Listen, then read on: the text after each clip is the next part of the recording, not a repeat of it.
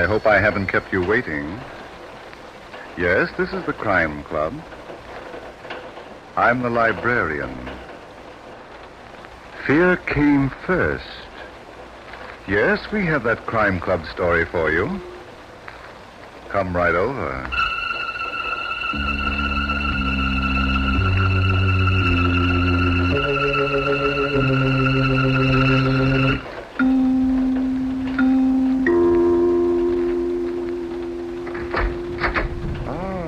You're here.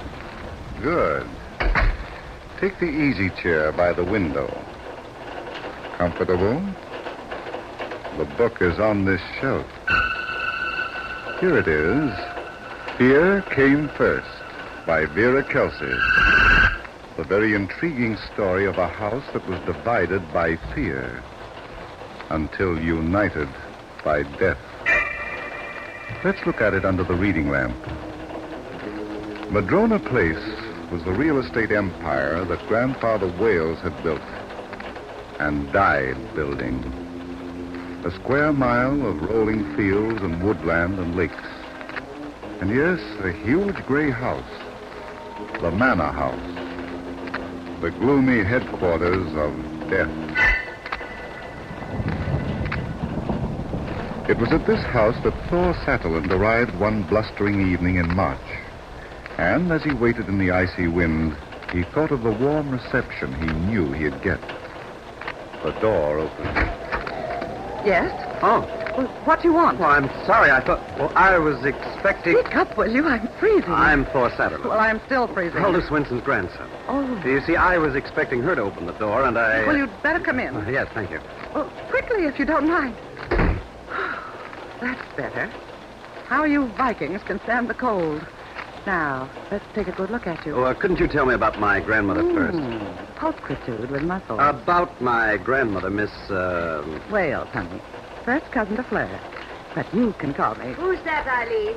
A Mandula, and he belongs. Huldah's grandson. What? Yes. Wouldn't you like to meet him? Thank you. I have other things to do. Isn't she charming, Thor? My aunt, by marriage. An outsider who married a son of the late Grandfather Wales. Late? Oh, didn't you know? The lord of the manor was tucked away in his beloved real estate 6 weeks ago. That nice old man dead. Terrible, isn't it? And he was only 87. I'm going to look for my grandmother. Don't lose your wind doing it. What?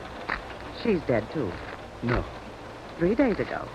We buried her this morning. But she... Well, only last week. Where's Fleur Wales? You can take my word for it. I want Fleur. All right.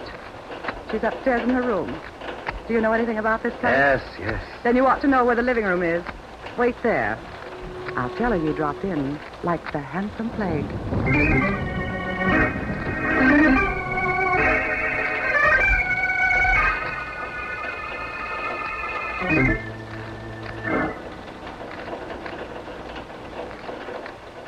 Thor, you know what we thought of Huldah, Grandfather Wales and I. She was more than a housekeeper to us. She was the mainstay of this house. Yes, I know that, Fleur. Everything revolved around her. I had no mother or father except for Huldah. And then... Please. I'm sorry. I've been trying so hard not to go to pieces. In 6 weeks, first Grandfather... Would you rather not talk about it now? I must talk. You've got a right to know how Huldah died. And why she died. Why? Yes. It's very important. It might explain many things. After Grandfather Wales passed away, they came. You met Eileen. And Beulah. Well, there's another one, Ruby Devers. Huldah resented them. They treated her like a servant, and she wanted me to send them packing. Yes? But I couldn't. They're relatives, and every single one of them seems to think that she's got a claim to this property. Oh. Huldah wouldn't understand my position. She became sullen. And then 4 days ago, she disappeared. Oh, good grief. Wasn't that the day the big blizzard began? Saturday morning. I was reading about it in Chicago when I... Go on. I thought she'd gone to a cottage at Cranford, the one my grandfather built for her birthday years ago. I drove there. But don't tell me she got lost in that storm. I don't know what happened, Thor, but she never reached Cranford. Oh, my Lord. Late Sunday afternoon, some men taking the shortcut through the woods found her. That poor old... What did the doctor say about that? Well, the coroner told Sheriff LaRue that it was a heart attack.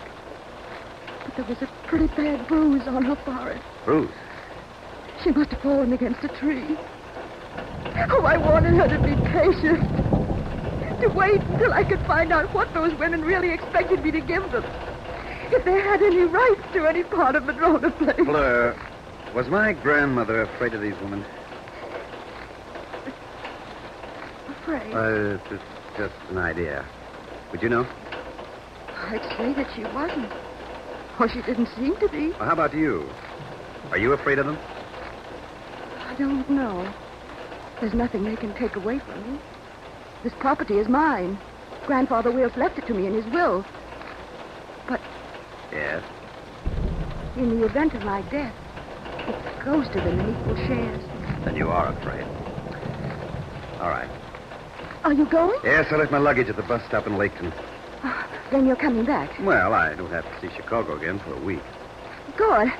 I'll drive you to Laketon. No, I want to take that shortcut to the woods. Now?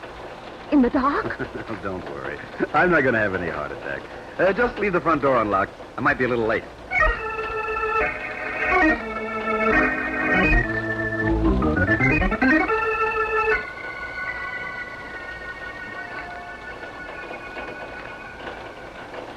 Now, look, Sheriff LaRue, I don't like to say the coroner made a mistake. But you're saying it, Mr. Satterland. Maybe my grandmother did have a heart attack. It's possible. She was 73. But that bruise on her forehead... What are you trying to do, make out a case of murder? Well, I'm just wondering about it, that's all. You got any reasons for wondering? Yes. She gave 50 years of her life to Madrona Place. He was nurse and housekeeper to the old man. She kept him alive. You don't have to tell me, Mr. Satterland. He was even too sick to walk. And you know what she did when Fleur's father and mother were killed. Yeah, a couple of months after the girl was born. He brought her up like her own child. She wouldn't have left her. But she did. I don't believe it. That ain't evidence, Mr. Satterland. No? Well, then, maybe this is. Huh? What's that? A letter I received from my grandmother 2 weeks ago. Yeah, read it. Okay. Things is very bad here at Madrona Place. I do not think I know what to do. You come and I will tell you what I see and what I know. Come right away.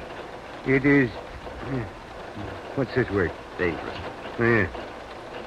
Did you answer this letter? A week ago. Huh? And Huldah Swenson must have had your letter before she died. And she was expecting me today. Who knows about this letter? Just you and me, I think. You didn't show it to the ladies of Madrona Place? Not yet. Well, don't. And say nothing about it. All right. Tomorrow morning, I'm going to pay them ladies a visit. Maybe I'll find out which one of them knows more than the book says she ought to.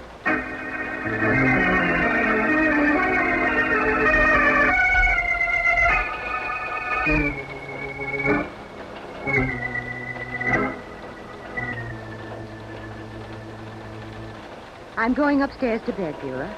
Good night, Eileen. But Fleur, aren't you going to wait up for our handsome Viking? The housekeeper's grandson. An ex-housekeeper's grandson, Beulah. The class distinction was buried this morning. Eileen. Sorry if I've spoken disrespectfully about your sacred cow. But Thor, the god of thunder and lightning, what of all holler I could make with that guy? Good night. Fleur, what is it, Beulah? Look into Ruby's room, please. She went to bed with a sick headache. She might want something. You can do that yourself if you like. I've had enough of all of you. Well, one word about her precious Huldah. Oh, it isn't that, Eileen. Oh, no? It's that man, Thor Sutherland. Since he came here tonight, She's been full of vitamins and very difficult. why do you suppose she sent for him? I don't know. Did she send for it? Of course. She means to get rid of it. How? Oh, leave it to her. She'll find a way. Nobody can get rid of us, Beulah. We go with the land, like topsoil. I don't trust her, Eileen. You don't trust anyone, including Ruby and me. What? But that's all right. I don't trust you or Ruby either. Any day I expect to look in the mirror and find a knife in my back. How can you say that? I open my mouth and out it comes. Very well, if that's all you think of me. Oh, Beulah, let's not get sentimental. I'm thinking of my future, our future. We'll never make any progress until we learn to trust each other. And all this because a man came to the house. He told Fleur he was going to Laketon to pick up his luggage. That was more than 3 hours ago. He walked the woods path where Hulda's body was found. Why did you say that to me, that way? You're worried about something, aren't you? Oh, I don't want strangers meddling in our business. And that man... Is that all? He should have been back 2 hours ago. Beulah, you fascinate me. I really think you're frightened. Oh, nonsense. I'm puzzled. You should be, too. I am. Oh? By only one thing. What's that, dear? Who killed Cock Robin?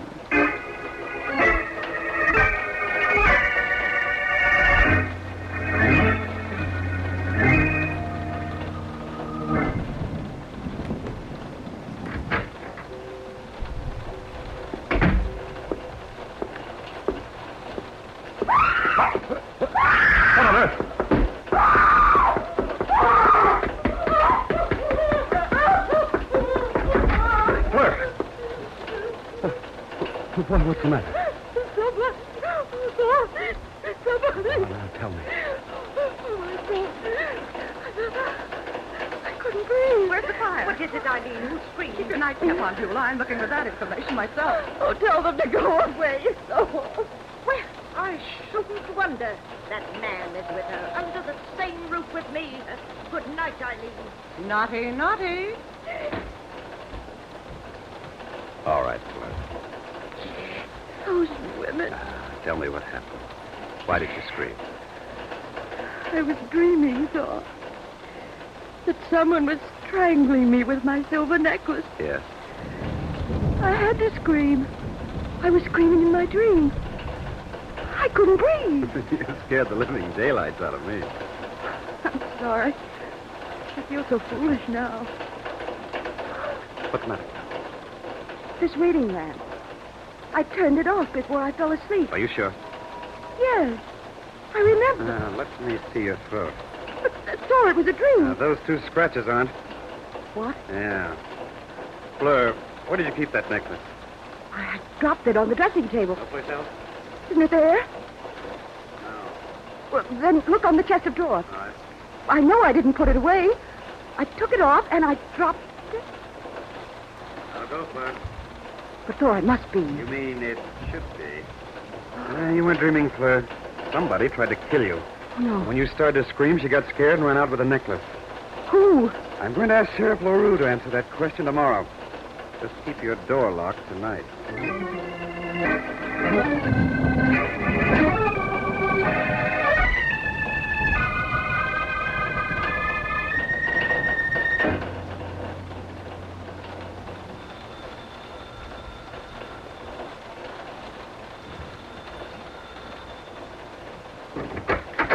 Oh, good morning, Sheriff. Hello, Thor. Oh, I got frost in my bones. The ladies up yet? They're in the dining room. Good. Yeah, take off your coat. No, thanks. I ain't staying any longer than I have to. Suit yourself. Always do. Well, good morning, ladies. Well, Sheriff LaRue, we're just having breakfast. Would you like to drop into a cup of coffee? Eileen, please. Beulah, my dried-up conscience. Where's the other one, Fleur? The other one? He means Ruby, darling. She's still sleeping, Sheriff. Somebody wake her up and get her down here. Why, Sheriff? I want everybody present, Fleur. I changed my idea about the way Hulda Swenson died. I got evidence it might have been murder.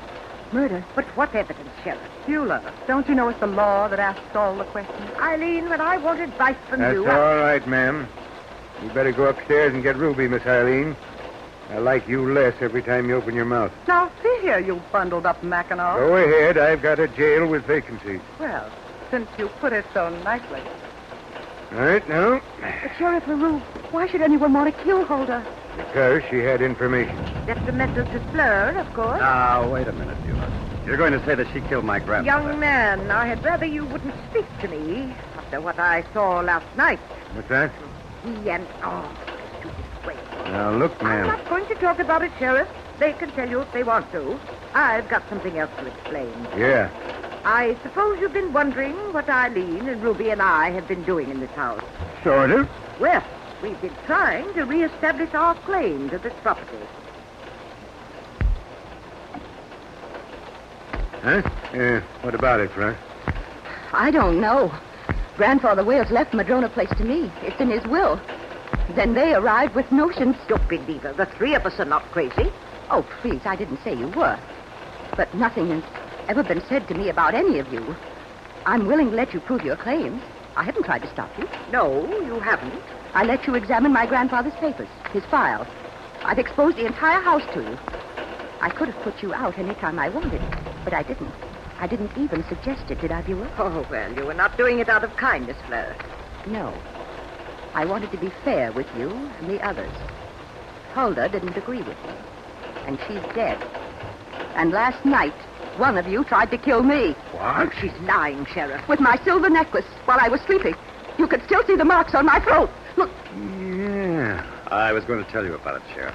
Well, and all because of some real estate. That's worth about $500,000. Oh, it's you again. Now, where? But you haven't heard the whole story, Sheriff. Old Man Wales was my grandfather, too. But I didn't live here with him. I couldn't spin his top when it came to making a will. That's what I've been having to put up with, Sheriff. But it wasn't because you loved it. It was because you knew our grandfather had no right to leave all this property to you. He didn't buy it with his own money. You tell him, Beulah. His 3 sons and Ruby paid for half of it. And one of his sons was my husband. And one was my father. You get the idea, Sheriff? The kids chipped in to make a home for the old man, but only on a promissory basis. Yes. When Grandpapa died, and he did, his sons, or their leftovers, would get what they're entitled to. And that's all we want. But surely if that was the understanding, your grandfather would have kept records. That, my sinewy Viking, is what we contend, but we haven't been able to prove as yet. Well, that's not my department, unless it adds up to murder. When's Ruby coming down? She isn't. Now, see here, you tell her... You tell her. I don't know where she is. Why? She's vamoosed. Bag and some of her baggage. Oh, my goodness. Are you thinking of last night, Beulah? Yes, at the Fleur Street. What about it, ma'am? Eileen and I came out of our rooms to see what was wrong, but Ruby didn't. And maybe she didn't have to. If she knew why Fleur was screaming. Eileen, are you suggesting that Ruby tried to kill me? I'm not suggesting, Fleur. Wait till the law sees what I found. Where are you going? To get something I left in the hall. Now, handle with care. And don't get any fingerprints on it. Now, look, miss, if I've got to listen to any more of your corny I'll jokes... wrap the handkerchief and presto. A paperweight. There's blood on it. What a team. We can't lose the pennant. Where'd you get this? On the floor in Ruby's closet. She must have forgotten to take it. Yeah, I'll bet. Like she forgot to take herself. You must think I'm a fool. That's my paperweight, Sheriff. I don't care who it belongs to, Fleur. Ruby asked me if she might use it in her room. Huh? When? Several days ago. Before Huldah Swenson was killed? Yes. But, Sheriff... This is what it was done with Fleur. Huh. I'd better see about finding Ruby.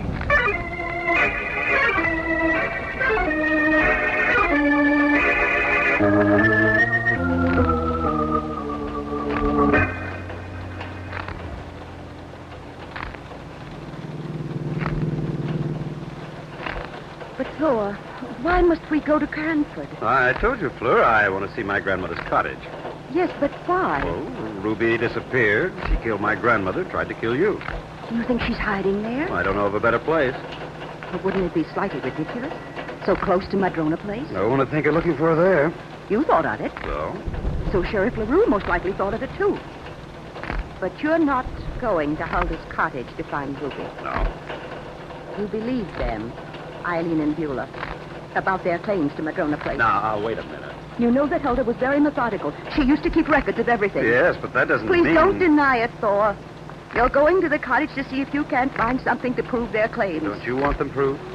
Yes, if they can be. But if there's anything at the cottage, I'd rather the sheriff found it. Well, that's what I'm going there for.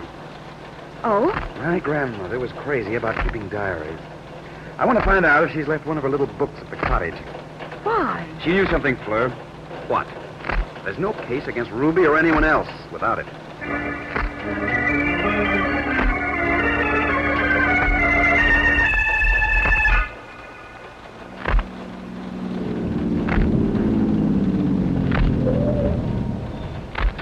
Come on, Fleur. Yes. You don't have to be so tense. I don't like what we're doing, Thor. Now, if you're going to worry about what the sheriff will say. Good heavens. Look at this place. Cyclone couldn't have done a better job of tearing down. Everything except the walls. Let's get out of here, Thor. And even they've been ripped wide open in places. Thor. What? I can't bear to look at it. I'll wait for you in the car. I'll go with you. Somebody with the same idea as mine beat me to it. Calder's cottage. If there's any evidence in there, it's gone with a killer. I think we'll find Sheriff LaRue and tell him about this. No, please take me home. You can tell him about it later.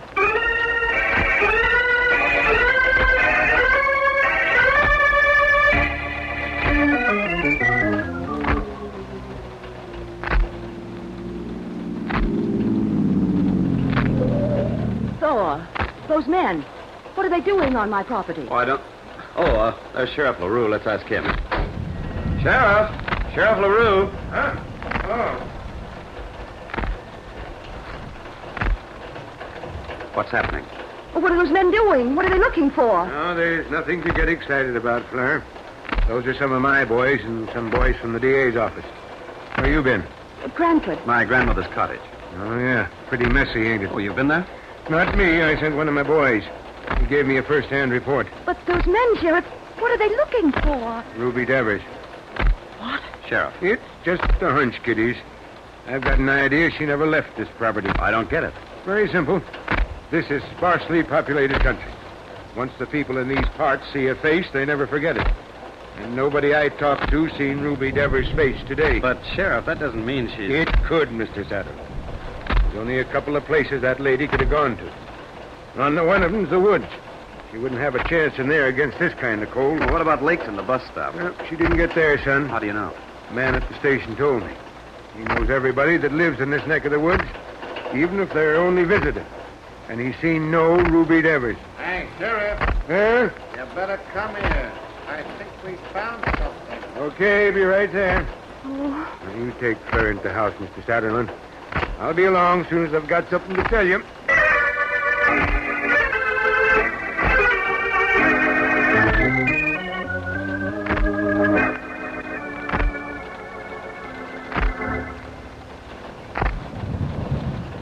Isn't anybody going to talk? Sure, ask a question and we'll give you 20 answers. Eileen, There goes my conscience again. well, this is no time to be flippant. With the sheriff expecting to find Ruby's dead body out there. Would you cut your throat if he did? Thor, Yes? will you look out of the window, please? Oh, now listen, Fleur. Oh, go and look out of the window and be thankful she doesn't ask you to jump. Why don't you shut up for a change? I can. It's no hardship among friends. That must be the sheriff. Well, We've got her, Fleur. Where was she? In the well. Good heavens. Pussy in the well. Who put her there? That's what I mean to find out, Miss Eileen. From the person who done it. you know? Yeah. She was already dead, Fleur, when her body was thrown in there. How, Sheriff? I want the killer to tell me. Don't you know how she was killed? I know, Mr. Satterland. Well, does anybody want to talk to me alone? Would it help if I say I've known the killer since early this morning? What are you talking about, Sheriff? I knew Ruby Devers didn't kill Huldah Swince. What? I think you're bluffing. Why didn't you make an arrest? I wasn't ready, Miss Eileen. Ruby had to be found first. Are you ready now? Mm-hmm. Then make it, why don't you? Yeah. So am I going to have to do all the talking? Well, if you want a prisoner. How about it, Fleur? I don't know, Sheriff. Is this your silver necklace? The one you were choked with last night? Yes. Where did you find it? The diver found it. In the well. Oh. It was used to kill Ruby Devers. One of them. No, Mr. Saddle. Fleur. You're crazy. She was almost murdered herself. I think when she gets ready to talk, she'll tell a different story. But those scratches on her throat. Oh, nails did that, didn't they, Claire?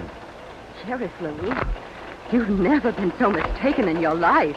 I've known you for a long time, young lady, as a neighbor. I thought you'd want to talk to me alone. If I had anything to say. You have. But I'll say it. You killed Huldah Swenson. Now, look here, Sheriff. Sit down, Mr. Sutherland. I'm talking now. You killed her, Fleur, because she knew that you had killed your grandfather. Of course. It was your job to bring him his medicine. The last attack he had, you let him die without the medicine. You'll have to prove that, Sheriff. Huldah knew it. She also knew that your grandfather left no will. No will? But the paper she told us about, the paper that was filed. A forgery, ma'am. Huldah Swenson knew that, too. From the day of the old man's death, she lived in terror of the girl she had raised from the cradle. That's why she wrote to you, Mr. Sutherland. Fleur, is that true? He hasn't proved it yet. But he can't be making it up. It's too much. Don't worry about the proof. I've got it. Huldah's diary. What? Where did you find it? In the safe deposit box in Cranford. And with it, Fleur, were memos of all the money the old man had received from his sons and Ruby Devers for the development of Madrona Place. All right. I killed Huldah. And I forged the will. I didn't want to divide this property with strangers. It was my home. $500,000 worth. Why did you let the old man die? He was going to make out a will, giving them shares, 50%. I lived at Madrona Place all my life, and he was going to let them take over my home. What about Ruby Devers? She saw me strike Huldah with that paperweight. And then she tried to force me to sign a paper, giving her half of this property. I had to kill her, just as I had to kill Huldah, because she was going to tell Paul what I'd done. Come on, Fleur. Now they're going to take Madrona Place, my home. They're going to take away my home. Well, don't ever mention that word to me again, Beulah. What? That's it. Thor, Yes? would you like to tell me a story? About what? You can go now, Beulah. You're making a crowd.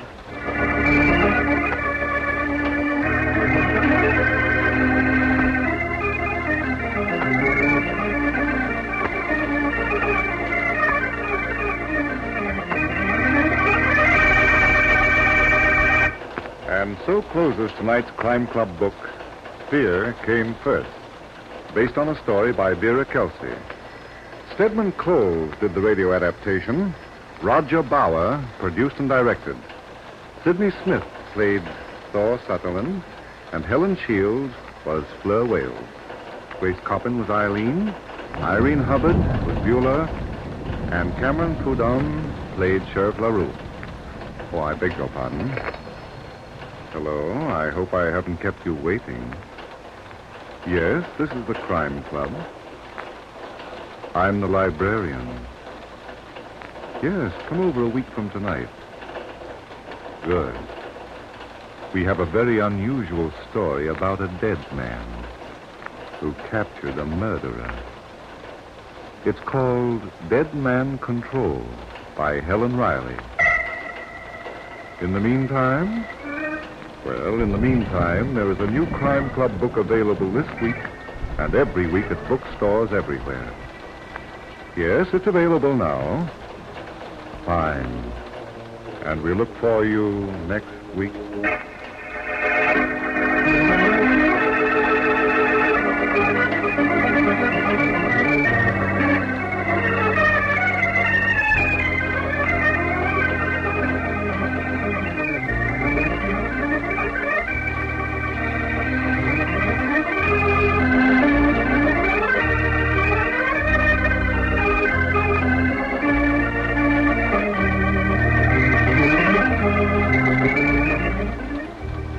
This program came from New York.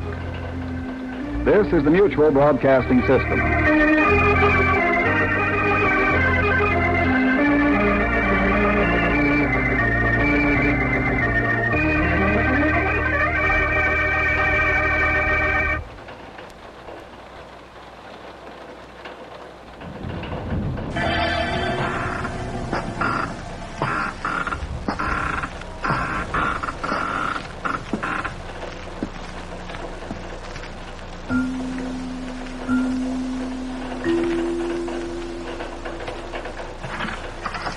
Ah, you're here.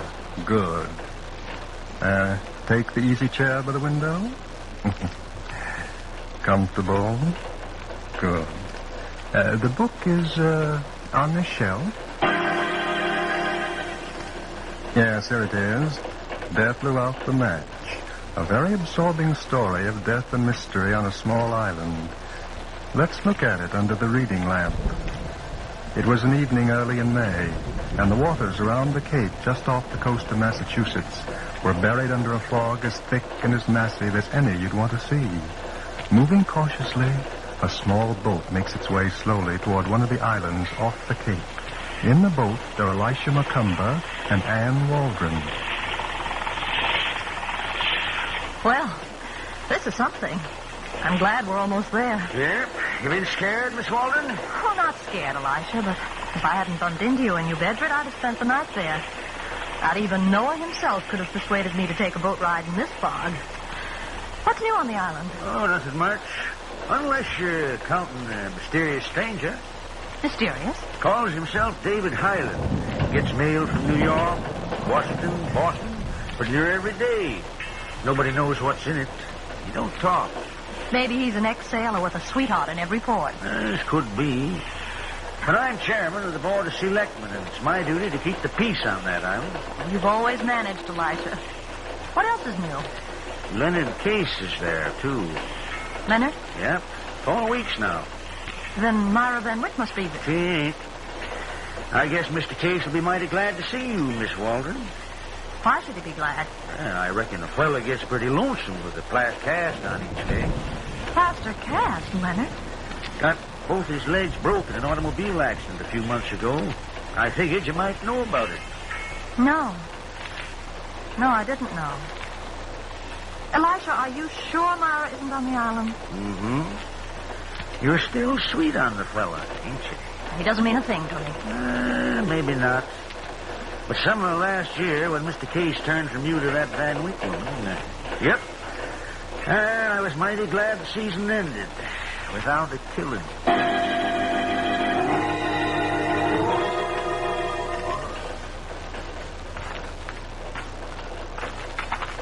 Thanks very much, Elisha. I'll go the rest of the way alone. Oh, I don't mind taking you to your door, Miss Waldron. You don't have to. I'll just follow this path around Myra Van Wyck's house, and that'll take me right home. Good night, Elisha. And thanks for everything. Good night, Miss Waldron. Be careful. Maybe I should have... Oh, well. Nothing ever happens here. Oh, what was that? Leonard? Myra's house, and it's closed tight. Someone's coming this way. Someone... Hello? Fancy meeting you here. Who are you? What do you want? You sound like a native. Suppose I answer your first question first. Who am I? David Highland. Highland? Why don't you call me David? Then I can call you... Ann Waldron. Ann. Lovely. Your house is about 200 feet from here, isn't it? Yes. You expect to live there alone? What business is it of yours? Just this. You won't tell anyone that you met me tonight, will you? I won't. That's what I said. Because if you do, one of us will become very useless.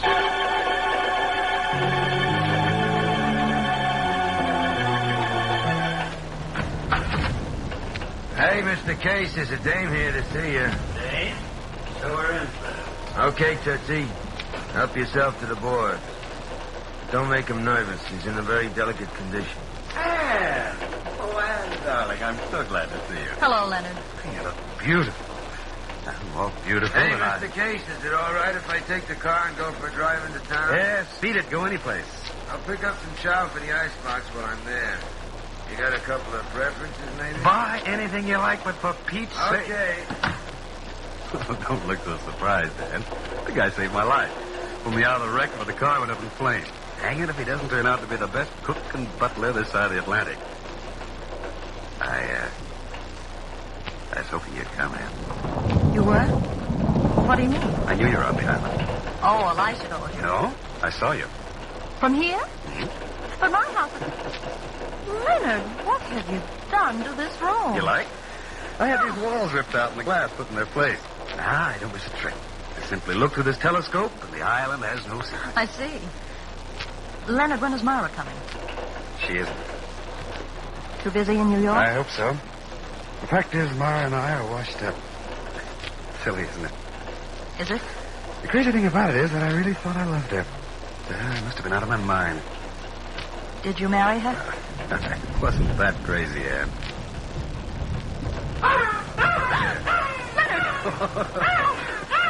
Put that crawl on your bed. And I want you to meet Mabel, my little helpmate. When Sam's away, Mabel does the little odd jobs that make me comfortable. Watch. Mabel, my pipe. Oh, you're slipping, old girl. You forgot my tobacco pouch. Thank you. Now you may go out and get your lunch. And don't dig up anyone's garden. For pity's sake, where did you pick that up? Myra gave it to me. Wow. Everyone to his taste. I don't think I... What's that? What? On your bed. It's a buckle off a woman's shoe. What do you know? Thing that bird will bring home with her. Wait a minute, Leonard. I've seen this buckle before. Haven't you? Haven't I? Why, I don't remember. That's Myra's. What are you talking about? Myra's in New York. We'll soon find out. Give me that telescope. But, Hello? Yes, she's here. Would you like to talk to her? Uh-huh. What? Good heavens. Of course I'll tell her right away. Anne, you can stop looking. What is it, Leonard? Myra's here on the island. Elisha McCombra just phoned. He wants you to go over to her house. She's been murdered.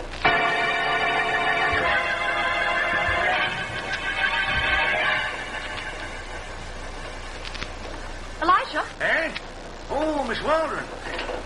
You got here pretty quick, didn't you? I can't believe it. Myra dead. When did it happen? Sometime last night. Last night? The coroner says it must have took place between 11 and 12. That's impossible. Is it? Why? Well, it was close to 12 when I left him. I took the path that runs around this place. The house was locked up. Did you look to see? No, there was no reason for me to look. You yourself told me Myra wasn't on the island. I reckon I was wrong, Miss Waldron. Miss Van Wyck must have got here while I was in New Bedford. And that must have been it. What was that, Miss Waldron? The door. As I was passing by here last night, I heard the door open and close twice. Of course, you didn't see anyone, did you? As a matter of fact, I didn't. Too bad. Would you like to see the body? Must I? It can't hurt you. It's right there in the living room. Come along.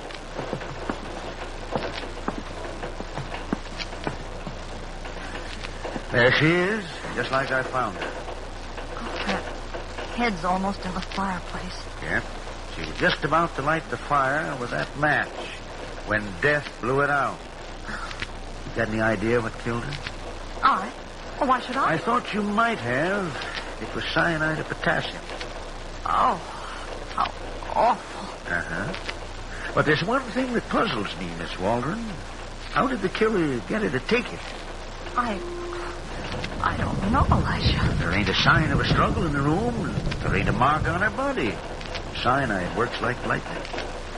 That means she was killed right here in this room. But, Elisha, you keep talking about murder. How do you know it wasn't suicide? Of course, I ain't never seen a corpse that get up dispose of the evidence. Maybe she chewed it. Huh? How would you be knowing about that, Miss Waldron? That piece of gum near the fireplace. I guess I must be slipping. Now, we'll see what the coroner has to say about this gum.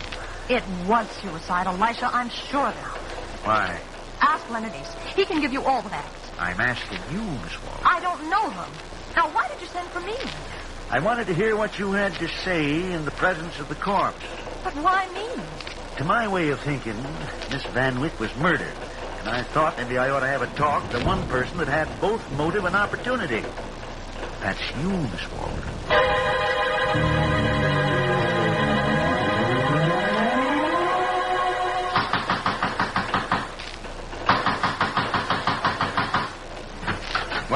trying to break down the door? I must see you, Mr. Highland. All right. Would you like to look at me here, or would you rather come in? I'll come in.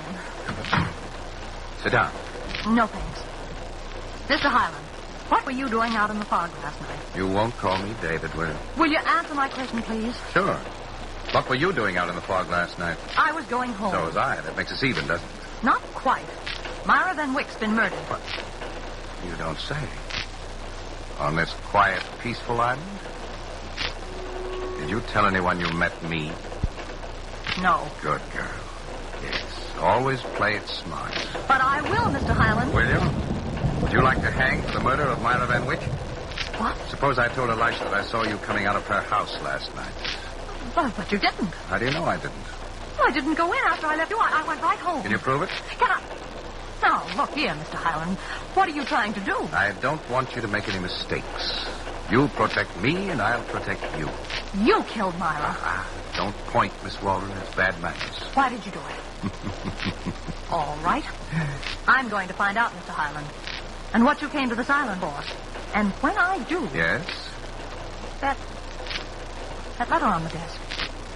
That's Myra's handwriting on the envelope. Put it down. Mailed from New York yesterday. Give it to me. Didn't have to break my arm. I'm sorry. It's such a pretty arm, too. And that's such a pretty neck. What are you going to do? Nothing. If you say one word about this letter to anyone, I'm going to put a rope around that neck for keeps.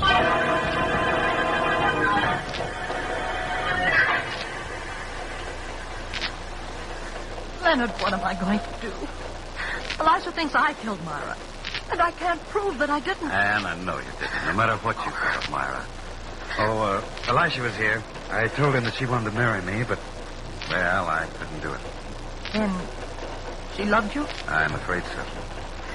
Leonard, it's possible then that Myra committed suicide. No, just before you came in, Elisha phoned me. That piece of gum you found, there was no poison in it. Oh. Don't worry, darling. We'll find a way to get you out of it. But, Leonard, who left that gun there? A killer, no doubt. Listen, Ann, what about David Highland? Who? Don't pretend you don't know him. I saw you with him a little while ago. You saw me? Mm-hmm. This telescope. Why did you go to his house? I don't think. All right. Then maybe you can tell me what you and he were wrestling over. It was a letter, wasn't it? Leonard, please don't ask me. Wasn't it? Yes, from Myra. Myra? Well, what's he got to do with it? I don't know. But, promise you won't tell anyone. Leonard, you must promise. Why? Well, just promise, that's all. All right, dear. So we've got to know what was in that letter. Yes, but how are we going to get it? I'll keep my telescope trained on his house. When David Highland goes out, I'll tell Sam. Shut up, Mabel. Mabel. Leonard, that shoe buckle she brought in here this morning. Yes? That was Myra's. Oh, what a dunderhead I am. Why didn't I see it before? See what? Where did Mabel find that buckle? Certainly not in Myra's house. She must have found it outside somewhere. Don't you see what that means? Uh-huh. That Myra wasn't killed in her own house. Hey. Now all we have to do is find out where she was killed. Leonard, how well have you got that crow trained? Pretty well. Why? That buckle. If you told her to put it back where she found it, would she do it? I don't think so. She's not that smart. Oh. Besides, it's been hours since she brought it here. All right. Then that letter from Myra might tell us what we want to know.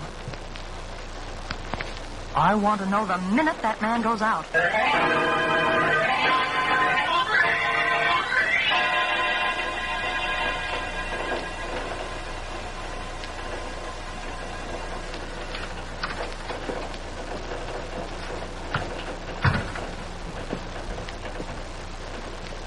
Now, let me see. The desk. Oh, he would keep it locked. I don't think he'd be so careless as to leave it under the chair cushions.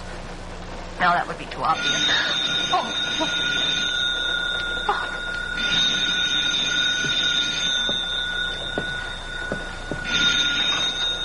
Hello? Anne. Oh, what is it, Leonard? Is he coming back? I haven't seen him, but it's getting dark, and I'm afraid I won't be able to keep watch for you much longer. I can't leave now. I've got to find that letter. But it might be dangerous. Suppose he walks in on you. Well, I'll have to take that chance. Hold the wire. I'll go look some more. All right, but hurry. Chair cushions. Oh, no, of course not. A liquor cabinet. Who would think of looking in a liquor cabinet for a letter? Only it didn't get dark so that... There. Hello, Leonard. Any luck, Ann? Lindy, I've got it. Bring it over here right away. Leonard, Well, what's the matter? Well, why don't you get out of there? I'm afraid it's too late. Well, Leonard, send for Elisha McComber quick. Is it Highland? I can't see. It's dark. Get Elisha. Ann!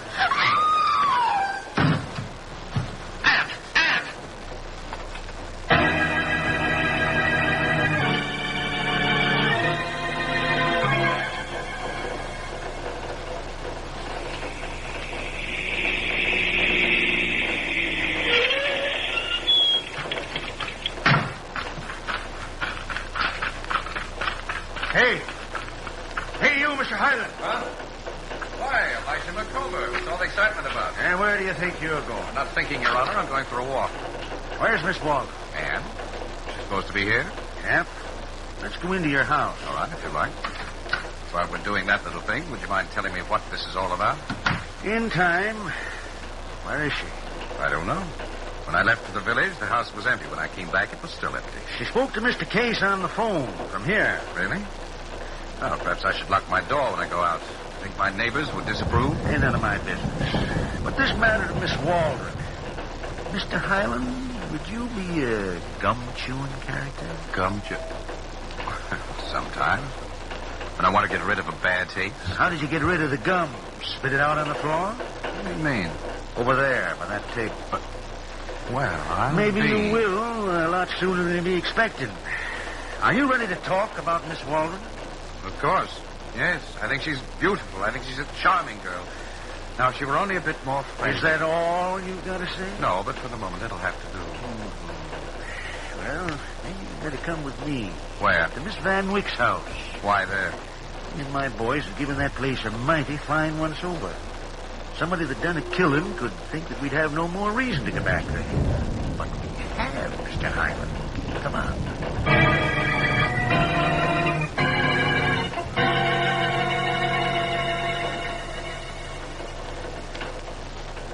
Well, are you satisfied, Elisha? There isn't a trace of Ann Waldron upstairs or even down here in the cellar. I ain't through looking yet, Mr. Highland. Where do you expect to find her? In the coal bin? Maybe. Hand me that shovel. Quiet, but I... On the other hand, maybe you better do the shovel. Hmm? I can keep an eye on you. Well, anything to make a select man happy, especially if he's the chairman of the board. You're a mighty calm young fella, ain't you? Pretty sure of yourself. I was brought up right. What do you know about Miss Van Wyck? She's dead. The postman mentioned that you got a letter from New York this afternoon. It was in a woman's handwriting. I get lots of letters. From dead people? You can never tell about that, Elisha. Sometimes you can swear a person is alive, and then after you've known him for a while, you... But this change your letter, mind. Mr. Highland, the postman had an idea it was in Miss Van Wyck's handwriting, From what he remembers of her handwriting. I didn't kill her. That's what you're leading up to. Yep, that's what I'm leading up to. You got that letter? Nope. That'll suit yourself, Mr. Highland. You don't have to talk now. Wait a minute, That suitcase was buried in the coal. Well, I'll be swan. Jumping G. Hostler. June diamonds. That must be $1 million worth. So that's it. That's why Miss Van Wyck was killed. Uh-huh. She got back here too soon.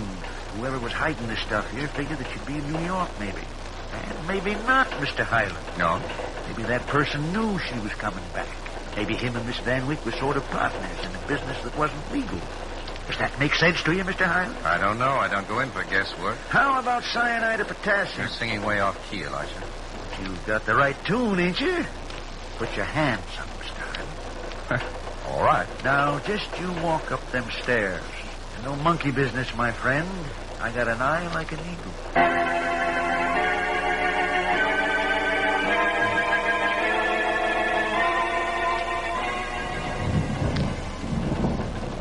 Operator, 124.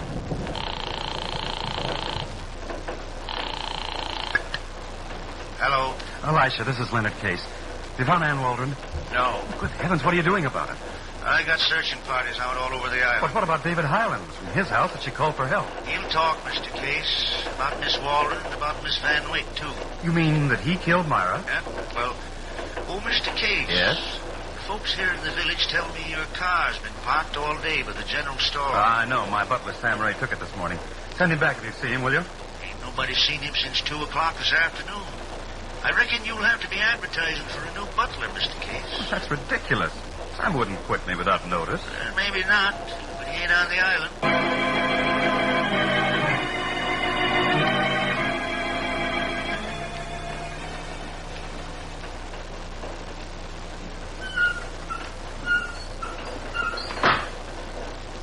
Okay, sister, on your feet. Shut up. We're going to take a ride now in the open sea. Fresh air and just enough fog to keep me and you out of sight. Nice, isn't it? The way that fog comes in over the water. Perfect hideout. Even better than this stinking old tool shed. Tough, ain't it? You got so much to say, but that gag don't let you. Yeah.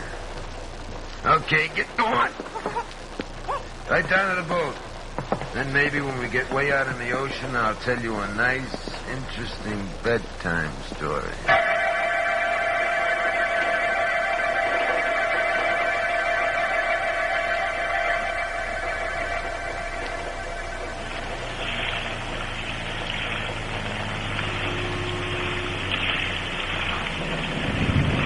Okay, baby, this is it. Hey, you're dying to talk, ain't you? Okay, I'll take off the gag. Hey, you can scream, too. There ain't a soul around here to hear you, 8 miles offshore. Sam Ray. When Leonard Case finds out about this... What's he gonna do, fire me? What have you got against me? Why did you bring me out here to kill me? I don't like snoopers, baby. But I was only trying to protect myself. Elisha McConville suspected me of killing Myra Van Wyck. I didn't do it. I had to find out who did. So you went after a letter? I thought it might give me a clue. Yeah. Did that letter contain any evidence, Sam? Plenty. What kind of evidence? You're sure a dame, ain't you? Can't be afraid to tell me now. I'll never have a chance to... Will I? How right you are. Well, are you going to tell me, or aren't you? Baby, that letter meant the difference between $1 million and zero. That Highland guy... Then he was mixed up with the death of Myra. Shut up. What's the matter? Listen. There's a boat out there. If you make one sound... You listen. Are you dirty little... Yeah. I'm going to finish you off right now and get out of here.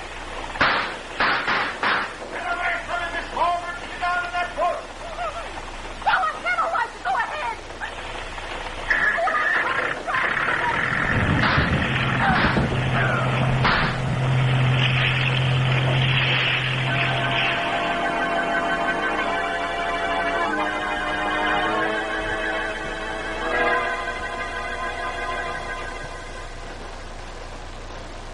And that's the whole story, Leonard. If it hadn't been for Elisha, I'd be at the bottom of the ocean now.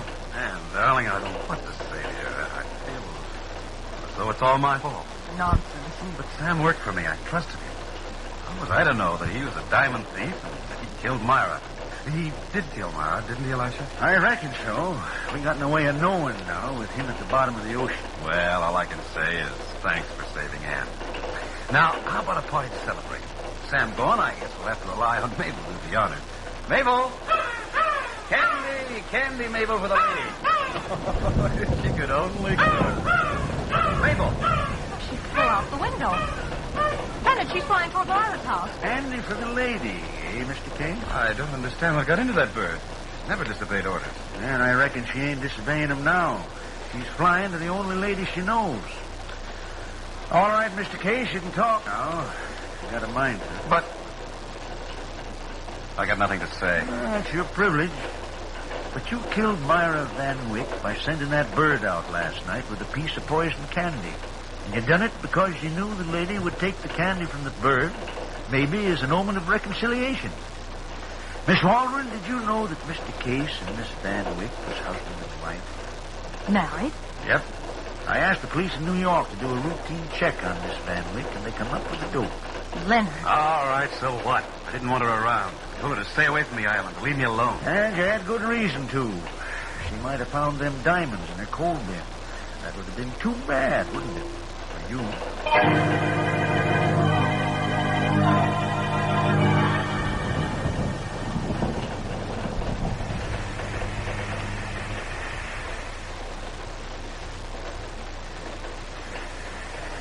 David? Anne. Well, what brings you down to the beach at this hour of night? You. And some of the things you can explain to me about Leonard. Oh. Well, Leonard Case was a smuggler. Sam Ray worked for him. So did a lot of others. It was my job to round up the gang from the top down. Your job? Mm-hmm. I'm an agent of the Treasury Department. Oh. Well, that tells me a lot. Well, that's why I had to be so tough with you on occasions. I couldn't take the chance of being implicated in a murder. I would have had to explain my position to Elisha. But he's an officer of the law. Rounding up a gang of smugglers was my job. Finding a murderer was his. Yes. But what about that letter you received from Myra? That, my dear, was an authorization for me to enter her house and search it. Oh. Oh! What a... What a little dope you are? Mr. Highland. Dave. Come on, let's take a walk.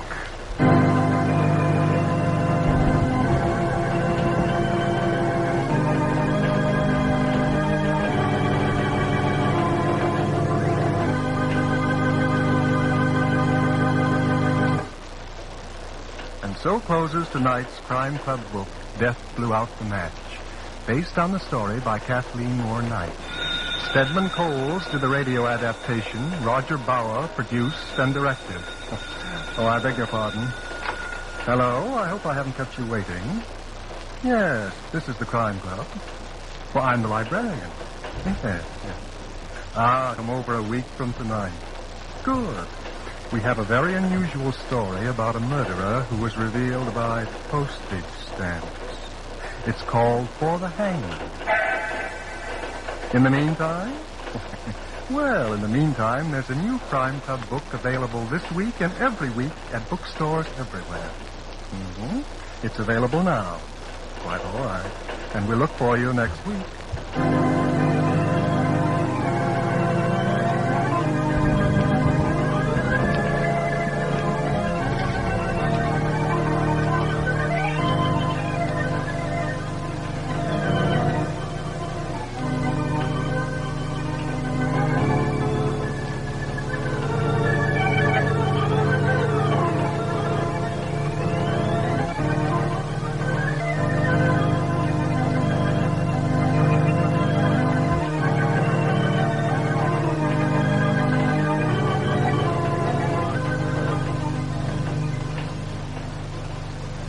This program came to you from New York.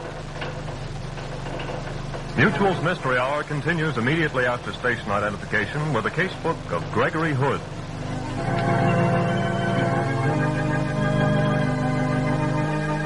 This is the Mutual Broadcasting System.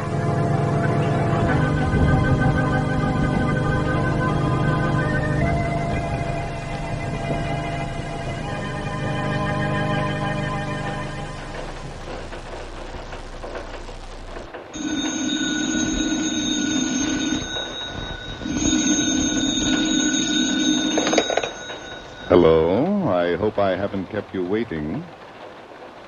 Yes, this is the Crime Club. I'm the librarian. Mr. Smith's hat. Yes, we have that Crime Club story for you. Come right over.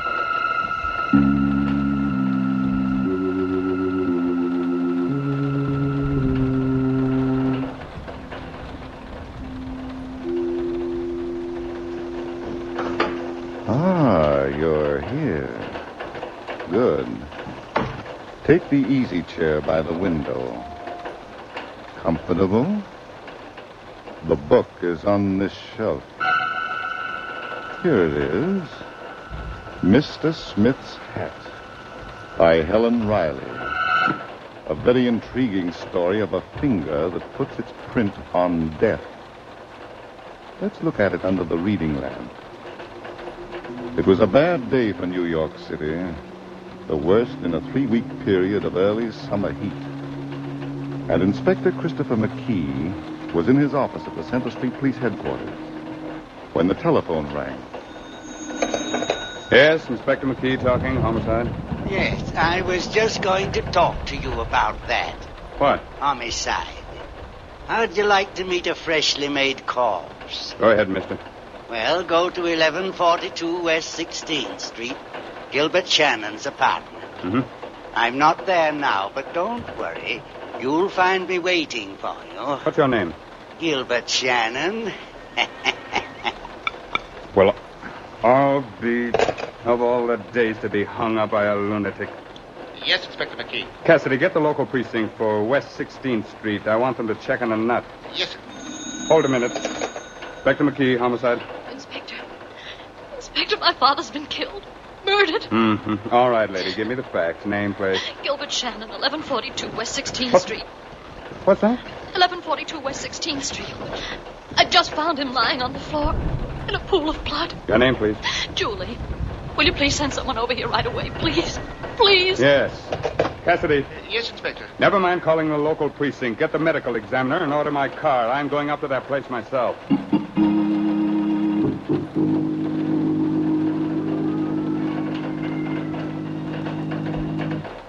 I walked in, Inspector. Dad never bothered to lock the door. He didn't believe he had anything worth stealing, except a lot of unpaid bills. And empty whiskey bottles, Miss Shannon, all over the place. We pleaded with him to give up this dingy apartment. Oliver and I begged him. Who's Oliver? My uncle, Inspector. Oliver Gold. The utilities man? Mm-hmm. Since my mother died 2 years ago, I've been living with him and Tamsin, his wife, in their big house on East 54th Street. They wanted Dad to stay there, too, but he was stubborn. Why? He didn't want charity. He wouldn't let anyone help him. Not even Santos Demora, his oldest friend. Not even me, his own daughter. I seem to have enough money for liquor, Miss Shannon. That wasn't very often.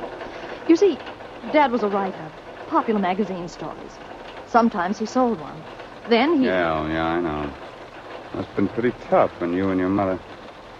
Well, let's see what happened here. Gilbert Shannon was sitting at that desk, working, his back to the door, when someone came in and cracked him on the skull with a blunt instrument. Not once, but 6 times. Please, Inspector. I'm sorry. It was a vicious crime done by a vicious person. Someone who feared or hated your father. But I don't know of anyone. It was also someone your father trusted and was expecting. What? The blows were all on the back of the head. In other words, when Gilbert Shannon's killer opened that door, your father knew who it was. He didn't turn around, but kept right on working. Inspector McKee, do you realize what you're saying? I always do, Miss Shannon. But it's crazy. Why, Dad's friends were the best in the world. They were always trying to do things for him. I can't think of Know one. thine enemies, but beware of thy friends. A wise old saying, young lady. And in some cases of murder, I've known it to apply to relatives, too. Let's go. Where are you taking me? Home. I'd like to meet Oliver and Tamsin Galt and Santos Demora and maybe a man who commits murder and then likes to play ghost.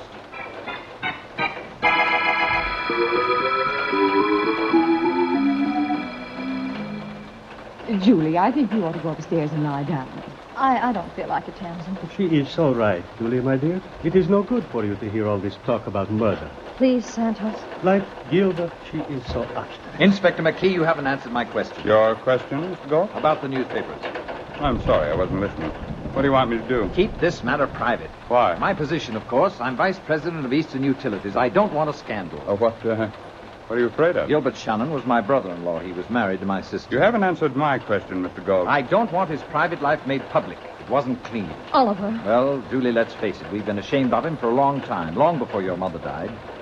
Now, why should I be punished for his mistake? He never did anything to hurt you. He wouldn't even take your pity. Now, there, Julie. Oliver didn't mean what he said. Well, Inspector? I make no promises. As an old-time citizen, I think it's bad business to interfere with the press. But my reputation... We'll worry about that later. Where were you this afternoon? My office. Every minute? Till 12:15. Then I had lunch, and after that... Now, look here, Inspector. After lunch, Mr. Galt? I went for a walk. A long walk? I was back at my office at 2:15. Mm-hmm. Shannon was killed between 12:30 and 2. Inspector McKee, if you're intimating that How about you, Mrs. Galt? Where were you? On Fifth Avenue, shopping. Buy anything? No.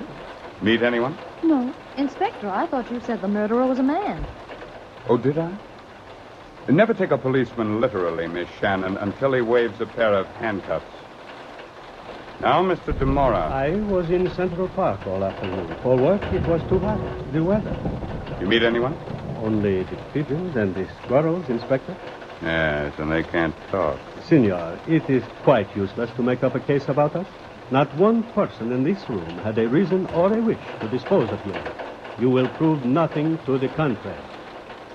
Nice going. Certainly stick together. I hope you don't have to hang together.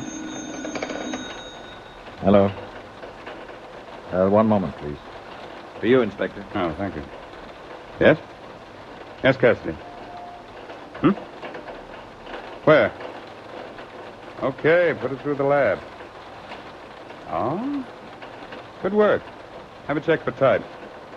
Yes, I'll tell them. Bye. Well. Everything comes to him who waits. What is it, Inspector? A few things to worry about, Mrs. Galt. The murder weapon has been found. Would one of you like to guess? I'm sick of this, Inspector. You have no right to make us all feel like... All right. It was a hammer. The postman took it out of a mailbox on Lower Fifth Avenue. What? Don't look at me. I didn't go below 50th Street. But it is quite ridiculous. If one desired to conceal or dispose of a weapon... Haste makes many mistakes. Now, Miss Shannon. Are you going to waive the handcuffs, Inspector? When you entered your father's apartment, did you go out again before I arrived? No. Somebody did. There was a fresh smear of lipstick on the inside doorknob. It'd make a wonderful fingerprint. Huh? No comment? All right. Miss Shannon, the district attorney has released your father's body for burial. You can make the arrangements. Thank you. It's so awfully kind of you. I'll be in touch with all of you. And don't try to leave town unless you're so hot you'd like to spend some time in the cooler.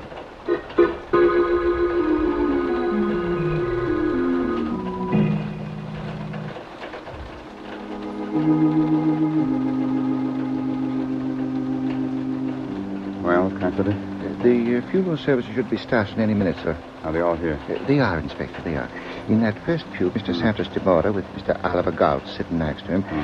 Then it's Mrs. Galt and Julie Shannon. Notice anything? It's heathen they are, Inspector McKee. The way they're rushing that poor fellow's body off the face of the earth. Yes, I thought of that. And he's not dead more than a few hours. It ain't decent.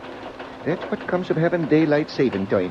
If the time was normal now... Who's that fellow sitting over there in the last pew with his hat on? Who, sir? Him. Another heathen. To be wearing a hat in the Lord's house. A hat that's so loud, it's loud enough for the racetrack and shabby enough for a funeral of its own. I told him to take it off. Wait a minute. He seems to be sobbing. Why, so he does. And all the time I've been taking him from an old, no-good vagrant. Inspector, do you think he might be... Getting out. Coming close. And sure I'll be the devil's own witness. He ain't sobbing. He's laughing. And in a church. And at a funeral, too. Now, see here, you. You get him, Cassidy. What's the idea? Damon and Pythias, the spider on the fly. Who is less noble than man? You tell me. Nothing and no one. In the beginning there were serpents and vermin, and today they walk like men. Excuse me, I have an appointment with a nightmare. Oh, it's crazy with the heat the poor fellow is.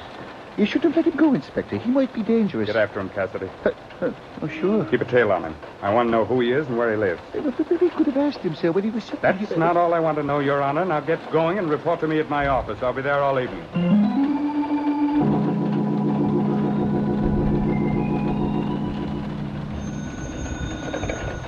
Inspector McKee talking homicide.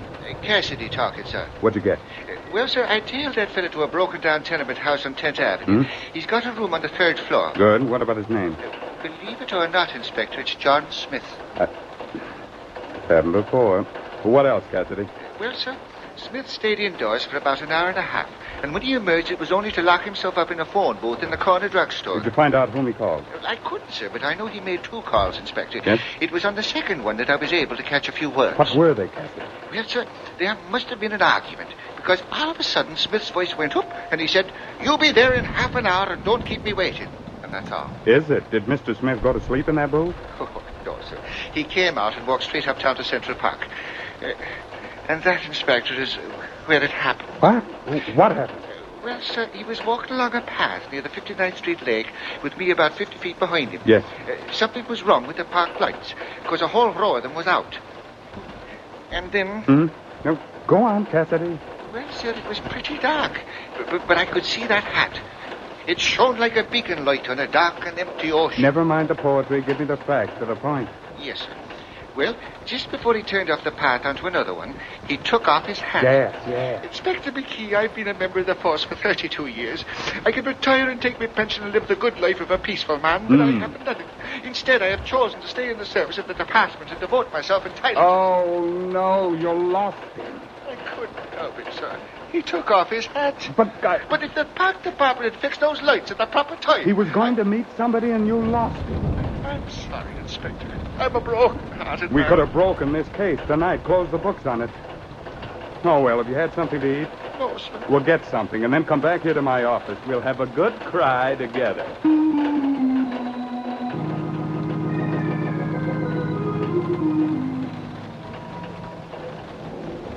Hello, Thompson. Oh, Sanders, what are you doing here? I came in for a lonely drink.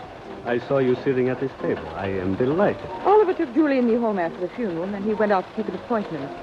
Julie went to bed. I am glad they deserted you, Thompson, darling. It gives me an opportunity. Sanders, please. But I am only holding your hand. Is it forbidden? Yes. You never know who might be looking. Well, let them look. Do I care? Well, I do. Thompson. Stop making a fool of yourself and leave me alone. It has not always been like this. It is now. I'm not ready to lose, Oliver. Lose? You do not lose something you do not want. That's how I feel about you.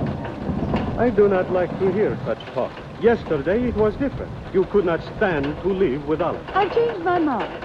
And if you were a good sport... No, I am not a good sport when there is no good reason. Why didn't you tell me that you haven't got a penny to your name? Is it important? Well, shouldn't it be? Would you have me divorce Oliver for a marriage without money? At your age? I see. You would rather be with a man you do not love. He isn't impossible. A fish. With gold fins. When did you find this out about me? Last night at dinner. Oliver mentioned that your business was on the rocks and that you were going into bankruptcy. And immediately love flew out the window. I like my daily bread. And butter. You cannot do this to me when I have lost everything. It's unbearable. Oh, stop it, Casanova. Don't you know when you're licked? Julie. Why, Santos, I'm surprised at you. A lady wants to be with her husband, and you keep... What are you doing in this place, Julie? I thought you were home in bed. Did my father know about you, too? Gilbert? Don't answer that. I think he did. And he was killed for knowing too much. Am I right, Tamsin? You're completely out of your mind. You were afraid that Dad might tell Oliver about you and Santos. That would have cost you a good home plus a lot of money. Julie, you are not making sense. Tamsin could not kill Stop being so loyal, Romeo. She just tore the balcony down. I'm going home. A good place for you, Tamsin. Maybe you can find the hammer that used to be in that second-floor closet. What? I looked for it tonight. It wasn't there. You might ask one of the servants about that. Shall I ask one of the servants about my lipstick, too? Look here, Julie. I've had enough of your nasty little insinuations. If anyone had a motive for killing your father, you did. He made your life miserable, and he destroyed your mother. He killed her. Tamsin? You know how she died. She didn't fall in front of that subway train. She threw herself. No. And the next time you feel like accusing someone of murder, think of the consequences. All of them. Good night. It is true, unfortunately, Julie. Gilbert was my oldest friend, but sometimes even I did not understand it. Come, I will take you home to Oliver's house.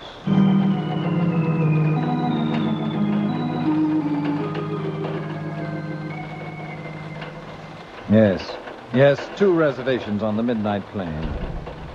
Splendid. Mrs. Galt and I will pick them up at 11:45. Thank you. Really? Hampson. I didn't hear you come in. Where are we going on such short notice? Mexico. Why? The newspapers have got hold of Gilbert's case. By tomorrow morning, all the filth in that man's life will become public gossip, and I don't want to face it. Of course. But why must we go tonight? Because I decided. Now let's pack. We've very little time. I can't go, Oliver. What? Now look here, Now, Tamsin. please listen to me. I can't leave Julie. She needs me. Oh, she'll get along. You don't know how she carried on tonight after we went out. It wouldn't be fair to desert her at a time like this. But I... Oh, well. All right, I'll phone the airport for another reservation. No, Oliver. Julie needs time to organize herself. She's had a terrible shock. Why don't you go alone? And we'll join you in a few days. Well... You won't have to face the publicity, and I'll have a chance to help Julie. Yes, very well. I can wait for you at the Continental Hotel in Mexico City, and from there we can go on to... That's a good idea, Tamsin. Will you phone the airport and cancel your reservation while I go upstairs and pack? Of course, darling.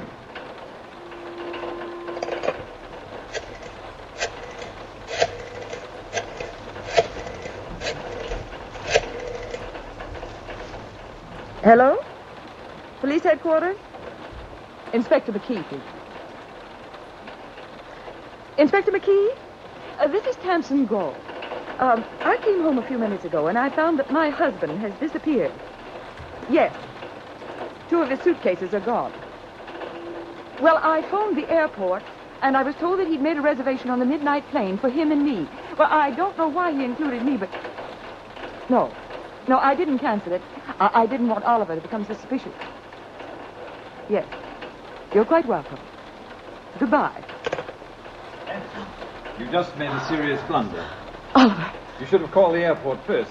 Now Inspector McKee will know that you were lying. Oliver, put down that candlestick. It was all worked out in your precious little mind, wasn't it? Julie needed care, loving care. I didn't mean it, Oliver. I'll call the inspector. I'll tell him... It's too late, Tamsin. Would you like to know how much I really loved you? Oliver, please give me a chance. As much as I hate you now. You won't kill me. Somebody's listening on this phone now. Oliver, no. Yes, Tamsin. No. Yeah.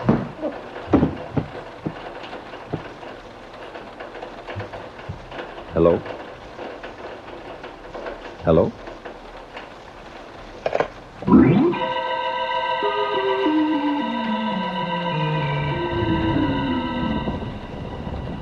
I'm tired, Cassidy. It's been a long day. Sure, but wouldn't you be feeling good enough now to eat that sandwich I bought you for your good appetite? Oliver Galt, big utilities man, making a getaway.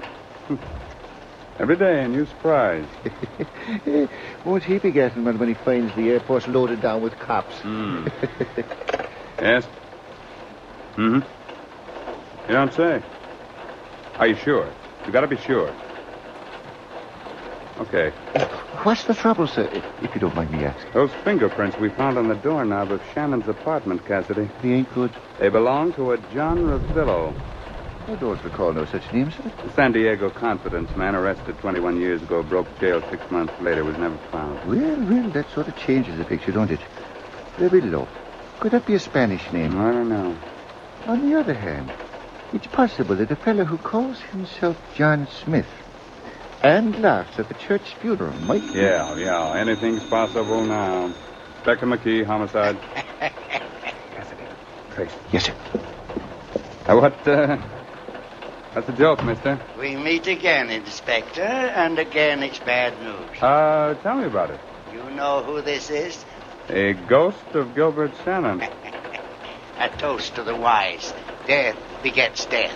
And when it's murder, there can be no end except in death. What's that? It's happened again. But now it's a beautiful lady. Young, charming. Who was it? Tamsin Galt. What? A horror of horrors to be snuffed out in the prime of life. Now, listen, you. If this is a gag, I want to... Goodbye, Inspector. I assume your next stop will be the Galt Mansion on East 54th Street, which is now a tomb. Cassidy. I was on my way, Inspector. That car was made from a booth near the guardhouse. And Never mind that. Pick up Smith and hold him here until I get back, if I ever do.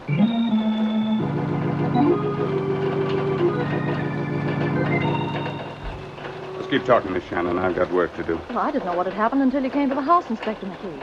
Santos Demora brought me home, and I went straight up to my room. Where'd he go? He left me at the front door, Inspector. Well, all right. I'm satisfied.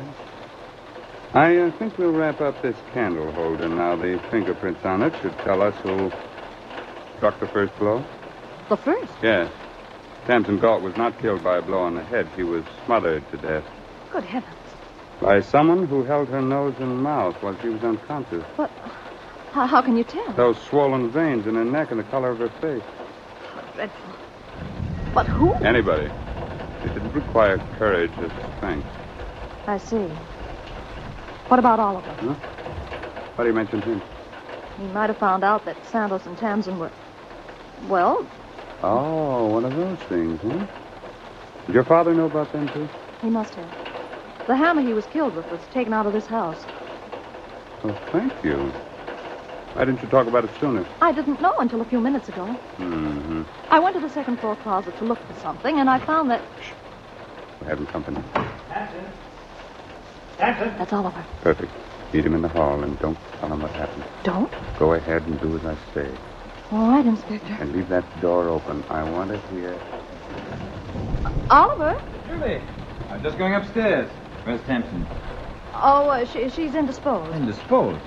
I just don't understand that woman. An hour ago, she wanted to fly to Mexico tonight. Mexico? What are you talking about? I rushed down to my office to get these papers. I thought I'd combine pleasure with business. And now, is she upstairs? No, Mr. Gold. What? She's waiting for you in the living room. Inspector McKee. Would you like to see her? Of course you would. Now, come on.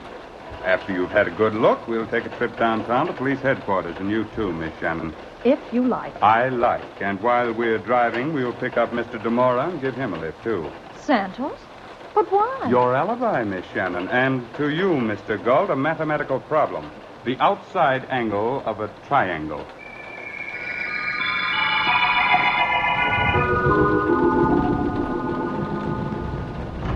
Excuse me, Inspector. What is it, Kessler? I just got a report on this candle holder. No fingerprints. It was white plain. All right. Stay here with Smith. I'm going into the next room to pin down a murderer. Inspector, I'd appreciate a drink if you have one. Great, great. Give him one, Cassidy, from that water cooler. No, not that. I need something. Well, Inspector McKee, are you ready for us? For one of you, Miss Shannon, an escaped convict by the name of John Ravillo. What's the matter? You struck down? What about it, Mr. Demora? Would you like to enlighten me? I have never heard of the gentleman. How about you, Mr. Galt? I don't know him.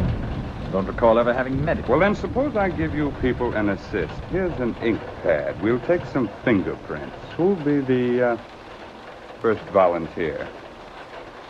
You, Mr. Galt? Well? All right. I'm John Ravillo. Oliver. But I didn't commit murder. You yourself told me that Tamsin was smothered. You made it possible by cracking her skull. I had no choice. We quarreled. She flew into a temper and picked up a knife. You can do better than that. First, what about Gilbert Shannon? I thought he was blackmailing me. He was the only one who knew my real identity. I went to his apartment this afternoon for a showdown. Mm-hmm. I couldn't tell you that because Gilbert was already dead when I found him. I was afraid. My criminal record, you know. I know. But I also know that Shannon was not blackmailing you. What? Just a minute. Smith, come in here. When the law beckons. And put your hat on. Spoken like an old friend. That's the man. I paid him the money. Paid? You paid me? It's all right, Smith. You can relax. But I told you, Inspector, I was the bait the spider used to lure the fly. When I saw them today in church, sitting side by side like David and Phineas, Inspector McKee. Huh? What is it, Mr. Demora? Could I have a glass of water, please? Sure. But first, give me what you have in your hand. You have no right to... We'll talk about that some other time. Pills, huh? Poison. Sit down, Mr. Demora.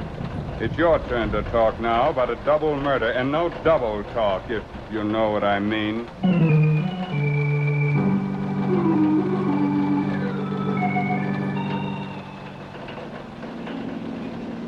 I just can't believe it. Santos Demora, of all people. Your father's oldest friend. Know thine enemies, but beware of thy friends. And Oliver, an escaped convict. Well, I knew that Dad had met Oliver in San Diego. He didn't meet him, Miss Shannon. He helped put him in jail. Your father was one of those energetic newspaper reporters who liked to play detective, too. But Dad married Oliver's sister. Yeah, it's one of those things you never understand. Got the whole story from Smith. He was Gilbert Shannon's editor. Then he knew. Yes, but liquor and hard luck put a cloud on his mind. So when he met Oliver Galt after 20 years, he didn't recognize him as John Ravillo. And he collected the blackmail money and turned it over to Santos Demora. For a whiskey pittance. Smith had to have whiskey.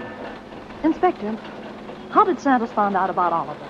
Demora told me he got it from your father during a moment of whiskey weakness. But why did he kill him? For protection. Your father was the only one who knew Oliver's past. But Demora was blackmailing him. But why did he kill Tamsin? Oh, to frame you, my dear, for both murders. What? You quarreled with Tamsin in a restaurant. Demora was present. He told you about that, too? Mm-hmm. Well, he's very clever, I must say. Mm. How did he get into the house? I left him at the front door. He unlatched it while you were saying good night. Oh. Well, that explains everything. Just about. Calling Inspector McKee. Calling Inspector McKee. Oh, what now? Another murder? What is it? Excuse me, sir. This is Cassidy. Mm. There's a question that's playing on my mind, and if you'd be good enough to answer it... Sure. Anything to go home and go to bed. Well, sir, it's about them telephone calls that Smith not made to your office about them murders. Why did he do it? An old newspaper man and a lunatic. He couldn't resist a scoop. But how could he know about them, Inspector? Very simple, Cassidy. He was in the right place at the wrong time. Yes, but I... Good night, Cassidy. Stop worrying about trifles. The case is closed.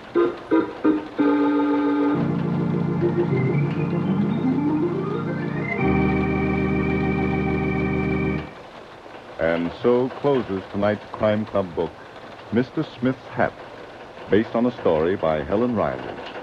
Stedman Coles did the radio adaptation. Roger Bauer produced and directed. Inspector McKee was played by Raymond Edward Johnson and Julie by Elaine Kent. The cast included William Podmore, Eleanor Phelps, Paul Hammond, Sherling Oliver, and Barry Thompson. Oh, I beg your pardon. Hello? I hope I haven't kept you waiting. Yes, this is the Crime Club. I'm the librarian. Yes, come over a week from tonight. Good. We have a very unusual story of a charity ball at which the principal gift was death. It's called Murder Goes Astray by M.V. Heberden. In the meantime... Well, in the meantime, there is a new Crime Club book available this week and every week at bookstores everywhere. Yes, it's available now. Fine. And we look for you next week. And by the way, the next time you sit down to enjoy a good show, think of the 1.5 million men who are trying to win the peace throughout the world. And yes, think of the 199,000 who helped win the war and are still in the hospitals. They like a good show, too. So keep them going with good USO entertainment. They still need USO, and USO is you. This program came from New York. This is the Mutual Broadcasting System.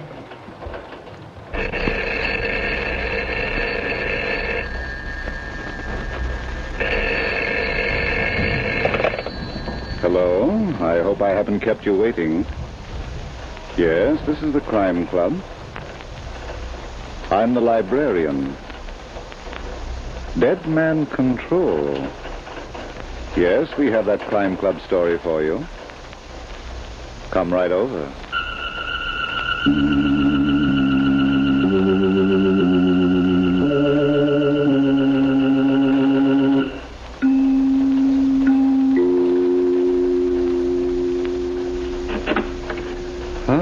You're here. Good. Take the easy chair by the window. Comfortable? The book is on this shelf. Here it is.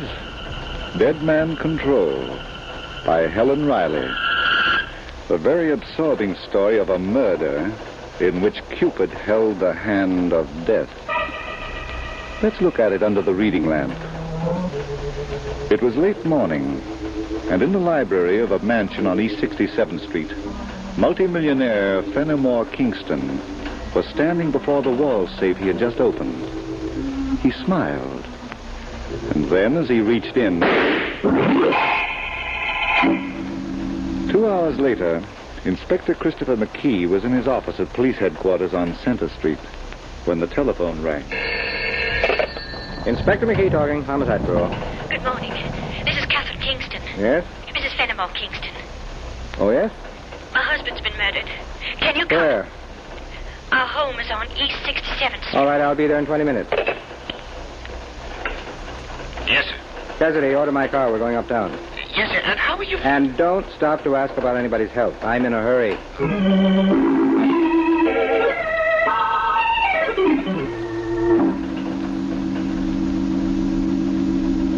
Please go on, Mrs. Kingston. Well, Inspector, as soon as I saw that open wall safe, I thought my husband had been killed by a burglar. Mm-hmm. So while I was waiting for you, I checked the contents. The money and the bonds were still there. But Yes? the diamond ring that Fenimore gave me after our wedding 3 months ago, that's gone. That wouldn't be the well-publicized Kingston diamond, would it? It would, Inspector. And it's worth $500,000. Yes, but the cash on those negotiable bonds. Can't understand why they weren't taken too. Very unusual thief, to say the least. Where were you when the miracle happened? Out. I went out early this morning. I was restless. Why? I was tired of doing nothing. So I took the car and drove until I was tired of driving. Alone? Inspector McKee. Don't be a lie, Mrs. Kingston. I'm not insinuating. But your tone... Merely professional. Now, according to the medical examiner, your husband was shot in the back and death was instantaneous about 2 hours ago. Who was in the house with him then? I don't know. What about the servants? Did they go out driving too? We have no servants. In this big house? They quit last night. Oh? Don't let it surprise you, Inspector. Fenimore was not an easy person to get along with. Mrs. Kingston, for your special information, I don't let anything surprise me. Excuse me, sir. What is it, Cassidy? It's about the murder weapon. Did you find it? No, sir. There ain't a trace of it in the house. And me and the boys have looked in every nook and... All right, Cassidy. All right. Yes, sir. Oh, my. What's the matter? Over there, Inspector. Peep it out from under that corner of the window drape. It shines like a diamond. It is a diamond. Well, if it is, then the saints preserve us. It must be as big as an eyeball. Yes. Well, Mrs. Kingston? My ring. No burglary, huh? It doesn't seem so, does it? But how did that ring get under the drape? The law of gravity. It fell when your husband fell, after he was shot. And it either rolled or bounced. You can take the pick. I'll take the ring if you don't mind. Later. Right now, it's evidence. But it's mine. We'll take good care of it. Come on, Cassidy. Are we finished here, sir? For the time being, goodbye, Mrs. Kingston. Goodbye, Inspector. Cassidy. Inspector McKee, if it's one question I might ask. Go ahead. What's the ring got to do with the cadaver we carried upstairs? I think it killed him. The deputy say. Don't lead me on, Sergeant. I have no time to explain. Well, if you say so, Inspector. Going back to my office. I want you to go to the telephone company. Get a list of every call that's been made from or to this house in the last 2 days. Report to me at headquarters. Yes, sir. But there's one thing that... Now what? But it's that girl in there, Mrs. Kingston. Now, I've been on the force for 32 years, and it's a fine education I've got about the good and the bad in people. Not now, Cassidy. When a girl, young and beautiful, marries a man twice her age and a millionaire, she didn't marry him for love.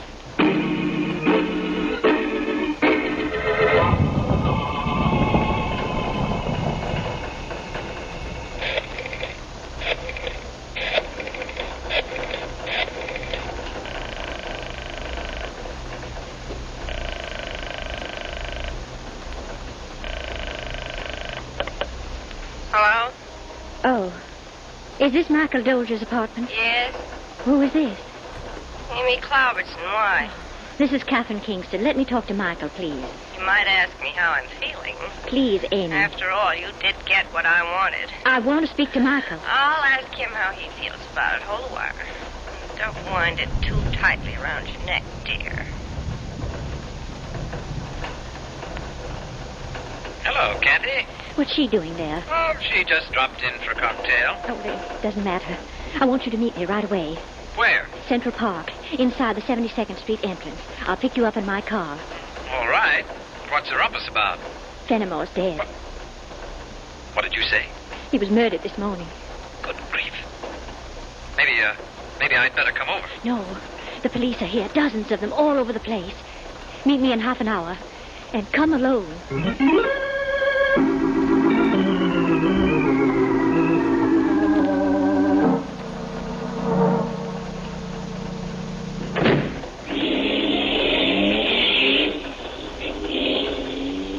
How'd you manage it? I didn't. What? I couldn't get out without being seen. Michael, I'm in trouble. But if the police followed you... Is that all you care about? Your precious hide? Well, it's the only one I've got. Well, you don't have to worry. I wasn't followed. Are you sure? Yes, look for yourself. Is there a police car behind us? No, but Michael, really, I'm in serious trouble. how was Fenimore killed? He was shot. And the police think I did it. You? Have they said so? Well, not in words, they haven't.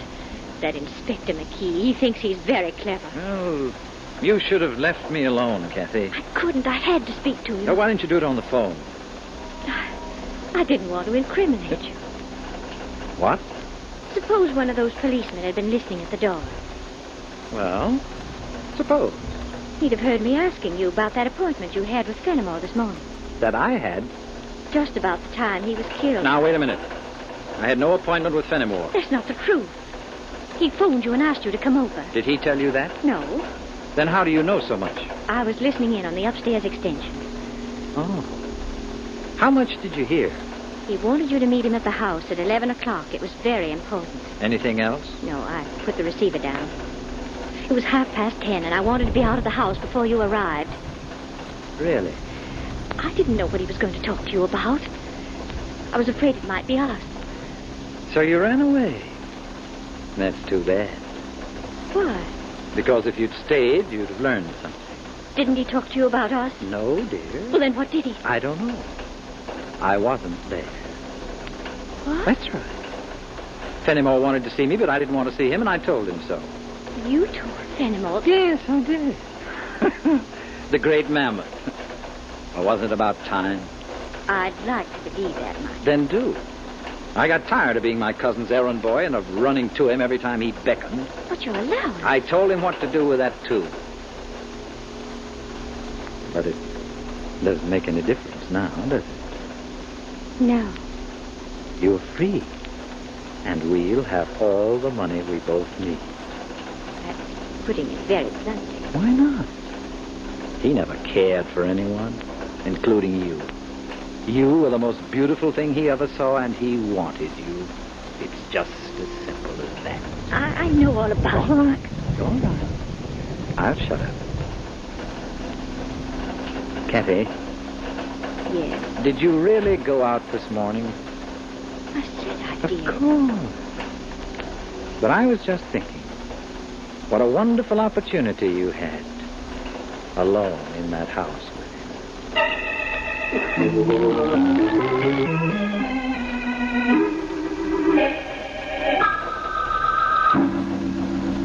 Yeah? Uh-huh. Good work, Gordon. Let me know when she gets back. Can I come in, Inspector? Help yourself, Cassidy. Well, I checked with the telephone company, sir, and it's big news, if I don't mind saying it myself. Yes? Anything like Catherine Kingston going out to meet a man? A what? You've heard of the species, Cassidy. And I'm sure you've heard of Central Park. Is that where she went with him? Mm-hmm. In broad daylight? There's no topping an Irishman, is there? Well, not if he comes from the county Cork, sir. Who's the man? We don't know yet, but he's being tailed. Now, what did you find out at the telephone company? Oh, wait, here's a list of all the cars that came and went from the Kingston house in the last couple of days. Right.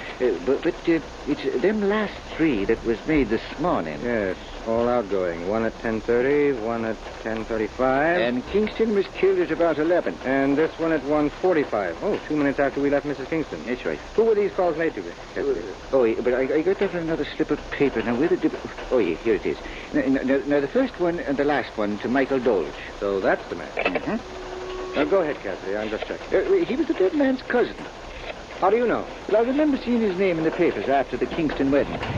seems to me he was either the best man or one of the ushers. But it's not him I'd be worrying about, sir. No? Why not? It's that woman. The one who got the call at 10:35. What woman? Amy Cloubertson. No answer. Michael Doe's most likely out with Captain Kingston. Yeah. What'd you say about a woman? Amy Cloubertson. Well, what about her? Well, see, you know how I read the newspapers every day. I know. Well, after I get through with the spotting pages, I always turn to the society page. It's an old habit of mine.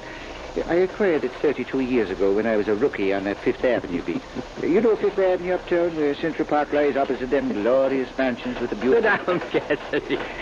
Well, thank you. Me, them were fine old days. People used to come from all over just to look at the Woolworth building. Don't let me interrupt you, but you were telling me about a woman. A woman? Yes, in connection with a murder. Amy Cloubertson. Well, so seeing her name again brought to mind a society page item of about 5 months ago. To the effect that Amy Cloubertson and Fenimore Kingston were engaged to be married. Cassidy, are you sure? That I am, sir, because the diamond ring was mentioned in the same article. How? Well, she wore it at the formal reception. I see. And not 2 months later, Fenimore Kingston married Catherine. That's the old story, Inspector. Not another one, please. The woman scorned. There's no fury like a woman who expects to marry a millionaire and gets jilted. Yes. Yes. There's no doubt about it. All right, I'll pick it up on the way out. Well. Oh, bad news, Inspector. For someone, that was a lab just phone. The ring we found is a phony. A perfect imitation. You mean it's made of glass? Not quite. Somebody had a good job done for a few $100s, and the original valued at $500,000. Well, it might be somewhere in a vault, maybe. Lots of people wear paste and keep their valuables locked up. Cassidy. Yes, sir. Phone the Kingston house.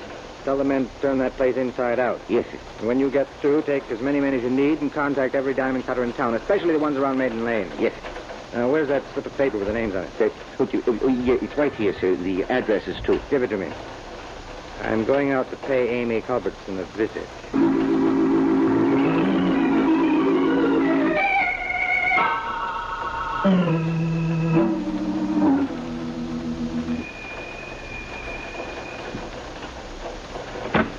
Excuse me. I don't want any. Inspector McKee, police. I still don't want any, but you can come in. There's scotch on the table. Cigarettes, you didn't bring your own. No, thanks. Sit yourself. What do you want? Sit down, please. You're here to ask a lot of questions about Fenimore Kingston's murder. Don't waste your bets that I don't know any of the answers. How do you know about his murder? Radio told me. Not today, Miss Robertson. Why don't you sit down? Maybe I don't want to. Would you have any reason to protect Catherine Kingston? Not one. Well, here's to you. Michael Doe? Sorry, I didn't mean to catch you off guard. Why'd you mention his name to me? This pack of matches with his name on the cover. You're pretty smart, aren't you? I have a weakness for matches that are left on tables. All right, so he told me about Fenimore's death. I was at his apartment when Catherine phoned. She told him. Anything else you'd like to know? What time did you meet Fenimore Kingston this morning? I did what? He phoned you at 10:35. How'd you find out about that? You just told me. What? Are you wheedling weasel? Shall we talk now? Pitch curves and have me swing at him. I'd like to know about you and Fenimore Kingston. I'm through talking to you. Are you? Then suppose we go down to headquarters. What for? We're very lonesome. Now, wait a minute. Let me go. I haven't done anything. What about you and Kingston? We were engaged, and then he jilted me and married that... Yes? Catherine and I were in the same show. I met Fenimore at a party, and he fell for me like a ton of diamonds. And like a fool, I introduced him to Catherine. Why did he phone you this morning? We wanted a date. Now, look, Miss That's Parkinson. the truth. Told me he was going to divorce Catherine. He found out about her and Michael. Thought I knew something, too. And, of course, you rushed over to Michael's apartment and told him. Not exactly. I tried to make it casual. 3 hours later? Mike and I were in the same boat. Both of us had been kicked around by Fenimore. That was a common bond. So you waited from 10:35 until almost 2. Still pitching curves, aren't you? Was it because you tried to get his apartment in the morning and couldn't? No. Or didn't you even try? What do you want from me? I didn't kill anybody. Fenimore didn't call you to talk about his wife. Then I don't know what he did call me for. He asked you about this ring. What? Where'd you... You wore it for a while, didn't you? Yeah, but I gave it back. This one? Look, mister, there's only one of its kind in the world. Why did he call you about it? Because he thought... Yes? Nothing. He thought you'd know a good imitation from the real thing. You mean that diamond's a fake? We'll find out soon enough, if you're really surprised. Goodbye, for now. Oh, you going? Sorry? Oh, I'm collapsing.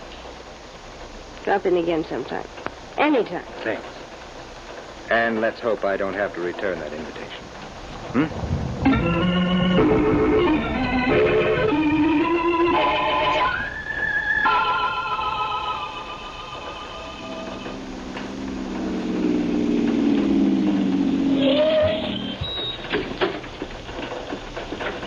Hello, Michael. Amy, what are you doing here? Figured she'd drive you home. She was always the lady.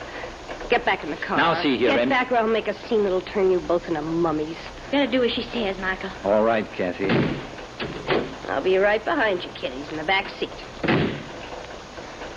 Now, Catherine, who told Inspector McKee about me? What? About Fenimore having phoned me this morning. I don't know what you're talking about. Well, you know he phoned me, don't you? No. Oh, you couldn't tell the truth if you had a mouthful of it and it was choking. Wait a minute, Amy. She's trying to frame me.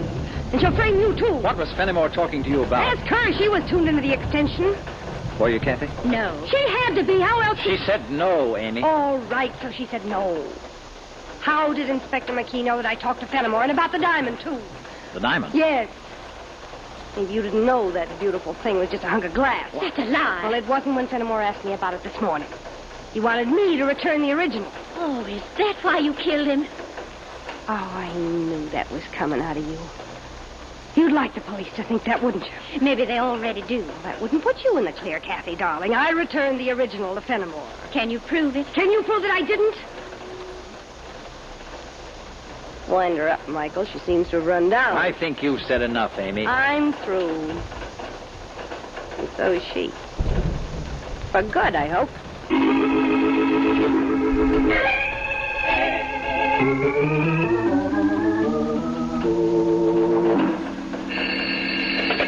Inspector McKee, homicide. Cassidy talking, sir. Go ahead. I think I found him, Inspector. Who? The diamond cutting fella. Good.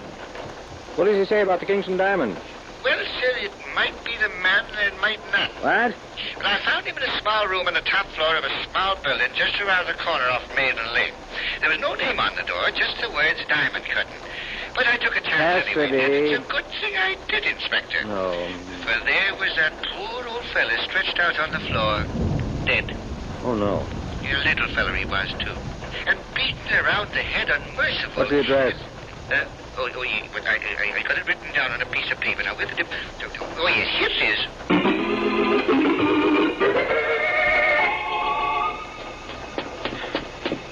It's up here, Inspector. All right, Cassidy, I'm doing the best I can. But I got some information, sir.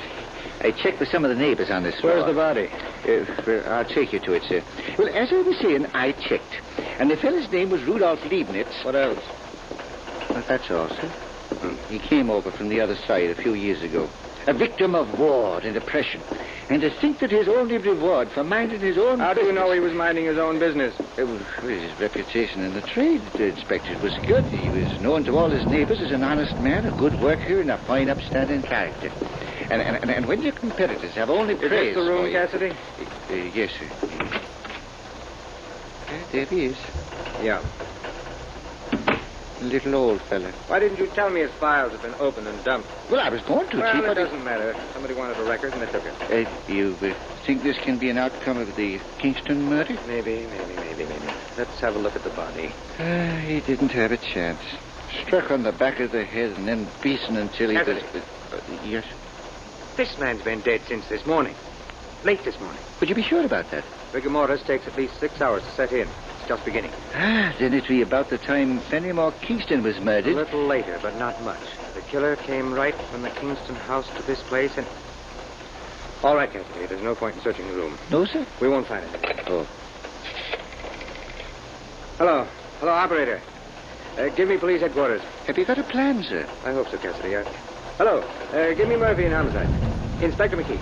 I hope so, Cassidy. It works. It'll be a miracle. We'll talk of the Hello, miracles. Murph. I want you to have the following 3 parties picked up. All right? Catherine Kingston, Michael Dold, and A.B. Cloverson. You'll find the addresses on my desk. Keep them in my office until I get there. Now it's for you, Cassidy. Yes, sir. You stay here. Phone the medical examiner's office. And look after the usual details. I'm going out for a long walk. Yes, sir? Those people will wait, even if they don't like it.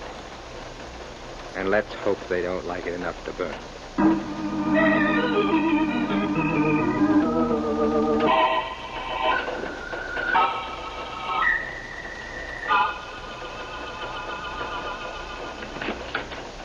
Inspector McKee. Well, company.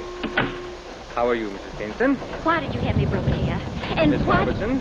I'm cheerful enough to break your neck. And taking 2 from 3, you must be Michael Doe. We've been waiting for 2 hours, Inspector. Yes. Why have you had me arrested? It's a habit of mine, Mrs. Kingston, when a murder's been committed. Oh, then we are under arrest. For the time being, Miss Robertson. Now, if you'll excuse me for a moment, I've been working on another case, and there's some papers on my desk.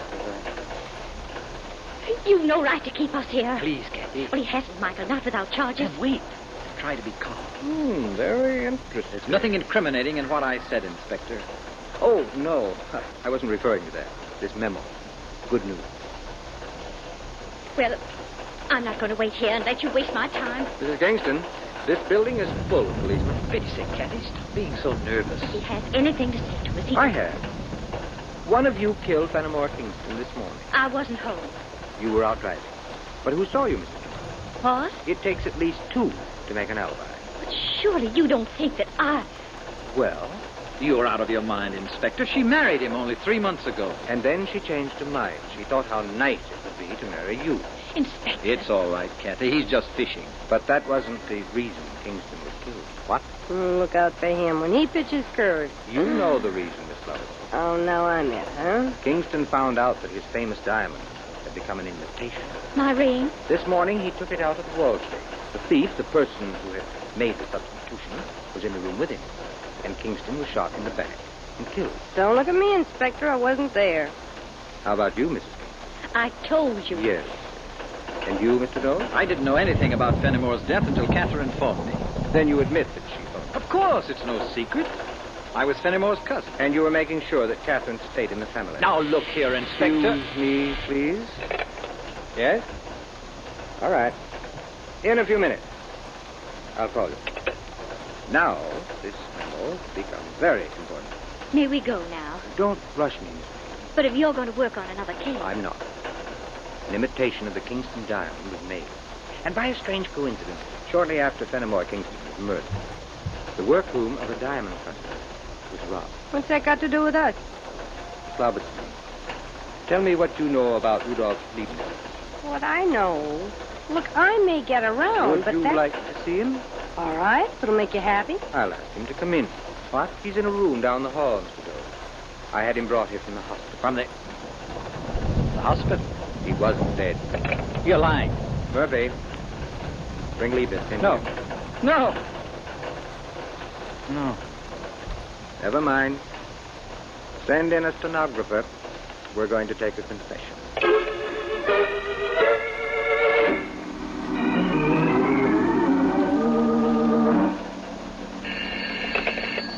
Hello. Inspector McKee, I'm sorry to be bothering you at your home, but when I returned to headquarters this evening... What is it, Cassidy?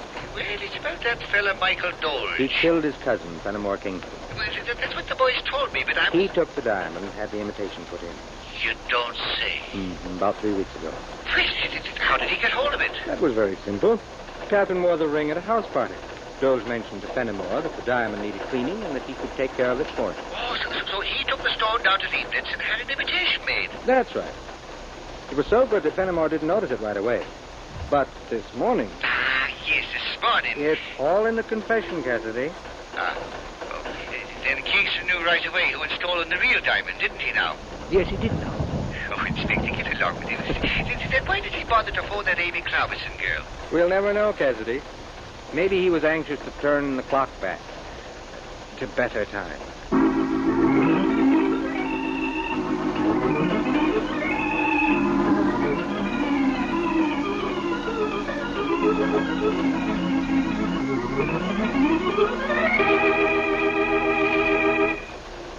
And so closes tonight's Crime Club book, Dead Man Control, based on a story by Helen Riley. Stedman Coles did the radio adaptation. Roger Bauer produced and directed. Ted Osborne played Inspector McKee. Alice Frost was Catherine Kingston. Elspeth Eric was Amy. Sherling Oliver was Michael Dolge. And Barry Thompson. Oh, I beg your pardon.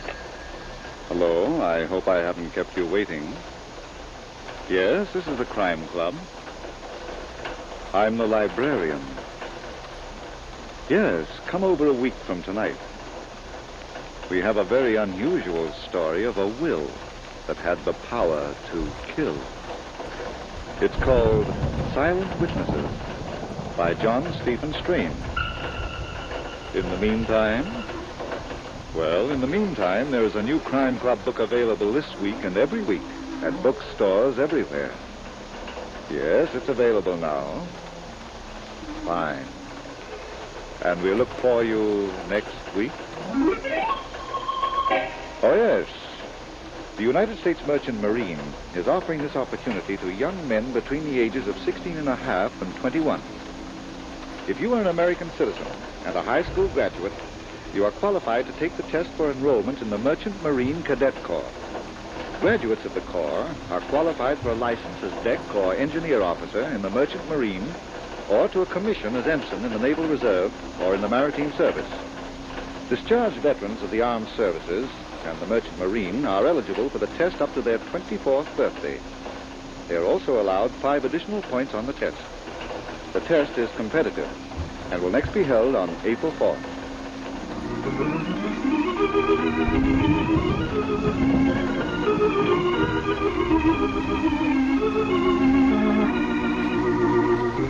This program came from New York. This is the Mutual Broadcasting System.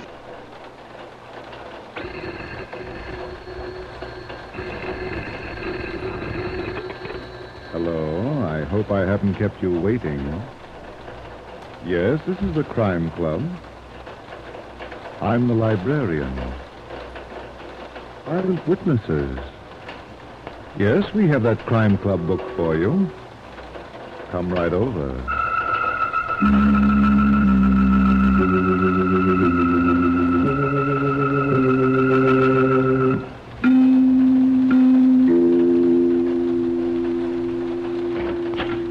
Ah, you're here. Good. Take the easy chair by the window. Comfortable? The book is on the shelf. Here it is. Silent Witnesses by John Stephen Strange. The very unusual story of a letter that was registered by death. Let's look at it under the reading lamp. It was early evening, and the blizzard that had been going all day gave no sign of blowing itself out. Mary Masterman didn't care. She was home in her upstairs apartment in the quaint 2-story building in Greenwich Village. And she was comfortable. Too comfortable, as a matter of fact. Because in the midst of the mystery novel she was reading, the book dissolved on her lap. She dissolved on the sofa. And before long, she was sound asleep.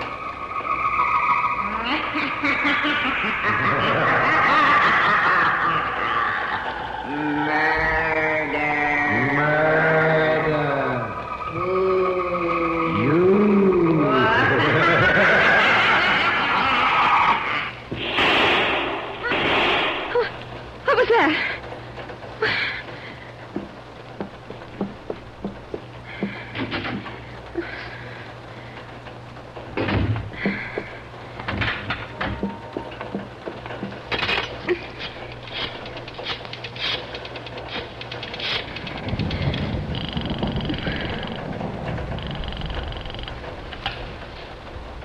talking.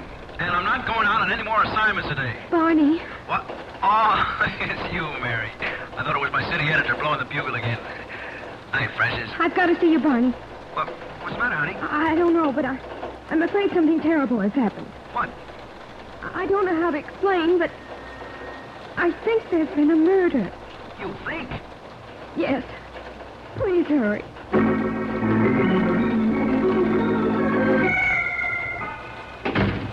Where's the corpse, Mary? Go upstairs? Well, you said something about a murder, didn't you? Yes. Well, where is it? Barney, are you going to be mad at me? Now, look, Precious. I'm not going to be. You're so sweet. I am hopping mad. Look, what's the idea of making me drive for an hour in that blizzard all the way from the Bronx? To Barney, I was frightened. By whom? The mysterious traveler? I thought I heard 2 shots. Huh? What's that? 2 pistol shots. They seemed to come from just below. Frank Vaughan's apartment? Mm-hmm. But I didn't really hear them. What? I was dreaming. I was reading a mystery book, and I fell asleep. And then... Bing, bang. But it was all a dream.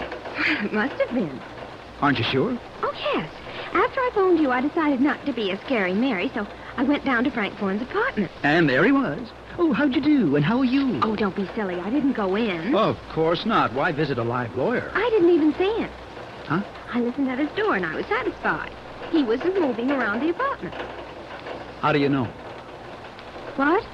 How do you know it was Frank Vaughan who was moving around? Oh, now look, Barney. Maybe it was a murderer.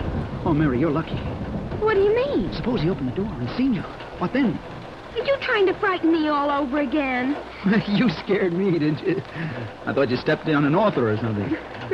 You idiot. No, you idiot. Do you still love me? Well, as long as I'm here. Baby. Darling. No sugar shortage here. All right. We've flirted long enough. Now. What? Fix me a drink. Then we'll go downstairs and tell Frank Vaughan about your dream. It ought to kill him for sure.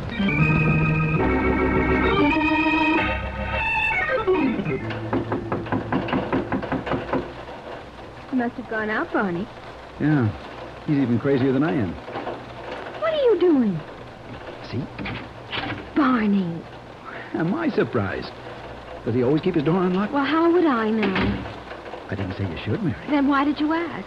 Just because Frank and I are the only tenants in this house doesn't mean... Look out for that table. I see it.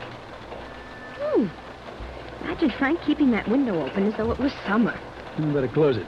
No, let's go back upstairs. Wait a minute. We've got no right to be here. Frank isn't home, and besides, I'm cold. Mary, you said you heard 2 shots. Oh, not that again. I told you I was dreaming. You weren't. What? That's right, honey. Look at that wall. A hole. The kind a bullet makes. Where's my penknife? What are you going to do? Dig, baby. But you can't. Who says so? Now listen, Barn. Oh. What's the matter? Over here by the fireplace. Blood? A broken cocktail glass. Uh-huh. Well, here it is, Precious. A bullet? From a 25. Well, then I wasn't dreaming. Oh, Barney, what happened here tonight? I don't know, but I want you to do a little thinking. All right. Were there 2 shots or only 1? I can't be sure. You've got to be. Well, it seemed like 2, but... Yeah? But I was fast asleep, Barney, and if there were 2, where's the other bullet? And where's... Oh! Get off the edge, Mary. It's only the... Yes? Mr. Vaughn? Uh-huh. This is Mr. Masson, Thomas Masson. Yes? I expected to hear from you today about that offer I made. Oh, did you? Now, see here, Mr. Vaughn, I think I've been very generous. You know my stepsister Hilda hasn't got a case against me. She can't possibly break Aunt Helen's last will and testament. It's bona fide. Then why bother to make offers? As I told you the other day, I don't want the unpleasantness of a trial in court. And I'm not going to give Hilda the satisfaction of a cash settlement out of court. I'd rather do business with you, privately. Yes. Now think it over. And you don't earn $100,000 every day. Goodbye. Ouch. Did you hear that, Mary? I don't believe it, Barney.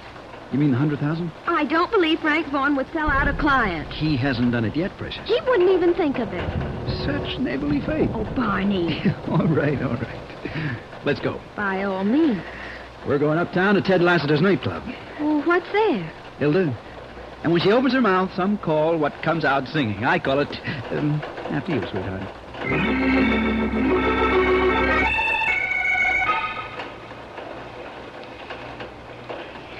You see Hilda around? No, but I see Ted Lassiter. Where? That corner table. Oh, yeah. Over watch. Doesn't look very gay, does he? Maybe you know what's wrong with him. Mm-hmm. What? Keep your eyebrows on. I'll show you. Ooh, tingling with excitement. Shh. I want to surprise him. You want to roll for the club, Ted? Huh? Who said that? Hiya, pal. Oh, what's the idea, Barney? Just trying you out, that's all. Well, don't do that again. You newspaper guys. Anything for a laugh, huh? Anything. What's he got on you, Ted? Nothing. Who's been telling you things, Barney? Rumor hath it, chum, and when rumor hath it in this town, it's practically whimsical. Yeah. You're a nice kid, Barney. Thanks. So don't believe everything you hear. I'll make a note of that. And don't talk about what you don't believe. Sure. Would one of you mind telling me? Well, you heard what he just said, Mary. It's a lie. What's a lie? The blizzard we left outside. Where's Hilda, Ted? She's in my office. Mind if I go in there? Yeah, she's on the phone. Oh, that's all right. I won't listen. That's what I said, Barney. She's talking to her lawyer. Frank Vaughn? What kind of drinks you want, kids? On the house. But, Barney, if she's talking to Frank... Yeah. Scotch and soda, Ted. I'll get away then. How about you, Mary? Oh, I feel wonderful. How are you? Well, Barney, is she okay? Perfect. Then, what is she You don't understand, Ted. We had a terrible scare about Frank. You see, I was home alone, and around 7 o'clock I thought I heard 2 shots in Frank's apartment. You, what? But it wasn't 2 shots. It was only 1 shot. Because after Barney came over, we went downstairs and investigated. Where was Frank? What? Oh, Hilda. Was he there? No, but what's the difference? He's home now. Is he? You just spoke to him, didn't you? No, Mary. Well, But, Hilda, baby, you were in my office half an hour. There was no answer. You know what it means, Ted. Maybe. Those 2 shots Mary heard. Only 1. He had that letter Aunt Helen sent me just before she died. He took it home with him tonight. He was going to have a handwriting expert check it. Maybe he didn't take it after all. I told you I saw him put it into his briefcase. I was with him in his office up to 5:30, and I left the building with him. Okay, so the handwriting expert checked it and Frank went out someplace. Now, what's there to worry about? He didn't phone me, and he said he would. Tom would do anything to get that letter. He'd kidnap or murder. What was in it, Hilda? $3 million worth of evidence, Barney. My whole case against Tom. How about some particulars? Sure, why not? About a week before Aunt Helen died, that slimy stepbrother of mine got her to sign a paper. A will? Yes. She was having one of her bad days, and she didn't know what she was doing. But a couple of days later, she remembered something. The butler and the cook had been present when Tom gave her that paper to sign. Witnesses? That's right. And she couldn't understand why. Tom wouldn't tell her, and the servants didn't know. But she was worried. So she wrote that letter telling what happened and got the doctor to mail it to me. Well, why didn't she give it to you? I was in Europe. I didn't even know she was dying. By the time I got back to New York, Come on, now, take it easy, baby. The will was filed, and all I got was $1. $1! And Tom walked off with the millions. And now he's going to keep them. He's got that letter. You don't know, Hilda. He's got it, Ted. Not... So long, kiddies. Where are you going? Yes. Your stepbrother? Of course, it's a logical move. I'm going with you. Thanks, Ted, but I can frighten him all by myself. Just a minute, Hilda. What is it, Barney? Your aunt owned a mansion on West 84th Street, didn't she? Yes. She died there. Anybody using it now? Nobody. It's boarded up. Why? No reason. I was just thinking about the housing shortage. Let's go, Mary. And give my best to your stepbrother, Hilda. And don't shoot without counting the steps to the death house.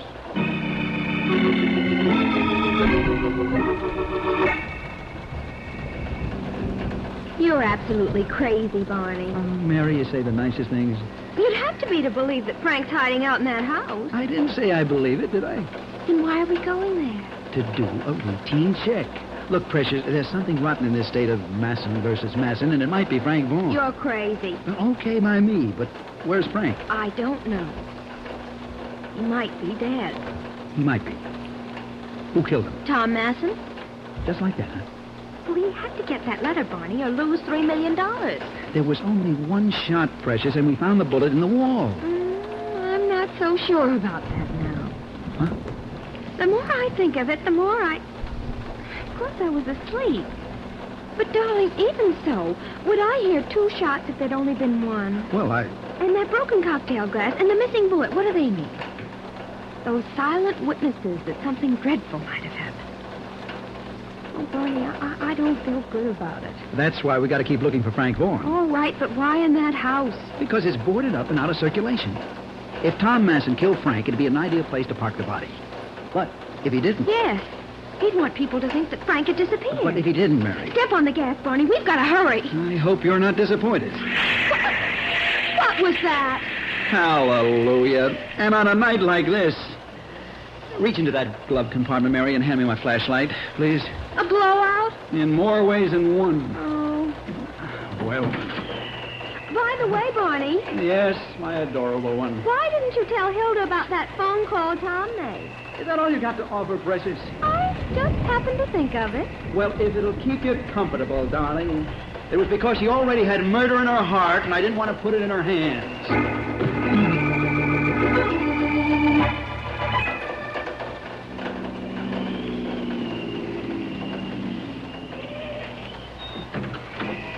Come on, honey. Here's something we didn't think of, Barney. How do we get into a house that's boarded up? That's easy. Show me a keyhole, and I'll show you a way to get in. And there it is, the front door. No boards. I still don't see how you're going to do it. Live and learn, honey. And there's so much to do about. Watch now. I take this pass key, pass it into the keyhole, give a turn like this, and presto. Oh, full of tricks, aren't you? You can get into a lot of trouble doing such things. Not such things, honey. Come on. Let's get out of the store. Oh, hand me my flashlight. Thanks. Nice warm. Yeah. Almost as though we're being lived in. It does smell like coal heat, doesn't it? Uh-huh. Let's look around. That room over there first. That should be the living room. I'm beginning not to like this very much, Barney. Oh, you'll get over it just as soon as we... Ah, it is the living room. Mm-hmm. So this is how the 10% live. When they're living. Okay. Let's try the rest of the house. Barney! Hey! I've been locked in. Let us out. We know you're here, Frank Vaughan. You'll never get away with this, you know. Don't wear yourself out, Barney. Yeah, but we're trapped. Don't you care? You still have the pass key. Oh, sure. I was just about to think of it myself. Precious little pass key. Well, Barney, open it. I can't. But don't be silly. You opened the outside door. Yes, honey, but it's not working on this one. Well, now what do we do? The window's boarded up and that door... Couldn't you break it down? That hunk of timber? Oh, I'm good, Precious, but not that good. Yeah, Frank Vaughan's a nice guy. He wouldn't sell out a client. Huh, not much. That could have been Tom Masson out there, Barney. Sure. He was just waiting for us to get here. Barney. What is this between you and Frank Vaughan? Barney, don't you smell something? You bet I do. I smell a rat, and I... Nothing like coal gas? Yeah. Well, where's it coming from? I'll let you know in a minute. That hot air vent. Somebody's trying to kill us. You're not kidding. And whoever's fooling around with that furnace isn't kidding either.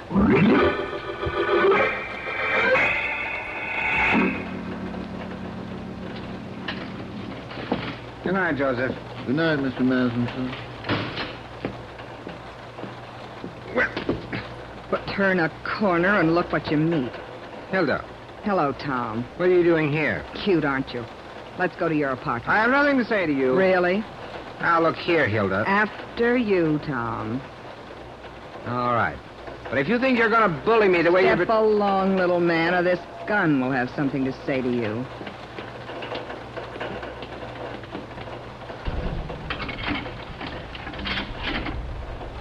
I'm still after you. Very well.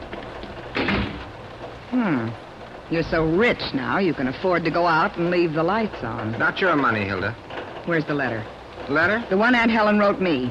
I sent you a photostatic copy. So don't pretend to look as innocent as you look. Oh, you want that copy now? I want the original. No. Frank Vaughan had it and you took it.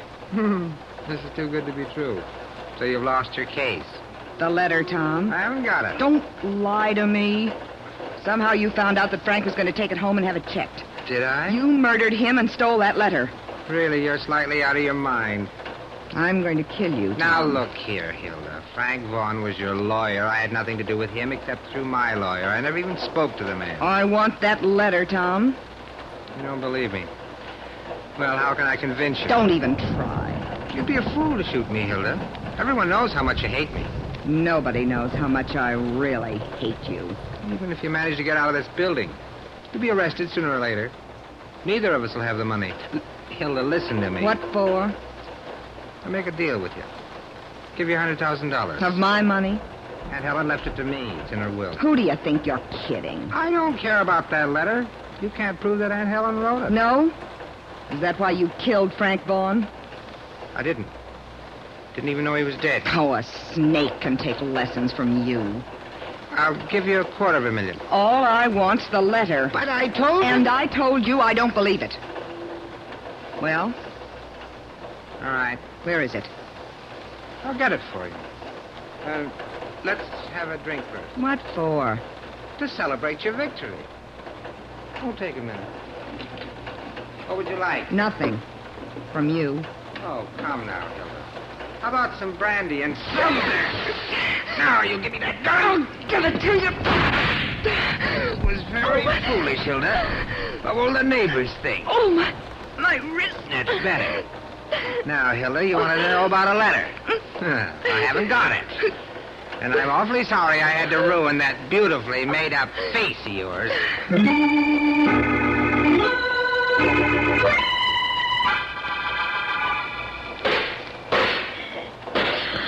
Just another minute, Mary. I'll have the boards off the window. Hurry, Barney. Get coal gas. No, there's some air coming in the window. It's a good thing you thought of that. Fireplace, great. I've got a weapon. There. We're through. Oh. Come on, now, let's get out of here. Oh, you don't have to ask me twice. Oh, did you ever see such a lovely blizzard? Up to it, kid. We got a lot of work to do. Oh, no. No, don't tell me we're going back into that house the front way. Not this team. There won't be anybody here to go back for. What do you mean? Whoever tried to kill us is far, far away by now. You didn't say it was Frank Vaughn, Barney. No? I must be slipping. You wouldn't be changing your mind about him, would you? Oh, look, honey, right now I'm too tired to change anything. What's the matter? Let's get back to Frank's apartment and see if he's taken anything for a change.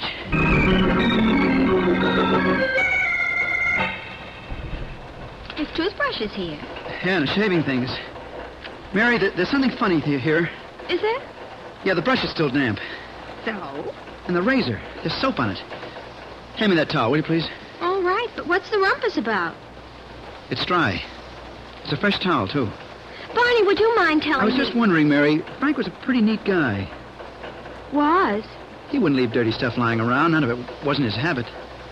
Barney, if you're saying that Frank was murdered... I'm only thinking, precious. Let's go into the living room. Frank was expecting somebody tonight. Or why bother shaving? Well, Hilda told us, the handwriting expert. Uh-huh. But would I shave for a handwriting expert? Oh.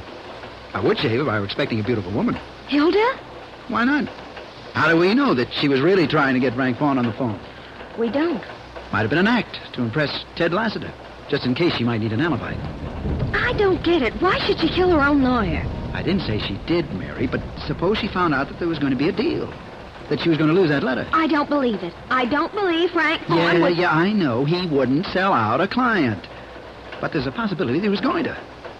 And Hilda came here and killed him out of sheer venom and took back her letter. And then what did she do with his body? Make a hocus-pocus until it evaporated? Yeah, well, that's what I don't understand. Is Frank Vaughn alive and somewhere, or is he dead and... Mary. I'm listening. A little while ago, you said something about silent witnesses. Yes. The broken cocktail glass and the bullet in the wall and the missing second bullet. How about that open window? Well, what about it? This is a ground floor apartment, and that window faces the backyard. It's possible, Mary. It's just possible. What are you doing? Climbing out. Turn on all the lamps, will you, honey? I want plenty of light. But Barney! Mary, the lamp. All right, but I know you're crazy. I just know it. I'll never believe what you're thinking. We couldn't have been running all over town while he was... Barney? Barney! Stay away from the window, Mary. Yeah. Buried in the snow. In his own backyard.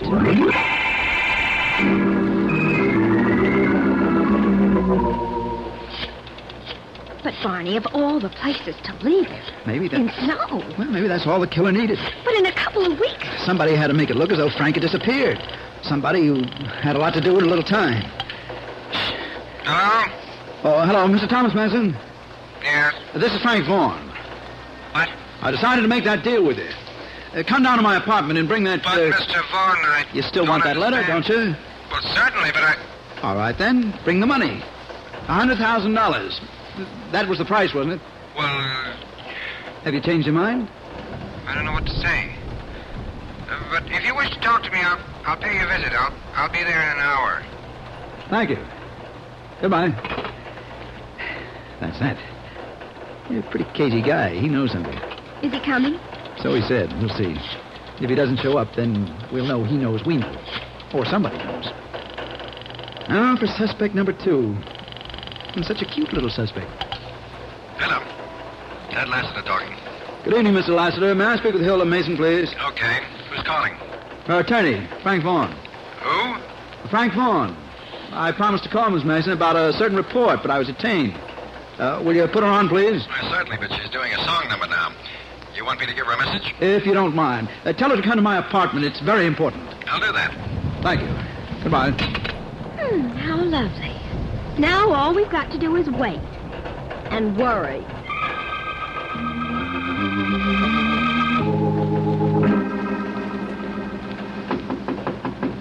You stay here in the kitchen, Mary. But why, Barney? You said the killer wouldn't come. I've been fooled before, and I don't want to. Will you do as I say, please? I can't keep our visitor waiting. All right, but you're cheating. Be right with you. Sorry to have kept you... Hello, Barney. Ted. You thought you fooled me, didn't you? You ought to take lessons in voice disguise. Ted Lassiter. Back away from that door, pal. Sure, but you don't have to point that gun right at me. I can have just as much respect for it if it were looking somewhere else. Yeah? Where's the girl? Mary? She's upstairs in her apartment. You don't say. She was very tired, and tomorrow is just another working day, you know. You don't mind if I look around, do you? How can I mind? But she would be in that kitchen. She got a kitchen of her own upstairs. And it's very, very cute. Yeah. Well, I'll have to go up there and see it sometime. Okay, I'll search the rest of the apartment when I get through with you. Well, sit down, Barney. Do I have to? Well, I want you to be comfortable. You're a pal. You tip me off to things before the cops find out. How do you know the cops didn't find out? Where are they, Barney? Well, They'd be all over the place if they knew, and they aren't. They're not even hiding it. All right, Ted. You're going to kill me. You were a nice guy, Barney. Wait. Every dying man is allowed one last request. Will you tell me... Why did I kill Frank Vaughn? No, I just figured that out for myself. Yeah? Well, that's good. You dropped $50,000 in a dice game. The boys gave you 30 days to pay up, but they wanted collateral. You got a nose for news, Barney. It's too bad it's going to be cold. So you put up your nightclub. And then tonight, Hilda told you that Frank had taken that letter home to have it checked. You're not wrong. And that letter was worth a lot of blackmail money. So I took it. Is that all, pal? One last request. Did you collect on it? Not yet. Who are you going to talk to about it, Hilda or Tom Mason? Tom.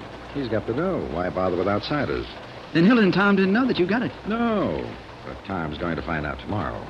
Oh, well. By the way, Ted, how'd you get that key to that house on 84th Street? I borrowed it from Hilda's dressing room. Well, any more questions? Yeah. Just one more. Nice work, Mary. You knocked him cold. Oh, catch me, Barney. I'm going to faint. Oh, hey, you can't do that, honey. I never hit a man with a bottle full of soda before. Well, you couldn't have picked a better time, precious. Oh, you wonderful microbe. Where were you when Ted looked in the kitchen? I was under the table. What? And, Barney, that's where I want to be from now on.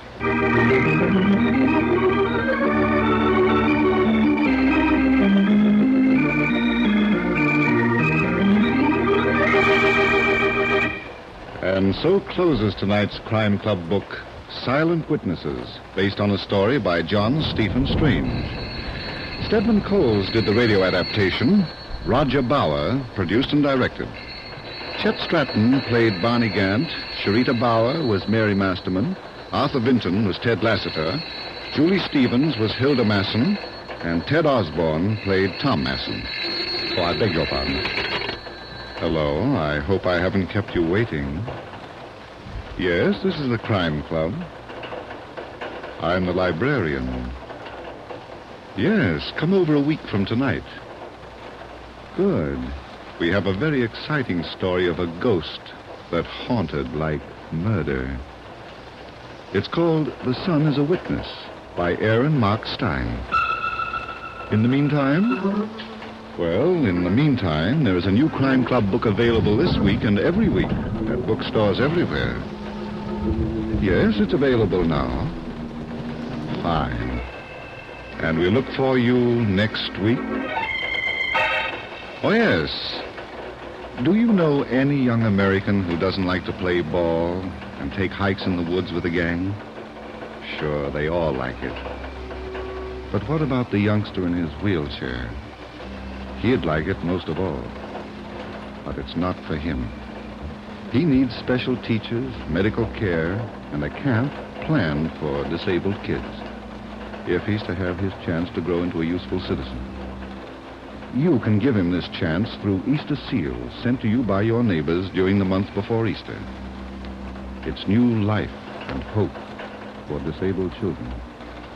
Don't forget them. Don't neglect them. Buy and use Easter seals.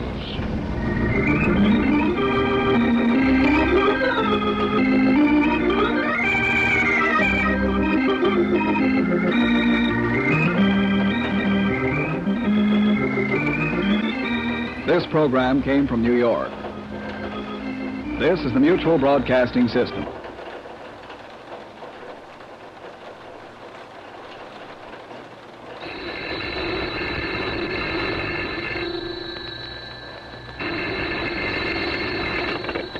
Hello. I hope I haven't kept you waiting. Yes, this is the Crime Club. I'm the librarian. The Sun is a Witness. Yes, we have that Crime Club story for you. Come right over.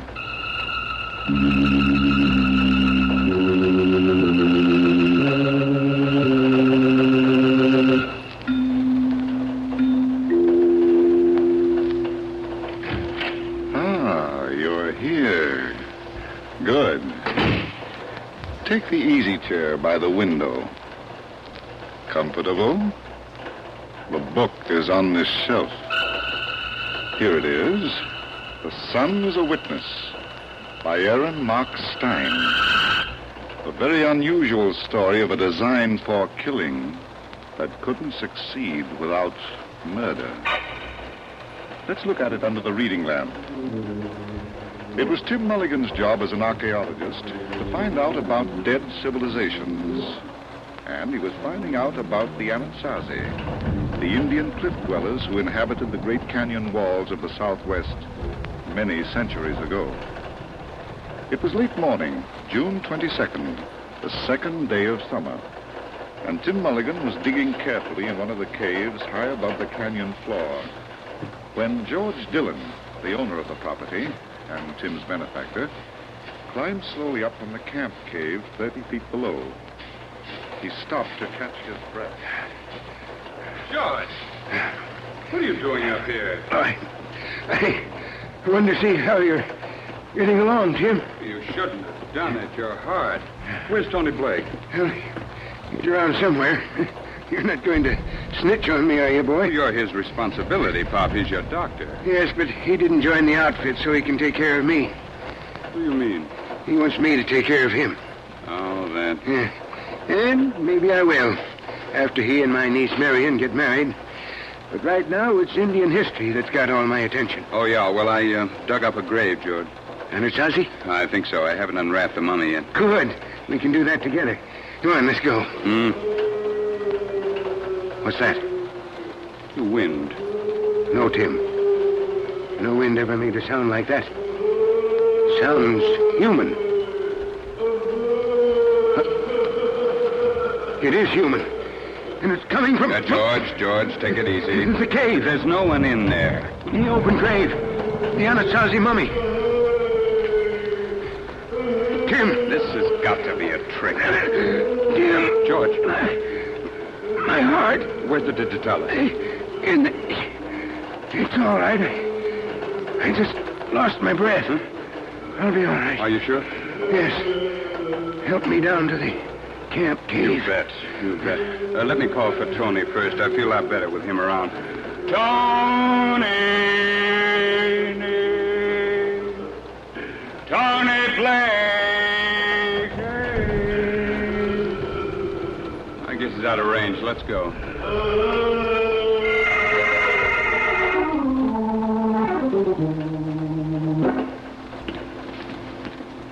How is he, Tony? He just fell asleep. Let's get away from this cave opening. I don't want him disturbed. Okay. Now, what about that ghost, Tim? Somebody's trying to kill your patient, Doctor. Do you think he can be scared to death? With his heart, anything can happen. That's what I mean. Where's Marion? Are you kidding? Not this trip. You, Marion, and I are the only ones here with George. The others... Well, that's where she went, to the others at the ranch house. When? This morning, while you were digging for your ghost. She was worried about her brother. Oh, of course. It's been 4 days since Fraser went back to the house with Matt Casey to get provisions. I didn't realize... Now, look, Tim, I got to talk to you about something. Yeah? Give up this crazy project. Give it up? It's not doing George any good. His heart can't take it. I'm not his doctor, Tony. And I am.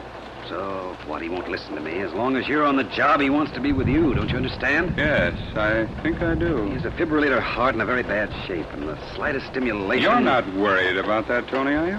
What? You've got an axe of your own to grind, and it's beginning to look like a battle axe. Don't get dirty, Mulligan. I'll try not to. You can't cut me out, so you're trying to move me out. Anything to get George's mind off Indians and onto your sanitarium project. It's a darn sight more useful than digging for dried-up bones. That depends on how much of a scientist you are. I told you not to get dirty, Mulligan. Stop waving those fists. You're liable to hit yourself in the face. Tim! Tony! George! Come in here, both of you. I thought you were sleeping. I heard every word you two said out there. When do you think I'm going to die, Tony? If you continue to stay here, George... I'm going to stay here until Timothy finishes what he's doing. And there's no telling. There's nothing I can do about it. Are you quitting? No, I'll be around if you need me.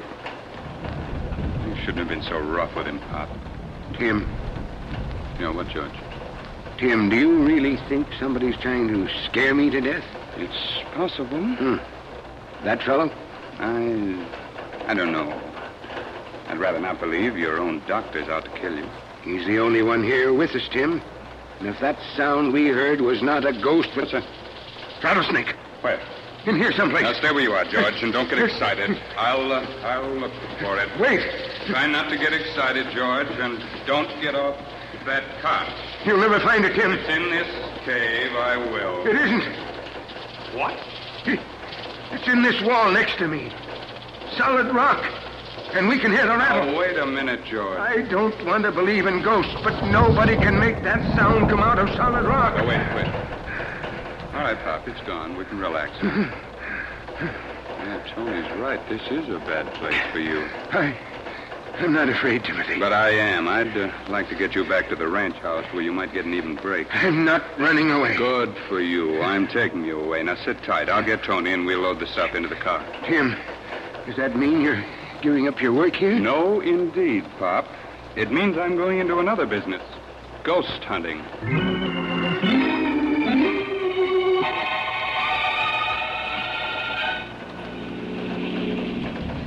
Well, George, as soon as we get to the ranch house, you start taking things easy. I'll do nothing of the kind, Tony. Say, Tim. Yeah? How soon do you expect to go back to the camp? Right after we get you set. Good. I'll get Matt Casey to go back with you. He knows every inch of that canyon. And if someone's out there playing ghost, or was... Don't be surprised if it was one of the Indians from the reservation. Is that your theory, Tony? They're very superstitious about their dead being dug up, Tim. Especially if they're going to be used as museum pieces. That's enough of that. Slow down. There's the ranch house. Oh, say, there's Fraser walking away from his car. Honk the horn, Tony. Ah, look who's here. He must have come up just behind me. Is the expedition over? Temporarily. Give us a hand with the luggage, Fraser. For you, Uncle George, anything. Where's the rest of the party? What do you mean? Matt Casey and Marion, of course. Are you trying to kid me? Well, aren't they here? No. Some joke, huh? Frazier, Marion left this camp this morning. She was coming to see how you and Matt were getting along. Matt and I? But Matt went back to camp 2 days ago. He took a truckload of provisions. Are you sure? Now, look, Tim, I was here when he left. You smell as though you might be foggy about things. I've had a few drinks, but I know what I'm talking about. I pick up the stuff in town, and Matt took it from here. Why didn't you come back with him, Frazier? I took a liking to civilization, Uncle George. So after Matt bounced off, I bounced back to town where the civilization is beautiful and lively. I got back a few minutes ago. You were there for 2 whole days? I couldn't help it. The attraction was magnetic. Can it be proved, Frazier? Don't be a comedian, Tim. What's mine is mine. What about Marion? I don't know, Tony. Sis might have been here. Say, maybe she hit for town. For some lively civilization? What does that mean, Mulligan? Nothing personal, Dr. Blake. Why don't you take care of your patient while I go back to the camp to find out if the spirit is still functioning?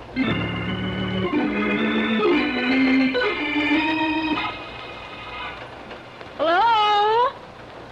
Hello? Anybody here? Oh, Tim. Hello, Mary. Where is everybody? Why didn't you answer me?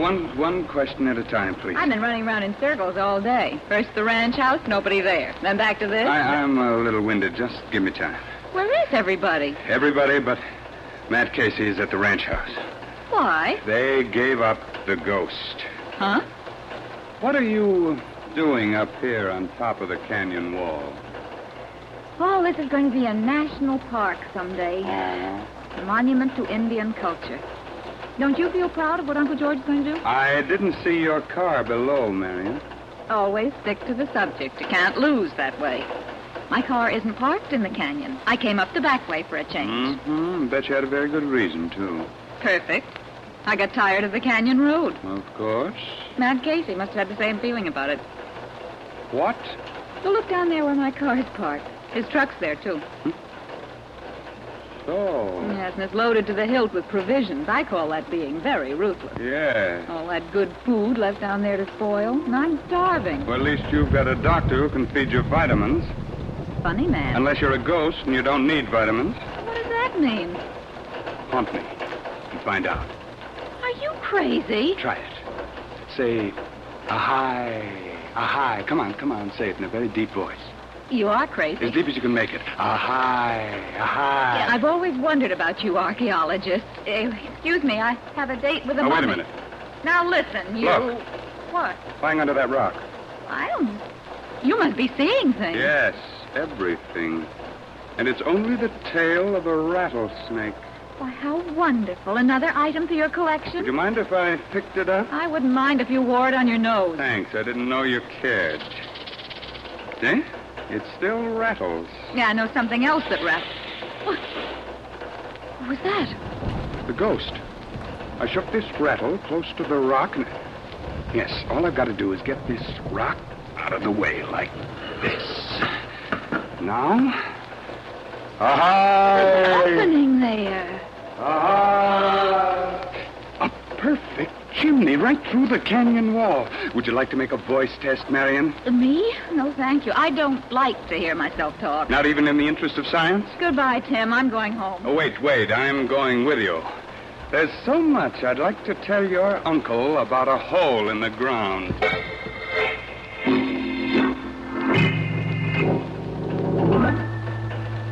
Frazier. Uncle George, say you had quite an experience up at the camp. Tony was just telling me about the ghost. Yes, and it's occurred to me with Matt Casey missing... Oh, he wouldn't try to kill me, Dr. Blake. I didn't say that he would, George. He's been working for me for 27 years. We're old friends. Frazier, I want you to organize a searching party for Matt. All right, but if you ask me, he's going on a bender. I don't think so. He's done it before. Why, there were times when he'd bust out for a whole week. He never did it when he had a special job to do. He knew we were waiting for those provisions at the camp. Yes, that's right, Frazier. Yeah. He knew that I was waiting for something else that was much more important to me. Something else? Yes. Well, you might as well know about it now, Frazier. You too, Tony. I sent Matt Casey back here to type up a new will. Oh? Yep, I've decided to give all this property to the government for a national park. Well, that's nothing new, if that's all you've decided. That's all, Frazier. The rest of my property and all my cash go to you and Marion. Uncle George. Yeah? Nothing. You're just a swell guy. I'd better go out and organize that searching party. Yeah. And as for you, Tony? No sanitarium. Well, that's up to Marion. If she wants to set one up for you after I'm dead, she can do it. With my blessing.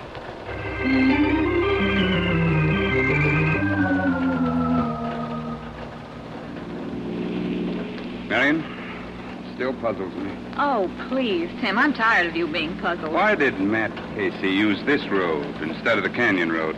Why is an archaeologist? Would he have any reason for wanting to be heard but not seen? Oh, dear. Would you have any reason? Excuse me. The company I keep.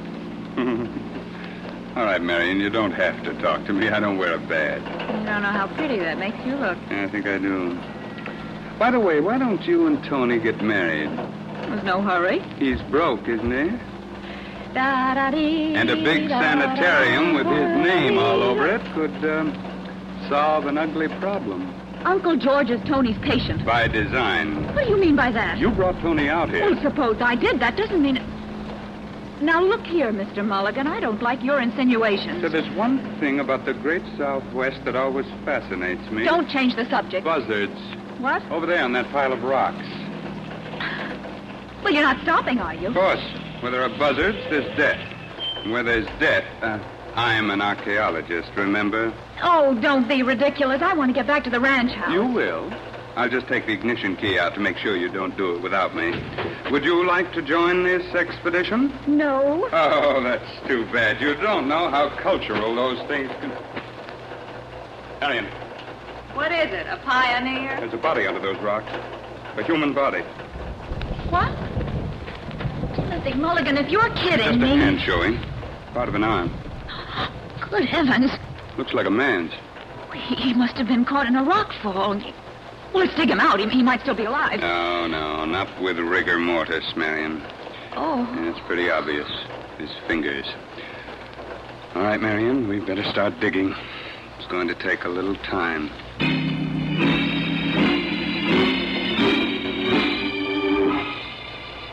This one last rock. Now, come on. Heave. Don't relax. Keep going. Come on. What was that? We'll look later. Let's get this rock off first.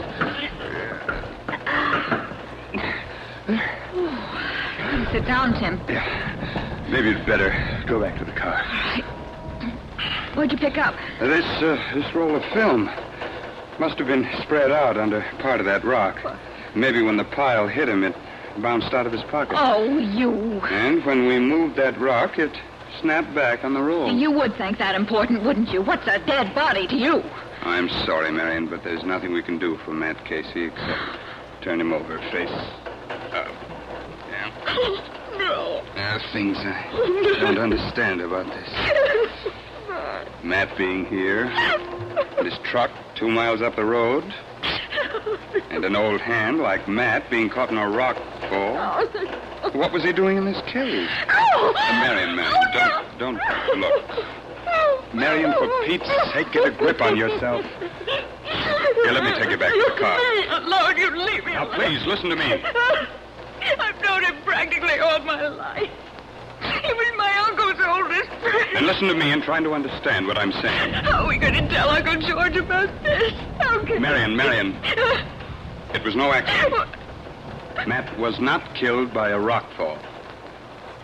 What? What'd you say? He was murdered. Tim, I've had enough of you Now and your... listen.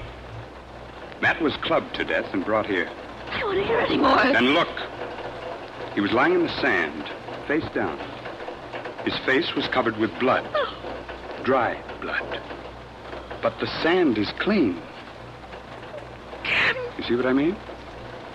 Please, take me back to the ranch house. I'm afraid I'm going to be very sick.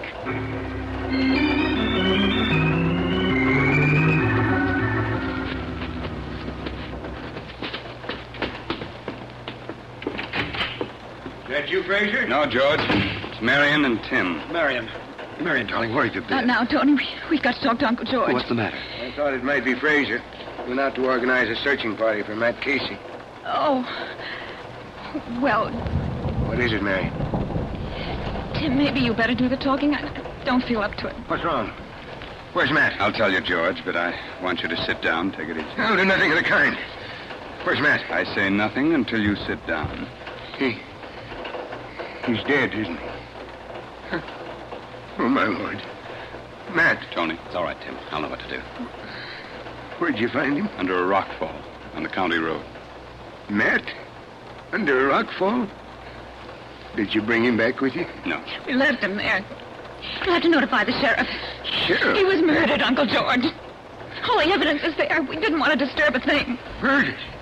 Matt, what the... Get the details. Where's in the bottle in the dresser in George's room? Quick. Marion, get me a glass of water and a spoon. George. George is going to be all right. He'll be all right. Can you hear, George? Tim, Marion. Here, Tony. Anything I can do? Yes, get Marion to hurt with that water. Marion. Yes, the cupboard door was stuck. I couldn't get Here, it. give me that spoon. It's the worst attack I've ever seen have. Now, if I could get him to swallow this stuff. Oh, he's spitting it out. Quick, you've got to get it down. Marion, hold his head back. No, I can't. Hold it back, I tell you. Now, Tim, I want you to force his jaws apart and keep his mouth open. I've got to get this stuff down. There's no time to lose. All right. That's it. Now, I'll make sure. Yeah, the water will push it down. There. Now, let him relax. Here, Tim, take this bottle. I'm going to check his pulse. Oh, something's wrong. But the digitalis isn't working. Get her out of here, Tim. Never acted like that after taking the medicine. George! Uncle George, please.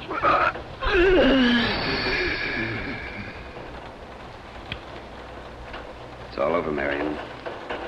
He's dead.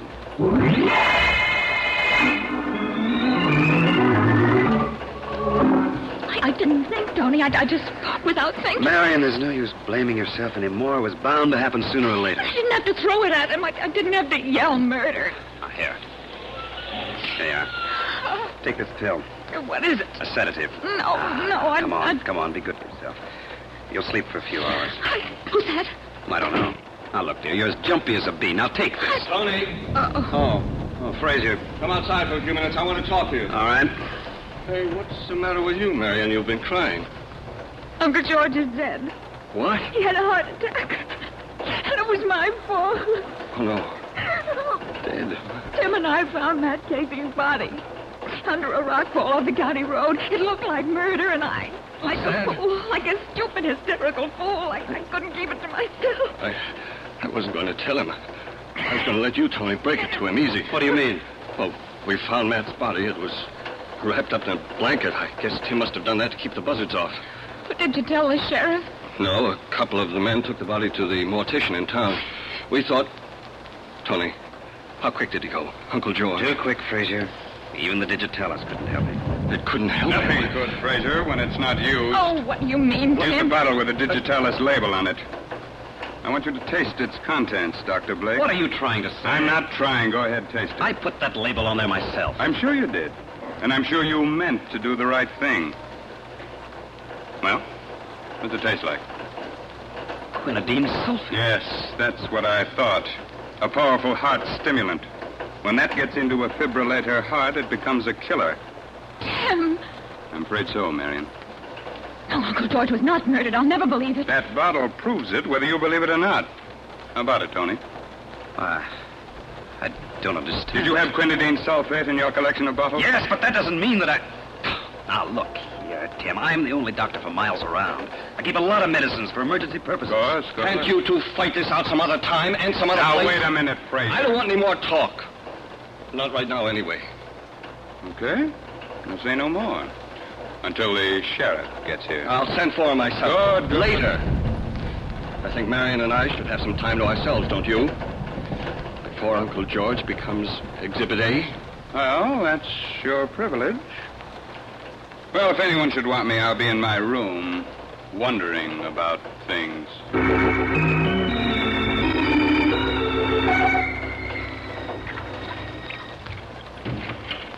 Oh, hello, Marion. You've been in here so long, I thought you'd died. No such luck. What are you doing? I'm developing. What? Not my muscles, honey. Not your personality, either. Touché. Did Fraser send for the sheriff? I don't know. He's been hibernating in the study all afternoon. Now, look, Tim, I'm ready to believe a lot of things you've said about murder. That's so kind of you. But is it going to do anybody any good to make a fuss about it? Won't do the killer any good? Be reasonable. Fraser and I are very rich now. And I'm very much in love with Tony. I'm a stubborn cuss, Marion, when I'm right. And you haven't got enough money to make me think wrong. How much do you want? Nothing. Excuse me, Marion. I want to switch on the lights. Suppose I were to kill you. Huh? Oh, in that case, I'd be dead. No one would ever know. Fraser and Tony wouldn't tell. Think about it, Tim. This is the stuff. Here, Marion. You'll disappear. It can be done, Timothy. There's a lot of open land out here. Places people don't go to. Well, think of the place you'd go to, Marion. Here. I want to show you something. Tim! Now, listen, Marion. I've got a lot of friends in New York, and they know where I am. And if they don't hear from me, they're going to wonder and ask a lot of questions. So put down that gun and come over here. I'm not interested in a strip of film. But you should be. This is the film we found next to Matt's body. And it tells an amazing story. What? Yeah. Do you see those 4 dark streaks on the negative? Well, what about them? Now, they all start at one point and then spread like a fan. The first one is short, the second one's a little longer, the third one is the longest, and the fourth one is shorter. So, what does it prove? It proves, Marion, that the sun is a witness. And right here on this negative, it's pointing 4 fingers at a murderer. What? Now, drop that gun. Oh, no. Yeah. A twist of the wrist, and we're equals again. Shall we go now? I'd like to see the other members of your family, present and future.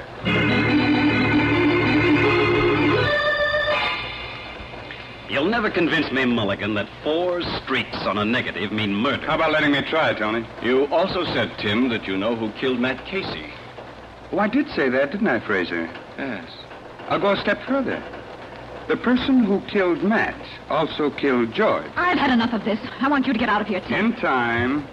But whether you listen to me or not doesn't matter. I know you'll listen to the sheriff. All right, Tim. Prove your sunstreak theory.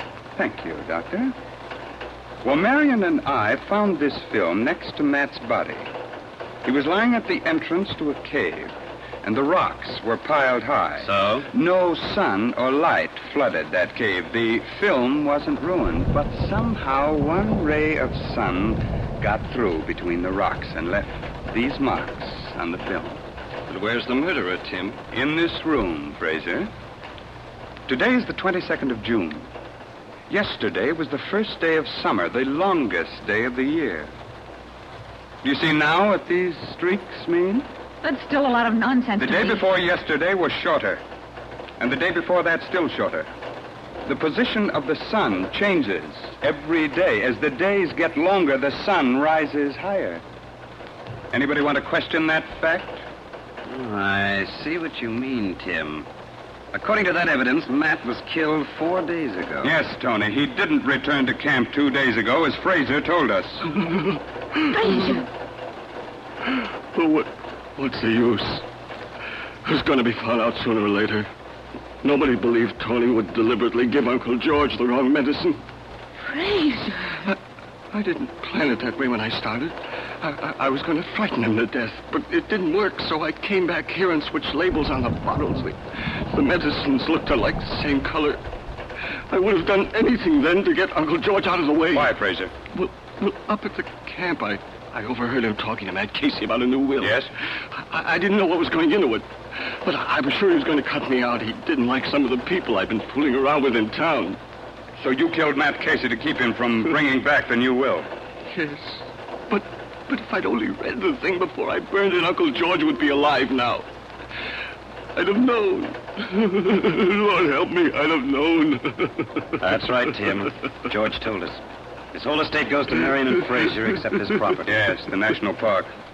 Fraser, why didn't you fix those bottles after you switched them? I'd have known. He told me and I'd forgotten what I'd done. I was too happy. Too happy.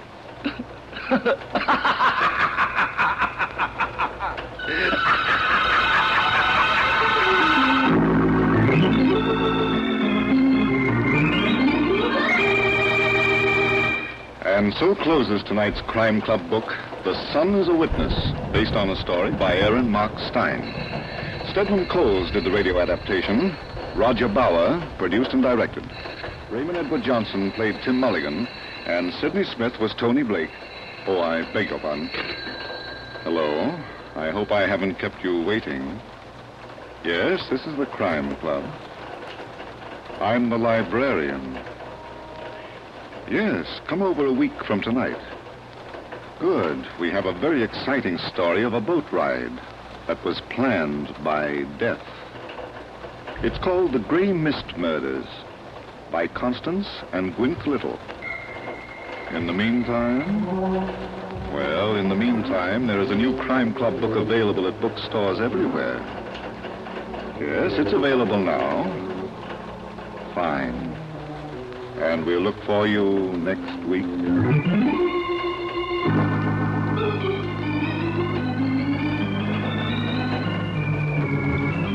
This program came from New York. This is the world's largest network, the Mutual Broadcasting System.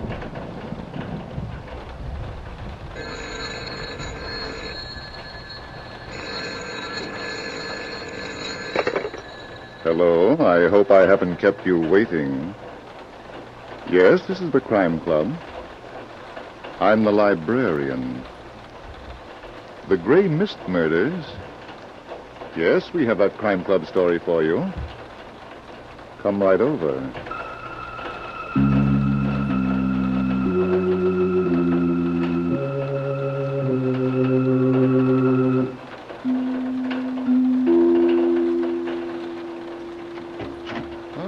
You're here.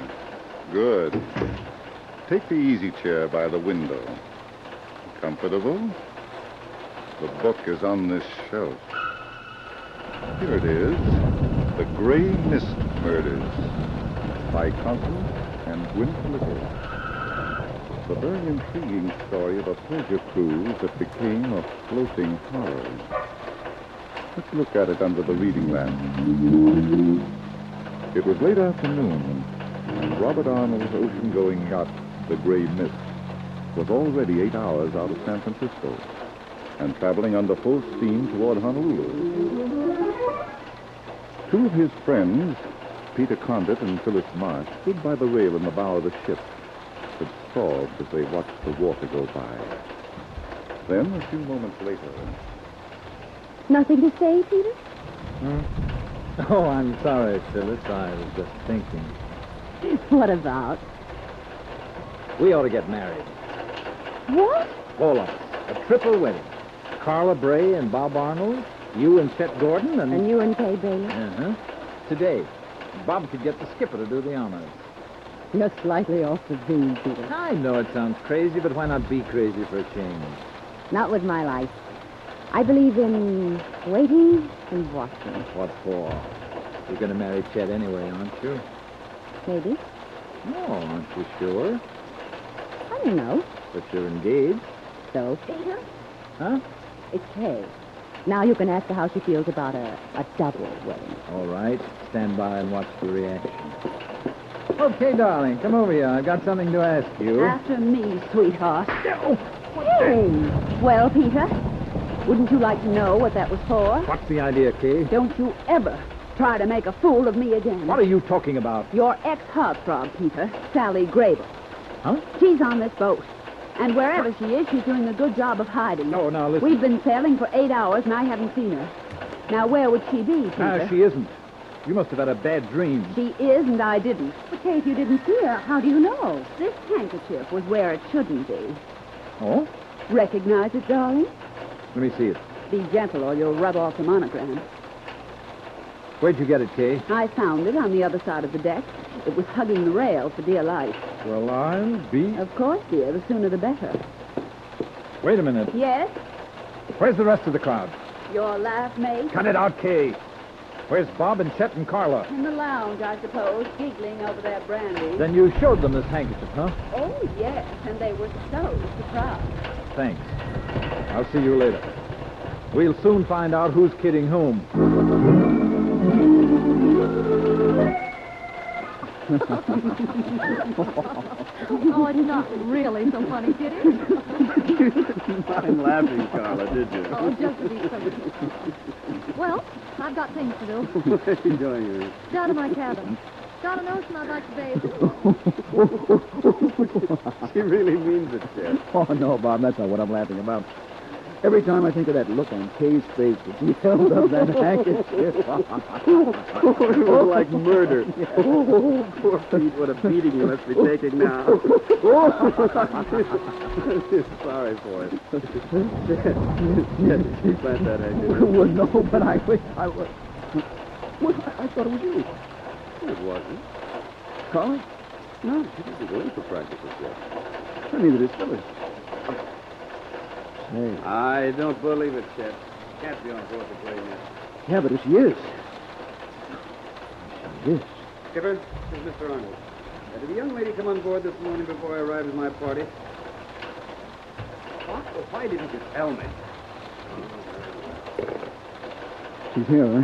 He thought she was a guest. He told the steward about her. All right, you lugs. Where is she?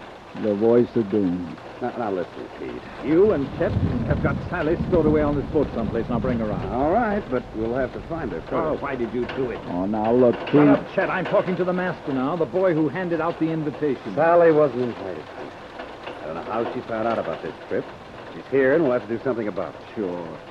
Well, just do me one favor. Keep her out of sight. You hot-headed fool. Why don't you listen? Keep her in her cabin locked up until we get to Honolulu. Will you do that one little thing for me? Okay. Thanks. And after that, you can laugh yourself sick. Because Kay and I are checking out as soon as we dock. Well, how about a song, Bob?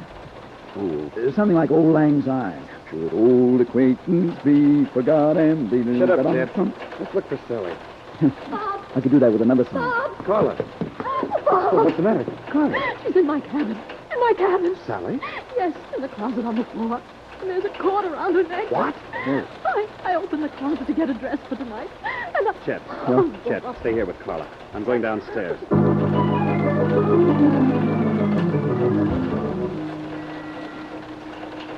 Yes, Dr. Lang.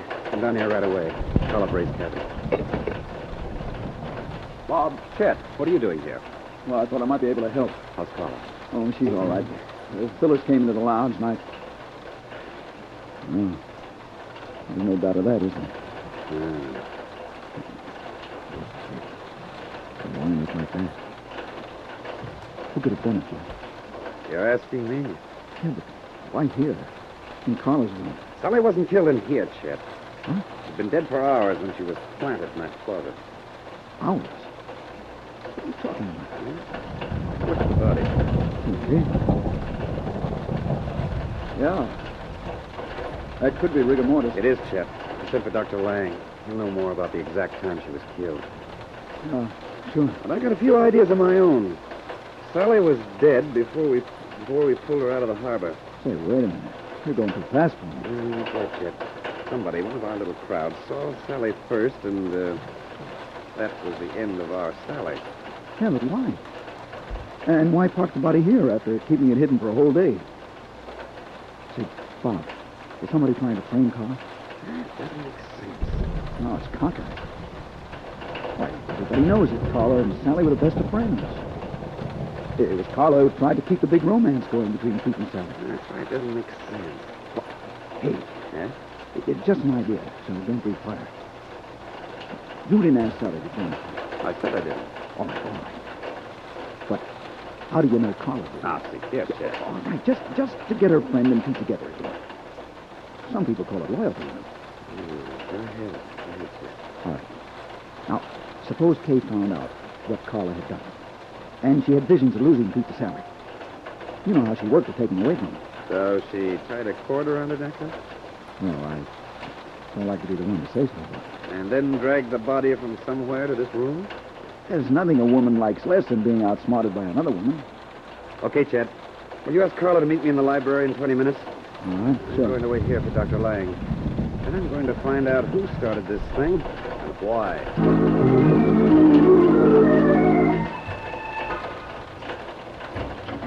Bob.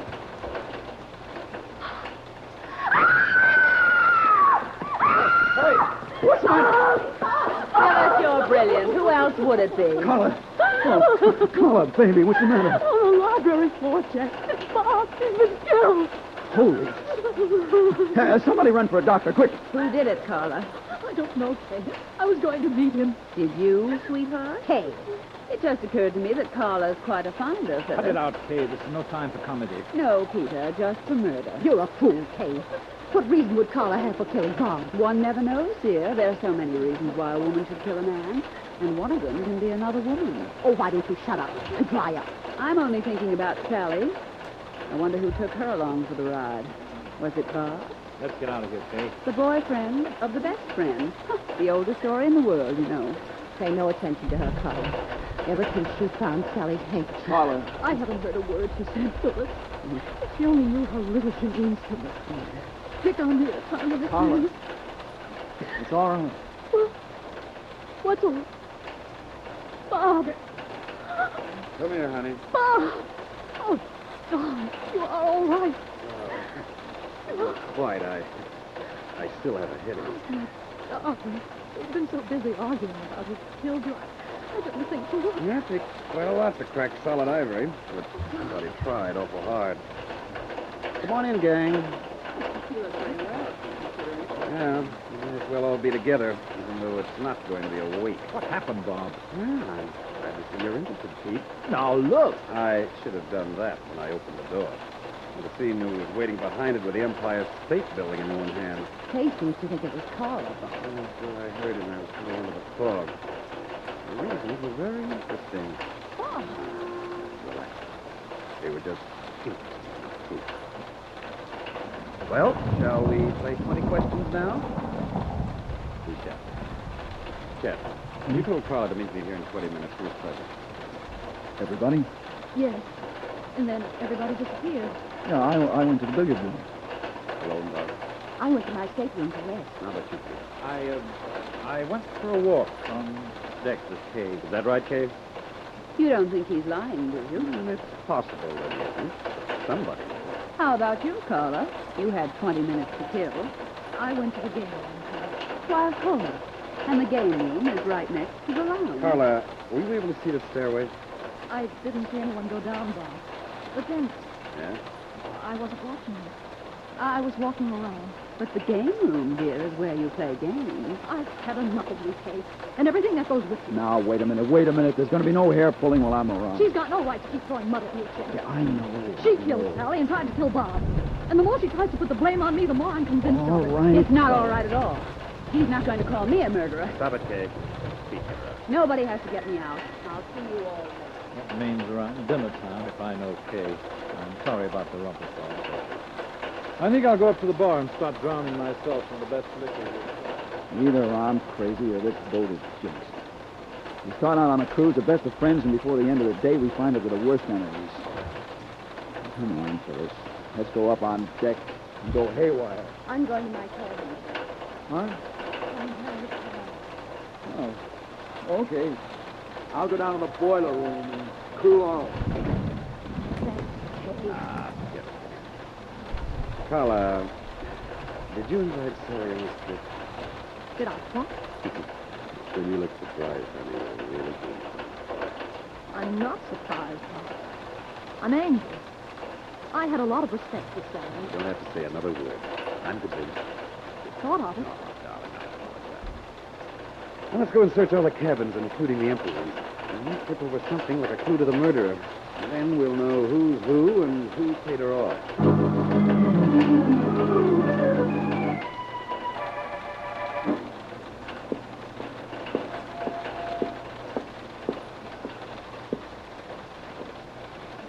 Where have you been for the last hour, Kay?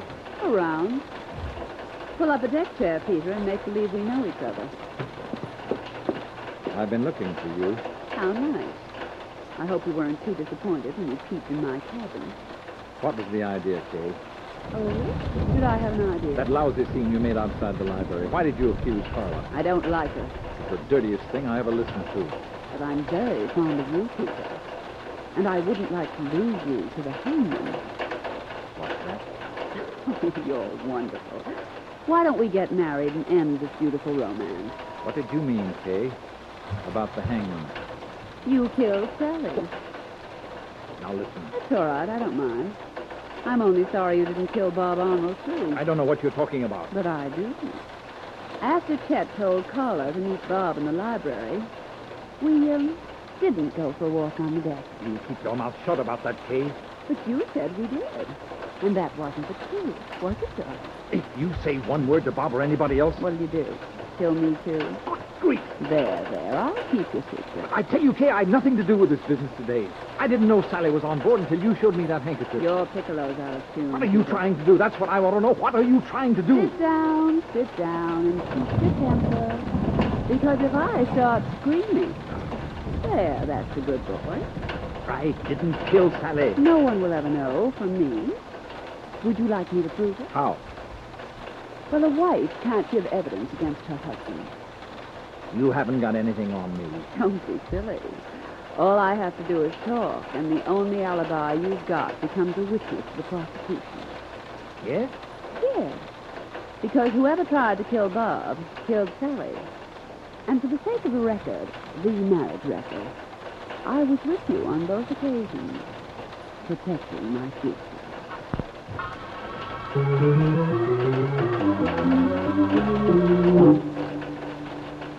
Bob, we've been trotting around from cabin to cabin, and I'm tired. Only 3 more empties to go, Carla. Sally must have been in one of them. This is like hunting for a ghost. And when it happens to be the ghost of your best friend... This is it. Luggage. Sally's luggage. It must be. No one was checked into this room by me. Bob, What is it, Carla? I don't think I can go through with it. Will you excuse me, please? Oh, sure. Honey, I should have thought of it myself. You go up on deck and get some air. Look around here, and if I find anything interesting... What's the matter? A handbag on the dresser. It's a funny position to leave a handbag in. Standing on end. That's a tip-off, Carla. There's something in it that Sally wanted us to find. What do you mean? She's a very smart girl. She left her handbag this way so it'd be noticed. Bob, just before she was killed? Maybe she didn't know she was going to be killed. She was frightened. She did some quick thinking. What's that you're reading? Lord, there's one thing I didn't expect. Well, what is it? Where does Sally read it? I've made up my mind, so let's not mess things up. Stay off the gray mist. Chet. Chet? Yeah, of all people. Chet and Sally? Not a word to anybody. There's no doubt about it, Carla. It's his handwriting top to bottom. Now, there's only one thing to do. But we won't do it now. What? Please. Not now, will we? Please give me that letter. I'll do nothing of the kind. Carla, don't be foolish. You're an old friend. And I'm very fond of you. You wouldn't dare use that gun. I would. I'm engaged to marry Chet. And if I have to shoot you to get that letter, I'll shoot you. There's no use arguing, Carla. Give it to her. But she'll destroy it. There's nothing we can do about it now. Give it to her. Well, all right. Thanks. I'll explain some other time. Bob, has she gone out of her mind? I don't know. If sticking by your man means that you're out of your mind, then she is. You sound as if you admire her. Me? I don't even admire myself. Let's go upstairs. I'd like to have a chat with Chet.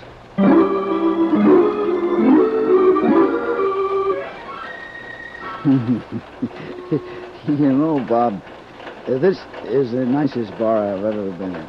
It's the cleanest, too. You ought to get a medal for it. Snap out of it, Chet. You're playing drunk. Sure, I'm playing.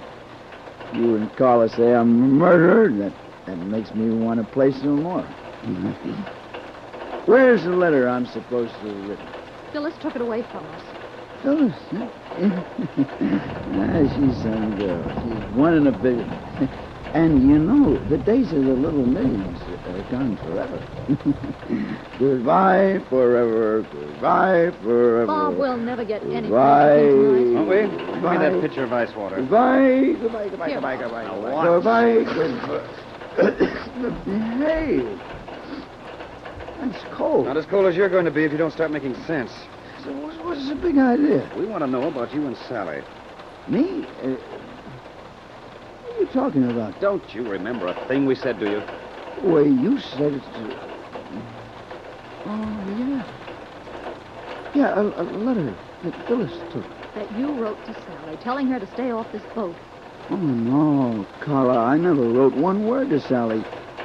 Oh, you gotta believe me. We found it in her handbag, Chet. And the handwriting was yours. You know what, kiddies?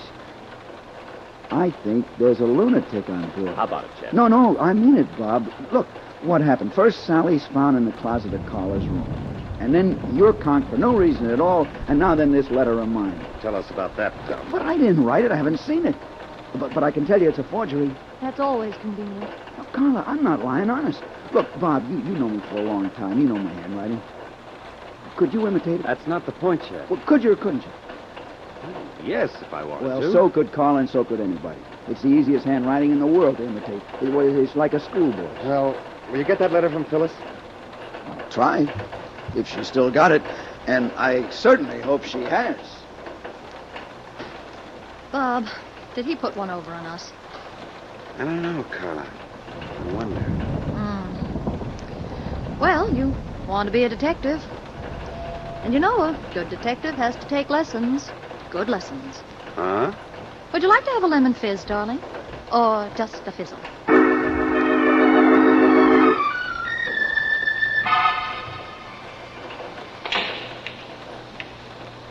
Peter.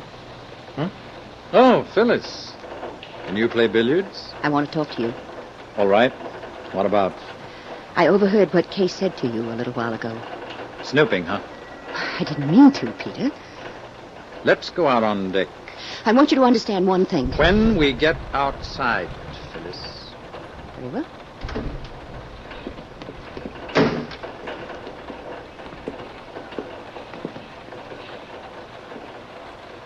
Now, what do you want? The truth. You too. Bob and Carla found that letter in Sally's handbag. What letter? The one you wrote in Chet's handwriting after you killed Sally. Is this something new? There's no use denying it, Peter. You didn't want Sally to come on this boat. And when you found she was here, you killed her and tried to make it look as though Chet had done it. Who's got that letter now, Phyllis? I took it from Carla. I had to use force, but I took it. I'd like to see it. You can't. Why not? I destroyed it. Why, you dumb crook. What did you do a thing like that for? There was going to be no evidence against Chet. No evidence against Chet. Or against you. Have you got any idea what you've done? Only one person had a reason for killing Sally and wanting to kill Bob. It wasn't Chet. No, who's talking about him? It was Kay. Kay? She thought Bob had invited Sally to make this trip. You saw what she did when she found that handkerchief. She's not as smart as she thinks. She put on the mad act, but Sally was already dead, and she killed her. But tonight, when she tried to put the blame on me... Peter, do you know what you're saying? What she said about me. Only this is the truth. I know it. All Kay wants is money, and I had it. She charmed me away from Sally, made me think she loved me. I fell for her like a ton of saplings. But all she was angling for was money. But I always thought Kay was well off. She hasn't got a dime. For the last 2 months, she's been gambling with my money. And I was going to ask her to marry me. Today. A triple wedding. Oh, stop it. Stop it. What's the matter with you? Don't you believe me? No. All right. Let's form a posse. We'll beat through this boat till we find Kay. Then I'll make her tell the truth about everything, including murder.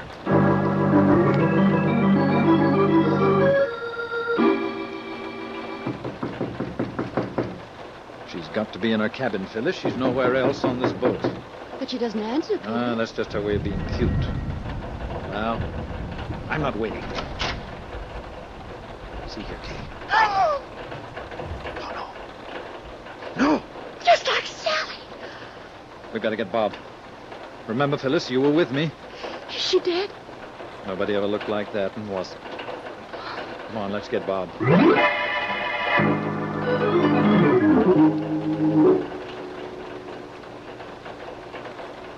I think that's all, Mr. Arnold. Thank you, Dr. Lang. Will you take care of the details? I'm going into the library to join my, friends. If you want me to make any chemical tests... I'll call you, or I'll bring the murderer to you. I think we got all the evidence we need. I hope so, Mr. Arnold. Yeah.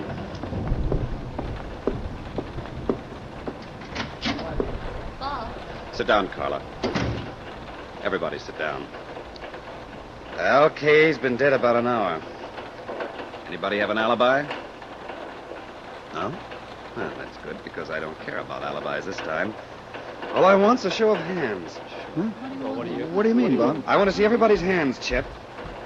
What for? You got any reason not to show me yours? Well, no. Here, look at him. I just watched him 15 minutes ago. Both sides, Chet. Okay. Up. Down. Do I pass? How about you, Pete? Well, I don't mind if this is a new way to tell fortunes. It is. The kind of fortune that ends with, I now pronounce sentence of death. You're next, Phyllis. May I see your hands, please? All right. I wish I knew why. Carla, Yes, Bob. your hands. Here. Don't worry. You won't find any blood on mine. I wasn't looking for blood exactly. What were you looking for? I don't understand. Someone in this room is a murderer, a strangler. And Dr. Lang found the evidence that should convict. What evidence, Bob? Pieces of skin, Pete, under two of Kay's fingernails. She scratched her killer and she... I reach for your neck, Phyllis. For no reason. I was just going to loosen my scarf. Why don't you take it off? Isn't it sort of warm in here? I'll just loosen it. What are you hiding? Oh! Hey, you got one heck of a nerve. Give her back that scarf. Okay, Chet, after she explains those two scratches on She the side doesn't of her have neck... to explain anything to I'm you. afraid she does, to all of us. How did you get those scratches on your neck, Phyllis? Bob, leave her alone. You got them while you were twisting the cord around Kay's neck, didn't you? She reached up while you were standing behind her and clawed at you, trying to get hold of your hair so she could pull your head down. Isn't that right, Phyllis? You got no proof. Oh, that's what you want. All right. Dr. Lang has the skin that came off that neck. He's ready to make any test he has to. He's not going to make any test, Bob. You're licked, Phyllis. That gun can't help you now. Why doesn't somebody try to take it away from me? Phyllis. Oh, no. Yes. Why doesn't somebody try? Because you all want to live. You too, Chet. Even now. Oh, Phyllis, why did you do it? I hated them both. But Kay more than Sally because she was going to marry Peter. What? Are you kidding? No, Chet. I never loved you. You just pestered me. And I... Did you know I tried to get rid of you, too? I wrote that letter to Sally right after I killed her. And then I fixed everything so that it would be found. That was smart of me, wasn't it? Phyllis. Don't be foolish, Bob. Don't come too close. I had everything planned. Kay was going to disappear tonight. And after a while, Peter, you wouldn't have cared. I was going to show you how much I loved you. Oh, we've got to do something. She'll kill us all. Sit tight, Pete. But I made a mistake. And it was just as well. Bob told me to take cabin G. I thought he said B. And there was Sally. Would you like to know what she told me? Of course, Phyllis. She said she came on board to take Peter away from Kay. Nobody knew she was there. I promised to keep her confidence. And when she turned round to unpack... Why did you put her body in my room? Sally couldn't be dead without being seen, Carla. And your room was so close. Just across the hall. But why did you try to frame me, Phyllis? I never did anything to you. Didn't you? You kissed me and I hated you. That was a mistake, too. I didn't realize it until I heard Kay talking to Peter, accusing him of the murder. Then I knew that you had no reason to kill Sally. But Peter did. And if I could convince him, the way that Kay was trying to convince him, that he couldn't live without marrying me, I could. All right, Pete. The lights! Get the lights on! Somebody get those lights on! What? Phyllis. She's killed herself. No, Carla. It's just a flesh wound. She'll never have another chance to kill anybody, including herself.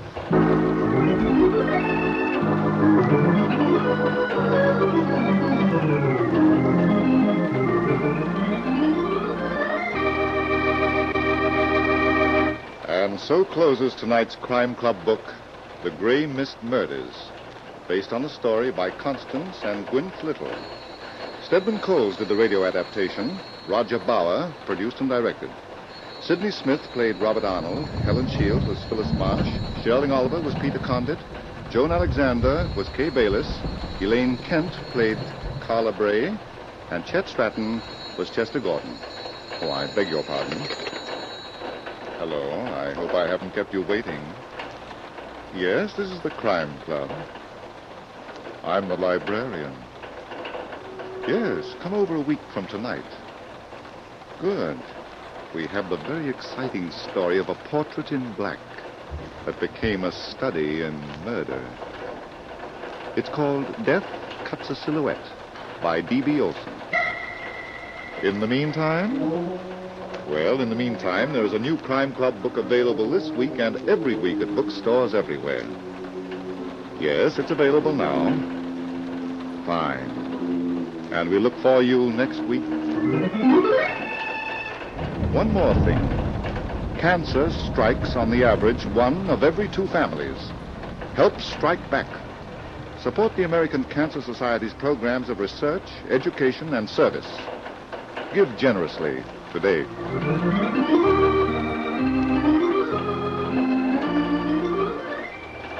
This program came from New York. This is the Mutual Broadcasting System.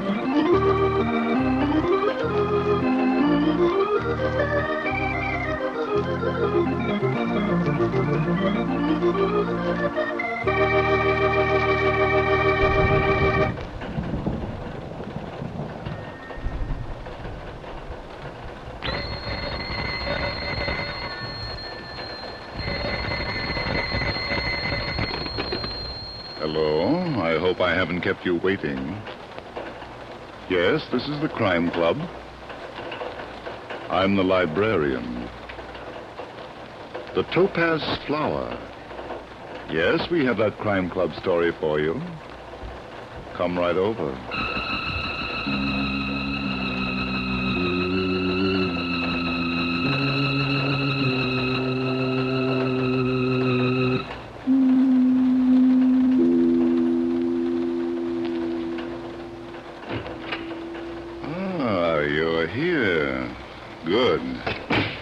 Take the easy chair by the window. Comfortable? The book is on this shelf. Here it is, The Topaz Flower by Charlotte M. Russell. The exciting story of a flower that was plucked by the hand of death. Let's look at it under the reading lamp. It was a little after 7 o'clock in the evening. The family and friends were scattered through the rather austere house, and Mr. Sloane was even more than usually indifferent to their comfort and his responsibility as host. Wally Kent was the only person there who did not fear the old man. He even admitted to himself that he liked him in a strange sort of way, and that was good, especially as the Sloanes were inclined to be clannish, and Wally intended to propose to Natalie if he could find her. After having looked everywhere else for her, he finally decided to try Mr. Sloane's room. Perhaps she had been closeted with her uncle. Standing at the door, he hesitated. Then, squaring his shoulders, he knocked.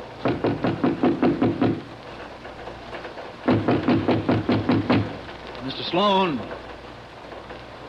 Mr. Sloane, is Natalie there? Mr. Sloane. Hey, Mr. Sloane. Oh, it's locked. Natalie. Mr. Sloane. Oh, Natalie, darling. I've been looking all over the house for you. The party... Oh, honey, what's the matter? Let me go, Wally. Oh, but listen. Let me go, I tell you. Oh, what the... Mr. Sloane. Oh, my good gosh. Natalie, what were you doing? Did you call Mr. Sloane? Oh, Mr. Kent. Oh. Take it easy, Barbara. Oh, but he's murdered. Mr. Sloane's been murdered. Get to the phone, Barbara, right away. Call Captain Tom Bain of the Homicide Bureau. Tell him what's happened. He'll be here right away. Yes, sir. Oh, and Bauer, just see that nobody leaves until he gets here, will you? Well, sir, I don't know, but I'll try, sir. Oh, poor Mr. Sloane. And if you see Miss Natalie, tell her to come up here, please. It's very important.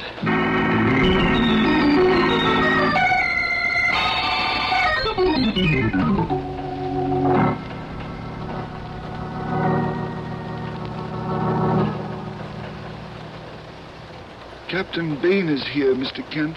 Oh, thanks, Bauer. Bring him right in here. Yes, sir. Come in, please, Captain. Thank you. Hello, Tom. Oh, Wally. Here, you got a murder here. Got a dead man anyway, Tom. Let's have a look. Right in here. Yeah, he's dead, all right. Harry Sloan, huh? Yeah, Nobody saw it done, I suppose. as far as I know. Now, let's see.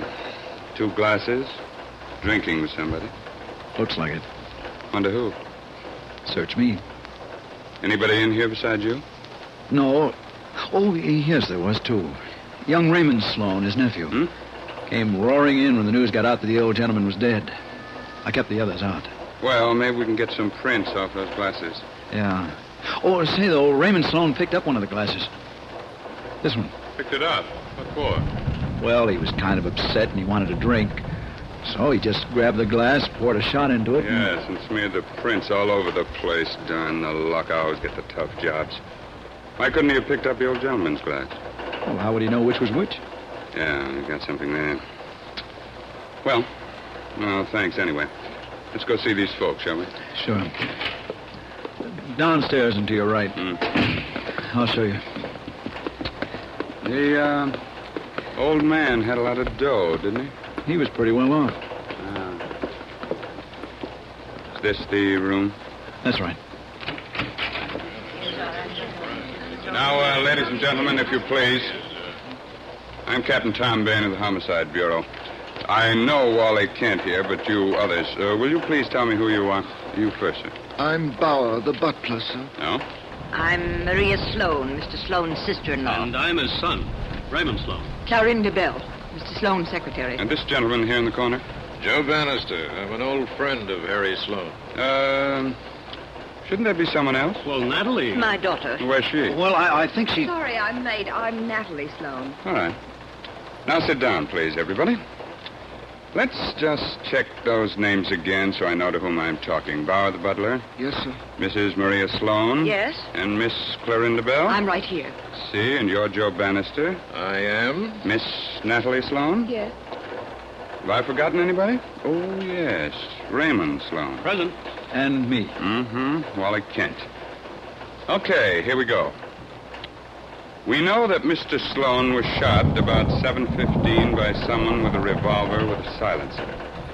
He'd been drinking in his locked room with someone who apparently killed him and took the Topaz Flower. What is the Topaz Flower? It's a jewel, a cluster of jewels, a family heirloom. Easily recognizable, Miss Natalie? Oh, yes. The Topaz Flower is also a gold mine in Canada that Harry Sloan and I discovered. Oh, thank you, Mr.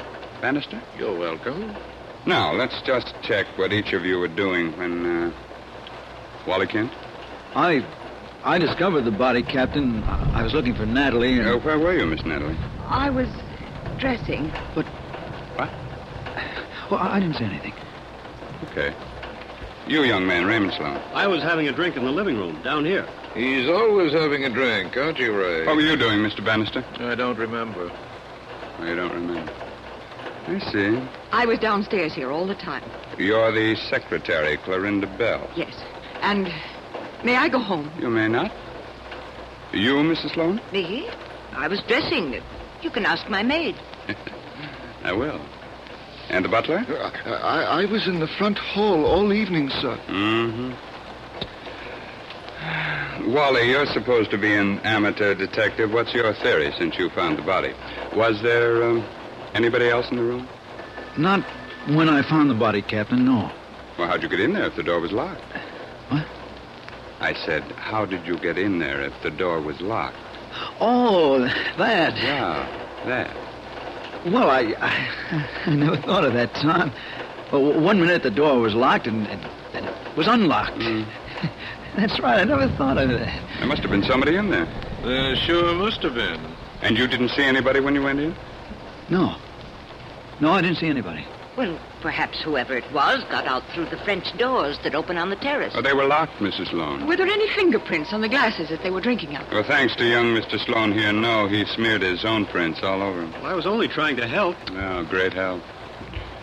Well, whoever killed Mr. Sloan took the Topaz Flower, I suppose. Oh, that couldn't have been the motive for the murder. It was only worth about $5,000. Only 5,000. Mrs. Sloan, you'd be surprised what people will do for 5,000. Wait a minute. Young Mr. Sloan, how were you treated in your father's will? What? What do you mean? Do you mean... Easy, lad. Do you come into a lot of money? If he does, Captain, so does practically everybody in the room here. Maria here is his sister-in-law. Natalie's his favorite niece. Bauer's been an employee of Sloane's for... 28 years, sir. I know I'm provided for in his will. Everybody here except Wally Kent stands to benefit by the will. How about you, Wally? You and Miss Natalie, I take it. Tom, could it be that the murderer took the Topaz Flower to direct suspicions along another line? It certainly could be, Mr. Kent. Ah, Miss Clorinda Bell. Incidentally, you didn't say anything when Bannister was talking about people who might profit by... No. I stood to lose a great deal by Mr. Sloane's death. Oh, you mean he wasn't going to do the right thing by his secretary? By his first will, yes. First will? Why? What do you mean? There was only Now, one. hold it. What do you mean by that, Miss Bell? Mr. Sloane dictated a new will to me only a week ago. Why didn't you tell me this before? You didn't ask me, Captain. Well, I don't believe it. I don't either. Miss Natalie, what do you think? Well, I don't know wait a minute. Let's find out about this new will. Yes, by all means. What did you mean about losing by the terms of the new will? Will you explain that, please? I will. Mr. Sloane and I were to be married. Why, that's ridiculous. And the new will named Clorinda Bell Sloane, his wife, as the principal beneficiary. However, since I'm still Clorinda Bell, probably always will be, you see... Where is this will, Miss In the Bell? safe, Mr. Sloane's office. So, Captain, now that I've demonstrated that I have no possible motive, do you suppose I might go home? Sure. Sure, you can go home. I'll be in touch with you. Thank you. Good night. Oh, wait, Clorinda. Good night. Well, people, looks as if we're out of luck. No, we're not out of luck yet, Joe. That second will can't be probated, so the first one is still good. Oh, no, my dear. The intent of the will is the thing. We're still out of luck. I didn't know there was another will. Telephone, Captain Bain. Headquarters calling, sir. Oh, thanks. The rest of you clear out for a few minutes. Bauer, see that they don't run all over the place and get lost. Yes. Hello. Oh, you did? Huh? No, hold it a minute till these people get out of here. All right, let's go, please. Let's go.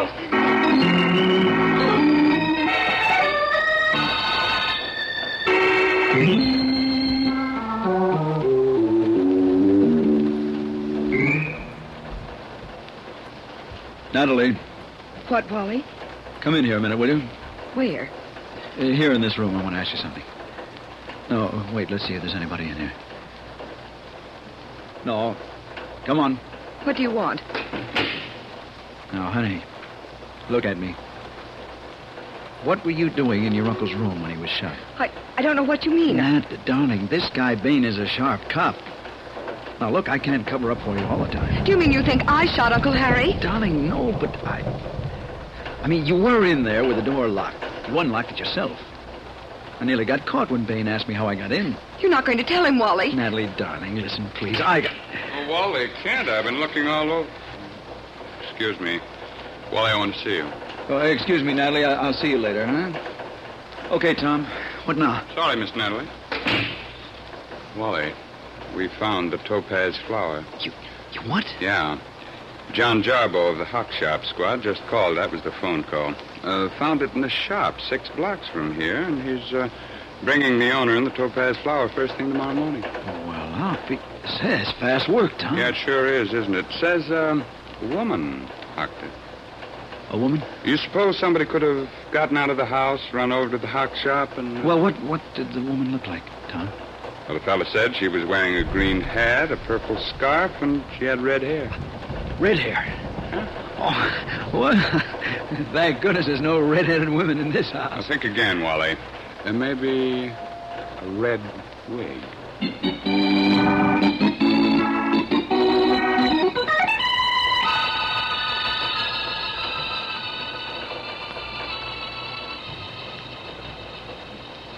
I got Miss Bell on the telephone, Captain. Mm-hmm. She's on the way over. I told her what you said about the woman pawning the Topaz Flower, sir. Where's Mr. Kent this morning? Well, I was looking for Natalie, Tom. Where's the Topaz Flower? Be here any minute. Now, look here. You're supposed to be an amateur, Dick. This look like an inside job to you? I don't know, Tom. It does to me. Who do you... Well, this son of his. Ray? Well, he's kind of a young fella they call a ne'er-do-well in detective stories. Drinking, gambling, women, you know. Yeah, if he knocked off the old man, he sure made a mistake. How'd they get along? Not good, I hear. That's right. But I doubt he's got the nerve to do such a thing. And that sister-in-law, Maria. Well, now, she's kind of malicious. But she's harmless. Well, you pick out the murderer. Oh, no, Tom, not for me. Not me. I wondered if you would like some coffee, gentlemen. Oh, no thanks. Bauer, that's your name, isn't it? Yes. But you can tell the rest of the people I want them in here now, please. Very good, sir. The guy Snoops. Oh, no. Not Bauer. Well, how do you know he wasn't listening at the door? Well, Yeah, when you've been in this game as long as I... doorbell. Bauer will get it. Must be nice to be so rich. And get murdered? Yeah. That's right, too. A police officer, Captain, and another, person. Oh, hello, Jabbo. Morning, Captain. Nice work, kid. Yeah. This here is Dorn, the hot shop fella. Oh, good. Come on, we'll go in the other room where we have these people. There's more room in there. Everybody in there, Bauer? Yes, sir. They're waiting for you. Okay. In here, Jabbo. Dawn. Well, Dawn? Either one of these two ladies? No, not neither of them. You sure? Absolutely. I'd recognize that woman out of a million. Red hair, kind of deep voice, a green hat, purple scarf. Just what is this, please, Captain Bain? Jabbo, give us a stone. Yes, sir. Why, it's the Topaz Flower. Where'd it come from? Where did you get it? Yeah. A woman with red hair. And a green hat and a purple scarf with a deep voice. All right. It was hawked at this man's place last night. A woman with red hair and a green... That's enough. You say it wasn't either of these ladies now? Positively. I'd know her in a million. Okay. Take them back, Jabbo. Okay, come on, lad. Is that all, Captain? That's all. Much obliged. You're welcome. Well, I must say, Captain... Hush, Mother. Say, Captain, as long as this fellow's trying to identify women for you, hadn't you better keep him here till Miss Bell gets here? Just to make it come out even, you know. Oh, yeah, sure. That's, Hey, Captain. What's the matter with you now? Look. The green hat and the purple scarf. I found it. Where'd you get that? Well, that's my hat. And my scarf. Now, wait a minute. Let's see that. It was right there on that thing in the hall. I never noticed it when I come in, but when I went out, there it was. And I knew it right away. Look, I bet there's maybe a red hair in it someplace. Look, huh? Well, what do you know? It is a red hair. Or am I colorblind, Kent?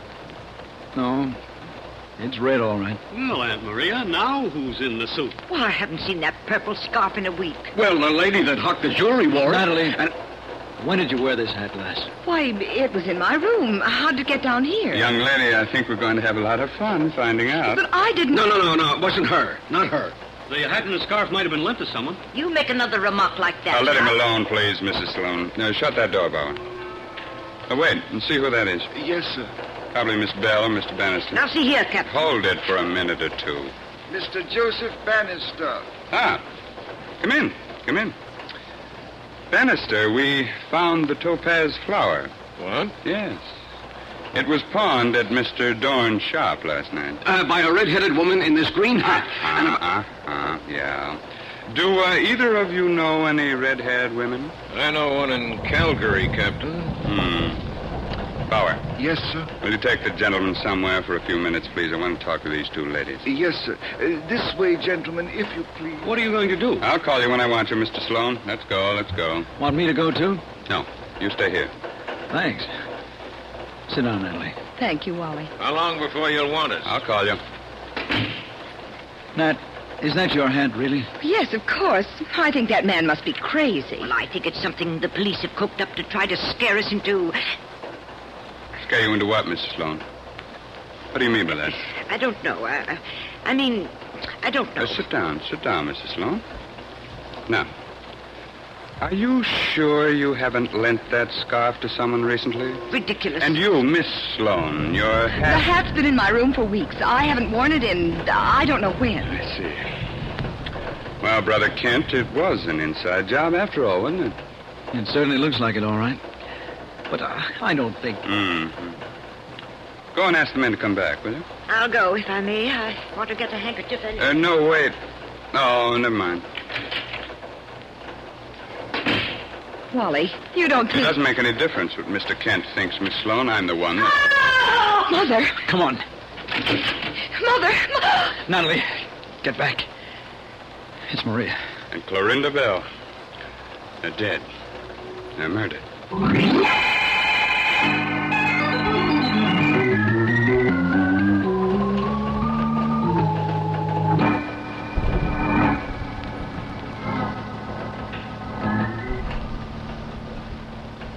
How is Mrs. Sloan now?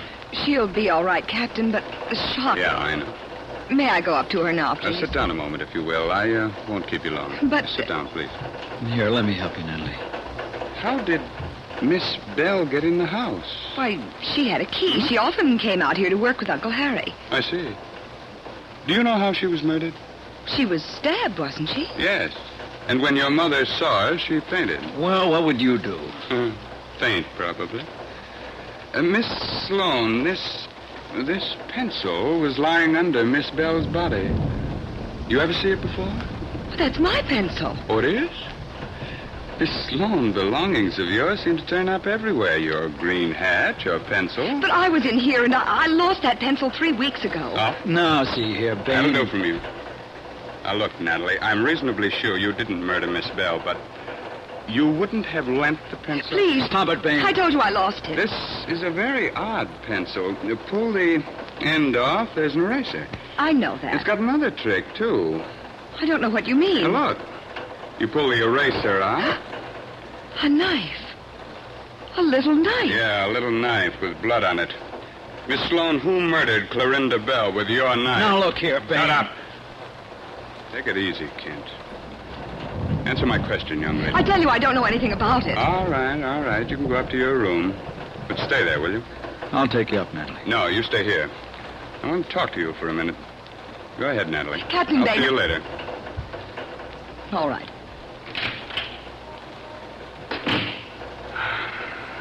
I don't get it. She didn't do it, babe. No, I don't think so either. But who did? Well, here's the stuff from Clorinda Bell's purse, keys, lipstick, cigarette case, address book, matches, papers. Well. What? Now, look at this card. Read it. I remember the Christmas party 6 years ago just as well as you do. Well, what is it? Christmas card or something? I wouldn't know. What? What's this? Last will and testament of Harrison Sloan. Yeah, but where's the rest of it? Somebody wanted that will badly enough to knock off the old girl for it. Now, just who could that be? We're just as badly off as we were before. Yeah. Except... Captain Bain, Mr. Bannister would like to speak to you. Oh, Bannister, send him in. Yes. Well, how you doing, Cap? Oh. All right. Don't kid me, Cap. Oh, yeah, you've been drinking. Sure. Makes me think. Well, what do you think you want? Makes me remember things. Oh, isn't that fine? Like what? Like things I see. Come on. I was out in the garden for a breath of fresh air about the time Harry got killed. And? I looked up at Harry's room. French doors, you know who was sitting there with him? Oh. Girl. What girl? You look around, you'll find out. Young girl. Bannister, are you insinuating... No, just telling you. Goodbye. Hey, wait a minute. No, goodbye. What do you think of that? Why, that old... Hold your horses. He's not so drunk. But, why did he... Hey, wait a minute. Now what? He didn't see anybody in that room. What do you mean? Well, didn't you see those French windows? What do you mean? They're covered with frost all the way from top to the bottom in this cold weather. Well, that's right. Nobody could see in. Of course they couldn't. That's right. Now, what do you suppose... All I know is he couldn't have seen in that room. Bob, you've got the makings of a detective after all. But why would he want to throw suspicion on Natalie? I wonder. Say, maybe he meant Clorinda. No, he said a young woman. He was a little drunk. I don't think Clorinda did it. Anyway, the hock shop man said she wasn't the one that had the topaz flower. Yeah, that's right. What about that card, though? The Christmas card? Now, let's see it again. Yeah. I remember the Christmas Eve party 6 years ago just as well as you do. Bain, I've got an idea. That's swell. Ring for Bauer. Okay. You rang, sir? Yes, come in here, Bauer. Close the door. Yes, sir?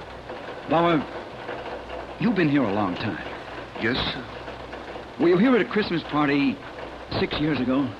That would be 1941. Yes, sir, of course. Who else of these people was here? Mrs. Sloan, Natalie? No, sir. They were in California. Let me see. Why, I think Mr. Sloan and Miss Bell and Mr. Bannister... Anything special happened that night? Special, sir? Something Miss Bell might remember, for instance. Let me think, sir. Why, yes, sir. Yes, indeed, sir. Very funny. What? It was Mr. Bannister, sir. Bannister? What did he do? Well, sir, he was rather tight. And he came downstairs wearing a woman's dress and a red wig. A red wig? Oh, yes, sir, I remember perfectly. Oh, he was a scream. Bauer, go out and ask Mr. Bannister to step in here, will you? Yes, sir. I hope you won't tell him... Snappy, Bauer, please. Yes, sir. Kent. Nice going.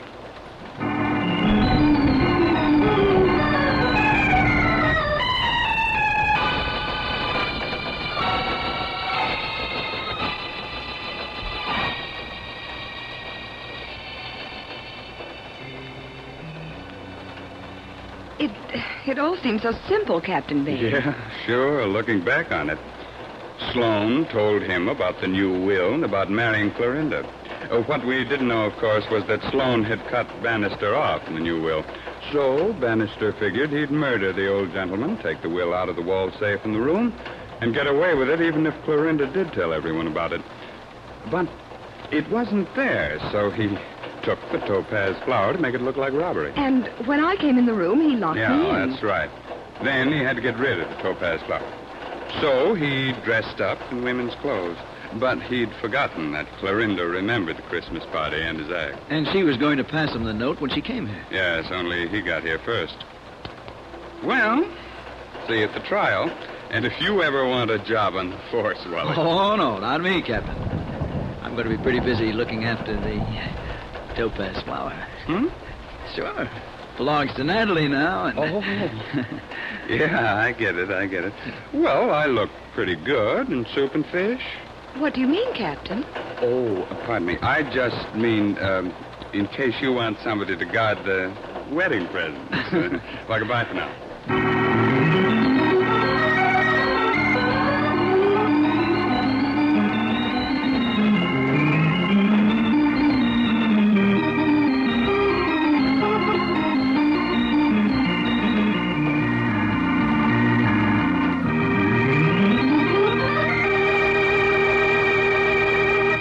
And so closes tonight's Crime Club book, The Topaz Flower, based on a story by Charlotte M. Russell.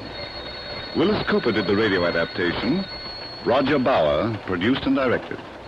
Raymond Edward Johnson played Captain Bain.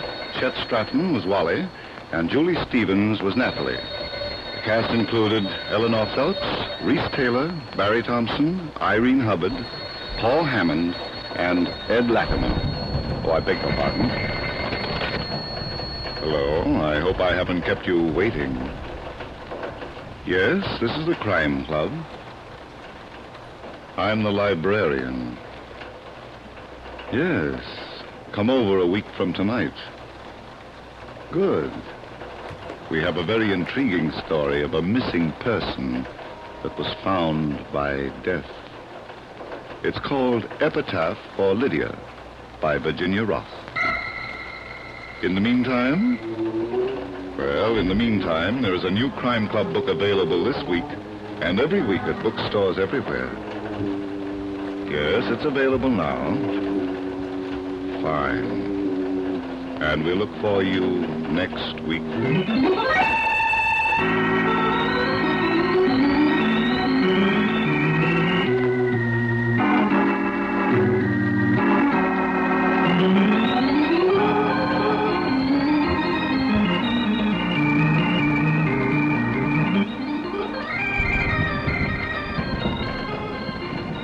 This program came from New York.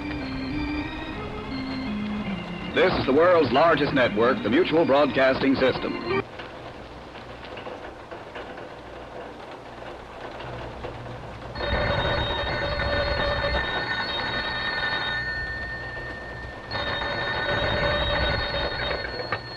Hello, I hope I haven't kept you waiting. Yes, this is the Crime Club. I'm the librarian. Epitaph for Lydia. Yes, we have that Crime Club story for you. Come right over.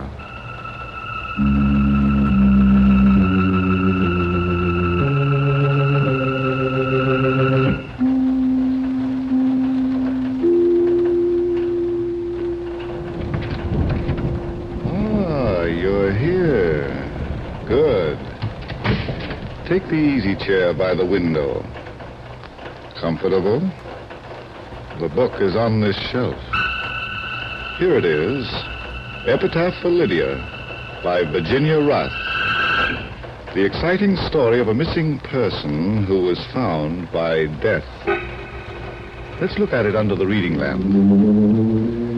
It is late evening in San Francisco, and in the spacious living room of an impressive house on Lombard Street, a party is in full swing. A tall, keen-eyed man, bored by the noisy music and the chattering people, retreats to the comparative quiet of an adjoining room. Attracted by several modernistic paintings on the wall, he steps over to one for a closer look. Do you like it? Huh? You're Michael Dundas, the detective, aren't you? Well, I'm really an architect, but You were pointed out to me when you came in. Oh? I'm Lydia Courtney. You don't know me. Well, no, but... Do you like modernistic art? If it's art, yes. Well, but most of the models look like exercises in children's finger painting. This one, for instance... Rooftops at sunset. Yes, at least that's what the artist calls it. To me, it looks like a hangover at sunrise. Now, there's one over here. There's possibilities. Ah, here it is. Just a simple study of some sand dunes. Why, what's the matter, Miss Courtney? I'm afraid I don't feel very well. Can I get you anything? No, I'll be all right. It's just that... That's a horrible picture. Miss Courtney, I think you'd better sit down. Right over here on the sofa. No, I'll be all right. Really, I'm feeling much better now. Fine.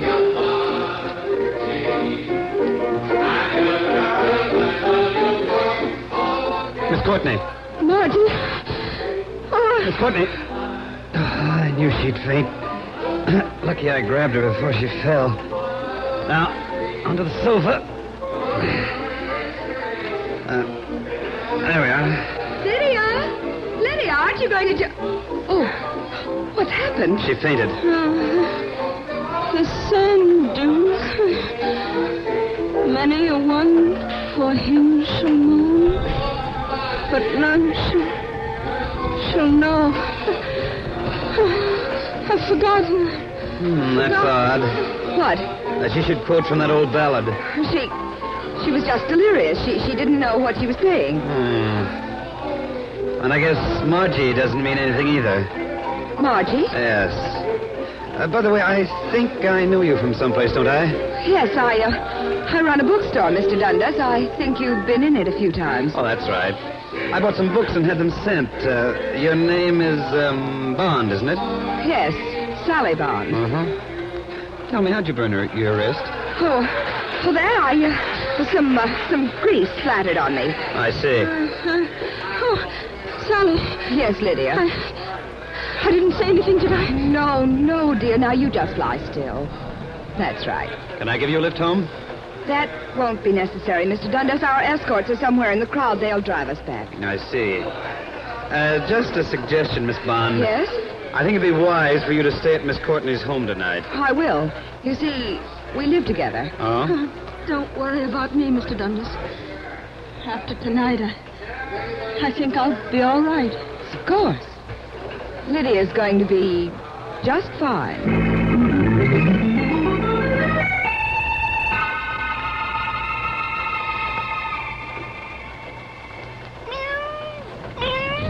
I guess you're right, Mabel. Puzzles seem to pursue me, don't they?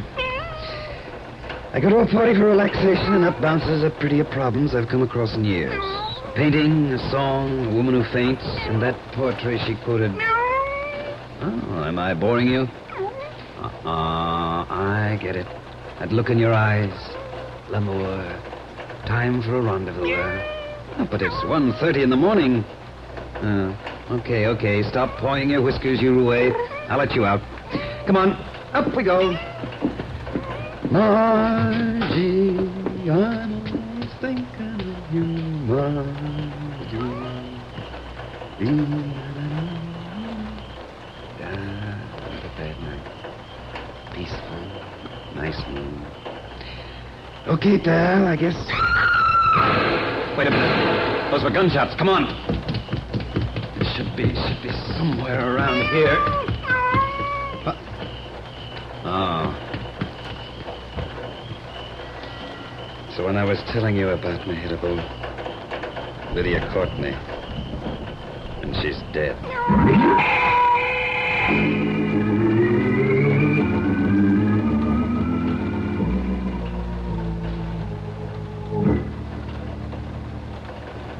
But, Inspector, that's all I know. That's the whole story. Can't be. Doesn't make sense, Mike. It's crazy. Mm-hmm. Crazy, but true. Oh. Did your boys find anything that might help? No. Say, what do you think Lydia Courtney was doing around here? I think she was on her way to see me. Mm-hmm. You see, when she spoke to me at the party, I had the feeling she wanted to talk to me about something that worried her. Yeah? Then she fainted, and when she came to, the time for opening up had passed. Sally Bond was around. Anybody else? No, their escort, Sally's brother Bill, and a fellow named Jay Stanton were among the crowd in the living room. I was introduced to them before I left. I see. Well, we'll check them all. And we'll begin with Sally Bond.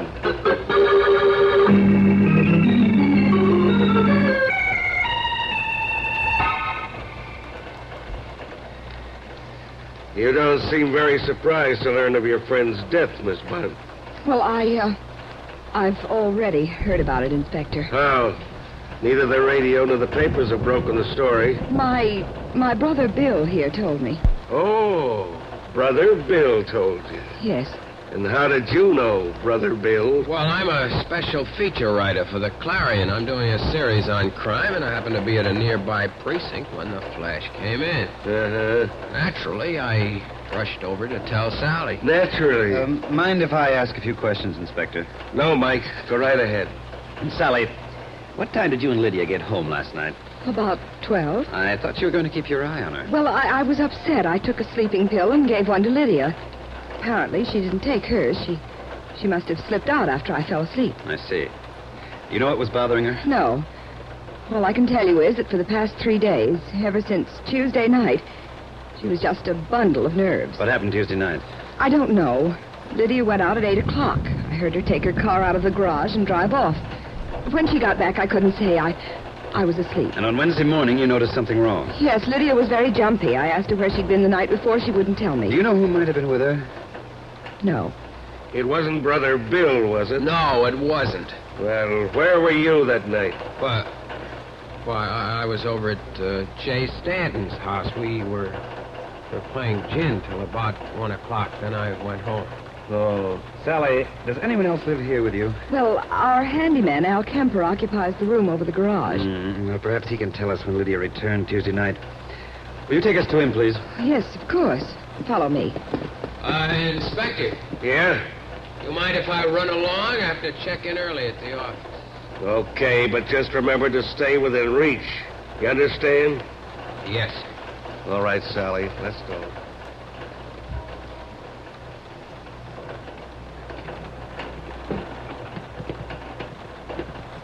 Is this Lydia's car, Sally?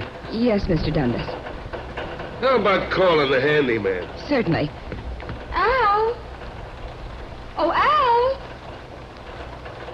He may still be asleep. Excuse me, I'll run up and get him. Inspector. Yeah? Take a look at the bumper and the front fender.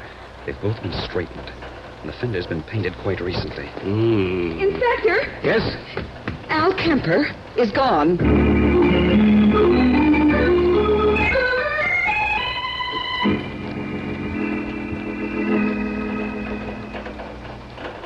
Lydia dead? Hard to believe, Bill. Sally know? Yes, Jay. Poor kid, the police will probably hound the life out of her. Uh-huh. They were doing a good job of it when I left her. Mm-hmm. Jay. Yes? I wonder if you'd do me a favor. Sure. What is it? Well, it seems that something happened Tuesday night. I mean, Lydia was out with someone, and that person may be the leading suspect. Well? I told the police that I was playing gin with you till 1 o'clock. What? They asked me where I was. I couldn't tell them I was just cruising around in my car that night. But, You've Bill... got to back me up, Jay. You've got to. You're putting me on an awful spot, Bill. I know, but I just said the first thing that popped into my head. Now I've got to stick to it. I don't know. Not only for me, Jay, for Sally. Well... You will? Okay. Thanks, Jay. Thanks a lot. I'll never forget this. Never. Just one thing before you go, Bill. What's that? If I find out you're involved in Lydia's death, I'll hand you over to the police so fast it'll make your head spin.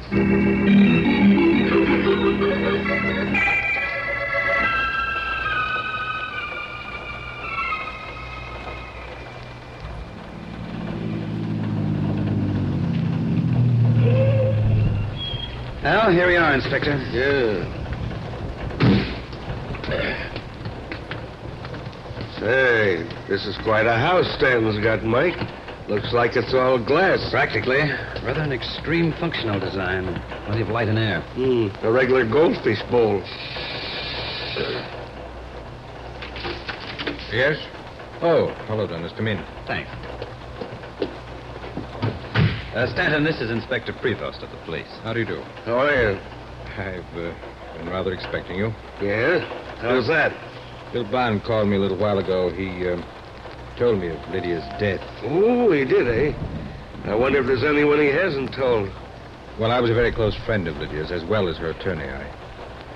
I guess he thought I should know. Uh-huh. Stanton, we've been told by Sally Bond that Lydia had been acting queerly lately. Do you know why? No. We all commented on it, but she wouldn't tell anyone what was bothering her. I see. By the way, Stanton, where were you last Tuesday night? Oh, right here. Bill dropped in early in the evening, and we talked, played cards. He left about, 1 o'clock. Mm-hmm. Stanton, did Lydia make a will? Yes. Would you like to see it? You mean you have it with you? Well, not exactly. It's in my safe. You see, this is my office as well as my home. Oh, well, you probably remember the contents of the will. Tell me, who benefits by Lydia's death? Well, outside of certain small bequests, where the bulk of the estate goes to Sally Bond.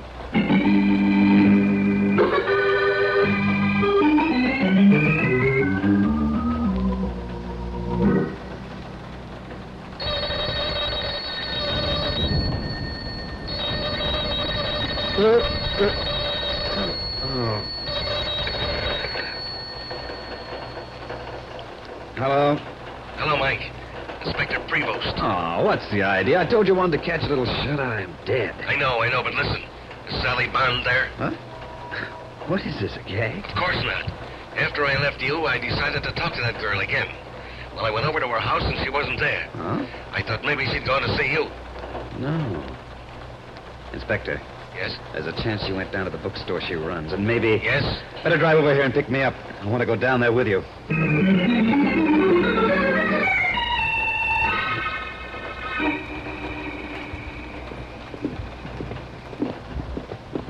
That's funny, Mike. The door to the store's open, and yet nobody's here. Listen, hey, what was that? Quick, Inspector. The door behind the desk. Right. There, Inspector. On the floor near the table. Sally. Oh, Mr. Dundas, Inspector. Take it easy, kid. Oh, my head. What happened, Sally? came down to the store. I'd just taken off my hat when I heard a noise in the stockroom. Yes. I opened the door. Someone standing behind it hit me over the head. That's all I can remember. I see. Probably got in through the rear window. Sally, why did you come down here?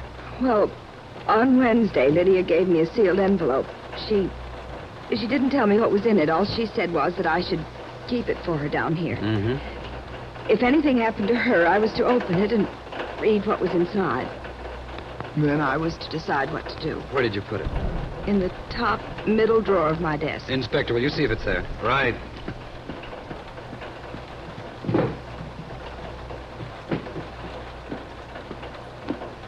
Well?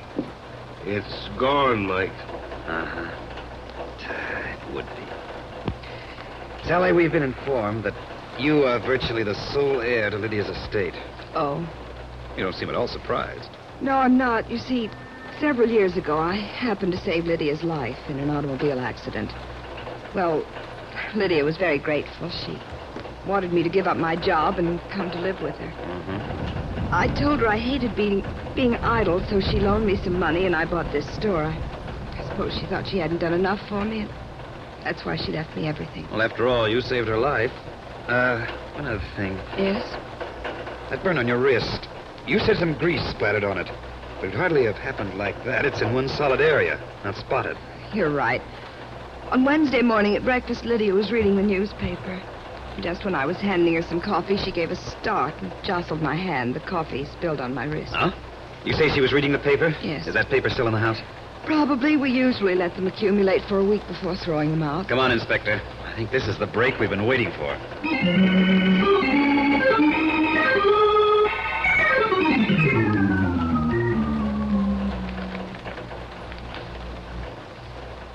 Here they are, Mr. Dundas, the papers for the past week. Thanks, Sally. Now, let's see. Thursday, Monday. Here we are. There, Inspector, Wednesday. Good. Now to find the page with the darkest and biggest coffee stain. Here it is. What could have startled her? The United Nations in special session, dry goods convention, urgent. Oh, this must be the one. Girl missing. Oh, what does it say, Mike? Mrs. Thomas Kaysen of 624A Flyshacker Avenue reported to the Bureau of Missing Persons that her niece, Margie, 14, left home last night and is missing. The girl left her house at about 10:30 following a dispute with her aunt. A search has been instituted by the authorities. There's a picture, too, Margie Kaysen. Yeah, the missing Margie. But what do you think? Oh, wait a minute, Inspector. I've just had a brainstorm. Huh? That ballad Lydia quoted, it just came to me. It goes, "Many a one for him shall moan, but none shall know where he is gone. Over his white bones when they are bare, the wind shall blow forevermore." Well, does that mean anything to you, Mike? You bet it does. It means that Margie's aunt is going to have 2 unexpected visitors. Come on, Inspector.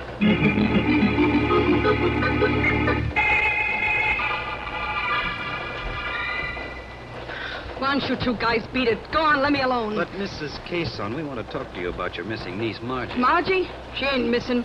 Go on, get out of here. I don't think she knows what she's talking about, Mike. Maybe she does, and maybe... Wait a minute. Get a load of the stock of liquor on that table. Yeah, scotch, rye, bourbon. That stuff must have cost a small fortune. Uh-huh. And where did she get the money for it? This place makes Tobacco Road look like the Waldorf. Inspector. Yeah? Take a look at that purse she's holding. It's just bulging. Yeah. Mrs. Kaysen, may I look at your pocketbook? No. I shall let you look at it. Because I want to look inside. Hey, give me that purse. I thought so. It's stuffed with bills and big ones at that. Must be about $1,000 here. Yeah, that's right. Okay, Mrs. Kaysen, where'd you get it? Come on, talk.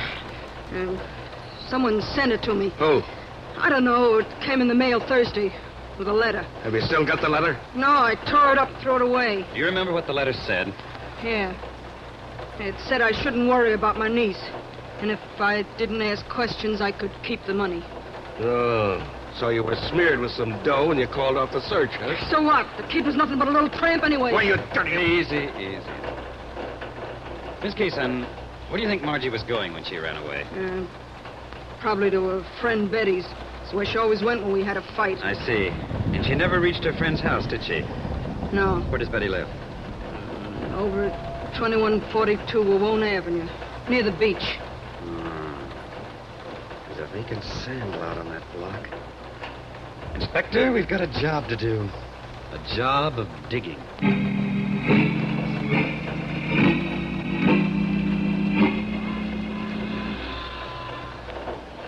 You got a lot of men here, Mike, but they haven't found anything so far. Keep them at it, Inspector. I'm sure...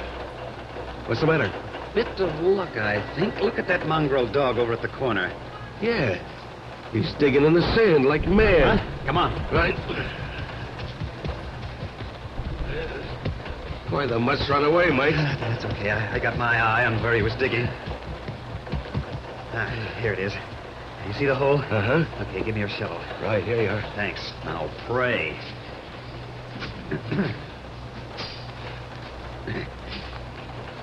Maybe it was only a bone the mutt was after.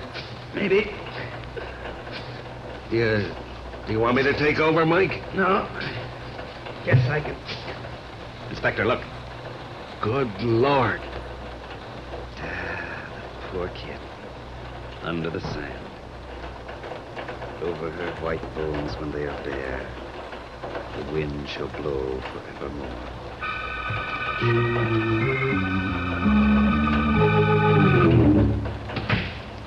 Did you get the coroner's report on Margie, Inspector? Yeah, Mike, it was just as you figured. The kid was dead before she was buried. Uh-huh. That's fairly easy now to reconstruct what happened. It is?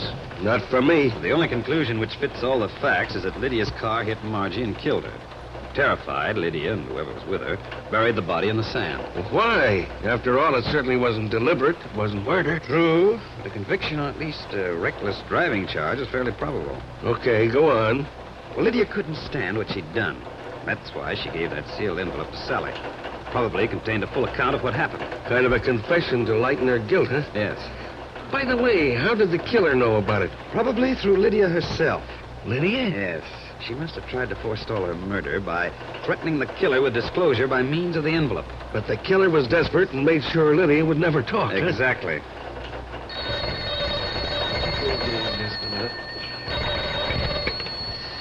Hello? Inspector Prevost speaking. What? Uh-huh. Uh-huh. He has, eh? Why, of course. Certainly. Bring him down right away. Mike, a couple of the boys just picked up the handyman, Al Kemper. They did? Yeah, and get this. One of the men recognized him as an old con with a record as long as your arm.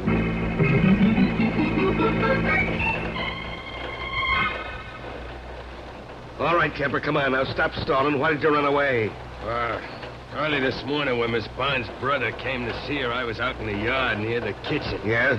The window was open, and I heard him tell his sister about Miss Courtney being dead. I figured me with my record, it wasn't healthy to stick around. You're lying. I'm not, I tell you. You are. Just a minute. Kemper, where were you last Tuesday night? Well, I was in a neighborhood bar until about 11:30, and then I beat it home and hit the hay. Did you hear Miss Courtney come home? Yeah.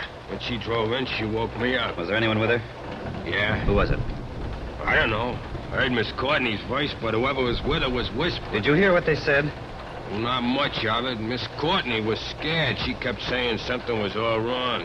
The other person kept telling her she had to keep her mouth shut about it. Anything else? Oh, wait. There was just one other thing. Yes? The other person said something kind of funny. Let me see. Yeah. I could never stand it. Never. I'd go insane in a month. That's just what was said.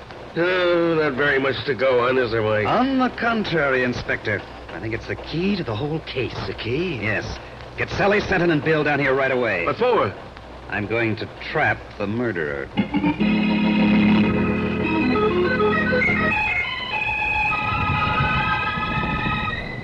Why did you call us down here? Okay. Quiet, please. Quiet. All right, Mike. Thanks.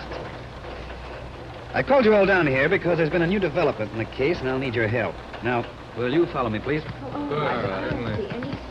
Where are we going? Upstairs, Brother Bill. Hurry up. Come on. Get in the elevator. Okay. It's a tight squeeze, but I think we can make it. There we are. All right, Inspector. Close the door and take us up. Right.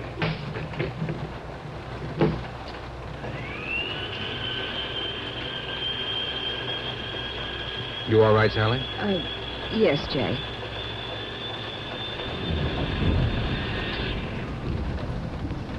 Oh, what's the matter, Inspector? I don't know, Mike.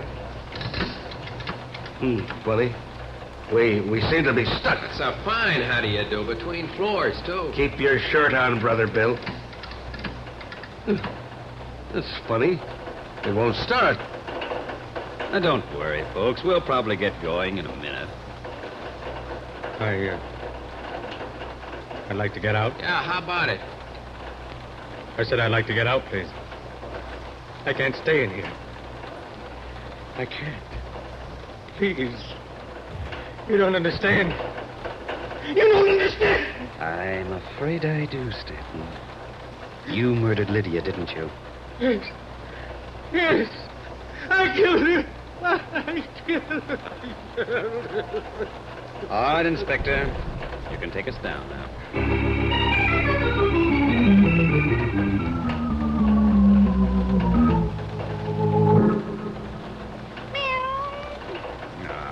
You missed me, didn't you, my little boy? Mike, will you put that darn cat down? Relax, Inspector, relax. Relax, he says. Don't you think it's time that you answered a few questions? Okay. Excuse me, my little boy. What do you want to know, Inspector? How did you figure out Jay Stanton's claustrophobia? His fear of being hemmed in? Well, first of all, when we visited Stanton, his house seemed strange. It was almost all glass. You yourself called it a goldfish bowl. Yeah, that's right, so it did. Then he had his office in his home, not in a building where he'd have to take an elevator every day. Uh-huh. Of course, at the time we saw him, it didn't mean too much. It was just odd. Yeah, but when were you sure? When Kemper told us what he'd overheard. As you recall, the person with Lydia said, I could never stand it. Never. I'd go insane in a month. Yes, but how could you know what he referred to? Well, obviously, Lydia and Stanton were talking of what they had done to Margie. The only way Stanton could terrify her into silence was by pointing out a probable jail sentence if they were caught. Uh-huh. Thus, what Stanton said could only refer to what jail would mean to him. He would go insane because of his claustrophobia. I see. And when you tied that up to his glass house, having his office there, you had him all wrapped up. Yes. Oh, what's the matter, my head boy? Rubbing your whiskers again, huh? You Casanova. No, I'll let you out. Mike, will you stop bothering with that cat? Sorry, Inspector. There are some things which are much more important than crime.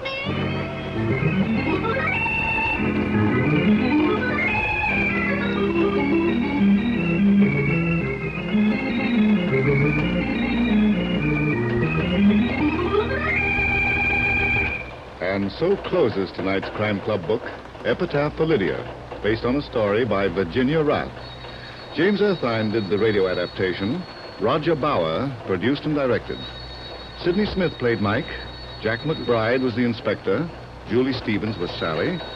Ted Osborne was heard as Jay. Mason Adams was Bill. Bryna Rayburn was Lydia. And Brad Barker was Mehitabel, the... I beg your pardon. Hello. I hope I haven't kept you waiting. Yes, this is the Crime Club. I'm the librarian. Yes, come over a week from tonight. Good. We have the exciting story of a crown that rested easily on the head of death. It's called The Corpse Wore a Wig by George Bagby. In the meantime?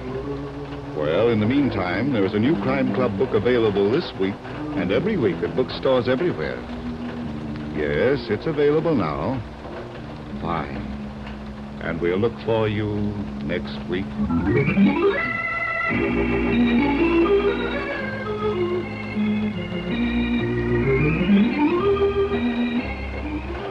This program came from New York.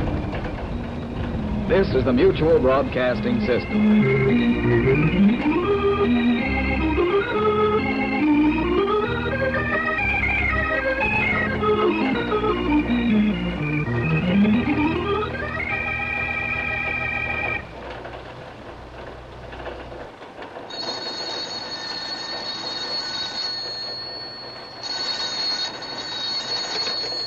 Hello. I hope I haven't kept you waiting. Yes, this is the crime club. I'm the librarian. The corpse wore a wig. Yes, we have that crime club story for you. Come right over.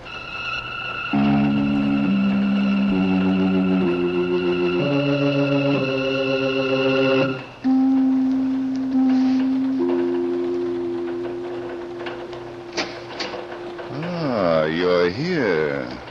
Good. Take the easy chair by the window. Comfortable? The book is on this shelf. Here it is. The Corpse Wore a Wig by George Bagby. The very intriguing story of a method of dying that was as deadly as murder. Let's look at it under the reading lamp. It was a few minutes before noon, and Inspector Schmidt was already having his troubles in his office at New York City's police headquarters. As a matter of fact, he was having his hands full, rubbing his aching feet. And oh, how they ached.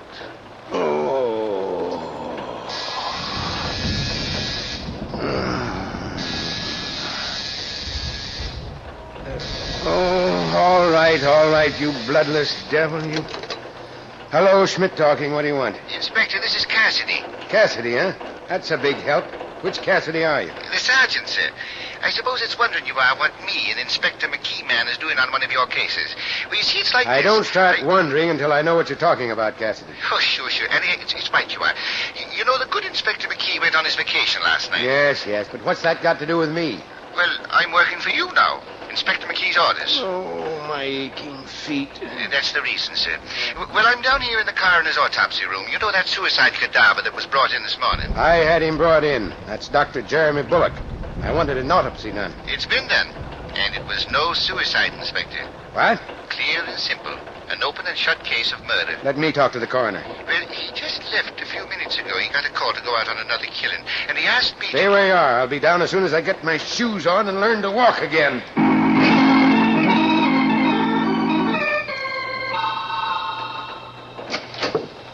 All right, Cassidy. What's this about murder? There's the mortal remains of Dr. Jeremy Bullock, Inspector Schmidt, on that table. And here's the coroner's report, sir. Thanks. It's enough to make you wonder what people will do next a case like this. In all my 32 years on the police force... Shut up, Cassidy. Yes. Time of death between 11 o'clock and midnight. Last night. Contents of stomach, rye, whiskey, and chloral hydrate. That's a sleeping medicine. Darn it, Cassidy. There's nothing here that I didn't know before. I found the bottle of chloral on the desk in Dr. Bullock's consulting room. Where does the murder come in? It was no overdose of medicine that killed him, Inspector. No? No, according to what the coroner told me, there ain't enough of that stuff in the cadaver to be cause of death. Well, why isn't that on the report? Oh, no, don't blame the poor fella. He's doing the whole job alone, because the rest of the staff is out giving them smallpox vaccinations. All right, Cassidy. What killed Dr. Bullock? He was shot in the head, sir. What's that? It's a fact. And at very close range, too. There's powder marks and burns all over. Are you trying to tell me I looked at that corpse less than 3 hours ago and didn't see a bullet hole in the head? Well, nobody's seen it, not even the coroner. Till the wig came off. The what? Like it was his own hair, it was. The coroner was just about to perform an autopsy on the brain when it happened. I see. It was a moment for Start-House. Oh, Inspector. Right through the top of the head. Where's the bullet, Cassidy? Here it is. It's a slug from a 25. Small, huh? But why did this guy need a wig? He's got more hair than I have. That's the one thing I couldn't understand. The wig he was wearing was the exact duplicate of the hair that was growing right out of his head. That's it on the chair. Now bring it here. Yes. Well, this is a puzzler, all right. But there's only blood on the inside of this thing. On the lining. No bullet hole? No, sir. Then Dr. Bullock wasn't wearing it at the time he was killed. It was put on his head afterward. Yes. Come on, Cassidy. We'll take a ride uptown to Dr. Bullock's place. Yes. This time I'm going to do a complete job on it. And on that cute little nurse of his, too, Miss Teresa Chalmers, if she's still around.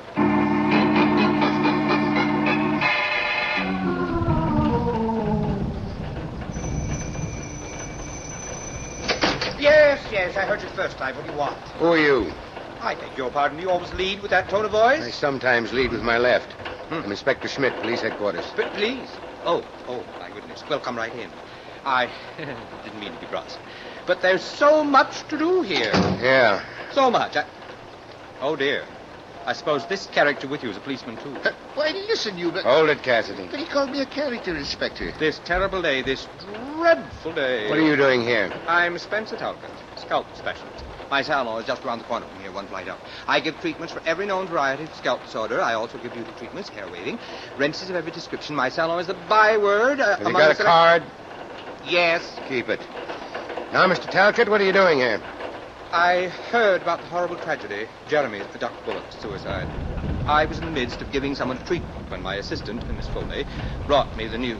You can just imagine how I felt. Not now, if you don't mind. Jeremy Bullock, suicide. Unbelievable. He was so perfectly balanced. Good heavens, Inspector, what are you doing? Taking off my shoes. Any objections? Well, I must say... Well, don't. So you're a scalp specialist, huh? What do you know about wigs? Wigs? Are you talking to me? I hope so. I don't know anything about wigs. My job is to do everything I can to avoid them for my clients. I am a scientist. Yeah. Where's the girl? Would you be crudely referring to Dr. Bullock's nurse? Where is she, Talcott? Oh, well, at the Chalmers, Inspector. Miss Chalmers is resting in Dr. Bullock's living quarters. The shock of her employer's unexpected death, I'm afraid. Tell her to come in here. Inspector, the poor child is just a tangle of nerves. Couldn't you forego the usual procedure of... Get going, Talcott. But you give me no alternative. If only there were not so many brutes in this world to tell decent people where to go. And that calls me a character. Forget it, Cassidy. You notice anything about this place that's out of line?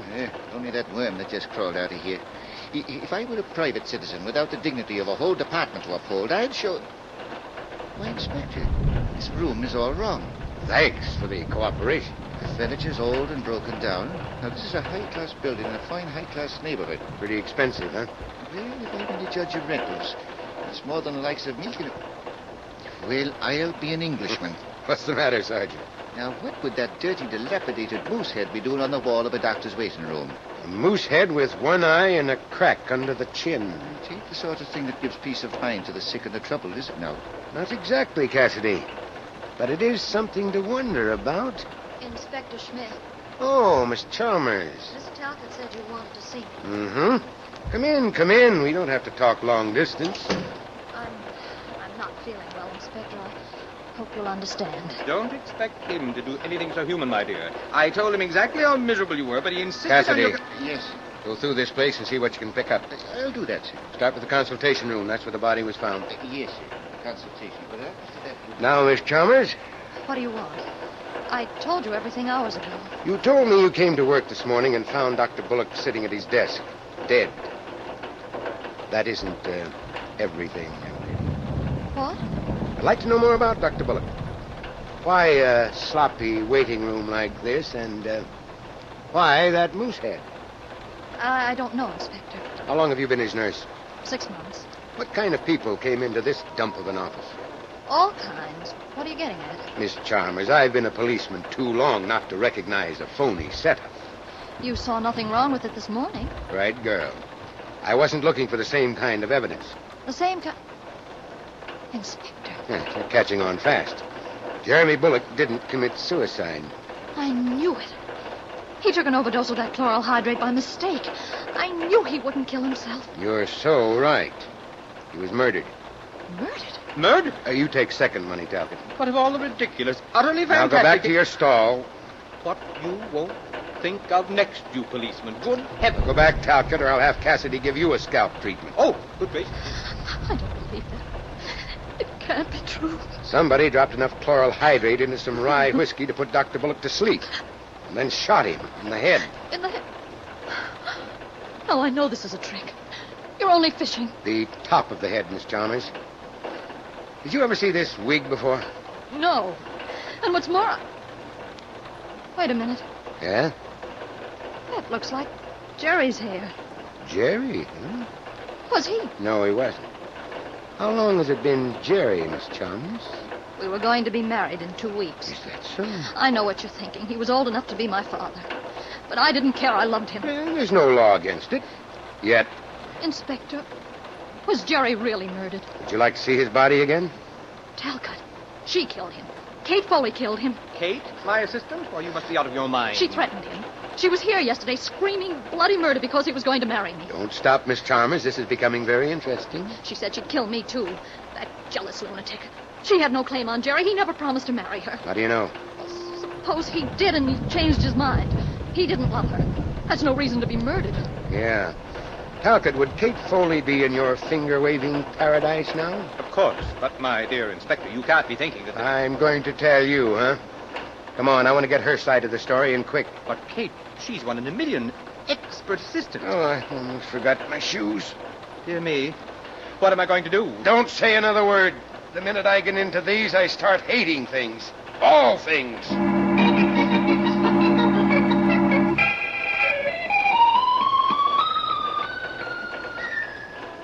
Kate. Oh, Catherine! Miss Foley! Save your breath, Talcott. The bird has flown. But she left the door unlatched, and she has appointments. It could be she's got other things on her mind. Well, where does she live? She didn't run away, Inspector. Oh, dear, such a splendid assistant.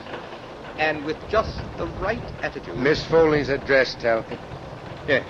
It's in my book, right there on the desk. How can you be so unsympathetic? It's a tough world.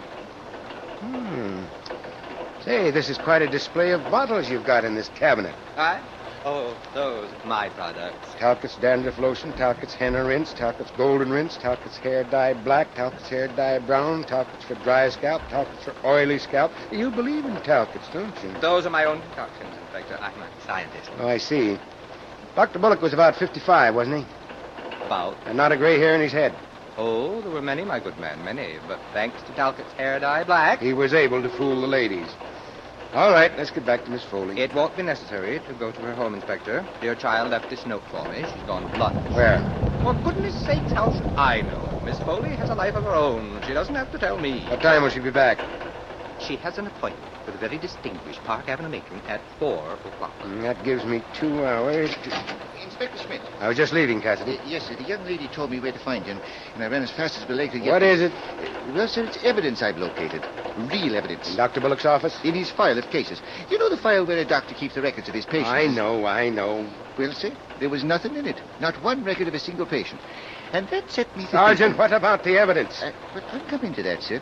It was thinking I was something ain't kosher. And then I looked and I found it in the bottom drawer of the desk. In a medical book. You found what? This card, Inspector, with Louis Denby's name and address on it.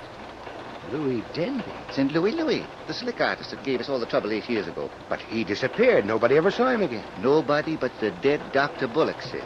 Because there's his name and address in the card. And it says... 974 West 52nd Street. Let's go, Cassidy. We'll find out the connection between Bullock and Denby. Inspector Schmidt. Now, what do you want, Talcott? What shall I say to Miss Foley when she returns? Tell her not to get lost. She's got an appointment with me, too. All right, Cassidy. Well, but you know, this fella believes in advertising, doesn't he? Talcott's dandruff lotion, Talcott's hair dye black... Come on. We've given him enough free time. Yes. Are we going to pay Louis Denby a visit? You are. I'm going back to headquarters.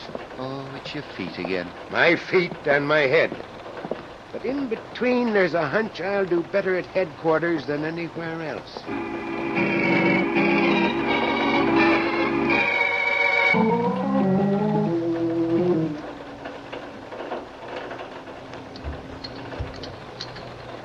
Are you having a good lunch, Kate?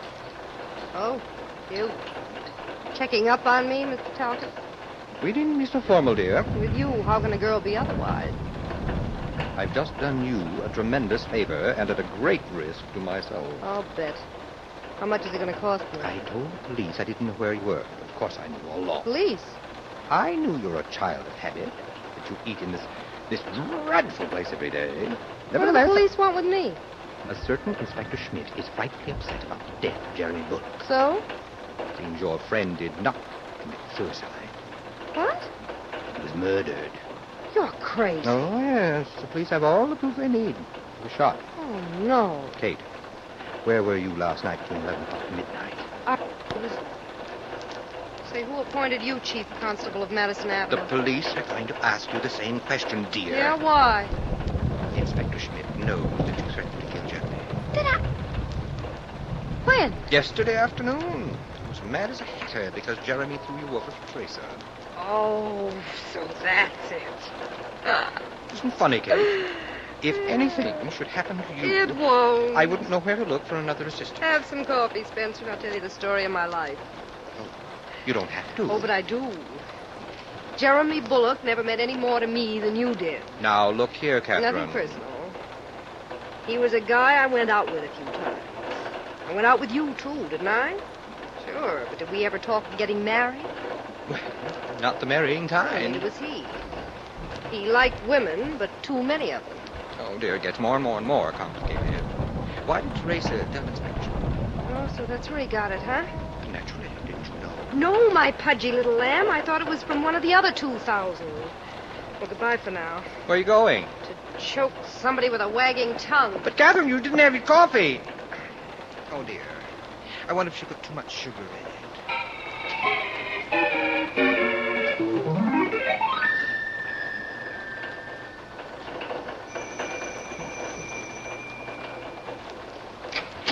Teresa, darling. Kate. So you're still holding down the fort. You're not in the payroll anymore, honey. You can't come in here. Prove it. I used to be wrestling champ of the finger weighting league. Nobody ever beat me. What do you want? A heart-to-heart talk. And yours better be wide open or I'll stop it for good. You're going to kill me. Well, that's up to you. Why did you tell the police I threatened to kill Jerry? Because you did. You said that if he married me... I know what I said, but why did you tell the police? What did you expect me to do? Jerry was murdered. So right away you set me up for the frying pan. You robbed me of the only man I had. Oh, that's corny, Teresa. I don't care what it is. It's the truth. And I'm not going to see you get away with it. You're not going to see anything, honey, unless you start telling the whole truth. Kate. I've put a lot of curls in hair in my time. I wouldn't like to put one in your neck. Help. Help! Oh, little fool, what are you trying to do? Start a riot? Say when, and I'll let you breathe again. You've got a lot of talking to do, and you're not doing me any good yelping into my hand. All right. Don't try to catch any more flies. You almost smothered me. Almost never counts. Well, shall we talk now? If there's When any... I came in here last night at 10 o'clock, you ran into the examination room and locked yourself in. I didn't want another scene with you. That's not what Jerry told me. Huh? He said you were crying. That's not so. He also told me that you and he were in the midst of a terrible bust. What? He wasn't going to marry you. Now, see here, Kate, if you're making this When up... I left at 10:15, you were still in the examination room where Jerry kept all his medicines and drugs. He never had chloral hydrate. Who's going to believe you? But I... It doesn't pay to talk out of turn, does it, Teresa? I left a few minutes after you. Good for you, but who saw you? Why, the... No, you're wrong, honey. There was no night watch in this building last night. No doorman.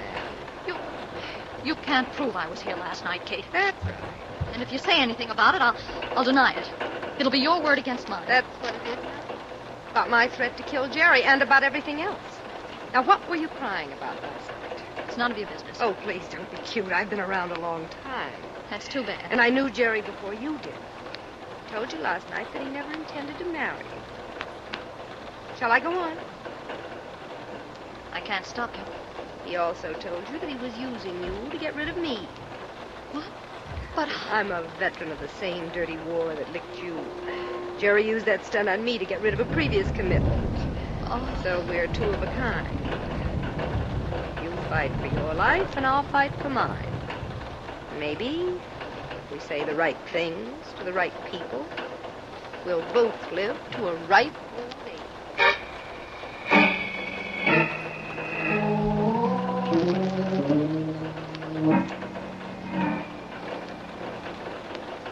Yes? Yes, Captain. Put some men to work on it right away. Okay. Now get the board to switch me to the toxicologist. Oh, now, what? Hello, Inspector Schmidt talking. Sergeant Cassidy at this end, sir. Well, hold it. I'm on the inter-office line. Hello, Dr. Jones. Schmidt. I want a complete story on everything chloral hydrate is used for. Yeah. Get the report down to me as soon as it's ready. Right. Go ahead, Cassidy. Thank you, sir. It's bad news, Inspector. You don't say. What is? I'm calling from Louis Denby's place of business. It's one of the most remarkable enterprises for an old typewriter I've ever seen. What about Louis? He's stretched out in the middle of the floor. What's that? In the showroom, sir. And it was a bullet from a 25 that put an end to his lifelong career of crime. Murdered? Well, I'll be... Yes, Inspector. I felt exactly the same way about it. How do you know it was a 25 that killed him? Well, sir, the bullet went right through his body and parked herself in the wall. He was a very skinny fella. It was a 25 that killed Dr. Bullock, too. Okay, Cassidy, I'll be there in 20 minutes.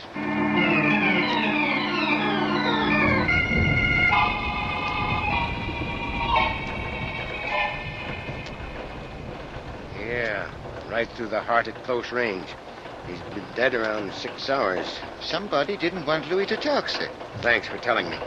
But why, Cassidy? That's the question. Well, Inspector Smith, it's all on the record. What record? Louis, when I came to this little bare room with the mirrors all around the walls, the first thought that came into my mind was, why a bare room with mirrors? So I made a thorough investigation. Yeah? It was in that room over there that I found the reason. Keep going, Cassidy. A factory where Louis Denby manufactured wigs. What? Yes, sir. All colors and all descriptions. Good Lord. Bullock gets a wig from Denby, and they're both killed by the same caliber gun. We've got to find out why. Well, sir, it's about that record I was telling you. After I see what the setup was here, I decided to look Just around... tell me about the record. I found it on this card in the drawer of Louis' work table. Now, let me see it. Dr. Jeremy Bullock, 123 Main Drive, St. Louis. Well, this is a business card. It's on the other side, the information that might January 6, 1940, Lead Point. In St. Louis. Lead Point. Pearl hydrate, a wig, a moose head. Cassidy, we're almost in. The devil you say? Now go back to headquarters, get the St. Louis police on the phone. I want a full report on Dr. Jeremy Bullock up to the time he left the city. Would you be saying that... Later, if I'm right. Now I've got to pick up some suspects and hold a conference in Dr. Bullock's office.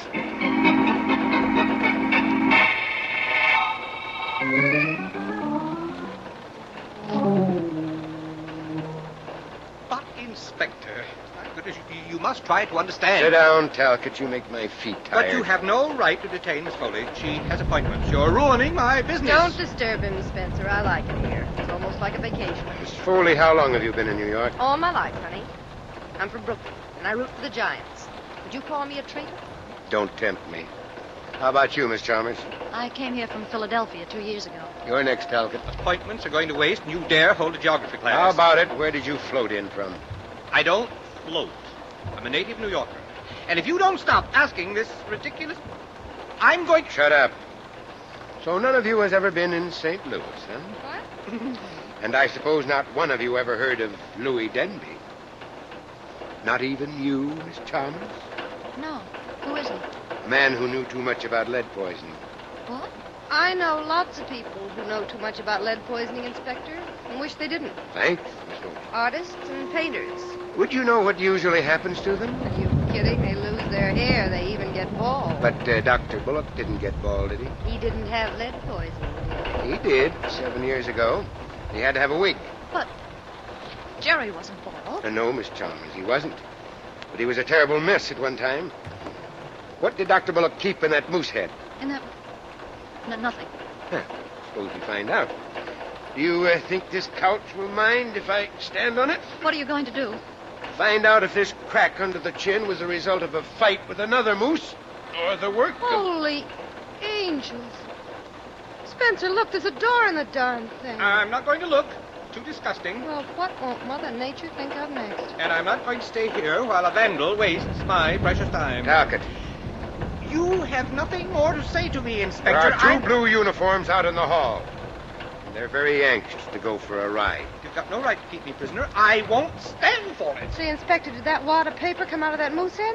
Surprised, Miss Foley?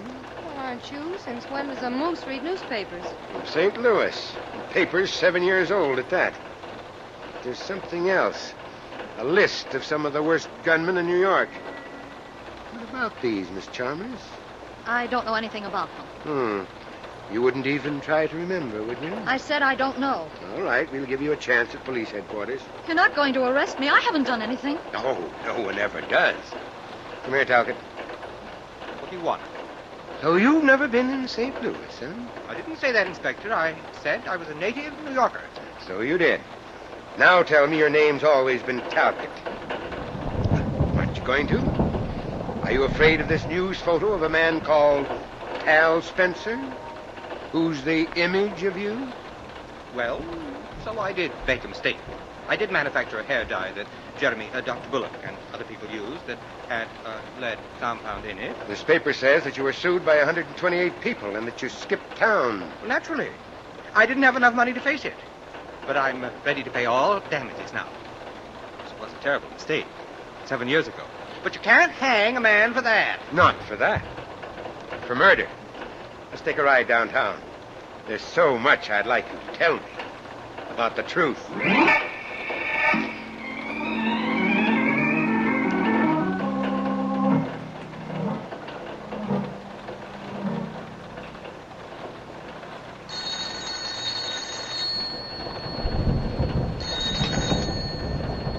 Yes, Schmidt talking. What do you want? Sergeant Cassidy, sir. What? Do you know what time it is? It's exactly 9:42. I'm sorry to disturb you at home, but You're sorry. I was giving my feet a hot bath and you dragged me across the living room to the telephone. What for? Well, I'm still down here at headquarters. I just got a teletype report.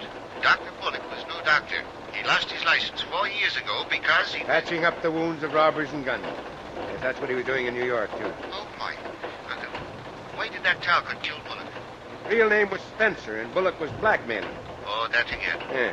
Spencer made up a hair dye in St. Louis that almost ruined Bullock's scalp. It was a big scandal. Oh, well, one more question, then I'll be leaving you alone to take care of your feet. How did you fix it on Spencer? The chloral hydrate. Used as a base in most dandruff remedies, and Spencer Talcott used it in his. Oh, my. You know, I always say when it comes to beating the police department of our great city of New York, a criminal has to Good get night, Cassidy. Good night, Inspector Schmidt.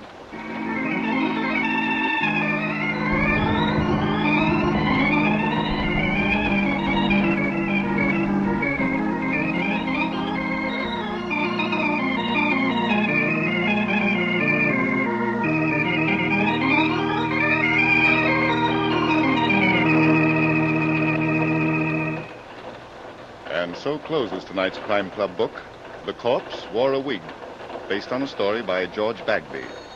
Stedman Coles did the radio adaptation. Roger Bauer produced and directed.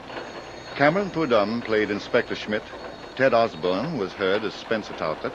Barry Thompson was Cassidy. Elspeth Eric was Kate Foley. And Elaine Kent played Teresa Chalmers. Oh, I beg your pardon. Hello. I hope I haven't kept you waiting. Yes, this is the Crime Club. I'm the librarian. Yes, come over a week from tonight. Good. We have a very unusual story of a double cross, but doubled and redoubled with murder. It's called Death is a Genius. In the meantime, there is a new Crime Club book available this week and every week at bookstores everywhere. Yes, it's available now. Fine. And we'll look for you next week.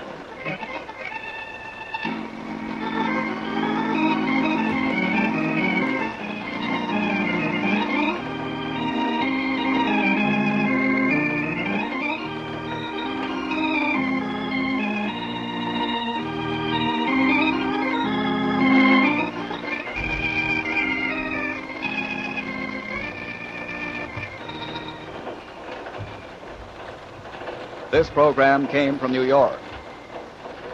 This is the Mutual Broadcasting System.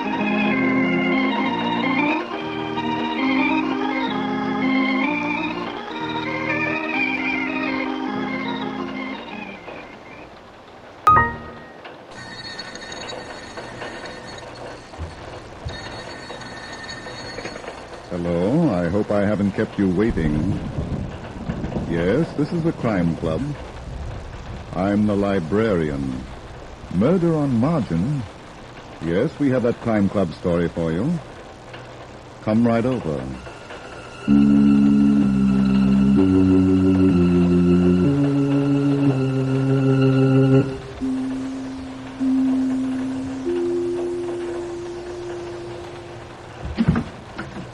Ah, you're here. Good. Take the easy chair by the window. Comfortable? The book is on this shelf. Here it is, Murder on Margin, by Robert George Dean. The very intriguing story of the stocks of passion and the bonds of death. Let's look at it under the reading lamp. It is late evening in a room of a shabby hotel in Midtown Manhattan. A trim, slick-haired man is eyeing a blonde girl sitting near him on the sofa. He watches her carefully as she pours herself a drink. You're hitting the bottle tonight, ain't you, Jim? That's the fourth one you've had. So what? Nothing. Only when you start guzzling like that, it's a cinch something's eating. I told you I was tired. Okay, baby, okay. Come here. Oh, please, Nick, don't. Yeah, you are tired, ain't you? Well, what do you expect? You know better than anyone else what a day I put in. You've had tougher days. Maybe I have. Maybe I'm just getting sick of being a manicurist. Well, I can't blame you for that. I'm not crazy about being a barber, either. Don't. What? Maybe you'll be able to quit your job soon. How? You know Larry Carson, don't you? Who? Larry Carson, the stockbroker. You know, the guy in the brokerage house a couple of doors closer? Oh. Oh, yeah, I think I've done his nails. Oh, sure you have. Lots of time. Well? He's a smart trader. Knows the market inside out. Mm-hmm. Well, he's been giving some tips to Tony, who cuts his hair. And Tony's made himself quite a bundle. So what? So I've been talking to Tony. He's going to pass them tips on to me. Oh. I'm going to start right away. Just as soon as Carson gets back. Gets back? Yeah. He told Tony today he was leaving town on a business trip. But he won't be gone long. What's the matter? Oh, nothing. I think it's a swell idea, Nick. You bet it is. Pretty soon I'll have some real dough and then...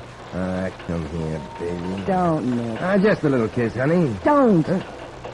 Hey, you act like I'm poison or something. I said come here. And I said let go of my wrist. Let go. Hey, you got a bracelet on under your sleeve. You're crazy. Am I? Come on, let me see it. No. Let me see it.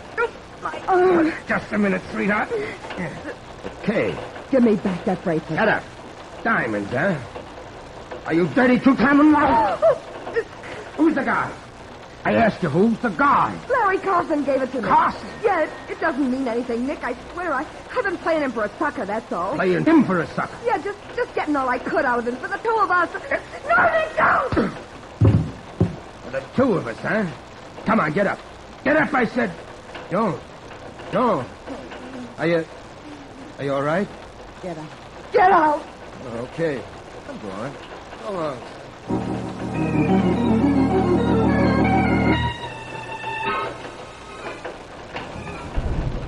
Yes, Ruth? It's rather late. I'm quite aware of that. Well, you mentioned that you wanted to turn in early. Still the dutiful wife, eh? Well, I have some market reports I want to study. Oh. Answer that, will you? Hello? Oh, yes, just a minute. For you, Larry. For me? Hello? Hello, Larry. This is Joan Randall. I thought I told you never to call this number. I know what you told me, but I had to talk to you. Tried the other place and couldn't get you. I see. All right, what do you want? I heard you were taking a little trip tomorrow. Yes? I thought we had a date. Sorry, I meant to call you about that before I left. Oh, you meant to? Yes, it came up suddenly. It's just a routine business trip. I'll be back in a few days. I don't like it. Oh, don't be silly. I'm not. Had the feeling for some time now that you wanted to brush me off. What? I What? want to warn you, Larry. Don't do it. I shall do whatever I please. Yeah? Well, get this through your head, Mr. Carson. You'll pay off or else. Hello? Did you hear me? I said you'll... This one didn't write either. What's the deal there? It's convenient to have a wife, isn't it, Larry? It must sound convincing when you tell them I won't give you a divorce. Yes, I guess it does. Larry, when are you going to set me free? Soon. You've been saying that for months now. Carl and I want to be married, and I want a clean start. That's why I haven't begun any action myself. Yes? We don't want to wait any longer. I want a divorce now. Very moving appeal, my dear. But I confess I don't understand.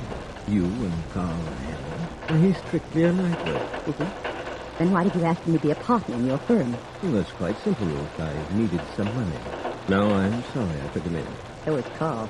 I don't doubt it. Larry, I heard you mention something about a business. Well?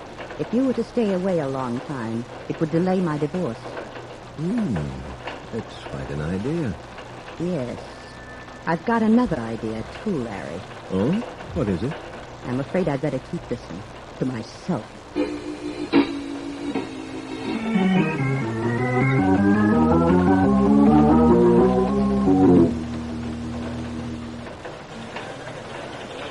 Oh, Mr. Hamill.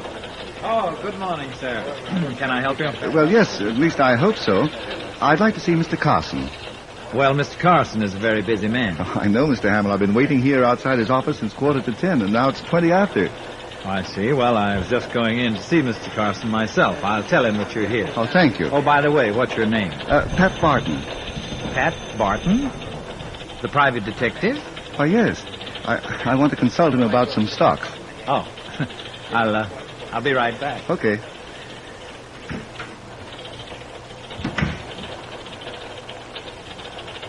Oh, I beg your pardon, sir. Do you mind if I glance at the ticker? No. Thanks. Let's see. Commercial Solutions, 31.5. Say, that looks like a pretty good stock, doesn't it? Uh-huh. Yes, sir. Might go up to 32. Yes, Larry, I will. Oh, was that last order 29.25? Right. Oh, Mr. Barton. Yes, Mr. Hamill. I told Mr. Carson you were waiting. He'll see you in 15 minutes. Oh, thank you. Meanwhile, I'll just keep my eye on the ticker. Fine. See you later. Right. Let's see.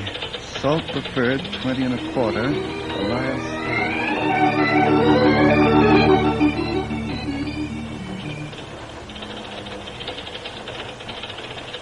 All right, Mr. Barton. I think we can go in now. Okay, Mr. Hamill.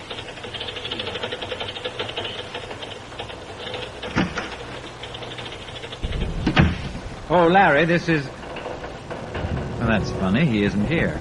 You're wrong, Mr. Hamill. Look, on the floor near the desk. Good Lord. Someone put a rope around his neck and pulled it tight. Very tight.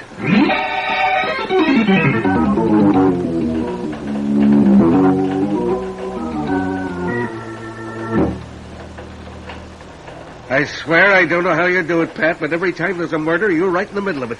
I'm sorry, Lieutenant Riley. It just happens. I don't arrange them. No, huh? Well, the way you solve them sometimes makes me wonder. Okay, forget it. Let's take another look at the late Mr. Carson. Okay. Let's see.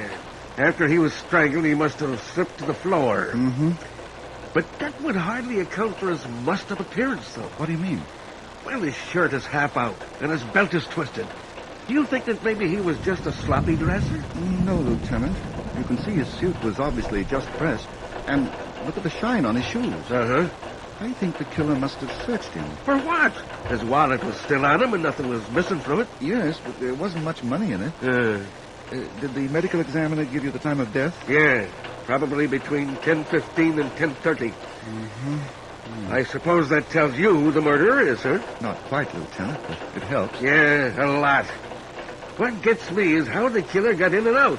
Now, there's Carson's private entrance leading to the hallway into the street, and that's locked. Uh-huh. And now, this door here to the main office, through which you entered. Now, you say that you were sitting right next to it from 9:45 on? Yes, and the only one who entered was Carl Hamill. I think I'll have a little talk with that guy. Mr. Hamill? Yes, Lieutenant. Would you mind stepping in here? No.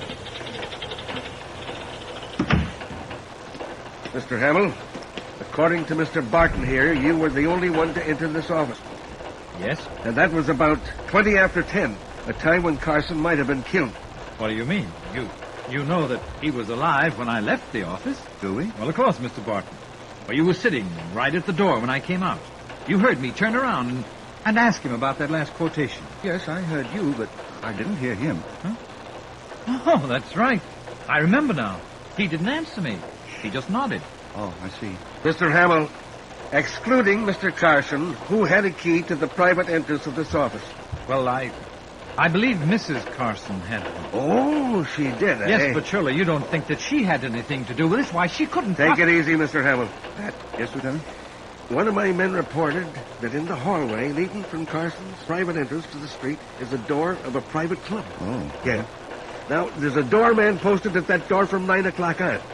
He'll be able to tell us just who entered this office by way of that private entrance. Oh, good. Well, I get... Yeah, what's that? What is that? It's a plot closet, Lieutenant.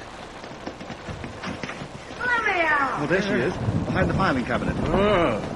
Hey, give me a hand, will you? I can't seem to get out of here by myself. All right. We'll just get this cabinet out of the way. There we are. Okay, come on out. Yeah, sure. Why, Miss Randall. You know this girl, Mr. Hamill? Why, yeah, she's the manicurist at a barber shop a few doors down the street. Oh, okay, Miss Randall, talk. Huh? She seems to be pretty drunk, Lieutenant. Yeah.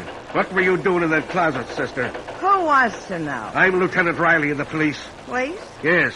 Take a look at the floor near the desk. Oh, Larry's dead, huh? Uh-huh. You ought to know. Me? I didn't do it. No? How'd you get in here? I had a key. Larry gave it to me. Oh. The louse was going to run out on me. I wanted to have a little talk with him. Uh-huh. I got here early, before 9. Didn't want anybody to spot me coming in. I hid behind the cabinet in the closet. How come you're so boiled? Well, I knew it'd be a long wait, so I took a flask along. I was nervous. And before I knew it, the flask was empty. And then I passed out. Uh-huh. Miss Randall, there's a keyhole in that closet door. Did you see or hear anything that might help us? No, not a thing. I see. Okay, sister. I'm going to send you home to sober up. But don't get any idea that you're out of this mess. I'm going to check on you all the way. Hat? Yes, Lieutenant. Get your hat. We'll start checking with the barber shop where she works.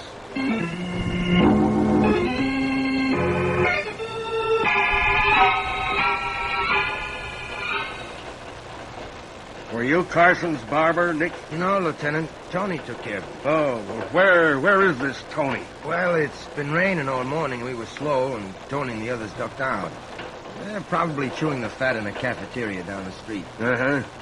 You got a manicurist named Joan Randall? Yeah. She didn't show up this morning. I don't think she'll be in today, Nick. Huh? Well, what do you mean, Mr. Barton? Why are you so nervous? Well, Joan and me, we've been kind of going around together, and if anything's happened to her... Well, nothing's happened to her yet. But she's in quite a spot. You see, we found her in Mr. Carson's closet. Yeah? She was pickled, Nick. Now, was that a habit of hers? Well, when she's worried, she likes a couple of shots. Uh-huh. Nick, it seems that Joan and Mr. Carson are quite friendly. Did you know that? Yeah, it didn't mean anything. He had a lot of dough, and, well, you know how it is. Yes, we know. You don't think she killed Carson, do you? We're not sure, Nick. But if you ask me, you're going to need a new manicurist.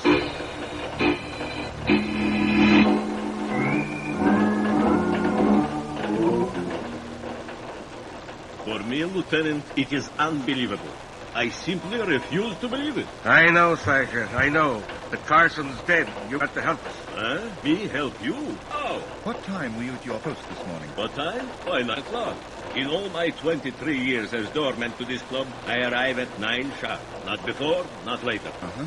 And from your post, you can see anyone who enters the hallway to go to Mr. Carson's office. Absolutely. Sasha, do you know Joan Randall, the manicurist from the barber shop around the corner? You mean the blonde barish? Sure, I know her. Did you see her enter the hallway this morning? No. Are you sure? Absolutely.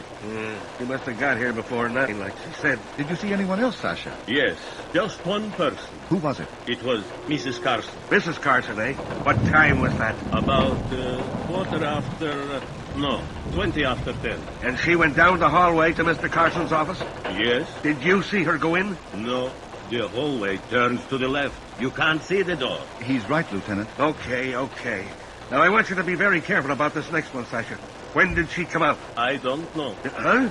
You see, a little while after she came in, I had to call a cab for a member. Yeah? I was outside for a couple of minutes. In other words, she could have slipped out during that time. Correct? Oh. Sasha, would it have been possible for anyone else to have entered while you were outside? No, this could not happen. When I went out, I looked up and down the street. There was nobody near enough to sleep in. Oh, I see. Well, Lieutenant, what's next on the menu? A blue plate special. Mrs. Carson.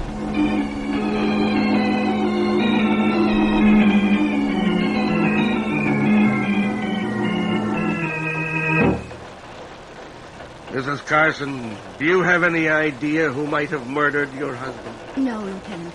I have. Yes? You, Mrs. Carson. Me? Yes. Why, that's absurd. Utterly absurd. For your information, you were seen going down the hallway to your husband's office. What? Oh, come, Mrs. Carson. The identification was positive. You were there, weren't you? Yes, but I didn't see Larry. Huh? Well, what do you mean? Well, I I went up to the door of the office, and then I stopped. Why? The transom was open. I heard Carl, Mr. Hamill, talking to Larry. I lost my nerve and left. What do you mean you lost your nerve? Well, I guess I'd better tell you the whole story. Yeah, I guess you'd better. I'd wanted a divorce from Larry for some time. Without going into it, I can assure you I had very good reasons. Yes, we met one of them. Never mind, Mrs. Carson. Go on, please. Well, I met Carl Hamill, my husband's partner. We fell in love. I told Larry about it and asked him for a divorce so that Carl and I could be married. Mm-hmm. Larry kept putting me off. Then last night I learned that he was taking a trip out of town. He said he'd be gone for only a short time. Yes? I had the feeling that he was up to something. You see, he was very spiteful. I felt that he was going to stay away to delay my divorce. I made up my mind that he wasn't going to get away with it. Mm-hmm. This morning, I set out for his office for a showdown. I took a gun along. A gun, huh? Yes, but when I stood outside Larry's door and heard Carl's voice, I realized how foolish I'd been. I knew that I could never kill Larry. Uh-huh. I turned round and went home. Mrs. Carson, did you hear what Mr. Hamill and your husband were talking about? Yes, they were discussing some stock quotations. Did Hamill mention the quotation on murder? What do you mean? You don't think that Carl... Oh, no. He didn't kill Larry. Of course not. He didn't. You didn't. Nobody did. Only the guy's dead, and the commissioner wants to know why.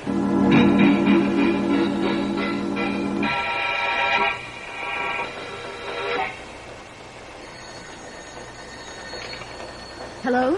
Hello, Ruth. Oh, Carl. I was hoping that you called. You heard about Larry? Yes. The police have just left. Oh. Carl, I'm afraid we're in trouble. What's the matter? I did something terribly foolish.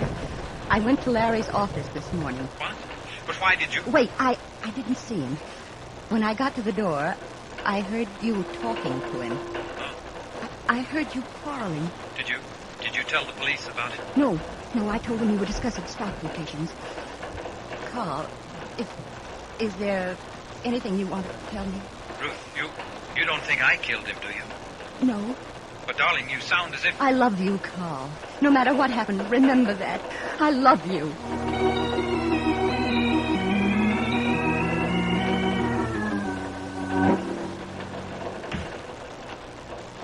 Good evening, Lieutenant. I made it as fast as I could. What's up? I've got some more pieces for our puzzle. You have? Yes. Do you remember when we examined the corpse? You thought the killer had searched him? Yes. Yeah, you were right. And whoever it was made off with $100,000. What? I had a man go over the books at Carson. There was $100,000 missing from the credit balances. Mm-hmm. Now, it looks like Carson was going to take it on the lam, you see? And he figured on traveling light to throw everyone off guard. Yes, probably just an overnight bag and the money. From the appearance of his disarranged clothing, I'd say he had the cash in a money belt. Uh-huh. Did you speak to Hamill about this? Yes, and he was quite upset. Not only over the loss of the dough, he said. He was worried about the effect on the firm's business. Well, is there any way to trace that money? No, and I haven't got the ghost of an idea. Who can I... Wait a minute. Joan Wren. I've had the feeling that dame was holding something back. You think she took it? Either that or she knows who did. Come on, Pat. Let's get to her before she puts away another quart.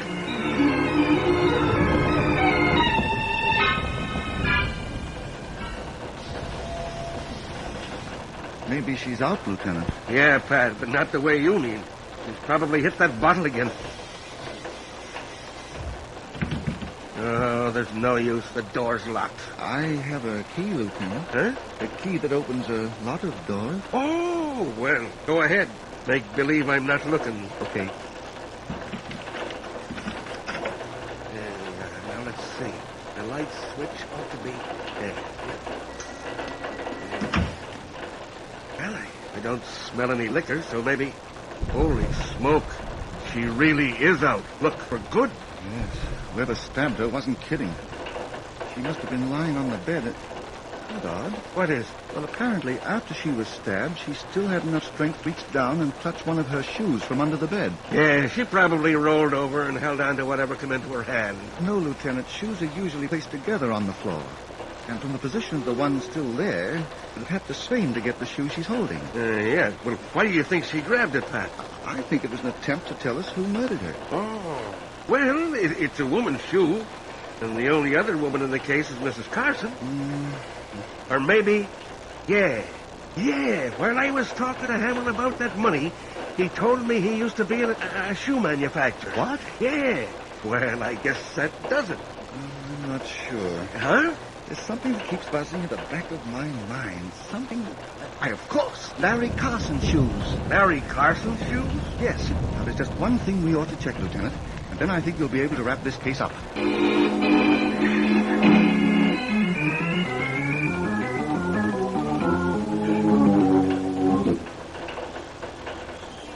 Better keep back out of sight, Lieutenant. Okay, Pat.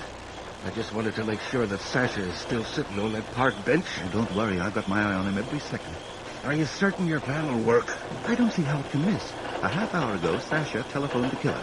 His message will force the murderer to meet Sasha here in the park. I see. Then you expect another knifing job, huh? Right. And we'll have to be on our toes to prevent it. Wait, Lieutenant. I think we're getting a bite.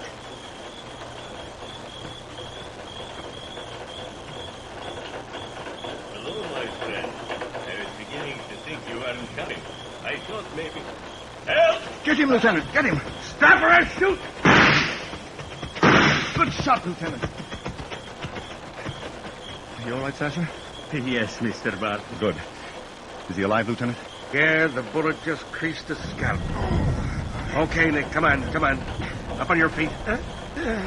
As a barber, you usually stand behind the chair. Well, now we're going to let you sit in one.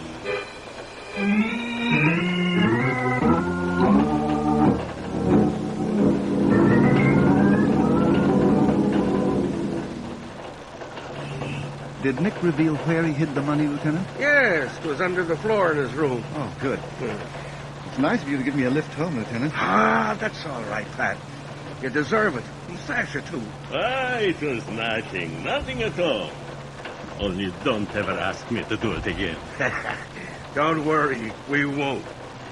Say, Pat, how did you tumble to Nick anyway? Well, there was the fact of the shoes, Carson's and Jones'. Uh-huh. Carson's shoes were shined, and that was peculiar. Why? Well, since it rained all morning, his shoes should have been spotted. Yeah, that's right. But I failed to see the importance of that fact until Joan was killed. She died in the act of reaching for her shoe. Uh-huh. And then it hit me. Someone had shined Carson's shoes. Obviously, he wouldn't have done it himself. So the only other possibility was a shoe shine man. Yeah, but where in the world? Well, since there was no shoe shine man involved in this case, I turned to the only person who could have impersonated one. Nick the barber. Exactly. He was alone in his shop. Not only the barbers were gone, but also the shoe shine man. I see. So Nick dressed up in the dark apron, carried the box, and got by. Uh-huh. Yeah. Wait a minute. How did he get into the Carson's office without Sasha seeing him? But you know, Lieutenant, there are some men who are invisible. Invisible? Yes. That is, they're taken for granted. Nobody observes them. Like a mailman, for instance. Oh. Well, a shoe shine man visiting the offices in a business building is exactly the same. You pay no attention to him, so he loses his identity. I see. Of course, when I brought the point up with Sasha, he remembered. Oh, что такое? Я не знаю, что это. What did you say, Sasha? Never again. For the rest of my life will I get a shoe shine.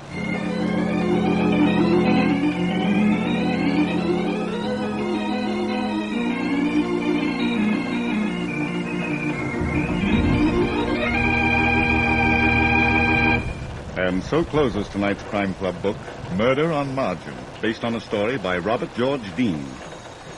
James Erthine did the radio adaptation, Roger Bauer produced, and Jock McGregor directed. Jack McBride played Lieutenant Riley, Julie Stevens was Joan, Helen Shields was Ruth Carson, Danny Ocko played Sasha, Ray Thompson was Pat, Joe DeSantis was Nick, and Sherling Oliver was heard as Carl Hamill. Oh, I beg your pardon. Hello? I hope I haven't kept you waiting.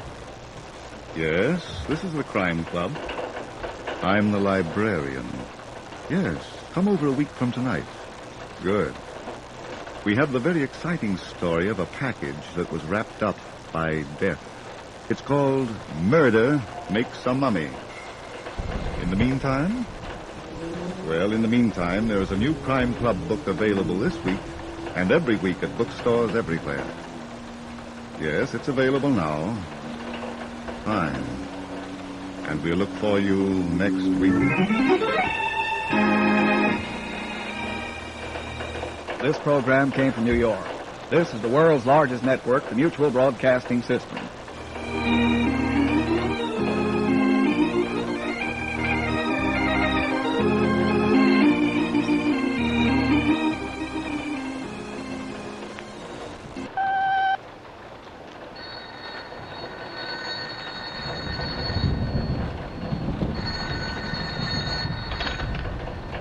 I hope I haven't kept you waiting. Yes, this is the Crime Club. I'm the librarian. Murder makes a mummy. Yes, we have that story for you. Come right over.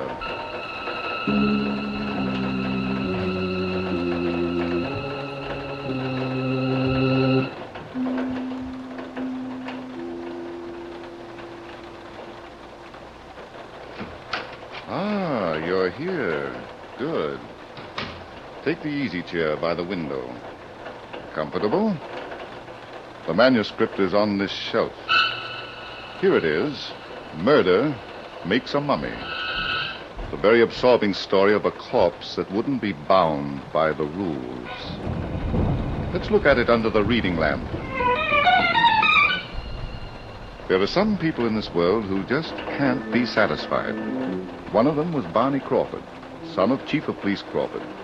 For most young men, that would have been enough. But not Barney. Oh, no. Barney wanted to be an Egyptologist, too. It was early one afternoon, and Barney was feeling very much at home in the Egyptian room of the local museum. He was having a wonderful time explaining the wonders of a dead civilization to Janice Turner, his fiancée, who, at the moment, was sorry the civilization was not only dead, but buried as well. Great, mysterious Egypt. Cradle of civilization. What accomplishments. The pyramids, mummification, the Sphinx. Oh, it's such a beautiful day. I'll bet there are some people who are really enjoying it. Look, here in this case is the scarab. To you and me, an ordinary beetle. But to the ancient Egyptians, a god who is... It's pretty. Of course. It's solid gold with emerald eyes. Now, that would make a lovely pin on my new dress. Yeah. Let's go on, James. There's something in that case over there I want you to see. I'll probably never get over it. Yes, sir. One of the marvels of all time. The mummy. How do you do?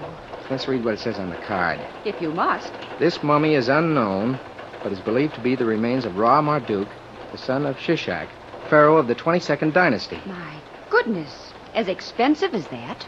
22nd dynasty. Janice, don't you realize that's almost 3,000 years ago?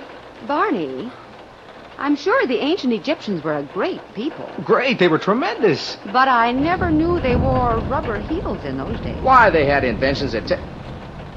Huh? What did you say? I said, I never knew the Egyptians wore rubber heels.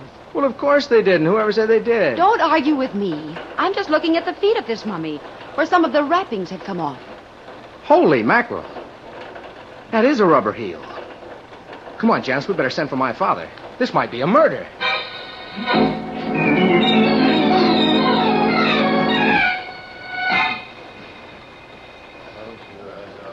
And that's the whole story, Dad. We were all right until Janice noticed the wrappings that had come loose. And they're as big as life, Chief Crawford, with a black shoe with a rubber heel staring me in the face. Yeah, we'll soon find out who it belongs to. Now, here comes Sergeant Bailey. Chief, the coroner's all through with the stiff. Good. Now we can go to work. He says the fellow was killed by a knife in the back. Uh-huh. Where's the knife? Well, there's no sign of it, sir. Not yet. Did you find any identification on the body? Not a thing, Chief. But the killer left all the labels in the dead man's clothes. Okay, run them down. Yes, sir. I can save you a lot of time, Dad. Well, sure you can, Barney. Now, why don't you and Janice go someplace pleasant, huh? That's a wonderful idea. We'll do something about it right now. No, wait, Janice. Dad, I think I can identify the dead man. What? Yes. He was Carter Baldwin, an excavation engineer. I've seen his picture in the papers in connection with Egyptian expeditions. What do you mean, Egyptian expedition? He used to dig into the tombs of the ancient pharaohs. What a way to make a living. Oh, Chief. What's the matter, Bailey? There's something I forgot to tell you. The coroner said this guy's body was embalmed. Embalmed? Oh, Dad, that means the murderer must have embalming facilities. Thanks for the tip, son. I never figured that out for myself. Good heavens, I didn't think it was true, but... Now, what do you want? I'm John Lawrence, the curator of the Egyptian section. My assistant told me the police were here and that the body of a murdered man was... It was, Mr. Lawrence, in this mummy case. But that's impossible. There was a mummy in this case when I received it this morning. This morning, eh? About 6 hours ago. I can't understand it. Where did it come from? From Robert Prentice, the millionaire jeweler. He's one of our most generous benefactors. More than half the exhibits in this room were donated by him. I see. Dad, would you mind if I asked Mr. Lawrence a question? You? Now, see here, Barney, this is police work. Why don't you and Janice... Mr. Lawrence, did you examine this supposed mummy when it was delivered to you?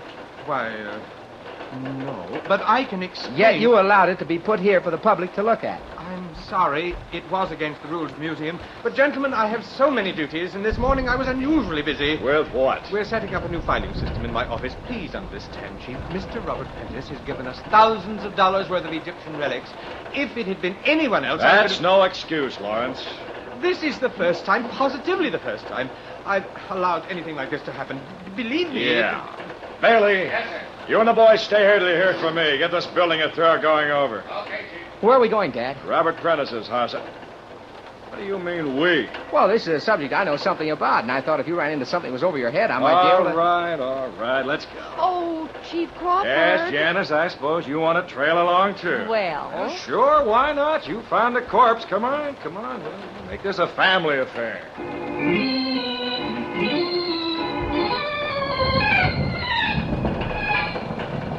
Now, wait a minute, Mr. Prentice. Relax for a minute. How can I, Chief Roper?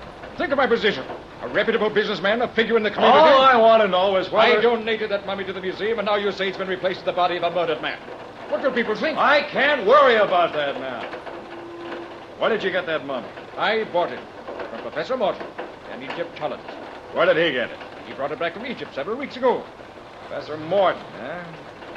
Barney, did you ever hear of him? Well, I don't recall offhand, Dad. Neither do I, Chief. I can assure all of you, Professor Morton is a scientist in good standing. I've had many dealings with him in the past. I don't doubt it. About this mummy, what proof have you got that you bought him? I'll show it to you. Right here at my desk. A bill of sale signed by Professor Morton. Would you like to see it? I think so.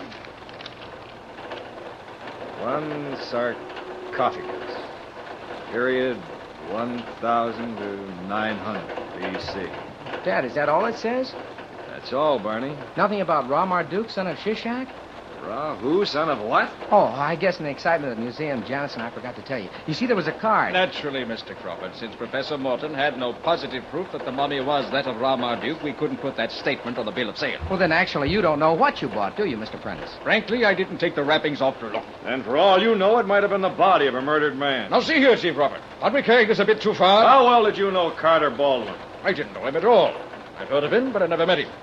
Why didn't you ask Professor Morton about him? He might be able to give you some vital information. Such as? I couldn't say. But Morton and Baldwin went out on several expeditions.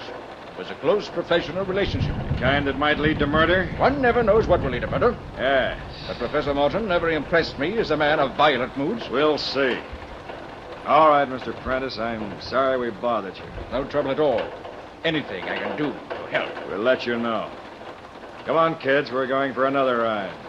Let's hope this thing doesn't turn out to be a merry-go-round.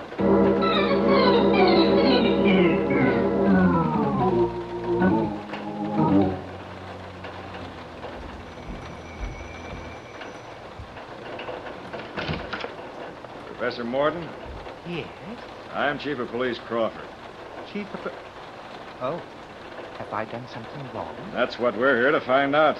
And these people? My son, Barney Crawford. How do you do, sir? And I'm Janice Turner. I'm so glad to meet you. Come in, please. Now then. Oh, Barney, look at this place.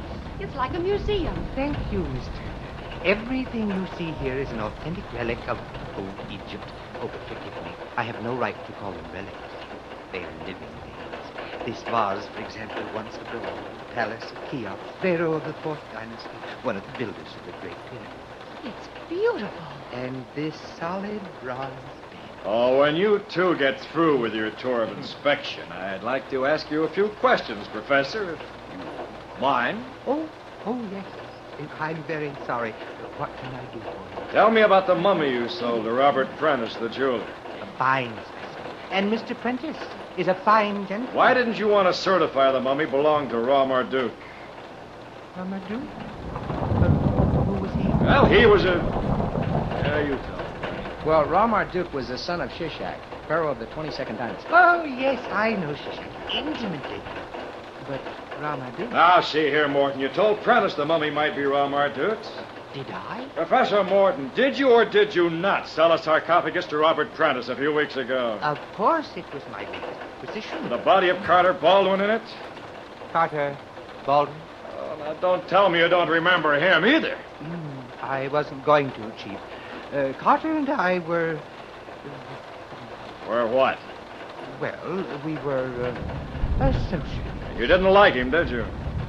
He was the worldly type, not really like him. You don't kill people for that, Professor. Was he murdered? Yes, he was. Oh, Barney. Gee. What is it, Janice? Look what I found. The most wonderful collection of daggers. Daggers, did you say? Where? On this table. Look at them. They're sharp as razors. Well. I'm really proud of this collection, Chief. It's the rarest in the world. Why, some of these daggers have been traced back... Save the lecture, Morton. I'm taking them all down to headquarters. Oh, but you can't. They're priceless, irreplaceable. We'll take good care of them. Oh, dear, this modern world. Why must you take them away? One of them might have bloodstains on it that don't go back 3,000 years. Let's go, kids. Oh, my. Stick close to the house, Professor. We might need you later. I won't go away, but I don't understand why. Chief Crawford, you don't think that sweet old man is a murderer, do you? Maybe. Oh, just because they had those daggers in his house. Good heavens. Dad, haven't we overlooked something? Well, what now, Barney? The mummy. Well, what about it? Carter Baldwin was found in a mummy case. Now, where's the mummy that was in that case when Robert Prentice gave it to the museum?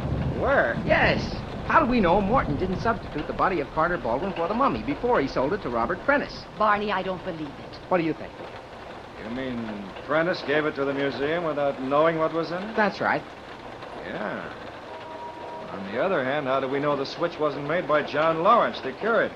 That's what I say. Lawrence was in the best position to do it. And if you ask me... Yeah, Lawrence was the last stop on the line for that sarcophagus. Why didn't he check it before he put it in a room for public exhibit? He didn't have to. He knew what was under those wrappings. I'm going back to the museum for a talk with that curator. Dad, would you mind if Janice and I didn't go? Oh, that would be a pleasure, Barney. You call me at headquarters later. I'll give you a first-hand report. Now, Barney Crawford. Janice, I wonder if Morton might have an extra mummy lying around. Shall we go back and ask him? No, dear. We'll go forward towards the back of the house and look for a cellar door.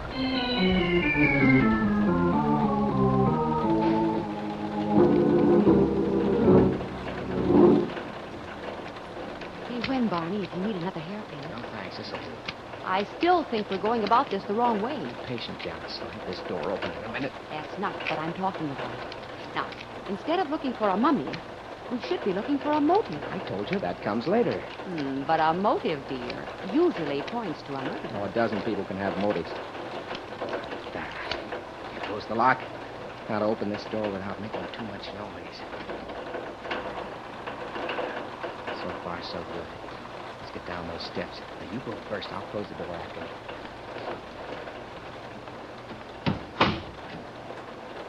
Where are you? It's pitch black in here. Wait a minute. I'll get my cigarette lighter. How's that? It gives light, but very little comfort. Here, take my arm. We've got a lot of exploring to do. Ooh, this is the eeriest cellar I've ever seen. Walls and corridors. Queer for a private house. Well, we've got no right to expect anything else. Professor Morton is an Egyptologist. There's an open door, Janice. Let's see what's in that room. But that doesn't make him a murderer. Why, that sweet old man must cry every time he accidentally steps on a bug. Oh! Barney! What's the matter? Look, those animals all over the room. Oh, those. They won't bite you. They're only bronze figures. There's some cats. There's a bull. Over there on the shelf, some falcons. That bull's the fiercest looking thing I ever saw. And in this light... Barney, what's the idea of the menagerie? Well, the ancient Egyptians worshipped these animals as gods. They must be priceless. I wish they were somewhere else. Here's what I'm looking for. What? All those mummy cases. One of them might contain... Wait a minute. Barney, how did it go?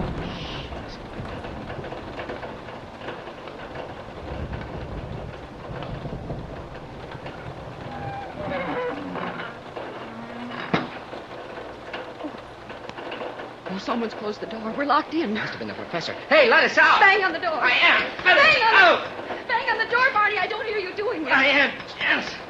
Oh, I'm afraid it's useless. What do you mean? Well, the door's made of solid stone. Here, wait till I light my lighter again. Yeah. And look at the walls. All stone. Just like the inside of an ancient Egyptian tomb. I'm thrilled. What are we going to do? I don't know. It looks like I've outsmarted the two of us. But good.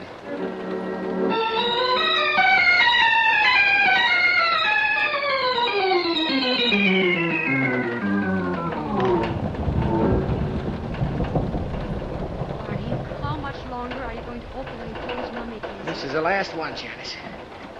Well, no mummy. Thank heavens. All I need now is a mummy to cheer me up. You know, your father should have arrested that Professor Morton. Oh, have you changed your mind about him? Barney, what do you think he'll do with us? I don't know. After we're dead, do you think he'll embalm us and sell us to the museum as mummies? What a thought. Did you say embalm? Yes, but I'd rather forget it. That's it, Janice. If Morton killed Carter Baldwin and wrapped up his body as a mummy, then he must have embalmed him. And if he did... Don't tell me you're going to start hunting for the embalming apparatus. Uh-huh. Oh, Barney, not but Janice, now. I'm sure it'll be around I here. want to get out of here. Barney, if we don't find a way out, then I promise you I'll go out of my mind. Now, please, dear, take it How easy. can I with all these animals surrounding me? They're only bronze figures, darling. And that bull standing there in the middle of the floor and staring at me. Just staring at me. I'd like to poke my fingers into his eyes. Oh, look, honey, please, will you And listen? I will.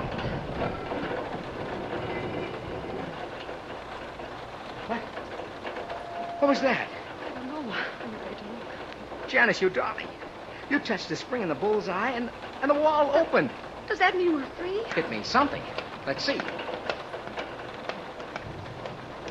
Oh, Barney, it's not an outside room. No, it just leads to another room. And there's another bull standing on a platform. That, darling, happens to be a cow. Well, I don't care. If my guess is right, it's Hathor, the ancient Egyptian cow goddess. This is no time to get technical. Well, I was only trying to explain, Janice. Explain us out of here. Is this room a solid vault, too? Seems to be.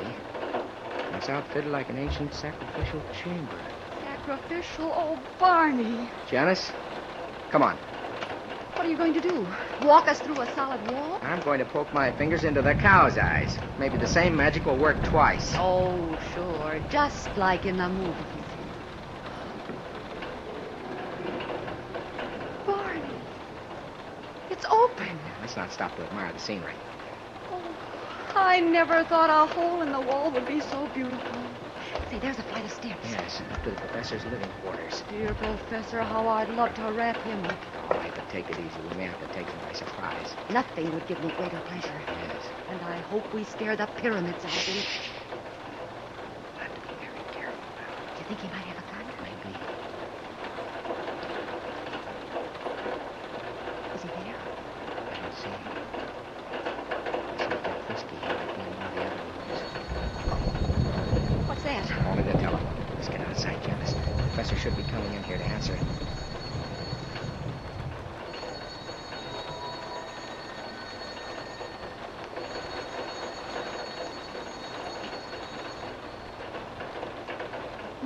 Nobody home. Unless he's got an extension upstairs. Come on, I'm going to pick up the receiver and listen. Nobody on the line. Professor's out. He's run away. Yes. Well, I better call Dad at headquarters and tell him about it. And while you're giving him an earful, tell him how that sweet old man locked us in an airtight vault and left us to suffocate. I'll give him a full report. Hello, police headquarters? Chief Crawford, please. This is his son. Oh? Yeah, I'll try in there. Thank you. Goodbye. Dad's still at the museum. Then that's where we're going. I want to tell him about Morton right away before that murderer has a chance to go too far.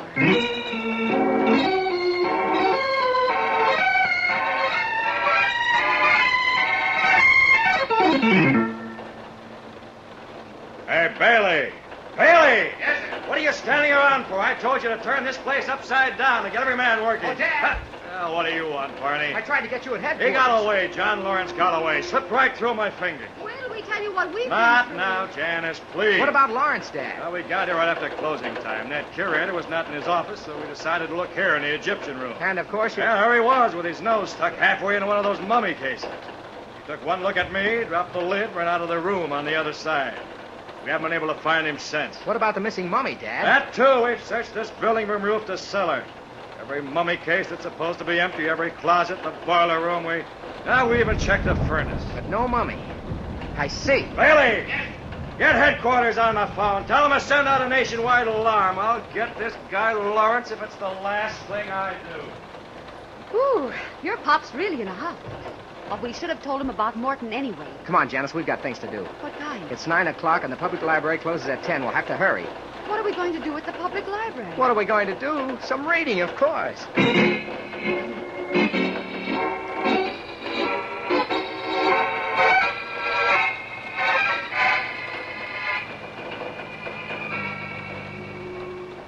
Barney, will you stop being mysterious? Now, why did you drag me all the way here and to the section with the dustiest books? Here it is. What? A history of the pharaohs. Oh, no. Now, what's that got to do with the murder of Carter Baldwin, a 20th century excavation engineer? Shishak. Will you stop the baby talk and answer my question? Shishak, pharaoh of the 22nd dynasty, the father of Ra-Marduk. Remember? No, dear. I wasn't there when it happened. Here it is, page. And it would have been a wonderful thing for all of us if Morton hadn't been there either. Shishak. Ra-Marduk. Oh, what names to hand down from father to son. Boy, how those people must have hated each other. Janice, we've been chasing all over town for nothing. Shishak never had a son by the name of Ra-Marduk. Someone pulled a fast one on the museum by sticking a phony label on the mummy Robert Prentice donated. Professor Morton. Janice, you are absolutely the cleverest girl I've ever known. No, he tells me. Remember how you argued with me about looking for a motive instead of a mummy? I'll never forget it. Why, you were right. That's what we should have done from the start. Come on. Wonderful. Where are we rushing to now? To the home of Carter Baldwin, the murdered man. I'd like to poke into his private papers, if they're still around.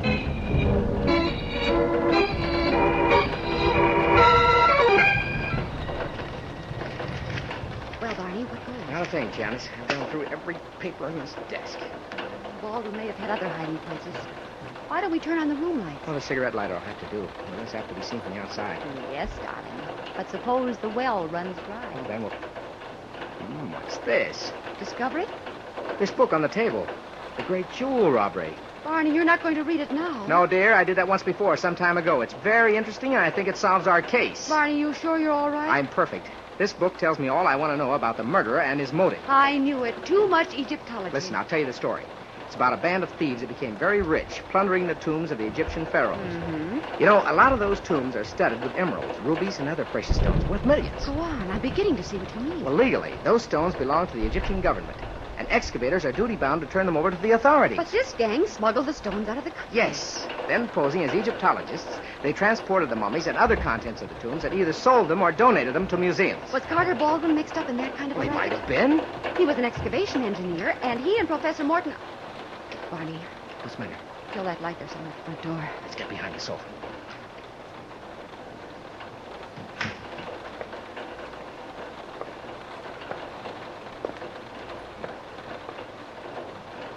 Stand as you are. What? Don't turn around. And don't turn off that flashlight or we'll shoot. I see here. Put your hands over your head. That's a good boy. Keep him covered, boys. I'm going to frisk him. Yeah, just as I thought. A gun. All right, Janice, you can put the room lights on. Janice. Just keep facing that wall. I'll tell you when to turn around. Now. Why, it's Robert Prentice. Surprised, honey? Well, aren't you? Not anymore. Well, Prentice? I've nothing to say to you, Mr. Crawford. Oh, come on now. Let's not be coy. What did you expect to find in Carter Baldwin's wall safe? I said I have nothing whatever Evidence, to say. wasn't it?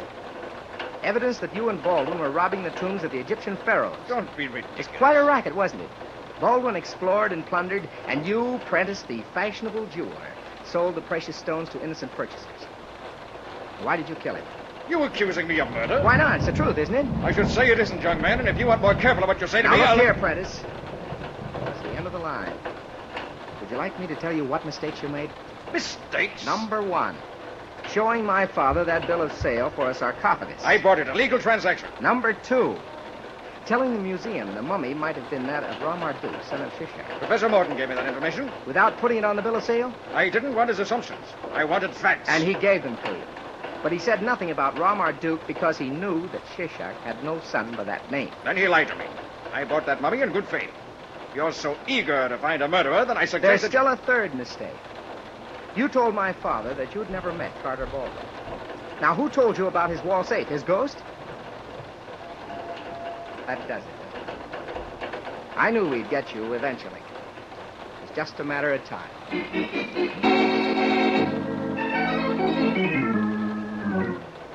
Well, Janice, Prentice just made a full confession today. Is it worth listening to, Barney? Well, that depends on if you care. Baldwin was going to cut Prentice out of the racket, so Prentice killed him. And had him embalmed. Who did that, Barney? An undertaker's assistant. The fellow's answering a lot of Dad's questions right now. But, Barney, why did Morton lock us in that vault? Well, he didn't know we were there. He went out of the house and simply closed the door to his storeroom, and we just happened to be in it, that's all. And it would have been that's all for both of us if I hadn't made a bullseye. Or if I hadn't made a cow's eye. I'm going to ignore that, Barney. But what about John Lawrence, the curator? Well, I knew he was innocent the minute Dad told me what Lawrence was doing in the Egyptian room. He was looking into a mummy case, wasn't he? Yes. And obviously he was looking for the missing mummy. Now, if he'd been the murderer... He'd have known where he'd hidden the mummy, of course. No, dear. He'd have known there'd never been a mummy. What? Now, look here, Barney Crawford. Prentice showed us a bill of sale for a sarcophagus, didn't he? I know all about that, but what I don't know... Well, a sarcophagus is a mummy case and nothing more. If there'd been a mummy in it, the bill of sale would have said so. Oh, so that's why you rushed to the library to find out about Marduk. Rahu? Marduk. I haven't got the slightest idea who you're talking about. Barney. No, that's better. I know him. The other guy never existed. He was never even born.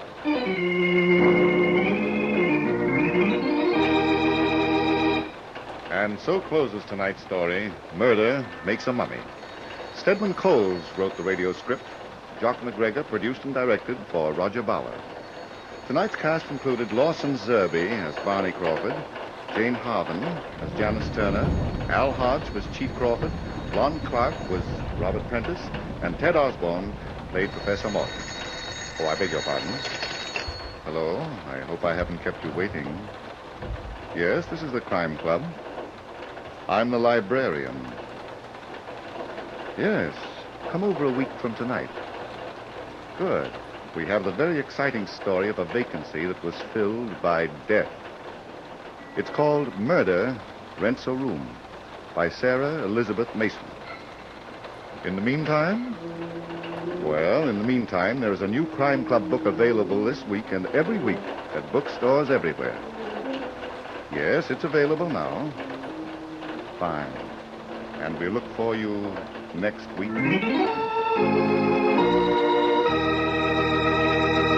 Before the war, the United States was a fourth-rate military power, with a standing army of only 178,000 men, and that's smaller than Poland's, Romania's, or Turkey's. Well, the United States emerged from World War II in a position of world leadership, with all the many attendant responsibilities.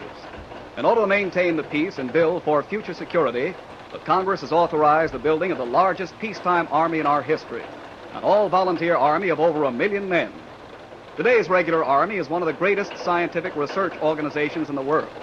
And because of its emphasis on scientific research and development, its men are highly skilled in radar, small arms, chemical warfare, photography, or any of the many other highly specialized services.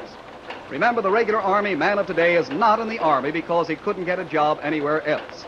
He is in because he has brains and ability and desires to profit by technical training that is second to none.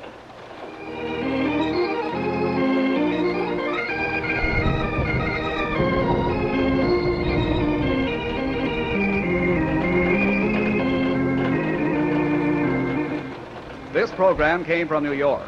This is the Mutual Broadcasting System.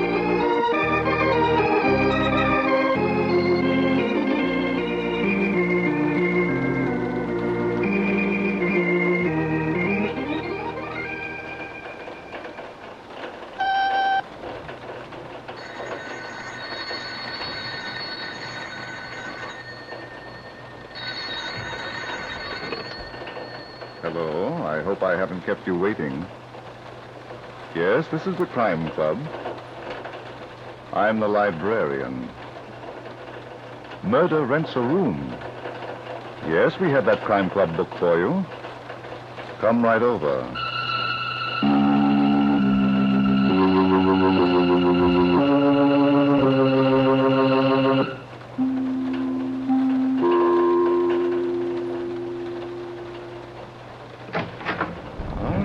You're here. Good.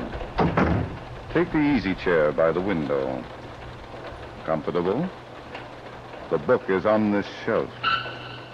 Here it is, Murder Rents a Room, by Sarah Elizabeth Mason. The very intriguing story of an old homestead that sold hospitality until death became a border. Let's look at it under the reading lamp. The great plantation of Cliff's Edge had once been the pride and the showplace of the community. But that had been a long time ago, and nobody remembered. Now it was just thousands of acres of dried-out, desolate land. And on the house that had once been magnificent, there was a sign. Hunting, fishing, rooms for rent. Yes, times had certainly changed on the great plantation of Cliff's Edge. It was late morning of a fine spring day, just 3 days after the body of Uncle Brock Curtis had been found in the swamp. A bullet in his head. Now Uncle Brock was lying peacefully among his ancestors on the hill.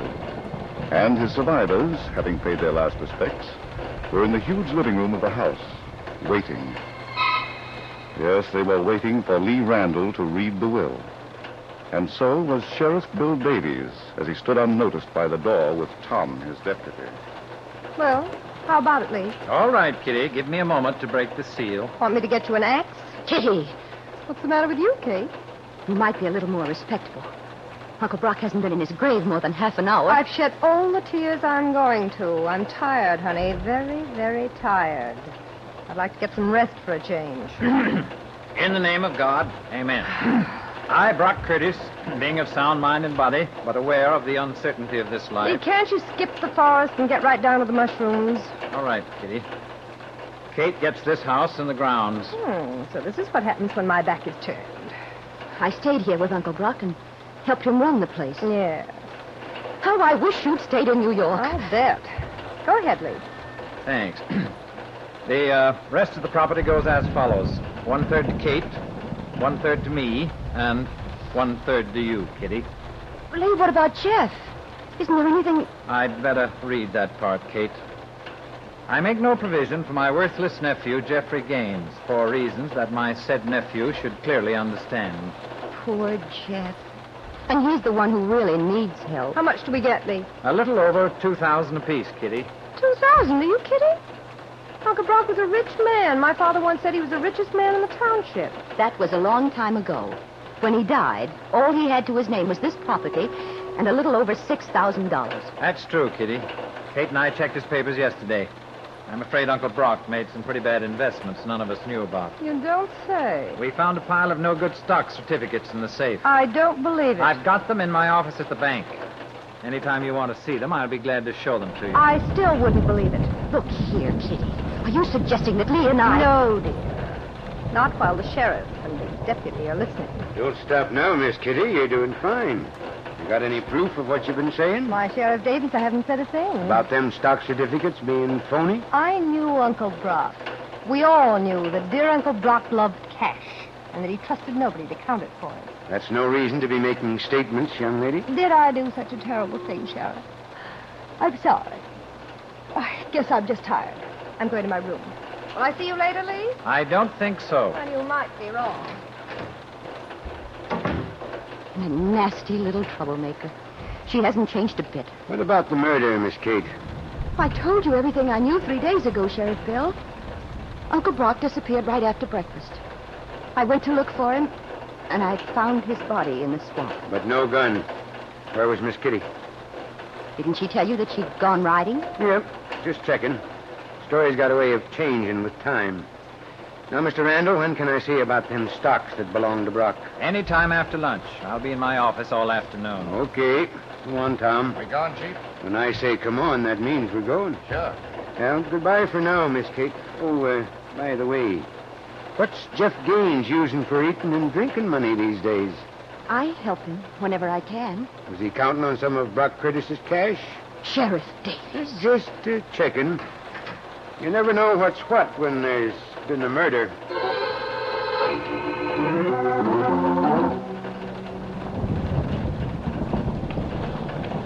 Hey, Chief, we're passing Jeff's farm. I know. Okay, but I figured you wanted to talk to him. Changed my mind, Tom. We're going back to headquarters. Uh-huh.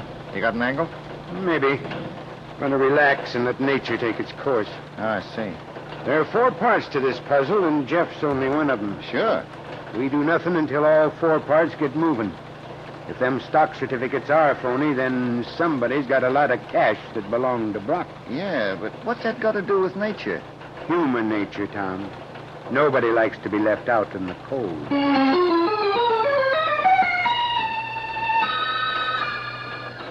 Well, goodbye, Kate. I've got to rush back to town. I'll phone you later. But, Lee, I was expecting you to have lunch. Some other time. This is a business day. I may be only second vice president, but the bank still needs me. All right. Do me a favor, please. Forget what Kitty said. I can't. But I told you she didn't mean it. She was disappointed about the inheritance and got excited. She knew Sheriff Bill Davies was in the living room with us, listening to every word. But she didn't realize, and she apologized. Oh, yes. It's about time you recognized her favorite pastime, getting people into trouble and then apologizing. Well, I'm not going to worry about it. If those stocks are fraudulent, then Kitty will have to prove how she knew. She's just guessing. Goodbye, Kate. And please don't tangle with her. All right, Lee. Remember that. I'll speak to you later.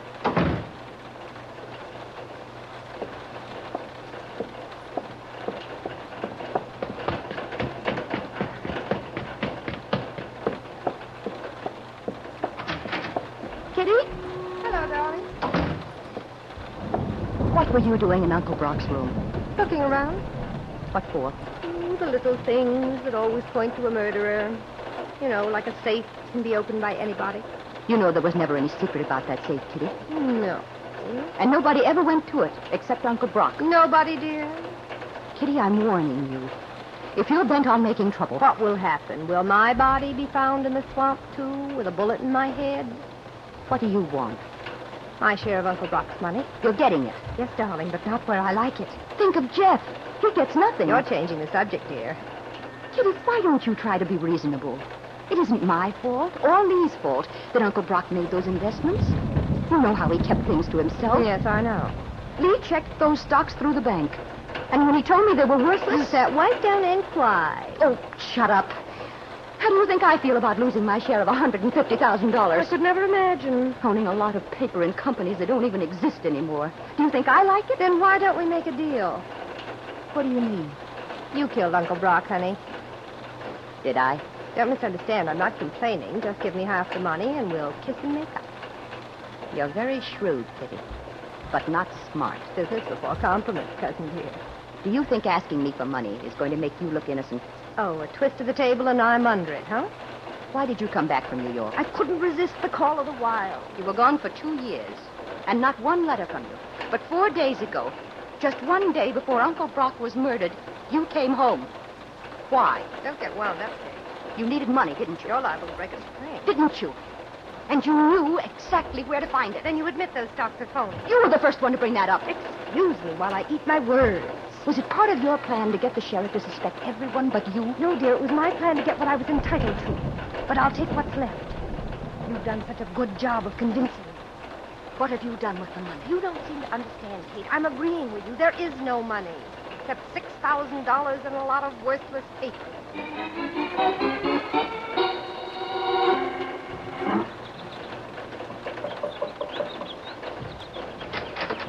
Hello, Jeff. Kitty. Kitty, sweet. What do you want here? Are you still mad at me? You've got no right to come to my house. Leave me alone. Jeff. Get away from me. You still love me, don't you? If I wanted to come back to you, what would you say? What would I say? Let's go. Kitty, are you asking me what I would say? Look at this place, Jeff. How can you live in such filth?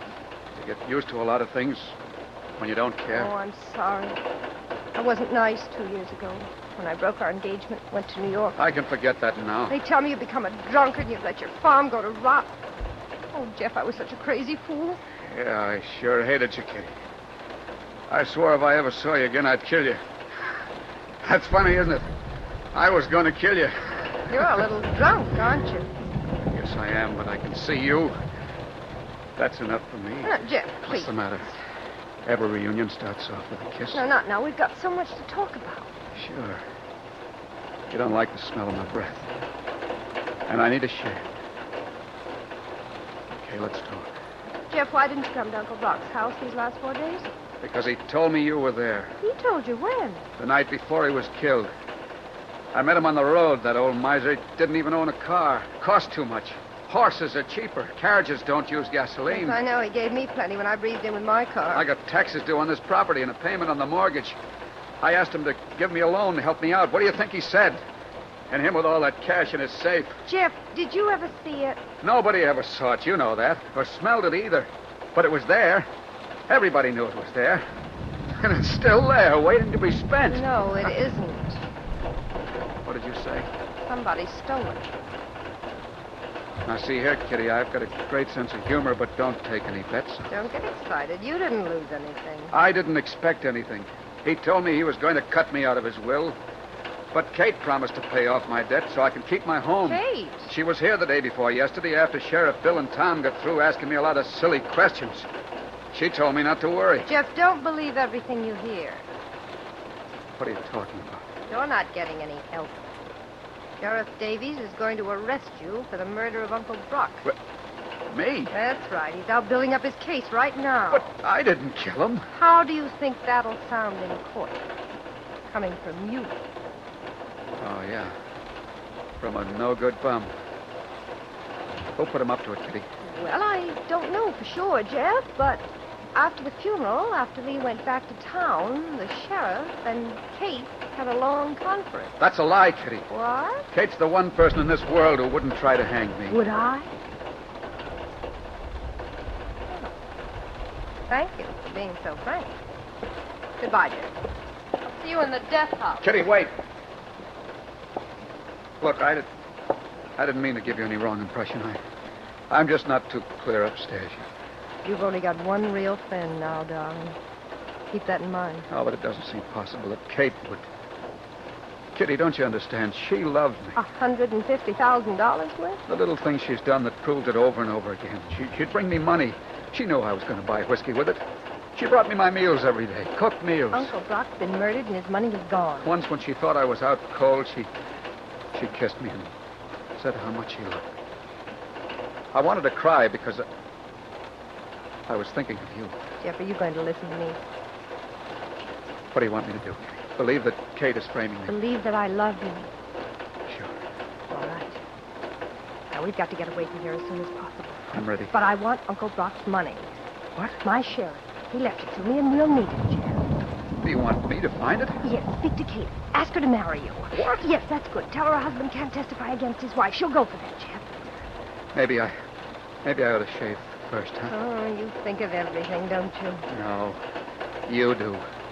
I just fall in line like a well-trained monkey.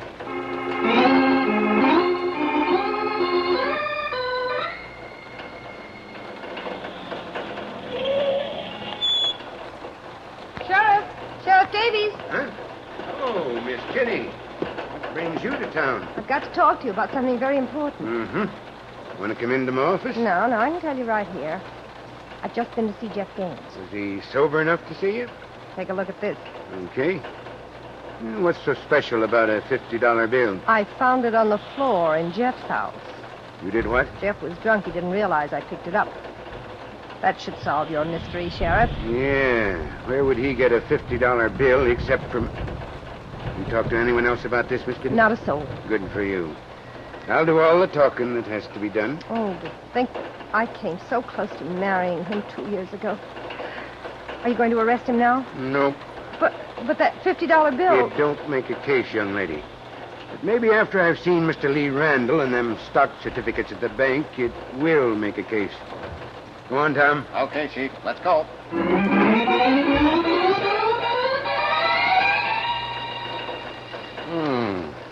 A lot of gold mining stocks, huh, Mr. Randall?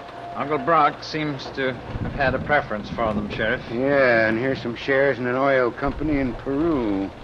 Are these all the stocks you got?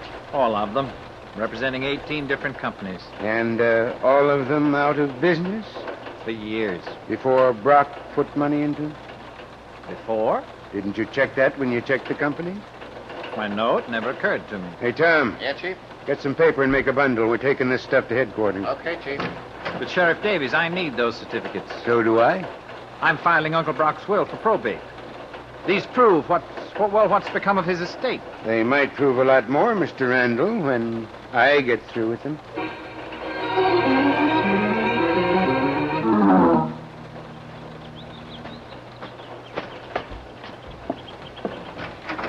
Jeff? Jeff, are you home? Yes, I'm home. Kate? Who else? The Queen of Sheba? I brought you some lunch. I'm sorry I'm so late, but... Why, Jeff, what are you dressed all up in your Sunday suit for? Still looks good, doesn't it? First time I've worn it in 2 years. Why? I thought you might like to see me as a human being for a change. You've never looked like anything else to me, Jeff. Thanks. I was going to call on you at Cliff's Edge. It's clean there, and... Kate, there's something I've been wanting to talk to you about for a long time. Yes? Wait a minute. What's the matter? There's a car coming. Oh, for pity's sake. What are you so nervous about? I've been watching every car for the past hour. Looking out of the window like a hunted criminal? Shut up. What? It's turning into my driveway. It's the sheriff and Tom. What? I ought to kill you for this, Kate. No. You sent for them, didn't you? You told them to meet you here. You were bringing me lunch. A cooked lunch. But that takes time to eat. What are you taking down that shotgun for? You're not going to frame me, Kate. I'm going to be just outside this back window. And I'm going to be listening. If you so much as tell them where I am, I'll kill the three of you.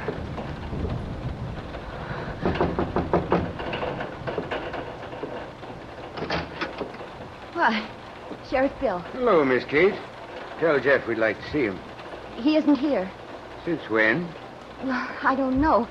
I came here a few minutes ago with some lunch I'd fixed for him. And there was nobody home, huh? Okay, we'll just look around.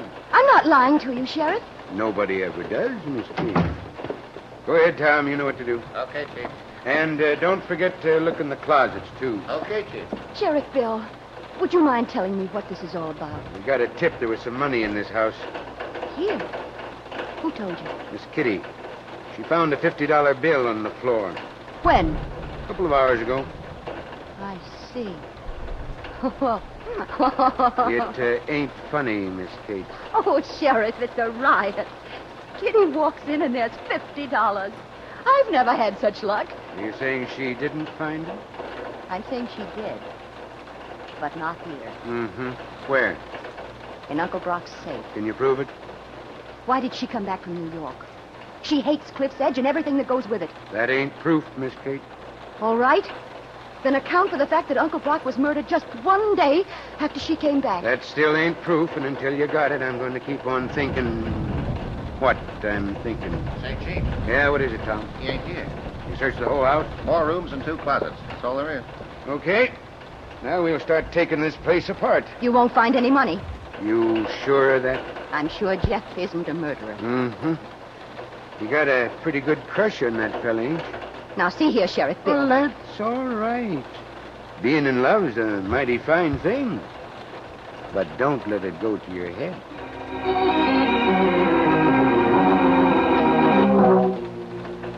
Katie, you sure? Yes, of course, Lee. They're still at his house looking for the money. Good grief. But what about the stocks? They must be fraudulent. Lee, I'm sure now Uncle Brock had all that money in his safe. Where's Jeff? I don't know. Kate, don't start lying to me now. You've told me everything else. I don't know where he is. I thought he was outside the window. When I left his house, I walked around to the side to see if he was still there. Of course he wasn't. And he's not here at Cliff's Edge either. Oh, Lee, what am I going to do? He might be wandering around in the swamp. I can't think of a place that suits him better. He didn't kill Uncle Brock. Stop talking nonsense. I'm not. Kitty did it. She went to Jeff's house, and then she went right to the sheriff with a $50 bill Jeff never saw. She's framing him. Is that what you want to believe? It's the truth, Lee. It's just what Kitty would do. Well, I'm sorry, Kate, but I can't agree with you. Not in this case. All right. Be like the rest of them. Just because Jeff is down and out. Oh, you make me sick. The whole pack of you. What's all the excitement about, Lee? You ought to know, Kitty. You found the evidence. Oh. Yes, but I'm not so sure they'll be able to convict Jeff. What's that? Well, he may be innocent, you know. Now, look here, Kitty. Don't let a $50 bill give you peace of mind, Lee. It could have been planted. Why should it give me peace of mind? You killed Uncle Brock. What? Don't look so wild. I can keep a secret. Have you gone out of your mind? No, dear. Then how can you make such a fantastic accusation? Because I'm a little adding machine, and when I get to 150,000, the bell rings. Yes. Well, thanks for the laugh. Kitty, you're trying too hard. You always were a big bluffer. If you had had any evidence against What me... were you doing in the swamp this morning? Huh? Where Uncle Brock's body was found. What's this, a new angle? Don't tell me you weren't there. I followed you when you left Kate's house. Then you must have seen me drive right here to the bank. I saw you drive to the swamp. Were you looking for this little cufflink with your initials on it? You found it in Kate's house, didn't you? With all this mud on it, Lee? Don't say that to Kate. She'd be insulted. I lost it there sometime this morning, and I didn't realize it until I was halfway to town. You're getting weaker, darling. I meant to phone her about it. When I got to the office, people were waiting. I completely forgot. Keep punching. You put that mud on there. Swamp mud. It'll match if the sheriff makes a test. But he doesn't have to, Lee. Kate tried to tell me you killed Uncle Brock, and that you were framing Jeff. That $50 bill, just like that cufflink. Hey, Kitty? What made you turn on me? Am I easier to frame? I can do business with you. Give me $150,000. Why, you... Get out of here. All right. But it's either you or Jeff. I can make it Jeff. It's up to you.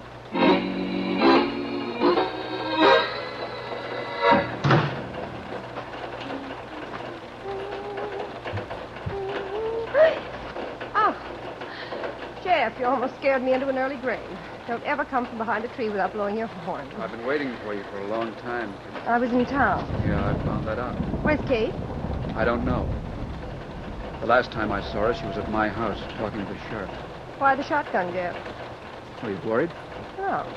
I'll stand it up against this tree. Oh, you've got nothing to worry about, Kitty. I'm not going to shoot you. Jeff, listen to me. Sure. But let's see how convincing you can be. Now. No. Now, go ahead, Kitty. I'm listening. Tell me how much you love me.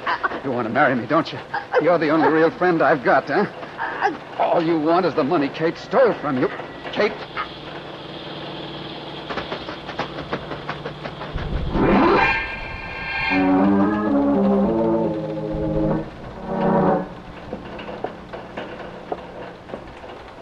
Where's the sheriff, Tom? He's in there, Mr. Randall, in the inquiry room. Thanks. Hey, you can't go in. He's got someone... It's all right, it's all right. He sent for me. I'm going to give you one last chance, and you'd better... Oh, Mr. Randall, I'm glad you got here so fast. What's this about Kitty having been murdered? We found her body in the trunk compartment of her own car. It was parked in front of Kate's house. Good Lord. Kate. Yeah, we figured somebody was going to take it for a ride tonight and maybe drop it into a river someplace. Jeff, maybe. What do you think, Mr. Randall? Naturally. She'd have been too good a witness for his prosecution. But why is Kate here? She claims she done it. Kate. I've got nothing more to say, Lee. That's how it's been going for a couple of hours. I thought you, being a member of the family... Yes, Sheriff. Would you mind? I'll be in the other room. There's no one crazier than a woman in love. Oh, there's one thing you ought to know, Mr. Randall. Yes? I got a report on those stocks. The companies they were issued for never went out of business. What? I got told they never even existed. Lee, what's the matter? What's the matter? Shut up and leave me alone. I'm sick and tired of having to make excuses for this family. Lee! You admit you murdered Kitty. Very well. Then you must have killed Uncle Brock, too. And don't look to me to get you off. Where you going, Mr. Randall? Get out of my way, Tom. I've got orders to stick with you. The sheriff ain't through yet. You're not going anywhere, Randall. Get back inside. You'd better have a perfect explanation for this, Sheriff Davis. Close that door, Tom. Okay, Chief. Now, Randall, let's have the whole story from the beginning. Well, if you're suggesting that I'm a murderer, maybe I can sue you for false arrest. I can, too. Yeah. All right. Guess I'll have to do the talking. Did you ever see this paper before? I've seen hundreds of government bonds. This one in particular for $10,000, and with that serial number. It's the negotiable kind. Anybody can sell it. Well, Mr. Randall? How'd you get it? I had an idea your Uncle Brock was too smart a man to keep $150,000 in cash in a safe that wasn't safe. How did you get that So bond? I checked with Mr. Brewster, who used to be the president of your bank. He's a pretty old man, and his remembering ain't what it used to be. But he remembered them bonds Brock Curtis bought 18 years ago. 15 of them at $10,000 apiece. That's when I got a notion to check the brokerage houses out of town. Yeah, and we found one in Baltimore. That That'll do, Tom. I think Mr. Randall wants to talk now. Well, a few weeks ago, Uncle Brock asked me to draw up a will for him. He told me about the bonds. Where were they? In the wall of the cellar. He took me down there and showed me the exact place. I was the only one who knew, so I killed him. Why did you kill Miss Kitty? How did you know I killed her? When I drove up to Kate's house, I saw Jeff running away. Kitty was unconscious, nearly dead from strangulation. Thanks for telling me. Now you've made it solid. Come in now, Jeff. Sure. I don't mind joining the party. What? Has this been a trap? Didn't you know? Maybe not as much as I know now. Jeff gave himself up to me for choking Kitty to death. When Tom and me went up to Kate's house to have a look, we found a trail of blood. Kitty had been stabbed. Yeah. She was making too much trouble. She always was a troublemaker. Wasn't she, Kate? Okay, Tom. Let's go, Mr. Randall. I'm pretty tired. I'll go into my office and put my feet on the desk. You kids can stay here if you want to. But don't get any notion. Remember, you're on county property.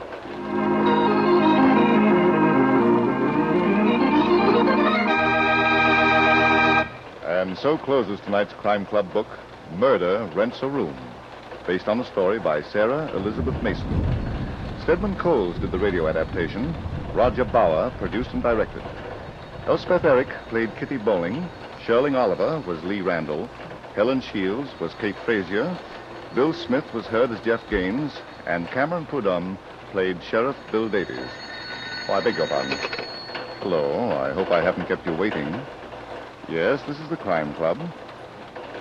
I'm the librarian. Yes, come over a week from tonight. Good. We have the very intriguing story of a romance that had murder in its heart. It's called Death is a Knockout. In the meantime, there is a new Crime Club book available this week and every week at bookstores everywhere. Yes, it's available now. Fine. And we'll look for you next week.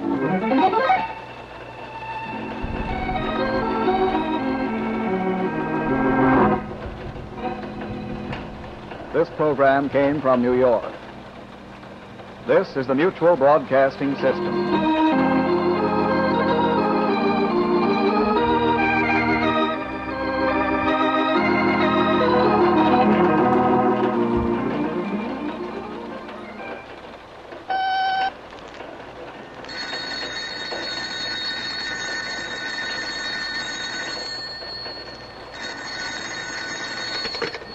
Hello, I hope I haven't kept you waiting. Yes, this is the Crime Club. I'm the librarian. Death is a Knockout. Yes, we have that story for you. Come right over.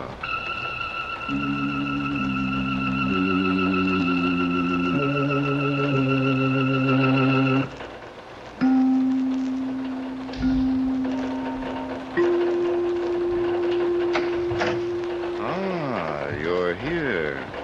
Good. Take the easy chair by the window. Comfortable? The manuscript is on this shelf. Here it is. Death is a knockout. A very exciting story of a golden opportunity that was melted down by murder. Let's look at it under the reading lamp. It was the night of the Joey Troy-Billy Sampson light heavyweight boxing match, and the crowd was already pushing into Madison Square Garden, filling it up. A few blocks away, another match was taking place in a small cafe between Hank Barnum, a sports writer, and lovely Ann Cooper, a reporter. For Pete's sake, Ann, you might try to be reasonable. Don't tell me, Hank. You're a personal friend of Pop Evans, Joey Troy's manager. You were the first one to give Joey Troy a break in print. There are no more tickets left. Oh. Why didn't you ask me a few days ago? I might have been able to swing a pass. I didn't see what I see now. Ah, what do you see now? A human interest story. The romance between Joey Troy and that girl of his. What's her name? Mabel Smith. Oh, yeah. Oh, but, Ann, that's been going on for years. I told you all about it. It was never important until tonight. And tonight? I've got a yen to do a feature. Joey Troy, the brainless wonder, fighting for a crack at the champ. Tonight, Billy Sampson. Next year, the champ. Who pushed him up the cliff to those dizzy heights? Pop Evans. No, dear, not according to my story. It was a girl who stuck to him, inspired him, gave him the will to make good. Oh, by the way, who's that gorgeous redhead coming this way? Huh? Oh, that's Mabel Smith. I figured you'd be having dinner in this joint. You mind if I sit down? Mabel, this is Ann Cooper. Hello. Yeah, Hank, I got to talk to you about something very important. Okay, go ahead. What about her? She's all right. Well, okay. There's trouble, Hank. You enjoy? No, it's Marty French. He wants Pop to get Joy to throw the fight. Well, Pop ain't doing it, and that means that... Now, take it easy, Mabel. What's the proposition? $50,000 if Joy takes it on the chin in the fourth round. Well, why didn't Pop tell me about it? He's scared stiff. The story broke in the papers, the fight might be called off. Would that be bad for Joey's morale? He don't know what's cooking, Miss Cooper. We didn't tell him. Why not? Because he's a dumb cluck who gets mad. He'd go after Marty and kill him. What do you want me to do, Mabel? You're going to be in Joy's corner tonight, like always? Yep. Well, keep an eye on the towels they wipe his face with between rounds. Make sure there's no drug on him. All right, honey. I'll do what I can. I'll be watching from the 8th row ringside. So long, Hank. I'll see you later. Oh, goodbye, Miss Cooper. Goodbye, Mabel. Well, it's going to be a hot time in the old town tonight. And I'm burning up because I won't be there.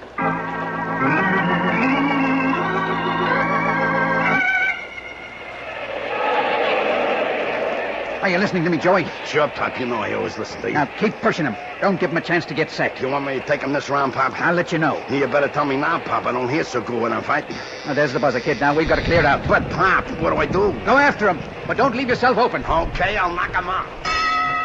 Now, Pop, that's the fourth round coming up. Now, what's so special about the fourth round, Hank? Nothing. Could be a lucky number. Is that all? What's the matter with you tonight? You've been barking at me like a mutt. What's the idea of checking the stuff we take in the ring? There's no harm in smelling the towels, is there? Well, it ain't necessary either.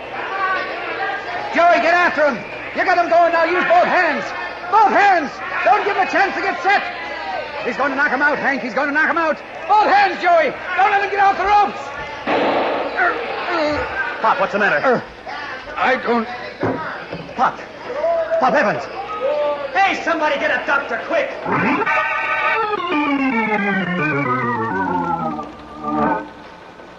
I didn't think you'd do it, Hank. I didn't think you'd try to commit murder with 20,000 people around it. Mabel, you sure you saw the gun? I told you. Marty French was sitting next to me. I know where the shot came from. I didn't hear a thing, and there isn't a mark on Pop. There was a shot, Hank.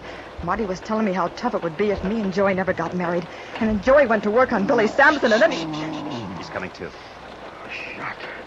You see? He heard it, too. That's when he fainted. Shot. Joey. Joey. Take it easy, Pop. You gotta relax. Let me up. I got to see Joey. He's been shot. He's all right, I tell you. Where is he? Upstairs winning a fight for you. Hi, pals. Marty. Yeah. I saw them carry you away, Pop. I thought maybe you had an accident. You tried to kill him. Me? Hey, what's this? Something for the press? You got a gun on you, Marty?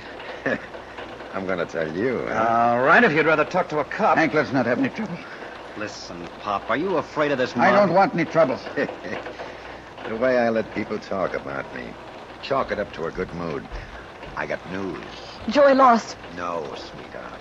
Your dumb boyfriend is a leading contender now. He gets first crack at the champ. When did it happen? 2 minutes and 18 seconds, the 7th round. And I wasn't there to see him do it. I've been with him in every fight, and the biggest one so far... They're taking pictures now, and he's talking on the radio.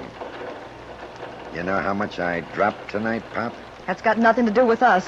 100 grand, sister. But don't get me wrong. I'm not sore. I'm considering it an investment. What does that mean, Marty? You know, Hank, I look at you and I get ideas. Stick around. I'll give you a story you'll never be able to write. Such as? Just stick around. Now, I brought a bottle of champagne. The best. What for? We're going to have a few drinks to Joey. The next champ. Not with me, you're not. Okay, then beat it. What? Say, who do you think you're talking to? Pop, tell her what I mean when I say beat it. Maybe you better not wait for Joey. Yeah. All right. I know where I stand. I'll be at the apartment. What's the matter, Hank? You look puzzled. Pop. Let me tell you. There was a deal on for tonight, and he reneged. I didn't take any money from him, Hank. He sent one of his gangsters to training camp with an envelope. The sneak gave it to me and drove away. There was $20,000 in it I didn't know. I promised you 30 more, didn't I? And I told you where to go. Where's the 20 grand? Where? Why, you dirty crook, I gave it back to you yesterday after Joey and I got back from the training camp. Oh, quit kidding, pal. You're not making any impression on the press. He is, Marty. I believe him. You don't say. Are you going to write about it? Huh? We'll wait for Joey, huh? Maybe he'll want to drink some of this champagne with us.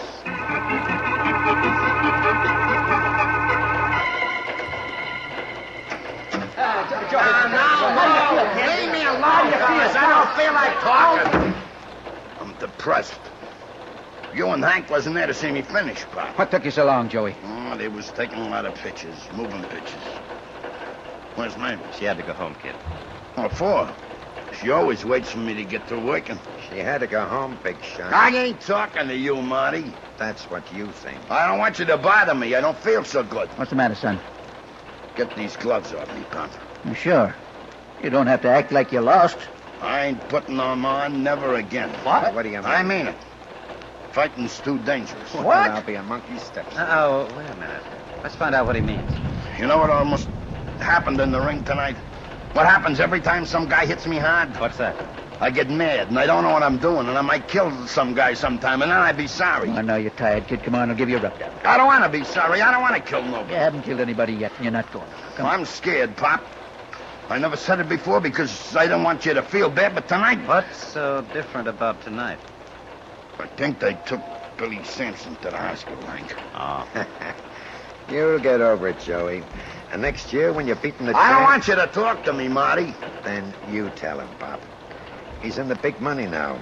You're not letting him quit, are you? Listen, Joey, we've worked a long time to get you to the top. Now, what do you think you're going to do to Mabel if you walk out in this night? Mabel? She wants to be the champ someday. Maybe she wants you to be famous and have a lot of money. She's been waiting for you, son. For me to be champ? Sure she has. Now, if you quit now, you'll break her heart. That's worse than getting mad, ain't it? Yeah. Yeah, I guess I'm just a dumb guy. I don't think. Open that bottle of champagne, Hank. We're celebrating. Open it yourself. I just seen a miracle go to waste. Okay, I don't mind. Is that the real stuff? Right out of my private cellar.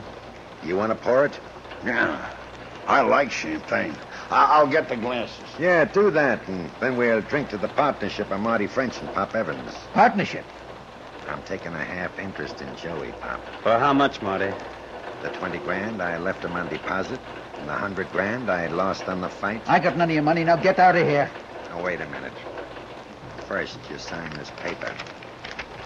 A partnership agreement. 50-50 on Joey as long as he fights. You're taking a big chance, Marty. Am I? Are you going to put it on the front pages, Hank? Or tell the district attorney? Okay. Then I say Pop took the money from me.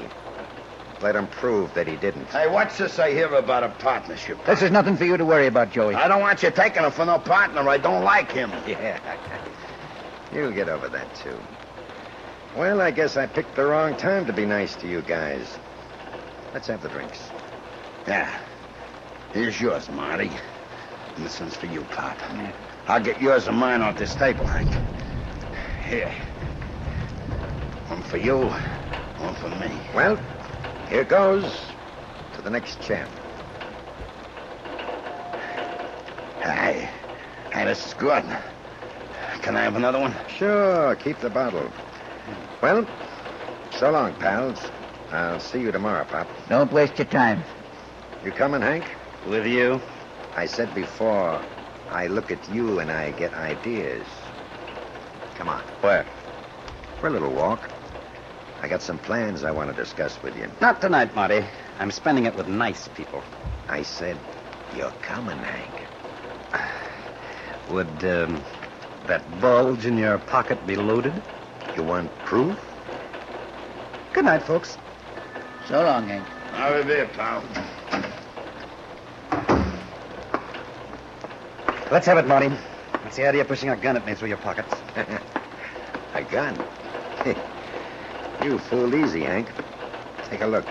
A package of chewing gum. I'm going back. The gun's in the other pocket. I'm going with you. Yeah. Oh, here. Keep yourself entertained. Have a stick. No, thanks. Well, you don't mind if I do a little chewing, do you? You got a mouthful already. Yeah, that's how I like it. Keeps me busy. What about those plans you wanted to discuss with me? Oh, yeah. You and I are going to be boozing pals for tonight. Really? In the morning, I suppose you'll throw me over for a blonde. Nah. You don't get it. We're going to be inseparable. You're going to be my alibi. Your what? Yeah, that's right. Something's liable to happen to one of those lugs in the dressing room. Now, look here, Marty. If you think your gorillas are going to... Don't get excited. I said liable. And that means that Hey, what's the matter with you? I don't know. Sort of just hit me in the stomach. I got pains. Awful. Marty. Marty. Well, I'll be... He's dead.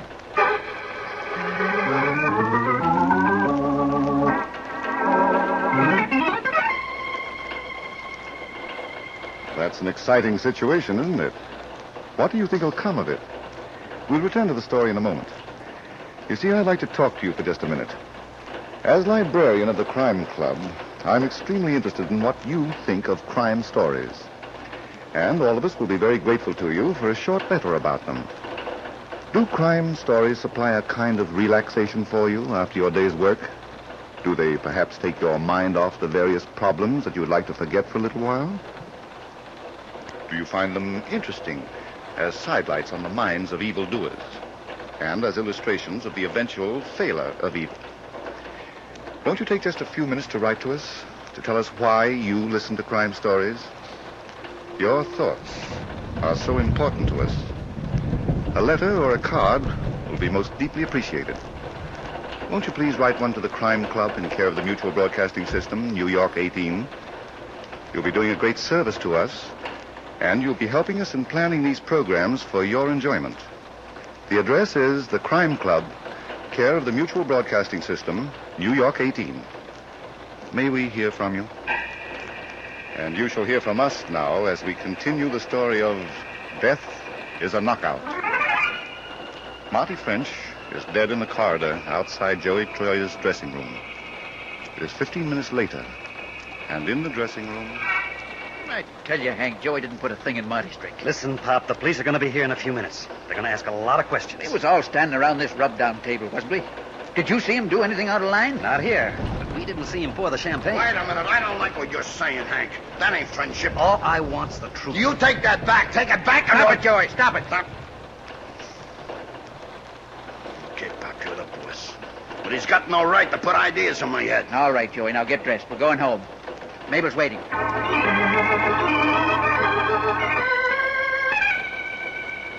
When did this happen, Pop? On the way home from the garden. After the cops told us we could go home, we dropped Hank, and then Joey began to act up. I killed them, Mabel. Oh, shut up, you dumb Adonis. I remember while I was pouring the champagne, I was listening to Marty tell Pop he was a partner.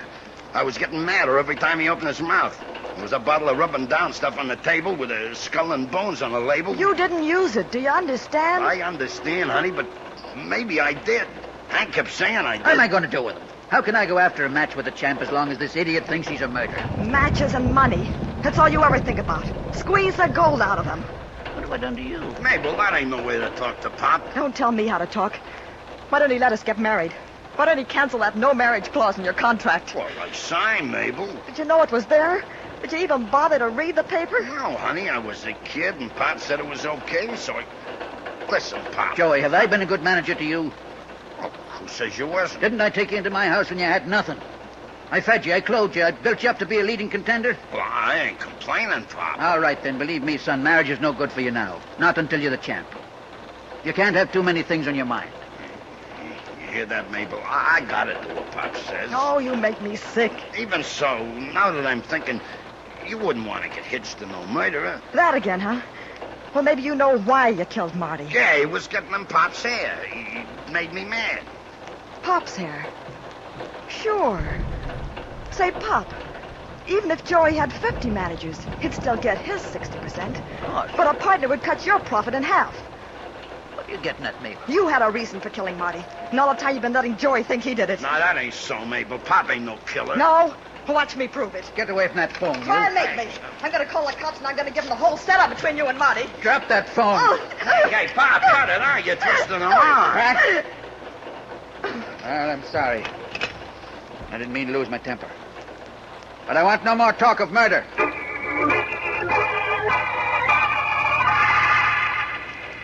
Now look, Ann Cooper, you may be the light of my life, but you haven't got a better reason. Hank, darling, a girl can be lonesome. Oh, but Ann, it's against the rules at 2:00 in the morning, and besides, I'm tired. Oh, well, then you're out of circulation. Good night, dear. Good night. Oh, what is this, Lover's Lane? Go home and let me die in peace.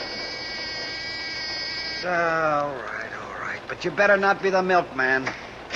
Hank, I'm sorry to be bothering you. Think nothing of it, Mabel. I'm running open house. Joey's in trouble. Something besides murder. I'm serious. I just saw something in the papers. The coroner found poison in Marty's stomach. No kidding. And how'd it get there? Joey thinks he did it. Hank, you gotta help me. Joey's innocent, but when I left the apartment, he was talking about giving himself up. Now, that, Mabel, may be the only idea he ever had. I thought you were his friend. What motive did he have for killing that gambler? He's crazy about Pop, and Marty was trying to horn in. Sure, on Pop. Now, would Joey rub out a guy with poison? You think it was too subtle for him? I know it. He'd do it the hard way, with his knuckles. Could be. Say, Mabel, was the glass that Marty drank the champagne from tested by the police for poison? I don't know. Why? I thought that might have been in the papers, too. How'd you like to drive downtown with me? Where to? The morgue, for a bird's eye view of Marty. Yeah, I'd like to, but I better stick close to Joey. In his frame of mind, you never know what he'll do next.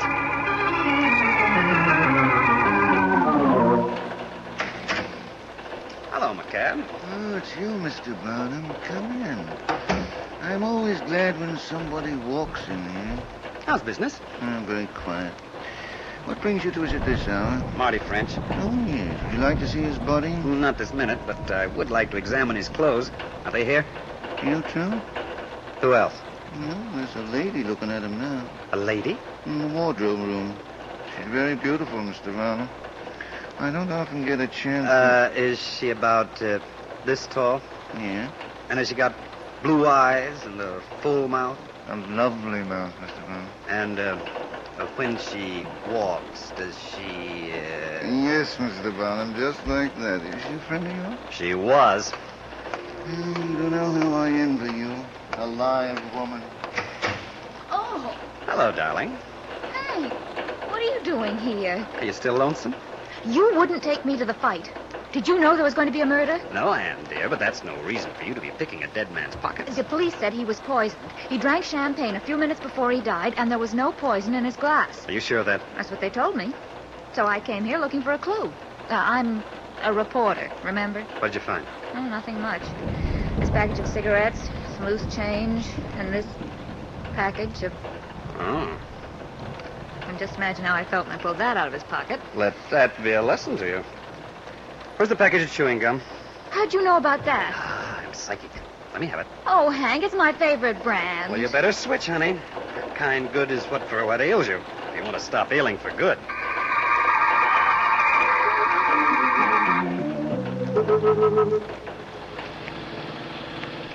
Hank, how can you be so sure that gum contains poison? You're a tough kid to convince, Ann. I like proof. All right, I'll give it to you. Here? Why not? It's a beautiful spring night and the bugs are in all their glory. Pardon me if I think you've gone. What? Bugs. Thank you, sweetheart. I take a stick of this gum, unwrap it, break it up into little pieces, and lay them on the sill of the car window. Well, Mother always told me never to trust a sports writer. In a few seconds, little bugs with wings will zoom out of the atmosphere to nibble at the bait. And won't they be surprised? You're so cruel. Here they come. Look at them go for that sugar-coated poison. Have a good time, little brothers. You're helping me find the murderer. What? Hank, those bugs... Yes, isn't it amazing? They're dying like flies.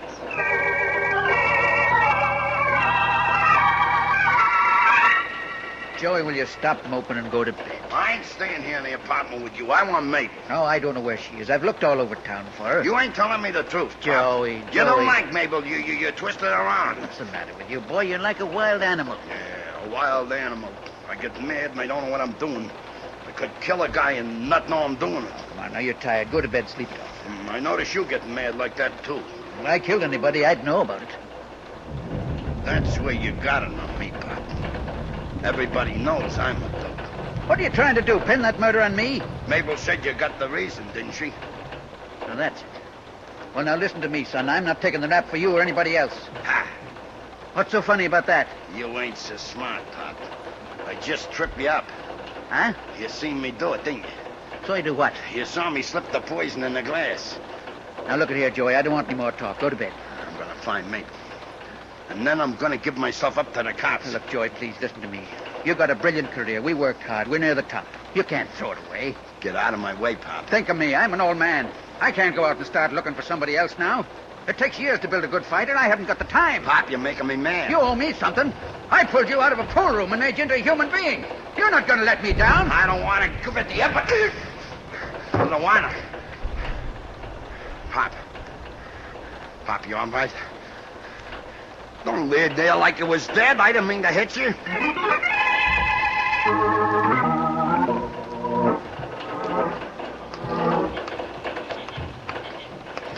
Roaming around in Central Park at 4 o'clock in the morning.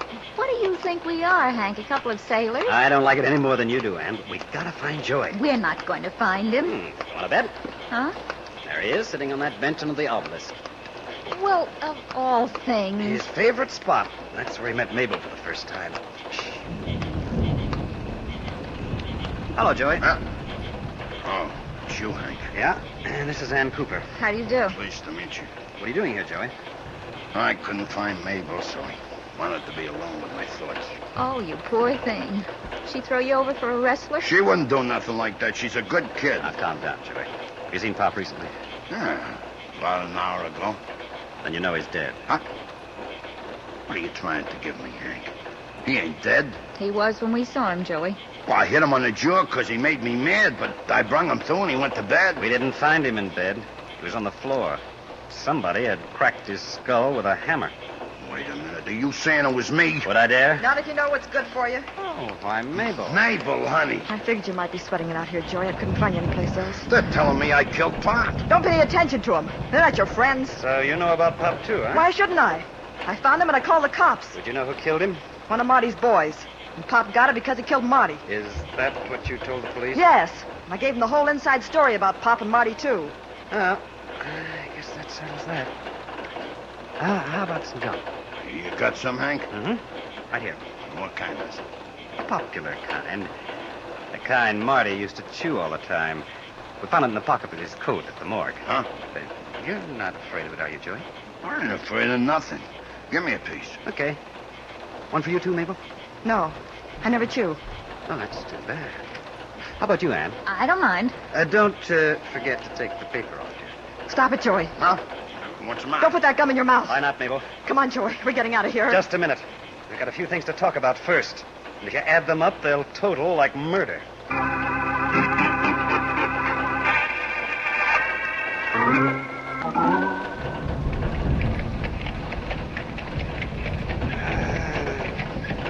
Tell me, Anne, do you think the automobile will ever replace the horses? This is much more romantic. Carriage ride in Central Park by the dawn's early light. Yeah. And, darling. Hold your horses, Hank. Oh. When did you decide that Mabel killed Marty? When you found that package of chewing gum.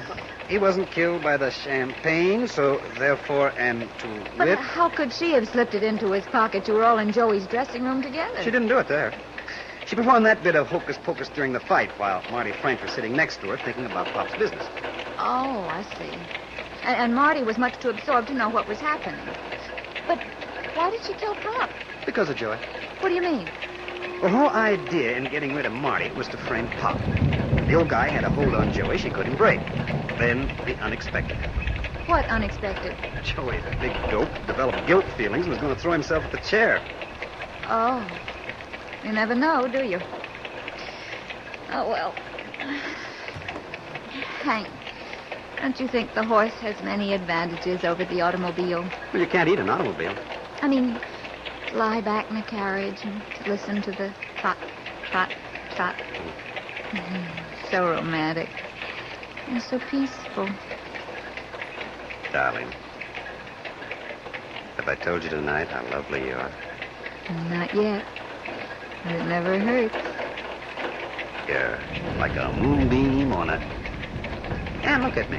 What's the matter? Would you kill a couple of men just to get me? Don't be silly. Of course not. But I'd slaughter a couple of dozen women.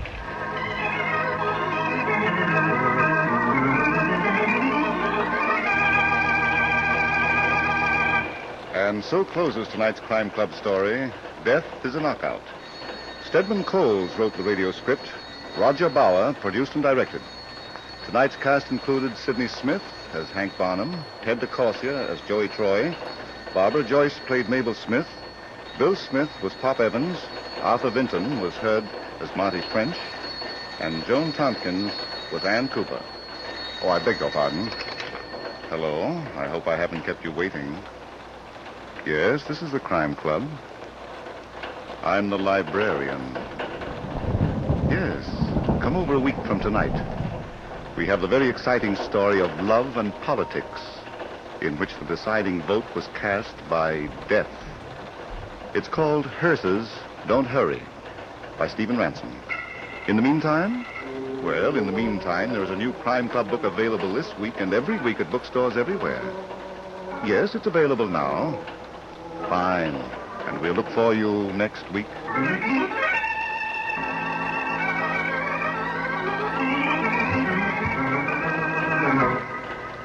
This program came from New York. This is the Mutual Broadcasting System.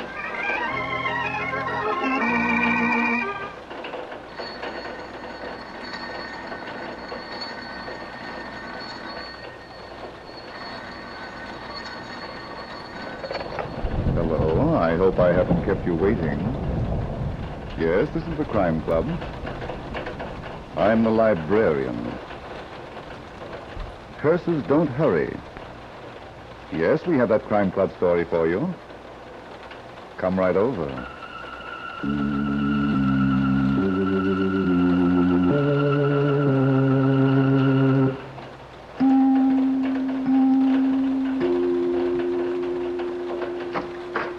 Ah, you're here. Good. Take the easy chair by the window. Comfortable? The book is on this shelf. Here it is. Hearses Don't Hurry, by Stephen Ransom. A very exciting story of a cleanup campaign that was messed up by murder. Let's look at it under the reading lamp. The city was small and clean and comfortable. Seen from a train window, it looked like many another American city. But something new had been added to this one that could not be seen from a train window. It was Christopher Chance, young special prosecutor, who's been appointed by the governor to investigate corruption in the office of Anthony Pierce, the district attorney. It was early evening when Christopher Chance left the courthouse after a long conference with his friend and political benefactor, Judge Rossiter. Main Street was deserted. And so was the little side street, 2 blocks away where his office was located. He walked slowly, but as he was about to step into the lobby of the small building, he turned just in time.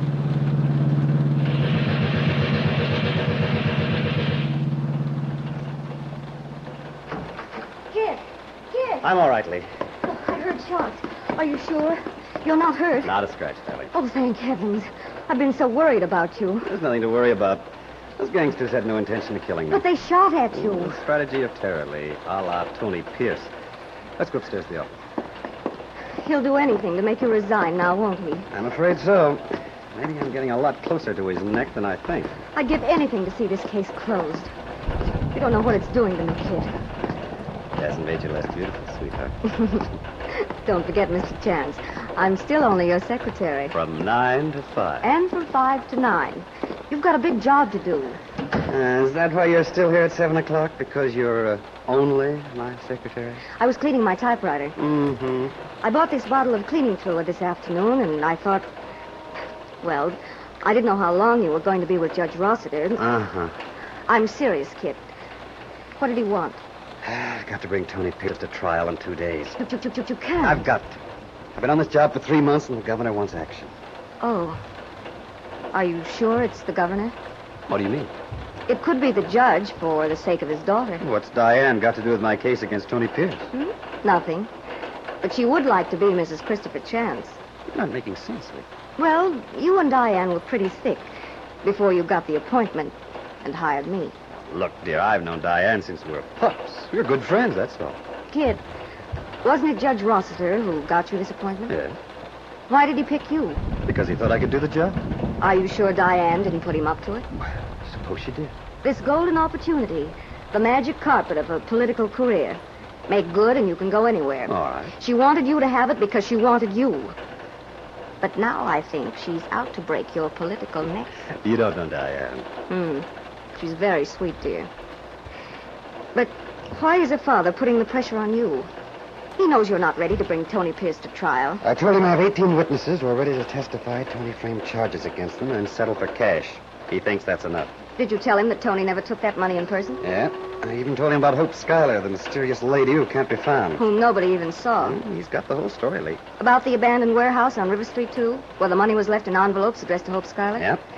And still he wants you to be ready for trial in 2 days. Don't you think he realizes you have no case without Hope Schuyler? I'm not going to believe that Diane is knifing me. Well, suit yourself. I won't say another word. You don't seem to understand. These people wouldn't put me on the spot. They're the oldest friends I have. They... Hello? Special Prosecutor's Office. Is Mr. Chance there? Yes, he's here. Who's calling? Skeets and Alley. In just a minute. It's for you, kid. Skeets and Alley. No. Hello, Skeets. Where are you? I'm in a phone booth across the road from Art Gurney's flying school. There's a gas station here. Yes, I know. What's new? Plenty. The biggest break so far. But I ain't talking unless you're alone. All right, hold on a minute. I'll take this inside, Lee.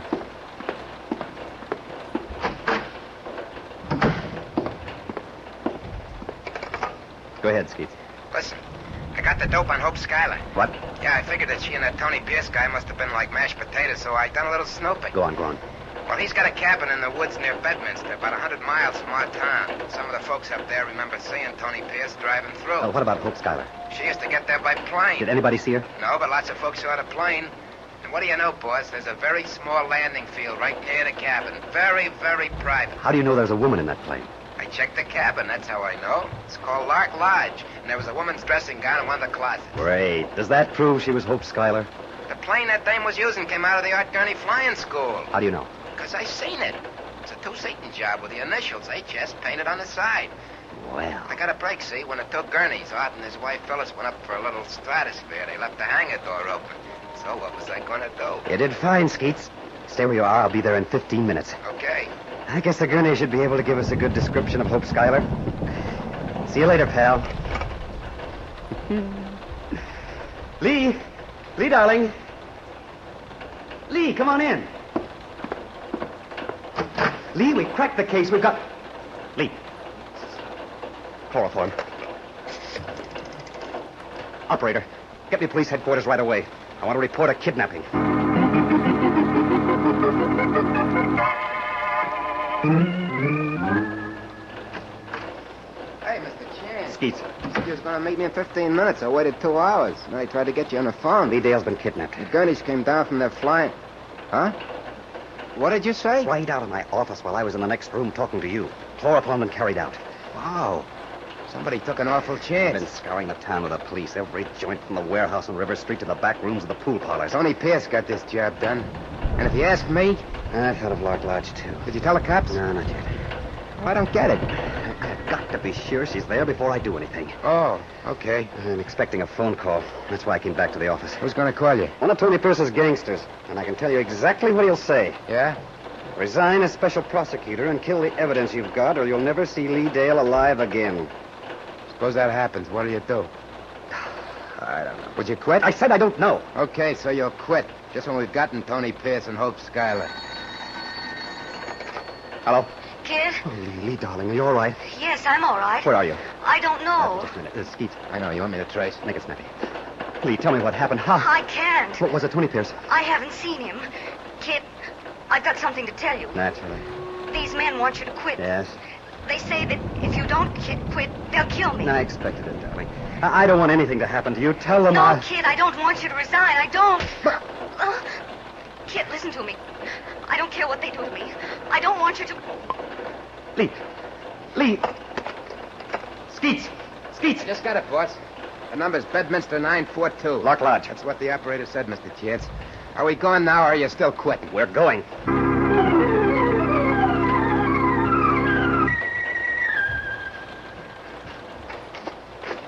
There it is, boss. Lark Lodge. And there's somebody home. Yes. We should have took the cops along, Mr. Chance. Okay, so you didn't want no shooting, but what about us? We ain't even got guns. We're going right in. What? Oh, it's the special prosecutor. Come in, won't you? And next time, don't bother to knock. Where is she, Pierce? Where's who, Mr. Special Prosecutor? Lee Dale. Lee Dale. Oh, yes, your charming secretary. Has she given you the wind? All right, Skeets, search the house. That's easy. There's only 3 rooms. Excuse me, Mr. Special Prosecutor. I don't want to be picayune, but have you a warrant? Go ahead, Skeets. I'm afraid I'll have to say no. Hey, he's loaded. We backwoodsmen always insist on our rights. We don't like intruders who break in without warrants. Listen, Pierce, I'm not only going to send you to jail as a crook, I'm also going to send you to jail as a kidnapper. Really? Well, this is serious. But if you'd rather go to the chair as a murderer, put a bullet in my back because I'm going to search this house myself. You don't have to, kid. What on earth? Hey. Diane.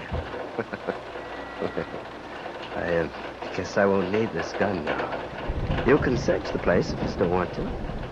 Diane Rossiter. I'm sorry about this, kid. I didn't think that Tony and I would ever be found out. Where's Lee Dale? My father mustn't know. It would kill him. He must never find out. Just tell me where I can find Lee Dale. I don't know. You're lying. I haven't seen her since this morning. She was here. She phoned me from here. Skeets traced the call. I haven't seen her since this morning, Kit. Where's she been moved to? I...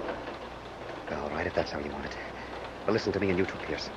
You've given me my case. I can drag Hope Schuyler into court now. You're wrong, Kit. I'm not Hope Schuyler. But I'll forget the whole thing if Lee's in her apartment by the time Skeets and I get back to town. Does that mean that you're going to resign? That you've got exactly 3 hours. Come on, Skeets. Kit? Leave him alone, Diane. He knows what he's doing. But Tony... It's a great sacrifice. I told him once that hearses don't hurry. The grave always waits. It's too bad, Mr. Special Prosecutor. We had to dig such a deep one for you.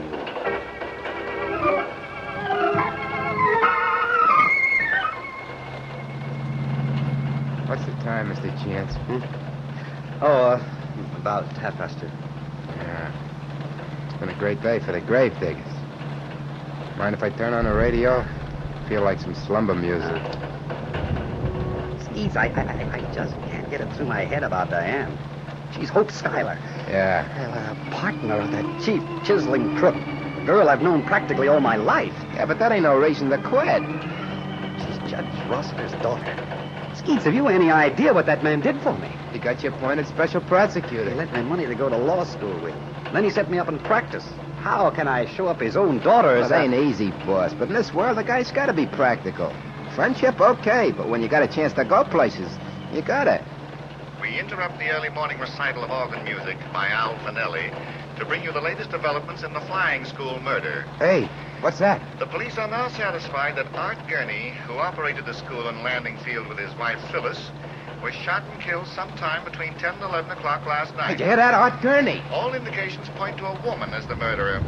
Phyllis Gurney, the murdered man's wife, has disappeared, and several motorists have come forth with information that a small, unidentified plane took off from the field at about the time Art Gurney was believed to have been killed. Several of these witnesses insist that the person at the controls was a woman, but when asked for a description, Put it off, Skeet. they were not able to... Now, you can't quit, boss. It's murder. Between 10 and 11 o'clock last night. Them two people was the only ones who could have told us what Hope Schuyler looked like. Now one of them's dead.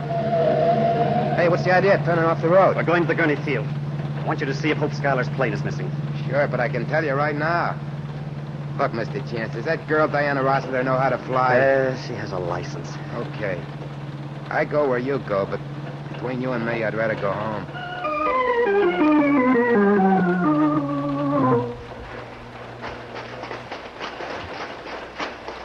There's the hangar, boss. Door's open. Hey, do you have to run so fast? Hey, better save my breath, huh? I'll need it. The future. All right, Skeet. Phew. Where's the light switch? Should be, right about here. I got it. What color was it, Skeet? Yellow. Two-seater? Yeah, and initials HS on the side. There's a yellow plane. Now, that ain't it, Mr. Chance. That's a single. Hope Schuyler plane ain't here. Well... You know, we wasn't made right. 2 lungs ain't enough. Well, let's go, Skeet. I'll drive you home, and then I'll stop off at Lee's apartment. And she'd better be there.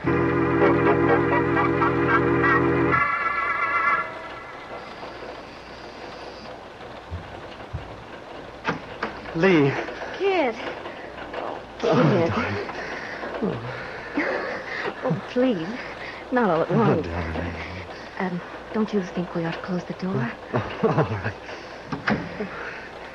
Oh, you don't know what looking at you does to me.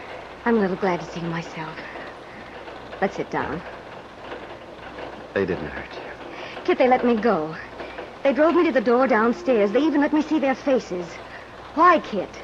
I'm resigning. No. I've got to, Lee. Tony Pierce hit me twice tonight. Once with you and I'm once... not letting you quit. I don't care what kind of a bargain you made with Tony Pierce about me. You don't have to keep it. He's a thief. There's more to it than that. Diane Rossiter is Hope Schuyler. What? There's no doubt about it. If I bring Tony to trial, I'll have to prosecute Diane for murder. Murder? I should have known I wasn't cut out for big things. Too sentimental. Who was murdered, Kid? Art Gurney. He ran the flying school. Yes, I've seen it.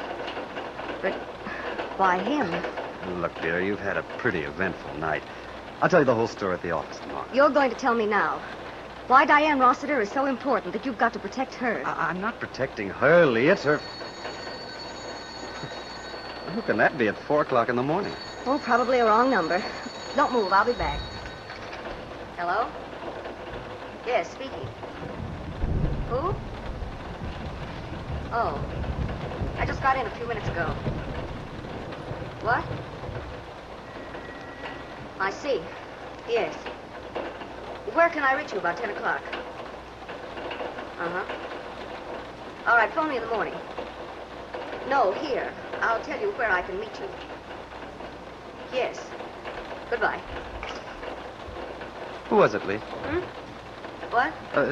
Something the matter? The matter? No. No, of course not.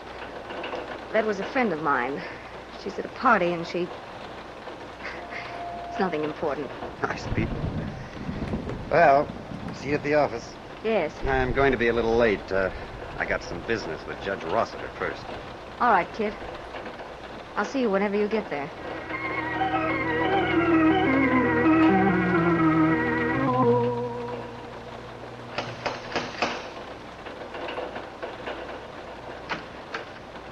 Oh.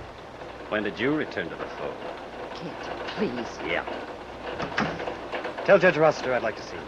Kid, I tried to get you on the phone a few minutes ago. I'd like to speak to your father, Diane. He's at the courthouse. He left early this morning. All right. I'll speak to him then. Wait. What for?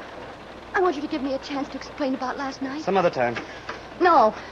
You're not leaving here until you've let me explain. Now, look, Diane. Don't be a fool, kid. I'm not Hope Schuyler. I hate the living sight of Tony Pierce. Sure. You've got to believe me. I went a little crazy yesterday. I saw Lee Dale in the morning. She told me that you were going to be married. She told you. I stopped thinking. Oh, kid, I've been in love with you for years. I've never shown it, but I hoped. And then that girl, in less than 3 months. Now, what's that got to do with Tony Pierce? I hated you, kid. I wanted to hurt you. Anything, so long as it would destroy you. What about that crook, Diane? There was only one way. Your career. I knew you would never finish the case against Tony if it meant disgracing my father. So I called Tony, and I told him that I would be willing to let you suspect me of being Hope Schuyler. And I told him why. But last night at Lock Lodge, you denied it. I lost my nerve. I realized what a vicious thing I was doing. And then when you asked Tony and me about Lee Dale... You knew she'd been kidnapped. No. No, all I knew was that Tony was sure you'd come there. I didn't know why. Yeah. You don't believe me?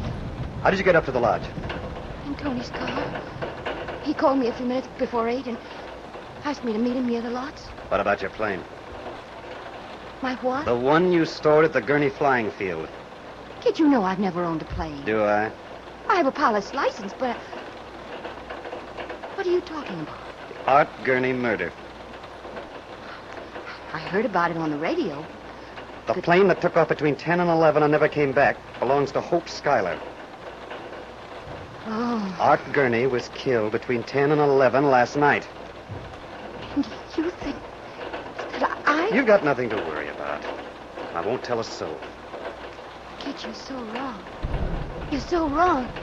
And it's all my fault. If I hadn't lost my head yesterday, if I hadn't been so selfish and stupid and cheap. Oh, kid, forgive me, please. Forgive me. You don't know what it means to be in love with someone who doesn't love you. I didn't realize what I was doing. You'd better answer that phone, Diane. It might be your boyfriend. I can't. All right, then I'll answer it. Hello. Is that you, Mr. Chance? What's the matter, Skeets? I've been trying to get you all over town. Your apartment, the office, no answer, no place. So I figured What do you want? Listen, I spotted that Phyllis Gurney dame. She was driving right through the middle of town. What's that got to do with me? Listen, will you? So I get in the cab and I follow her. Guess where she went? Skeets, in case you've forgotten, I'm resigning. Yeah, I know. She went right to that old warehouse on River Street. What? You know, the place where Hope Schuyler used to pick up the sucker dough for Tony Pierce? Where are you now? I'm in a phone booth a couple of blocks away, the ferry station. Wait for me. I'll be there in 10 minutes.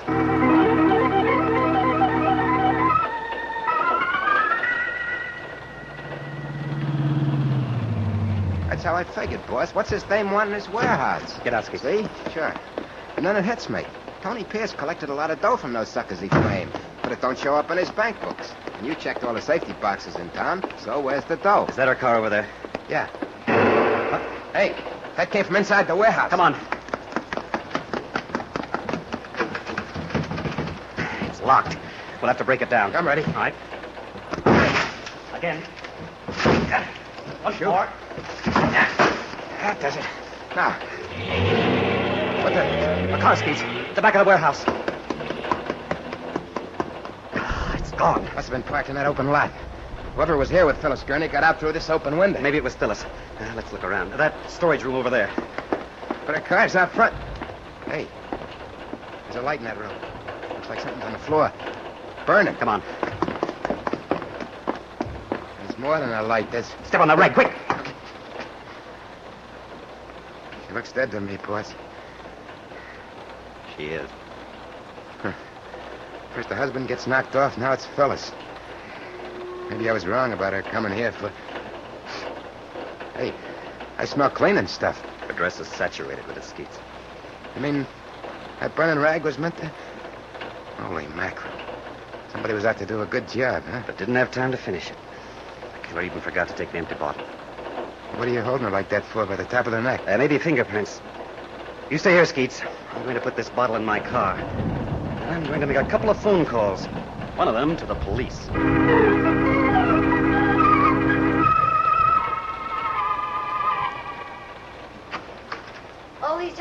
Judge Rossiter. I'm sorry I bothered you. Goodbye. Kid, where have you been? I surely thought you'd gone to resign. There's no hurry, Lee. I can do that an hour from now. You're not going to do it at all. Kit, you must listen. Where were you about 40 minutes ago? Where? I called you here at the office several times. There's no answer. I was downstairs looking for the super.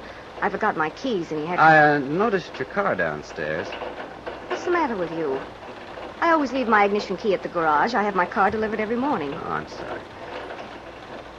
There's been another murder. Oh? Who? Phyllis Gurney. Good heavens. When? About an hour ago. Well, I guess I'd better get cleaned up if I'm going to see Judge Rossiter. You're not resigning, Kit. I'm afraid there's nothing you can do about it, Lee. Where's that bottle of cleaning fluid you bought yesterday? Listen to me, please. It was standing right there in your desk when I came in last night. You were using it to clean up your typewriter. That's not important now. Don't you realize what's going to happen to you? You'll be called a failure. Look, honey, I want to get these grease spots out of my coat. Will you get me that cleaning fluid? Kit, don't I mean anything to you? Have you been just talking to me about love? Lee, haven't you got that bottle? Yes, I have it, if that's all you care about. It's in the closet where I put it. You'll worry about grease spots, but I can talk myself sick. Here's the bottle of cleaning fluid. Enjoy yourself. Thanks. I spoke to Tony Pierce on the phone before I came back here. Of course. You're his buddy now. He is at Lock Lodge. I'm not interested. He couldn't have been in town this morning and gotten back to the lodge so fast. I know he didn't fly. Say, did you screw this cap on yourself? Yes. You must have hidden strength. Or would this be a new bottle that had never been opened before? What do you mean? Would you like to make the rounds of the hardware and department stores with me? There aren't too many in this town. I'd like to know what you meant by that, Kit. All right. You're Hope Schuyler. What? Have you gone out of your mind? You weren't kidnapped last night. You just walked out after you listened in on my conversation with Skeets. Isn't that right? No. You heard him tell me about Lark Lodge, the Gurneys, and the plane that Hope Schuyler used. So you decided to get rid of the Gurneys. You don't know what you're talking about. You had chloroform, and you left the odor of it in this room. Then you got in touch with Tony and told him what Skeets had found out. Oh, for pity's sake. The rest was Operation Frame-It. You flew to Lark Lodge and phoned me. You know I'd have the call traced. In the meantime, Tony was getting Diane ready for her grand entrance. You deliberately told her that you and I were going to be married. You knew how she'd react. You wanted to marry me, didn't you, Kit? Yes. But you never said you would to me. There's a good reason, wasn't there? You're already married to Tony Pierce. What? I found his marriage certificate in the bottom drawer of your dresser. Anthony Pierce, Hope Schuyler. Just 1 week before you came to work for me. A wedding performed by a justice of the peace upstate. Big secret. Well, what are you going to do about it? Oh. Is that the gun that killed 2 Gurneys? Mm-hmm. 2 Gurneys and 1 special prosecutor. Lee, didn't you notice I left the door open when I came in? You what? Now, why do you suppose I did that? To create a draft? No. We have a peculiar police department in this town. It likes to be in on everything.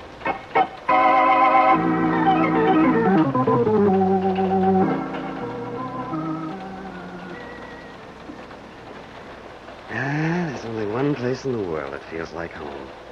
The old Rossiter living room. I'm glad you still think so, Kit. It's all over, Diane. Lee confessed, Tony confessed. They're going to be tried for murder, and I'm prosecuting. But Tony didn't commit murder. He certainly did. Lee did the shooting, but Tony helped her plan it. Kit, what made you suspect Lee? Up to this morning... A bottle. The fact she didn't answer the phone at the office. That's all? That's all a fellow needs, honey, to start thinking. After that, I remembered everything. How things began to move after Skeets phoned me about Hope Schuyler. Then the mysterious phone call Lee got at 4 o'clock in the morning. Who was it, really? Phyllis Gurney. You see, Tony and Lee had been paying the Gurneys to keep quiet about Hope Schuyler. But when Art Gurney was murdered, Phyllis decided it would take a lot of money to compensate her. $100,000. Well, we all do foolish things sometimes. Diane, would you do me a favor? Of course. After we're married, if I ever look at another woman, will Don't you please... Don't worry, darling. I'll never be selfish again. Oh, no. Be selfish.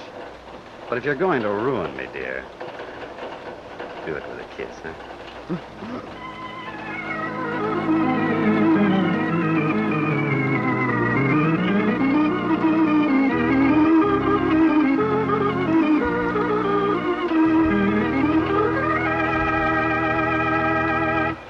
And so closes tonight's Crime Club book, Hearses Don't Hurry, based on a story by Stephen Ransom. Stedman Coles did the radio adaptation. Roger Bauer produced and directed.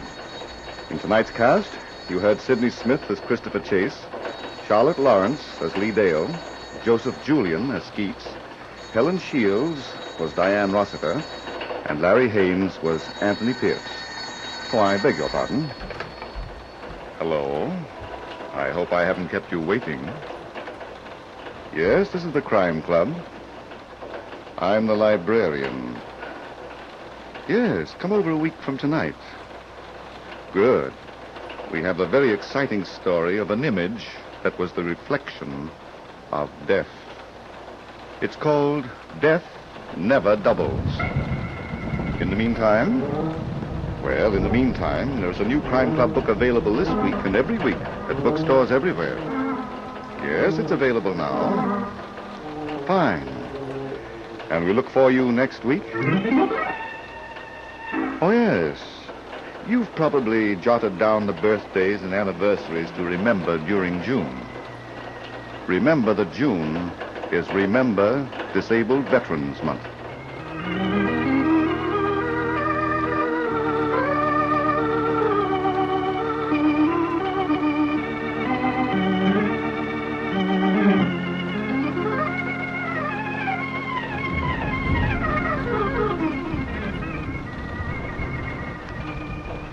This program came from New York. This is the Mutual Broadcasting System.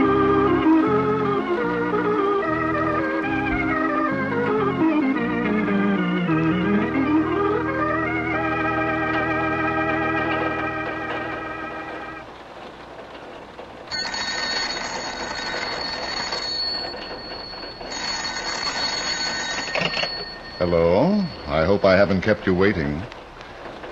Yes, this is the Crime Club. I'm the librarian.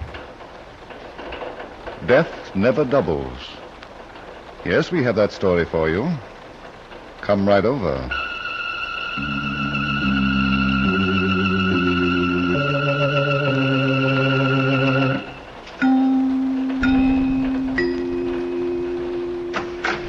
Ah, you're here. Good. Take the easy chair by the window. Comfortable? The manuscript is on this shelf. Here it is. Death Never Doubles. The very exciting story of a past present that had no future. Let's look at it under the reading lamp. It was early evening, and Peter Woods, a young lawyer, was in his apartment getting dressed for his appointment with Hilda Ryan, his fiancée. He was not expecting a phone call, but when it came, he answered it as if it meant nothing at all. Then, 5 minutes and countless palpitations later... Oh, sure, Mr. Jackson. Don't worry, Mr. Jackson, I'll be there. Yes, I know, not later than 7:45. Yes, I got the address. 1052 West 52nd Street. All right, Mr. Jackson, thanks very much. Bye. Wow. Oh, boy, I'm lucky. I'll say I'm lucky. This is my lucky day.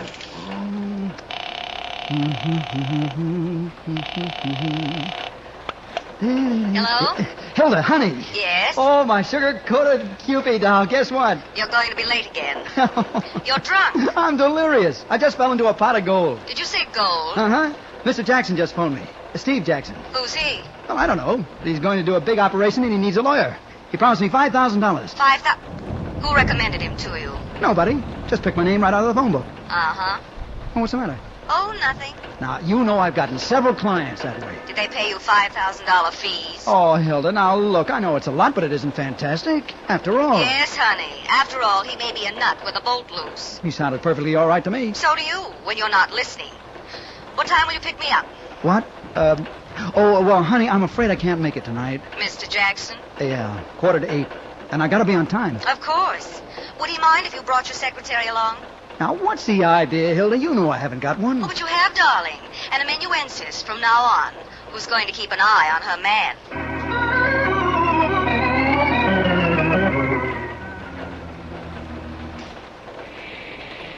Well, Pete? Don't say it, Hilda. I couldn't stand it. Are you sure Mr. Jackson said 1052 West 52nd Street? Yes. It wasn't West 57th Street? No. I repeated the address to him. This is the place. But there's no building here. Just a hole in the ground. I don't get it. Why should anybody ask me? Wait a minute. Why? They're excavating here. That hole in the ground is where they're going to put a foundation of a building. So? Anybody can see that. All right. Now, suppose Steve Jackson is the guy. You know, the builder. He'd have an office, Pete. I'm going to find out. Come on. Darling, can't we forget the whole thing? There's a pool room on the second floor of this building next to the light. Pete, I'd rather have dinner and go to the movies. We'll go upstairs and we'll ask about Steve Jackson. Somebody ought to know him. I'm not going. What are you afraid of? Trouble. And I think the sooner we get away... Hey, you're blocking the doorway. Huh? Oh, I'm sorry. We didn't see you. I walk like a cat. Now, if you don't mind, I'll just go inside. Duke Masters. What? Pete, is he talking to you? Gee, Duke, I didn't recognize you in this bad light. We wasn't expecting to see you for 6 months. Now, look, When listen. did they let you out? I'm Peter Woods, and I'm looking for Steve Jackson. A new moniker, eh? Culture, too. Why, you're even talking like Park Aaron.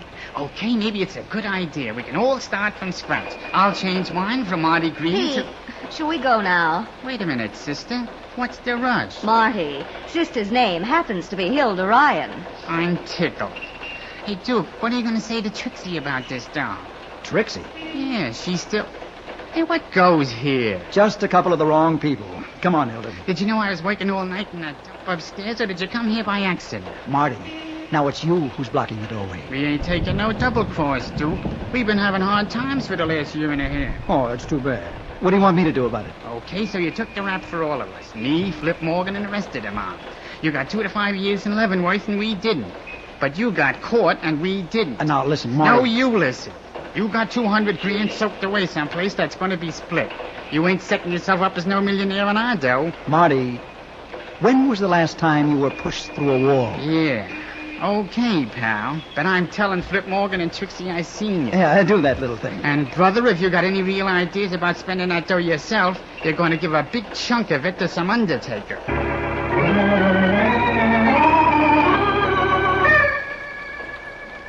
Stop flipping that coin. You're driving me crazy. Well, what are you so nervous about, Trixie? I'm not nervous. All right. Will you stop it? Sure. You want me to go home to my mother? Don't be a dope. It's just that I'm... Oh, yeah, sure, I know. You'd like to see something green for a change. Flip. Well, it's my sickness, too. Duke, the wise guy. He don't trust nobody. 200 grand stacked away, and we got a scratch till he gets out of stir. I'm afraid of what's going to happen when he gets out. What's that? He's got only 6 months to go, and leave it to Duke. He's behaving. Won't be 2 to 5 for him. He'll get the diploma at the end of 2. Well, what's wrong with that? I can't help it if I'm scared, Flip. Ah, he's not going to do anything to you. I promised I'd wait for him. So what? You changed your mind. He'll kill me. You're crazy. I know what I'm talking about. When Duke finds out, somebody hasn't tipped him off already. Relax. Duke's a dying duck. Huh? Only he don't know it yet. Nobody's going to tell him. What do you mean? You learned how to do arithmetic, didn't you? Flip. Uh-huh. The more numbers you got to divide by, the less everybody gets. You're going to kill him. First, he brings the dough out of hiding. I got a brain that gives me 24 hours service. But, Flip, suppose... What for? The day Duke steps out of Leavenworth, he's going to have an escort with him all the way to New York. And by the time we swing up Broadway, he's going to be all talked out. And then we bury him. I'll get it, Trixie. Yep. Hello, Flip? Yep. This is Marty, the Duke's out. What? Yeah, Duke Masters. I seen him. Hey, now listen, Marty, if this is a gag... I tell you, I seen him with my own eyes. I talked to him. And you should hear him, Flip. Like he went to college instead of Leavenworth. Just a minute. Trixie, Yeah? Marty just saw the Duke in town. What? Yeah, what a break. 6 months ahead of time. What are we going to do? Same thing. All right, Marty. What else? We're getting a double cross. Hey? Dude, the Duke says he ain't the Duke. He says he's a guy by the name of Peter Woods. Go on. And he's got some fancy dame with him, Hilda Ryan. A real cookie. Peter Woods and Hilda Ryan, eh? Where are they now? In the Bijou Club on 49th Street, spending our dough. Okay, Marty. Keep an eye on them. But I gotta go to work. Keep an eye on them, and your working days will be over. I didn't expect it, Flip. I never figured on time off for good behavior. Give me the phone book, Trixie. What are we going to do? The phone book, baby. I want to take a look at the odds. I've got an idea they're going to favor a quick killing.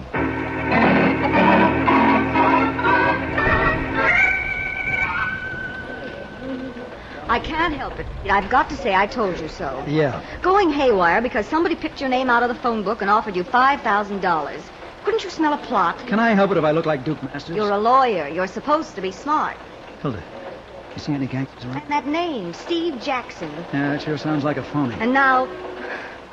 Oh, well, I'm going to the powder room. All right. And then you're going to take me to the movies.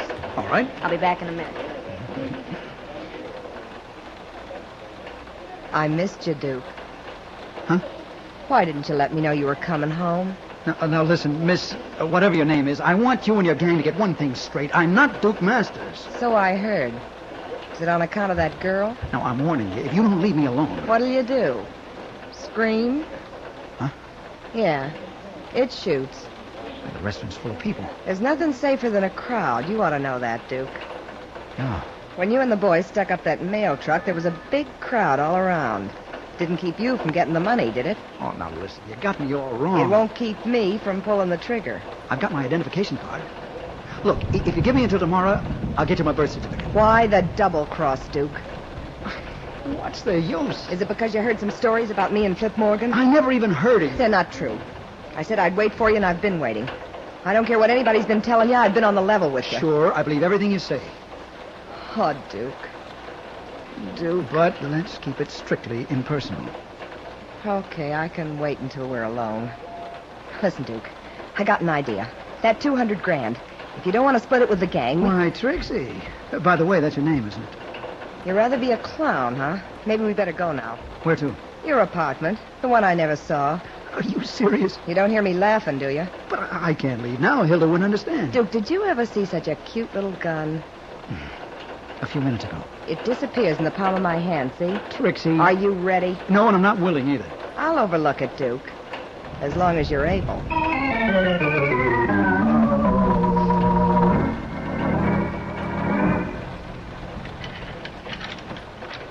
All right, Duke. Stop fumbling and open the door. I can't help it, Trixie. I'm thinking of Hilda.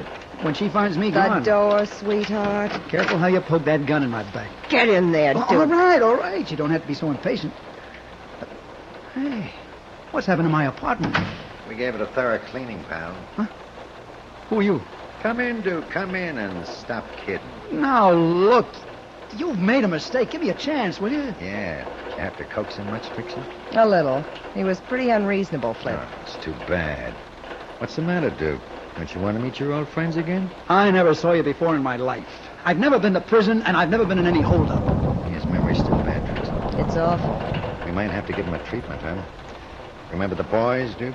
Good grief. What can I do to make you understand? That's Tom, and that's Knuckles, and that's the Bruiser. Yeah.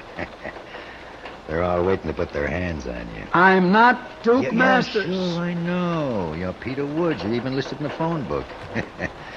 Nice going, Duke. You took this apartment, hid the dough, then you took the rap, but not for us. Now, where is it? I give up. $200,000. It's in one of these rooms. Now, you go and make an X on the spot. You've searched, haven't you? You didn't find any money. Well, maybe we're not as smart as you are. You pull the place apart. You're next, pal. What can I do just because I happen to look like some guy who's double-crossing? I'll give you a break. Tell us where you stacked the dough and we'll cut you in. We'll let bygones be bygones. You can't let something be that never existed. Oh, you become a philosopher, too, huh? You do great things at Leavenworth these days. Sit down, Duke. What for? We're going to give you something to think about. Come on, Trixie. The boys want to be left alone. Listen, Flip, don't you think... There's nothing to worry about, sweetheart. They're going to see how many times they can bounce the punching bag off the wall. Before the air goes out of it.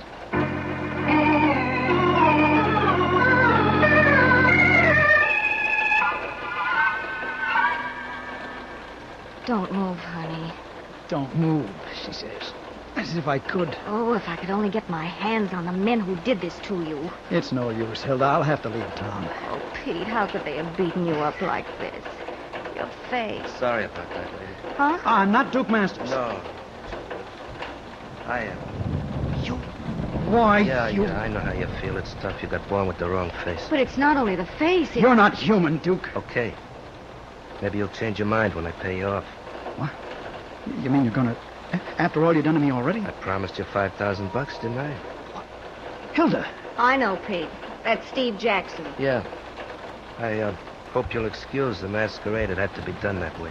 Are you trying to make us understand? I don't want you to consider me a bad guy, lady. When I got expelled from Leavenworth last week, I never thought my luck was going to change, but it did. So did mine. A couple of days ago, I spotted Marty Green going into a pool room on West 52nd Street. I found out he works there. He was always a second-story mug. You ought to know your friends, Duke. Yeah, I know him. Well, yesterday was my big day. I was walking along Madison Avenue when who should I see coming out of an office building? You, Pete. So I followed you all day, my head spinning with ideas. Too bad it didn't spin Shut right up, off. lady, and let me talk to my lawyer. I'm not your lawyer, Duke. Don't kid yourself. You're either my lawyer or you're going to be my corpse. Well, that doesn't give me much choice, does it? Doesn't give you any. Would you like to know how I got your name? I'm sure you're going to tell me. The doorman of this house gave it to me. I walked in and he says, "Good afternoon, Mr. Woods." What was I going to do? Well, I did it. I went right to a phone book and looked up Mr. Woods at this address until I found one with a Peter in front. That was you, pal. Duke, you're almost as smart as the devil. Smarter, Cookie. I get what I go after. But what do you want? You got $200,000. No, Pete.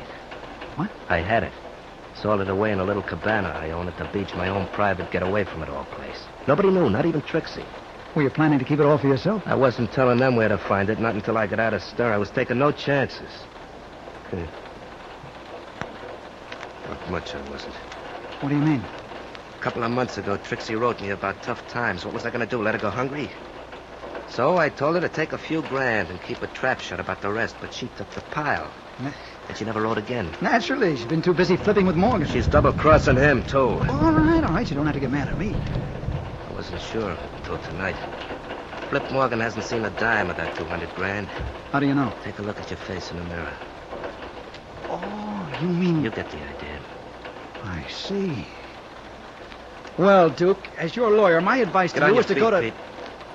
Oh, no, look, Duke, I was only kidding. Get him up, lady. He's got a lot of work to do. Not for you, he hasn't. You go and get yourself beaten up for a change. We gonna have an argument? There's no shortage of guns, is there? We're going over to Trixie's apartment. She lives in a rooming house on West 49th Street. What are we going to do there? Not we, Cookie, him. He's gonna persuade Trixie to part with 200 grand. Oh, no. I've had enough of that woman to last me for a lifetime. Oh, now, Pete, don't irritate me. You'll lose a good client. You don't say. That ought to kill me for sure. Yeah, for sure.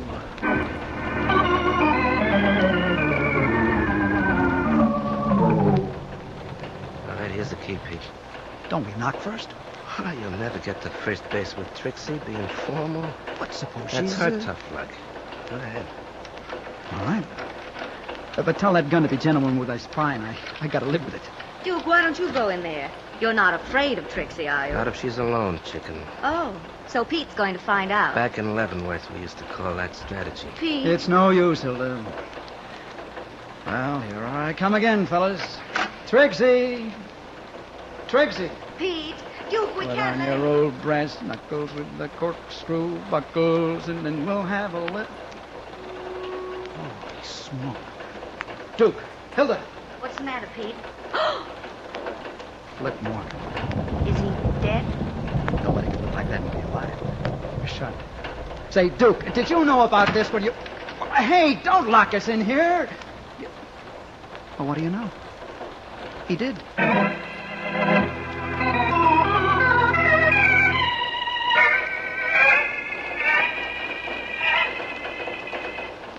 Oh, I'm sorry, Hilda. I can't get it up. Oh, dear. Of all the windows to be stuck, it has to be the fire escape window. What are we going to do? I don't know. Those guys knocked me senseless. But I do. We can stick our heads out of the other window and yell. Honey, have you gone berserk? We've got to get out of here. Sure, but don't call for help. There's a dead body in this room. How are we going to explain it? There's no law against telling the truth, Pete. Who's going to believe us? Pete. Shh. There may be Duke coming back. What are you going to do with that chair? Come on, quick. Behind that door. Hey, you two. Trixie. Put on that chair, Duke. No, while you're still behind the door. Okay, you can close it now. But how did you know we were... Look over there. Oh. I guess there's nothing like a well-placed mirror, is there? But, Pete, darling, there certainly is. What? Hilda, what are you talking about? A well-placed bullet. Have you forgotten? You know, in that corner. Flip. Never again, Trixie. Flip has flopped. You killed him, Duke. You and the dame. Now, wait a minute. Let her rave, Pete. You sent me a phony telegram to get me out of here. Said you had something to talk to me about. I thought you wanted to make up. How did you get around Flip? He didn't see the wire. I read it in the hall. I told him I had... Hey, since when do I have to answer your questions? Where's the telegram, Trixie? I threw it away. I wasn't going to keep any messages from you to me. Uh-huh. I thought it was on the level, Duke. I was ready to go back to you anytime you wanted me. But you don't want me. You killed Flip and you were waiting behind that door to brain me with a chair. We thought you were Duke. He was here. Sure. You're still Peter Woods. You'll kill us one at a time, and then you've got 200 grand and no partners. Well, it's not working, Duke. Not this trip. Duke says you have the money. Did you hear what I said? I'm not even listening. Well, what are you going to do? I'm calling the cops. You're through, Duke. All right. Call him. Let's sit down, Hilda. I don't mind. It'll be a pleasure to see a blue uniform. No, never mind, operator. What's the matter, Trixie? Cold feet? Duke, how was Flip Morgan killed? He was shot. Right through the heart. You know, Trixie. Don't you dare. And you were going to let me... You didn't even try to... Hey, I'm getting out of here. Wait a minute, Trixie. No. I guess she means no, Pete. Yes. Well, let's call the police. They always like to be told when murder's been committed.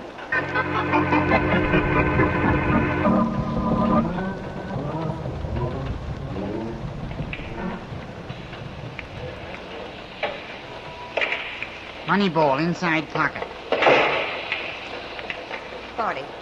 Marty. Hiya, Trixie. I hear they gave Duke a facial. Did he come through? I've got to talk to you, Marty. Let's go someplace.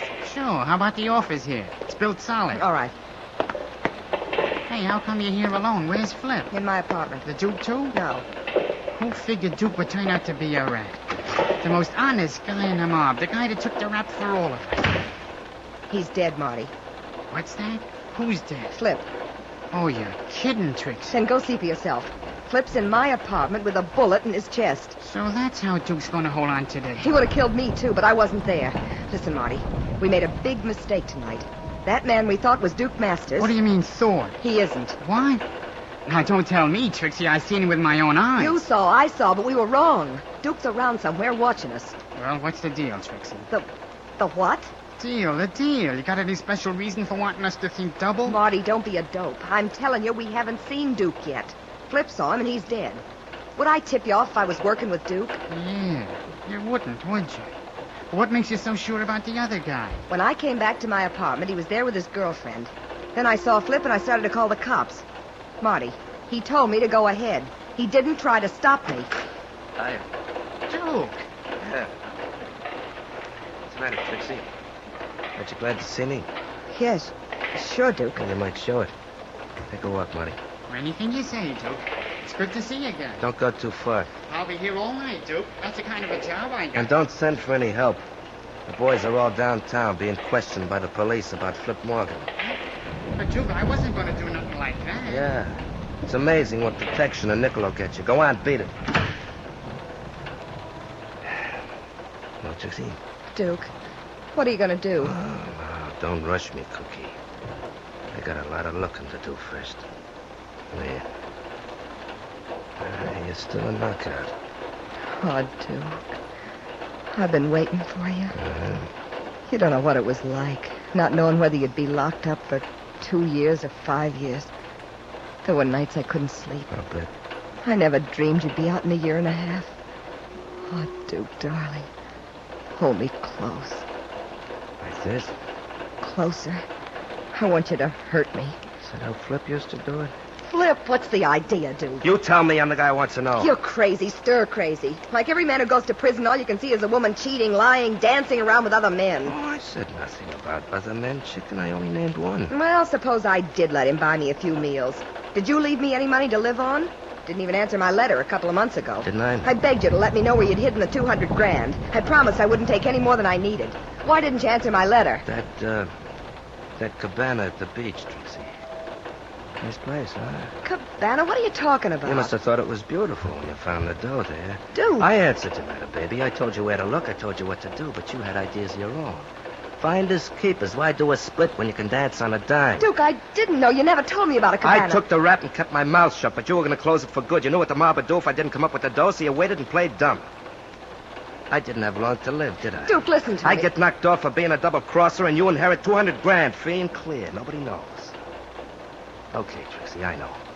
Now, where's the dough? I never saw it. I never got your letter. I'm not asking for comedy lines, Trixie. But I tell you, Hey, what are you trying to do? How do I know you wrote a letter? Because you say so? Well, I say I never got one. Okay. Okay, from now on, the proceedings will settle down to a nice, quiet, round-table discussion. Let me see your palm, Trixie. What for? I want to read it. I want to find out if you have a future.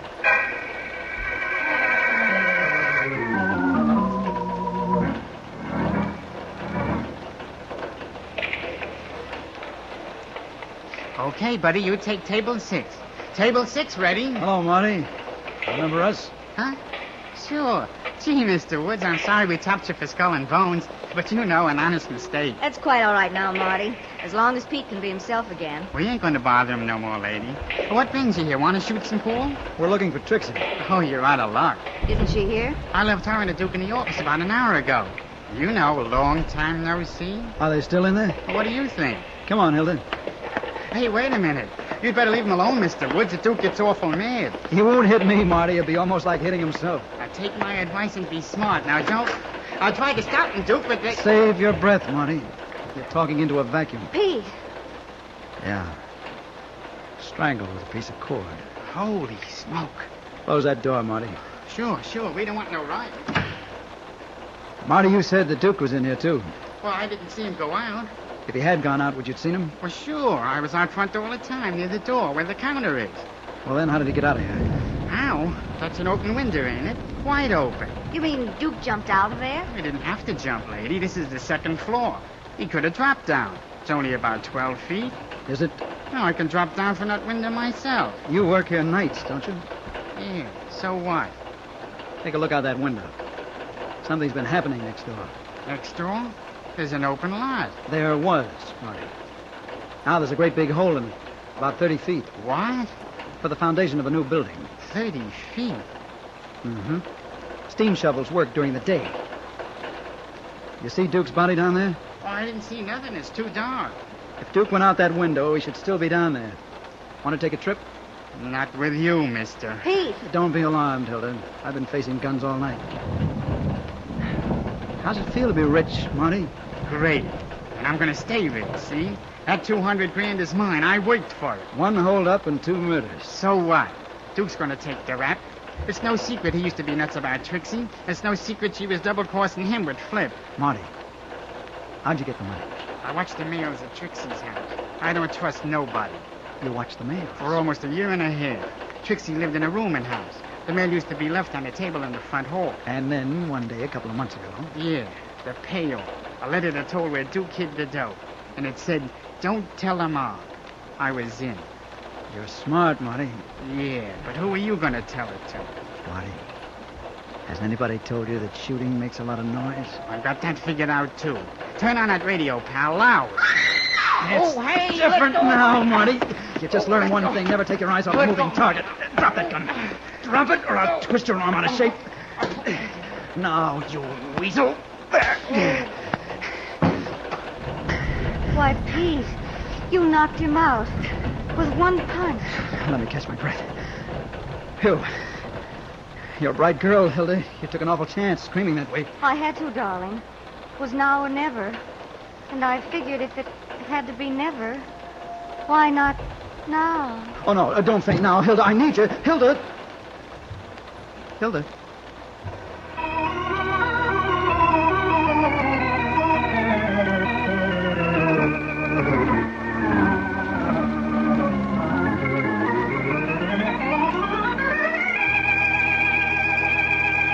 And so closes tonight's Crime Club story, Death Never Doubles. Stedman Coles wrote the radio script. Roger Bauer produced and directed. Tonight's cast included Chet Stratton as Peter Woods, Larry Haynes as Duke Masters, Julie Stevens was Trixie, Arthur Vinton played Flip Morgan, Phil Kramer was Marty, and Charlotte Lawrence was heard as Hilda Ryan. Oh, I beg your pardon. Hello. I hope I haven't kept you waiting. Yes, this is the Crime Club. I am the librarian. Yes, come over a week from tonight. Good. We have the very unusual story of a flight into fancy that took off from murder. It's called Death at 7:10 by HFS Moore. In the meantime? Well, in the meantime, there's a new Crime Club book available this week and every week at bookstores everywhere. Yes, it's available now. Fine. And we'll look for you next week.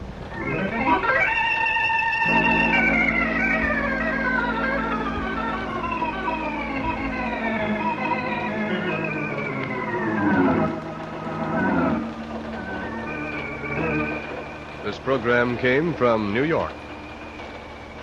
This is the world's largest network, the Mutual Broadcasting System.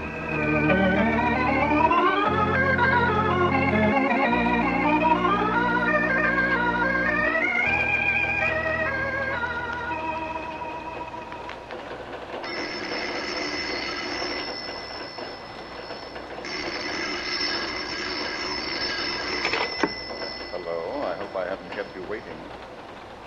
Yes, this is the Crime Club. I'm the librarian. Coney Island Nocturne. Yes, we have the story for you. Come right over.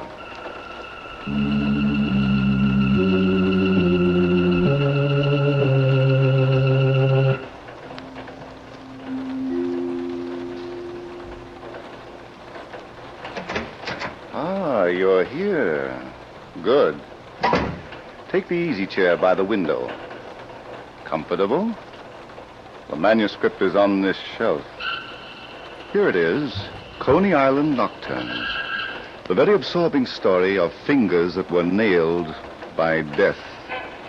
Let's look at it under the reading lamp. When Mike Donahue brought Helen O'Malley to Coney Island for an evening of fun, he had only the best intentions. Naturally. He was an officer of the law, a detective. And she was his fiancée. But 3 hours later, they stood in the middle of a crowded, noisy carnival street. They were faced with a crisis of catastrophic proportions. Mike, I'm afraid I'll never understand you. How many times have I told you never to keep your wallet in your hip pocket? Yeah. If you were just another palooka who didn't know any better, then, well, all right. But you're a member of the pickpocket squad. You're supposed to know. Yeah. Haven't you got anything to say? How much money have you got on you? Enough to get us home. Helen, you're not going to tell the boys at the station house. No, dear. I still expect to marry you someday. I want congratulations, not sympathy. Yeah, well... Hey, Mike. Who was that? Look over there, honey, and you'll see a character. Hiya, Mike. I never thought I'd be glad to see you. Benny Gould. You recognize me, don't you? Put me over, pal. I've done a 60-day stretch in a workhouse, and I ain't a bit tired. What are you doing down here, Benny? I thought your territory was Times Square. Got a job. I'm going straight, Mike. You don't say. Yep. Got fed up looking through bars. So now I'm a barker for a show up the street. Hey, who's the tomato? Helen O'Malley, Chipmunk. Do you consider me fruit or vegetable? Huh? Oh, it's a riot, Mike. Is it permanent? Put your hands behind your head, Benny. What? I'm going to frisk you. Now, do you want to put him up, or do I have to coach you? I put him up. You ain't got nothing on me. I'm on a level now, Mike. You're an old-time pickpocket, Benny. See the way you cops make a label stick. Once a crook, always a crook. Mike, he wouldn't have your wallet. Maybe not, Helen, but this dip can pick the whiskers off a sleeping cat and get away with it. Okay, Benny. Thanks. Come on, Helen. Hey, wait a minute. Was she kidding about your wallet? You're blocking traffic. Come on, you don't have to be ashamed to tell me about it. I used to be in the business. You wouldn't be giving it to us now, would you? Look, I know every dip on the island. Give me a chance, maybe I'll get your wallet back for you. Why, Chipmunk? Because I'm a good citizen, that's why. All right, Benny, let's go. Hey, what is this, a pinch? You were going to take me to the wallet, weren't you? I gotta find it first, Mike. Suppose we do that together, huh? Uh-uh. I ain't putting the finger on nobody. If you want your property, then you'll wait till I nab the guy that's got it, and then I'll bring it to you. Don't argue, Mike. Be practical. That's what I say, sister.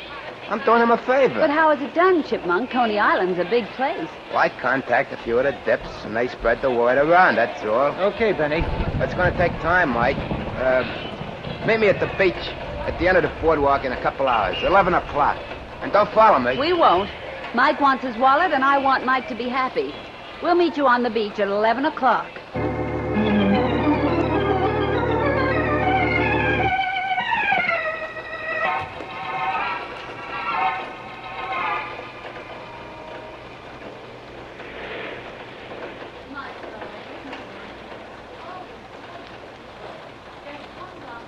boardwalk and... Oh, I think we ought to adopt Benny, don't you? It was his suggestion. Oh, we're not exactly alone, Helen. Are you going to worry about that girl all night? Well, she might be watching us. She's fast asleep. Besides, she's a good 30 feet away. Come on, my bashful Romeo. Give me a... It's only me, Mike. I didn't want to keep you waiting. Benny, don't you ever blow your horn when you come to a crossing? Well, Mike. Oh, I get it. Well, I figured it didn't mean nothing. See, there ain't no moon out. Have you got the wallet? Not yet, pal. You said 11 o'clock, and it's almost half past. Okay, but Coney Island's got a lot of depths, and it's spread out all over. You gotta be patient, Mike. How much longer? Listen, I got a couple of dozen guys working right now. Stick around for a little while. You ain't got nothing to lose with that tomato. I'll see you later. Where you going? My boss gets worried when he don't know what I'm doing. So long. Now, Mike, where were we? What do you mean, Helen? When we were so rudely interrupted with a report about nothing. Let's go home, huh? But, Mike... Well, it's a long trip, honey, and I've got to be at the station house at 8 o'clock in the morning. But your wallet... Benny can send it to me. He knows where. What was that? Thunder, baby, and we'll have to run. I hope it pours. Help me up. All right, come on. I hope it pours for 40 days and 40 nights. Let's go. Wait a minute. You can't leave that girl sleeping there on the beach. No? No, I'm going to wake her up. Oh, of course. Oh, don't be unreasonable, Helen. There's going to be a storm. How would you like to get drenched? Why wait for a storm? You can dampen my spirits. Uh-oh. What's the matter? It's raining. Already? I just felt a drop on my nose. Let's get out of here, Mike. Wait a minute, dear. Oh, excuse me, lady. I think you'd better... Miss. Why don't you just yell in her ear? I don't think it would do any good, Helen. Well, try it and find out. I just felt another drop. You just can't wake up the dead by making a lot of noise. Huh? Mike, she isn't. She is, Helen. From head to foot.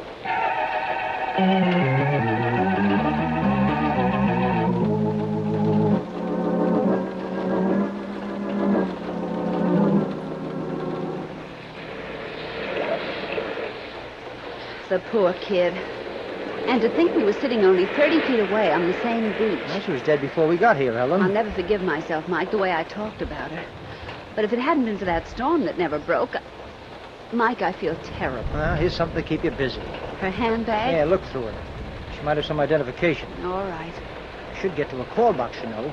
The local police might hear about this. I'm not staying here alone. I don't know what there is about the dead that scares Are people. you sure she was murdered, Mike? Her skull was crushed with a sandbag. I can't believe a little thing like that could kill anybody. Well, this little thing weighs about 10 pounds, honey, and it's packed solid. Well, Mike. What's the matter? Look. Your wallet. Well, I'll be... It was in her handbag. Give it to me.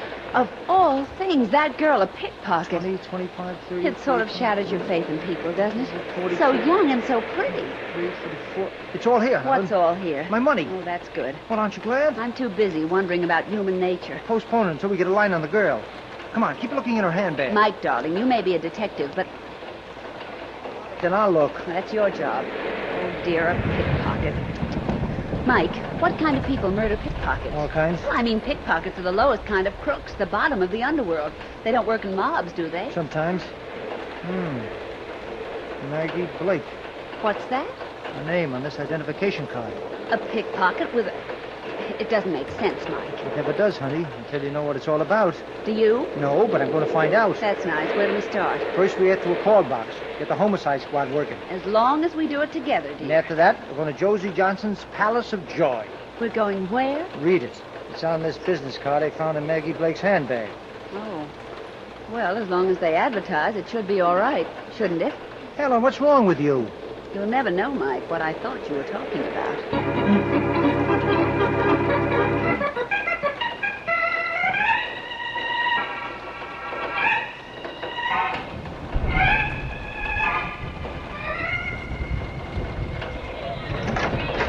Oh, it's you. I'm glad to see you again. Where have you been keeping yourself? Went out for a walk, Josie. You're a liar. Hey, now look. I said you're a liar. What are you going to do about it? We're doing pretty good business, Josie.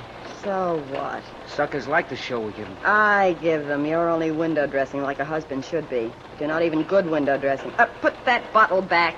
I haven't had a drink all night, Josie. Put it back and lock that drawer. Oh, just one? There's the key on top of the desk. Use it. Between you and me, I don't care if you drink yourself into pink elephants. But you talk when you're drunk. And that's bad for me. Oh, I don't know why I gotta take it from you. Stop any time you want. There's a bed at the bottom of the ocean. Now, give me that key. I started this business. It was my idea to set up the show. That was so long ago, you've died 100 times since. Where have you been for the last 3 hours? I told you. Just walking around, huh?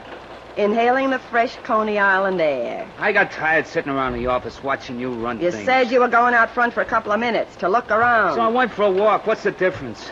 Came back and you weren't here, so I went out again. How's Maggie Blake? What? Don't look so dumb. You were out with her, weren't you? Oh, Pete, this is Josie you're talking to, your wife. I've known you for a long time. I haven't seen the girl, I tell you. You warned me to lay off, and I... Was she here? Are you kidding? Well, didn't she even bring in the take? Are you calling me a cheat? No, wait, Josie, wait a minute. You know I don't think you're a doubler, but Maggie always comes in a few times like the others, and she's pretty regular. She was too busy tonight. Not with me. Shut up, Pete. You're through making a monkey out of me. Josie, you're all wrong. Everybody on the island's talking about you and Maggie. I'm telling you for the last time, I don't like it. I don't like people feeling sorry for me. Well, why don't you give her the air? Because she knows too much. Palace of Joy. Josie Johnson talking. This is Benny. I got a message for Pete. What is it? Tell him I can't find Maggie Blake. That's all.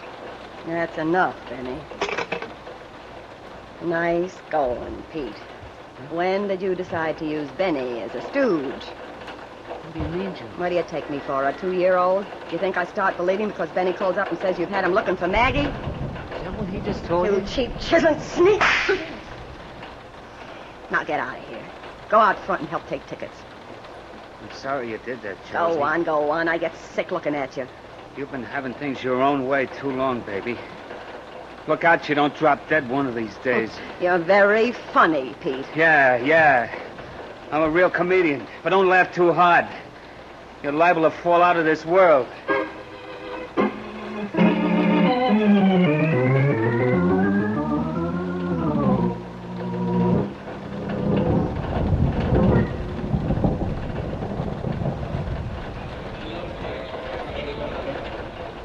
There should be an office here, Helen.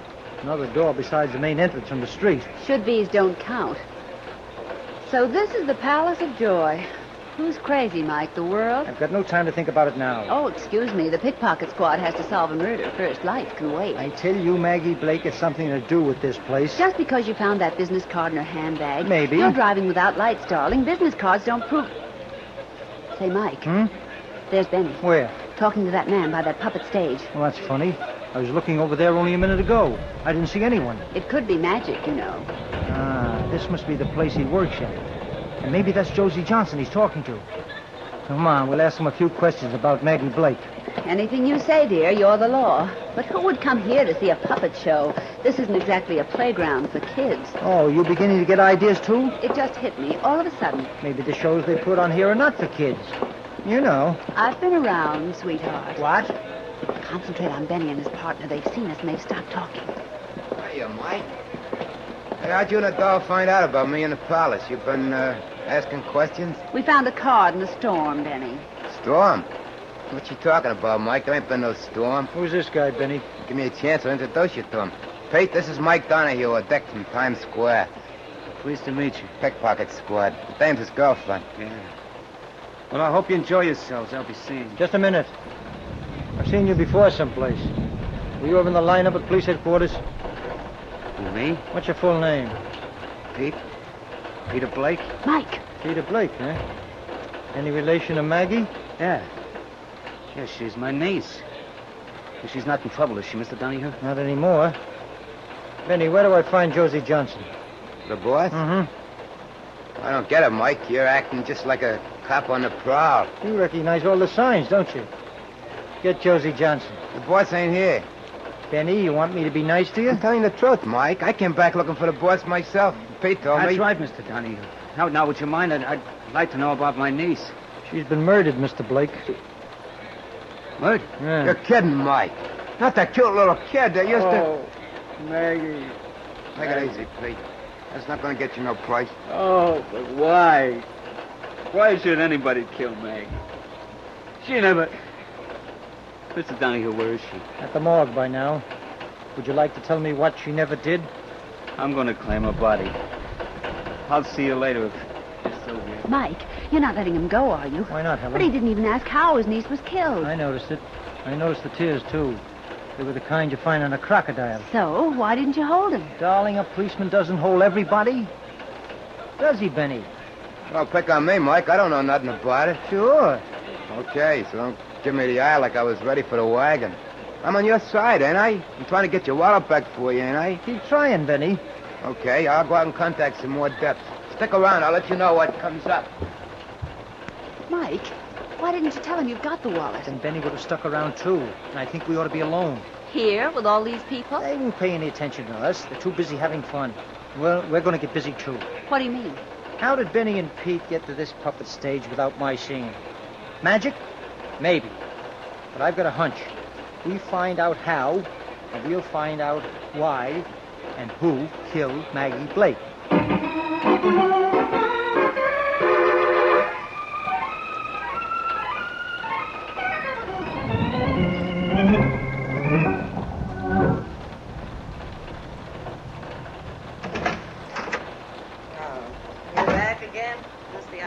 Sneaking in through that alley door. There's a dick out front, Josie. Yeah? He was asking for you. Benny and I played dumb. We didn't tell him you were here in the office. What was he asking for me for? Murder? Huh? Maggie Blake. You killed her, Josie. Have you gone crazy? Now, wait a minute, I've been Pete. waiting a long time, baby. You shouldn't have done it. You're going to have to leave town now. We'll see about that. That was some act you put on before. Getting hot because I was out with Maggie, but you knew I wasn't, didn't you, Josie? You knew she was dead. You knew exactly where she was because you'd left her Hello, there. Express? I want the city editor. You thought I please. was sweet on her. Well, sure I was. I was nuts about her. But you didn't have to kill her. She was going to get married. Yeah, she found herself a boyfriend, a good, clean kid. She was going to quit the racket. She told me this afternoon, Josie. City editor? This is Josie Johnson. I own the Palace of Joy. I've just been told... All right, I'll wait. I wasn't going to tell you about it. I was going to let her get away first. I was going to make sure she lived to get married, but Shut you... up, Pete. Hello? Yeah, Josie Johnson. I've just been told that one of my employees was murdered. Maggie Blake. Uh-huh. On the beach? Yeah. Yeah, thanks. Yeah. Well, it checks, don't it, Angel? She was slugged with a sandbag, Pete. How soon you going, Josie? Gone where? Away. You're not waiting for the cops, are you? I didn't kill her. That dick out front thinks you did. He asked for you. And you told him I wasn't here. You wanted him to think I'd taken a powder. Why don't you? I'll give you enough dough to get out of the country. You give me? This is my show now. Meet the new boss. You don't say. Yeah, I do. That's for the new boss, Pete. You red-headed. What's that? Come on, open up. Detective Mike Donahue. Who told him about that door behind the puppet stage? I'm not waiting to find out. So long, Josie, and good burning to you. Not as long as you're alive, Pete. Don't run so fast, baby. You'll go through the wall. Open that door and let's get out of here. I'm glad you built that other door solid.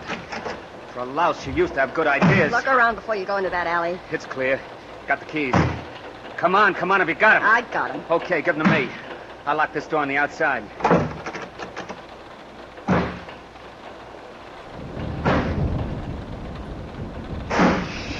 Boy, whoever put that door up... Mike, you're wonderful. Tell that to my commissioner.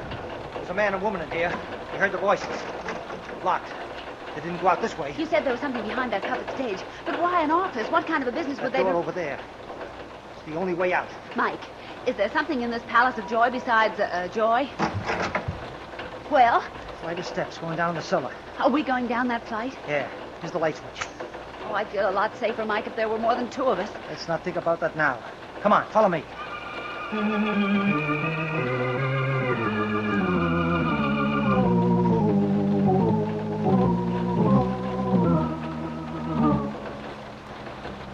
Mike. Stop worrying, Helen. There's nobody down here. How can you be so sure? All these boxes piled in rows up to the ceiling. Suppose those two people are behind one of these rows. They're not waiting to see the whites of our eyes, honey. If they were down here, they... Oh, wait a minute. I'd rather go, Mike. Sandbag. Just like the one Maggie Blake was killed with. What difference does it make? There's a puppet stage upstairs. Why can't they keep an extra sandbag? Oh. I see what you mean. Thanks. You're almost as slow as I am. Sandbags are used to hold down the curtain. The one on the beach had to come from here. But there are other puppet shows at Coney Island. But only one Palace of Joy that Maggie Blake was connected with. We met her uncle upstairs, remember? Yes, dear. Shall we go now? Not yet. There must be some way that man or woman got out. Let's turn this corner. I'm sure we won't find prosperity. Those men! All those men standing against the wall! What's the matter with you, Helen? Can't you see they're only dummies? I don't care that they are. I'm not taking another step. All right, stay here. With pleasure. Those filthy, horrible-looking things. Yeah, I can tell you exactly what they are. Helen, where are you? Sitting down, Mike, behind the pile of boxes. Well, listen, these are training dummies. The kind they old-time pickpockets used to teach newcomers. Come over here, and I'll show you the lights that flash on when the student is clumsy. Palace of Joy, huh? Josie Johnson's running a school for pickpockets. That means that Benny is one of the... Figure it out for yourself, Cupcake. My, do you look surprised? Who are you? Josie Johnson. Now, turn around, Mike, and I'll take your pretty 38 out of your pretty holster. Just keep your hands up high. Where's Helen, the girl that was down She's here? resting. She collided with the butt of my gun, and it knocked her out. Why did you do it? I got jealous. You're such a handsome guy for a cop. You know all about me, eh? Not all, Cupcake. Give me time. I've only just met you. I'm going to go look for Helen. Not without my permission. Now, listen, she might be badly hurt. She'll recover in time for the wedding. How would you like to be a hero? You make a practice of hitting women on the head? Mike, I'm trying to get you a medal. I know who killed Maggie Blake. Yeah? I guess it was somebody else, wasn't it? It was. And if you'll go quietly, I'll take you right to him. Where? He's in my apartment, and he's dying to meet you.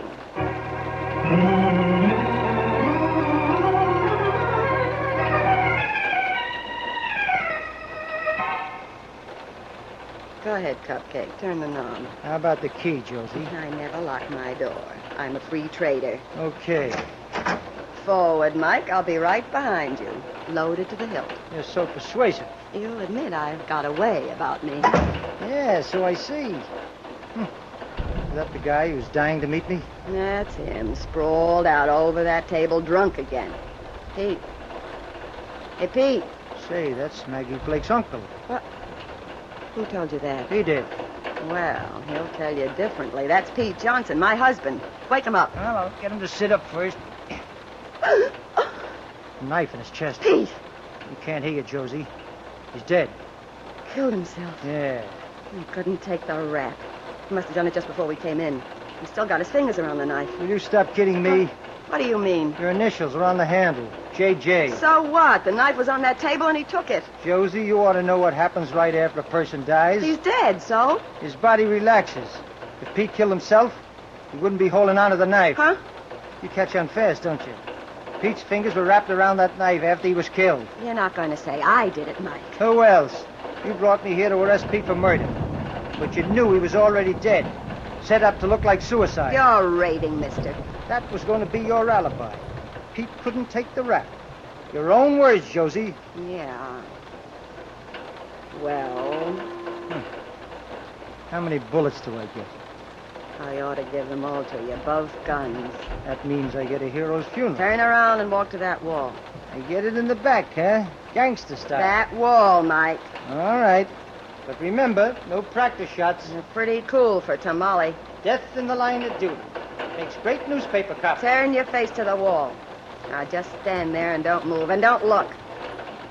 So long, Cupcake. Hey, what's the idea?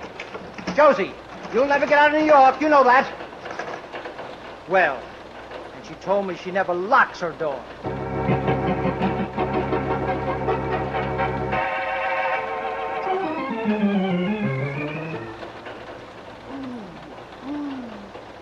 Oh, it's all right, Helen. Everything's all right now. Mike, what hit me? Butt of a gun. Next time you'll stick close to me. Who did it? Josie Johnson. She locked me in her apartment. Oh. Lucky for me, there was a window facing a street. You should have heard me yell. Josie Johnson. Mike, did you say she? Mm-hmm. A glamorous redhead. Somebody's down here. Redhead? I don't know. These boxes are in the way. Can we get up without screaming? Help me. All right, now, easy. Oh. I made it. Come on your toes. No more talk. This Josie, she's got 2 guns. One of them is mine. Going someplace, Benny? Look out, Mike. He's got a gun on his You'll coat. never get a chance to use it, will you, Benny? I got my yan. Let go of the gun. Yeah. I didn't know that was you in the door, Mike. I wouldn't pull no gun on you. But you did. That's a lot of money you packed into that suitcase. Do you expect to spend it in one lifetime? You gotta listen to me, Mike. I don't got it, pal. But I'll be glad to. Look, I found out that Josie and Pete was operating a pickpocket school. When the kids was ready, they used to send them out to dip. Tell me about the money. The kids used to bring in the whole take to Josie. She'd give them a cut and put the rest of it in that hole behind that hunk of concrete. How does a barker find out about such things, Penny? I heard Josie and Pete talking. And you knew exactly where to go for the money. You gotta listen to me, Mike. I ain't no killer. Come on, let's take a walk. Oh, wait, I don't want that dough. I was just gonna take it because, well, you know, it was there, and I figured... You should have made sure Pete was dead before you left him. What? It's not so easy to find the heart with a knife. Sometimes you're missed by a fraction of an inch, and you wind up in the electric chair. What are you giving me, Mike? Pete Johnson, otherwise known as Peter Blake, famous uncle. He ain't dead. He is now, but a lot of people heard his dying state. Would you like to know what it was? You're kidding me. Don't look around, Benny. There's no way out of this cellar except through me. You're kidding me, you dirty copper. You're kidding me. Let's go, Weasel. The show's over. And you put on a pretty good one. It's too bad for you it didn't click.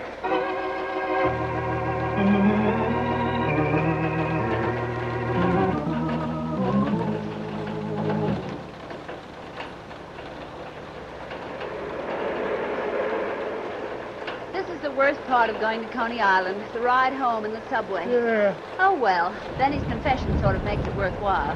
Imagine that chipmunk having the whole thing planned from the beginning, picking your pocket and then asking us to meet him on the beach where he'd left Maggie Blake's dead body. What a character. And all for a few measly dollars. $30,000. I even thought he'd get away with it. You'd suspect Josie and Pete Johnson of Maggie's murder, and he'd be...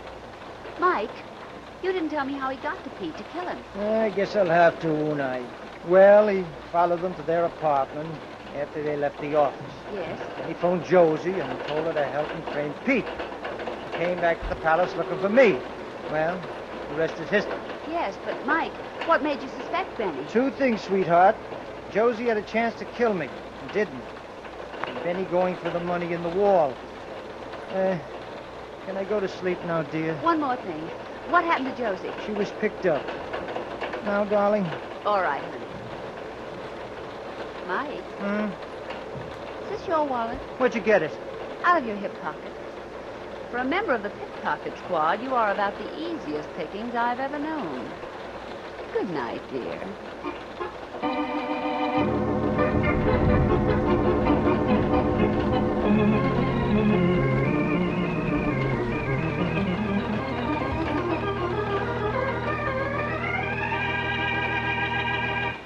And so closes tonight's story, Coney Island Nocturne. Stedman Coles wrote the radio script. Roger Bauer produced and directed. Walter Kinsella played Mike Donahue. Joan Alexander was Helen O'Malley. Jean Ellen was heard as Josie Johnson. Bill Quinn was Peter Johnson. And Joseph Julian was Benny Gould. Oh, I beg your pardon. Hello, I hope I haven't kept you waiting. Yes, this is the Crime Club. I'm the librarian. Yes. Come over a week from tonight. Good. We have the very exciting story of the sparkle that bloomed into murder. It's called Death Deals a Diamond. In the meantime, there is a new Crime Club book available this week and every week at bookstores everywhere. Yes, it's available now. Fine. And we'll look for you next week.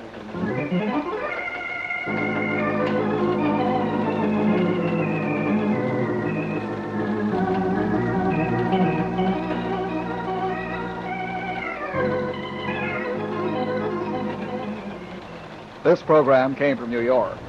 This is the Mutual Broadcasting System.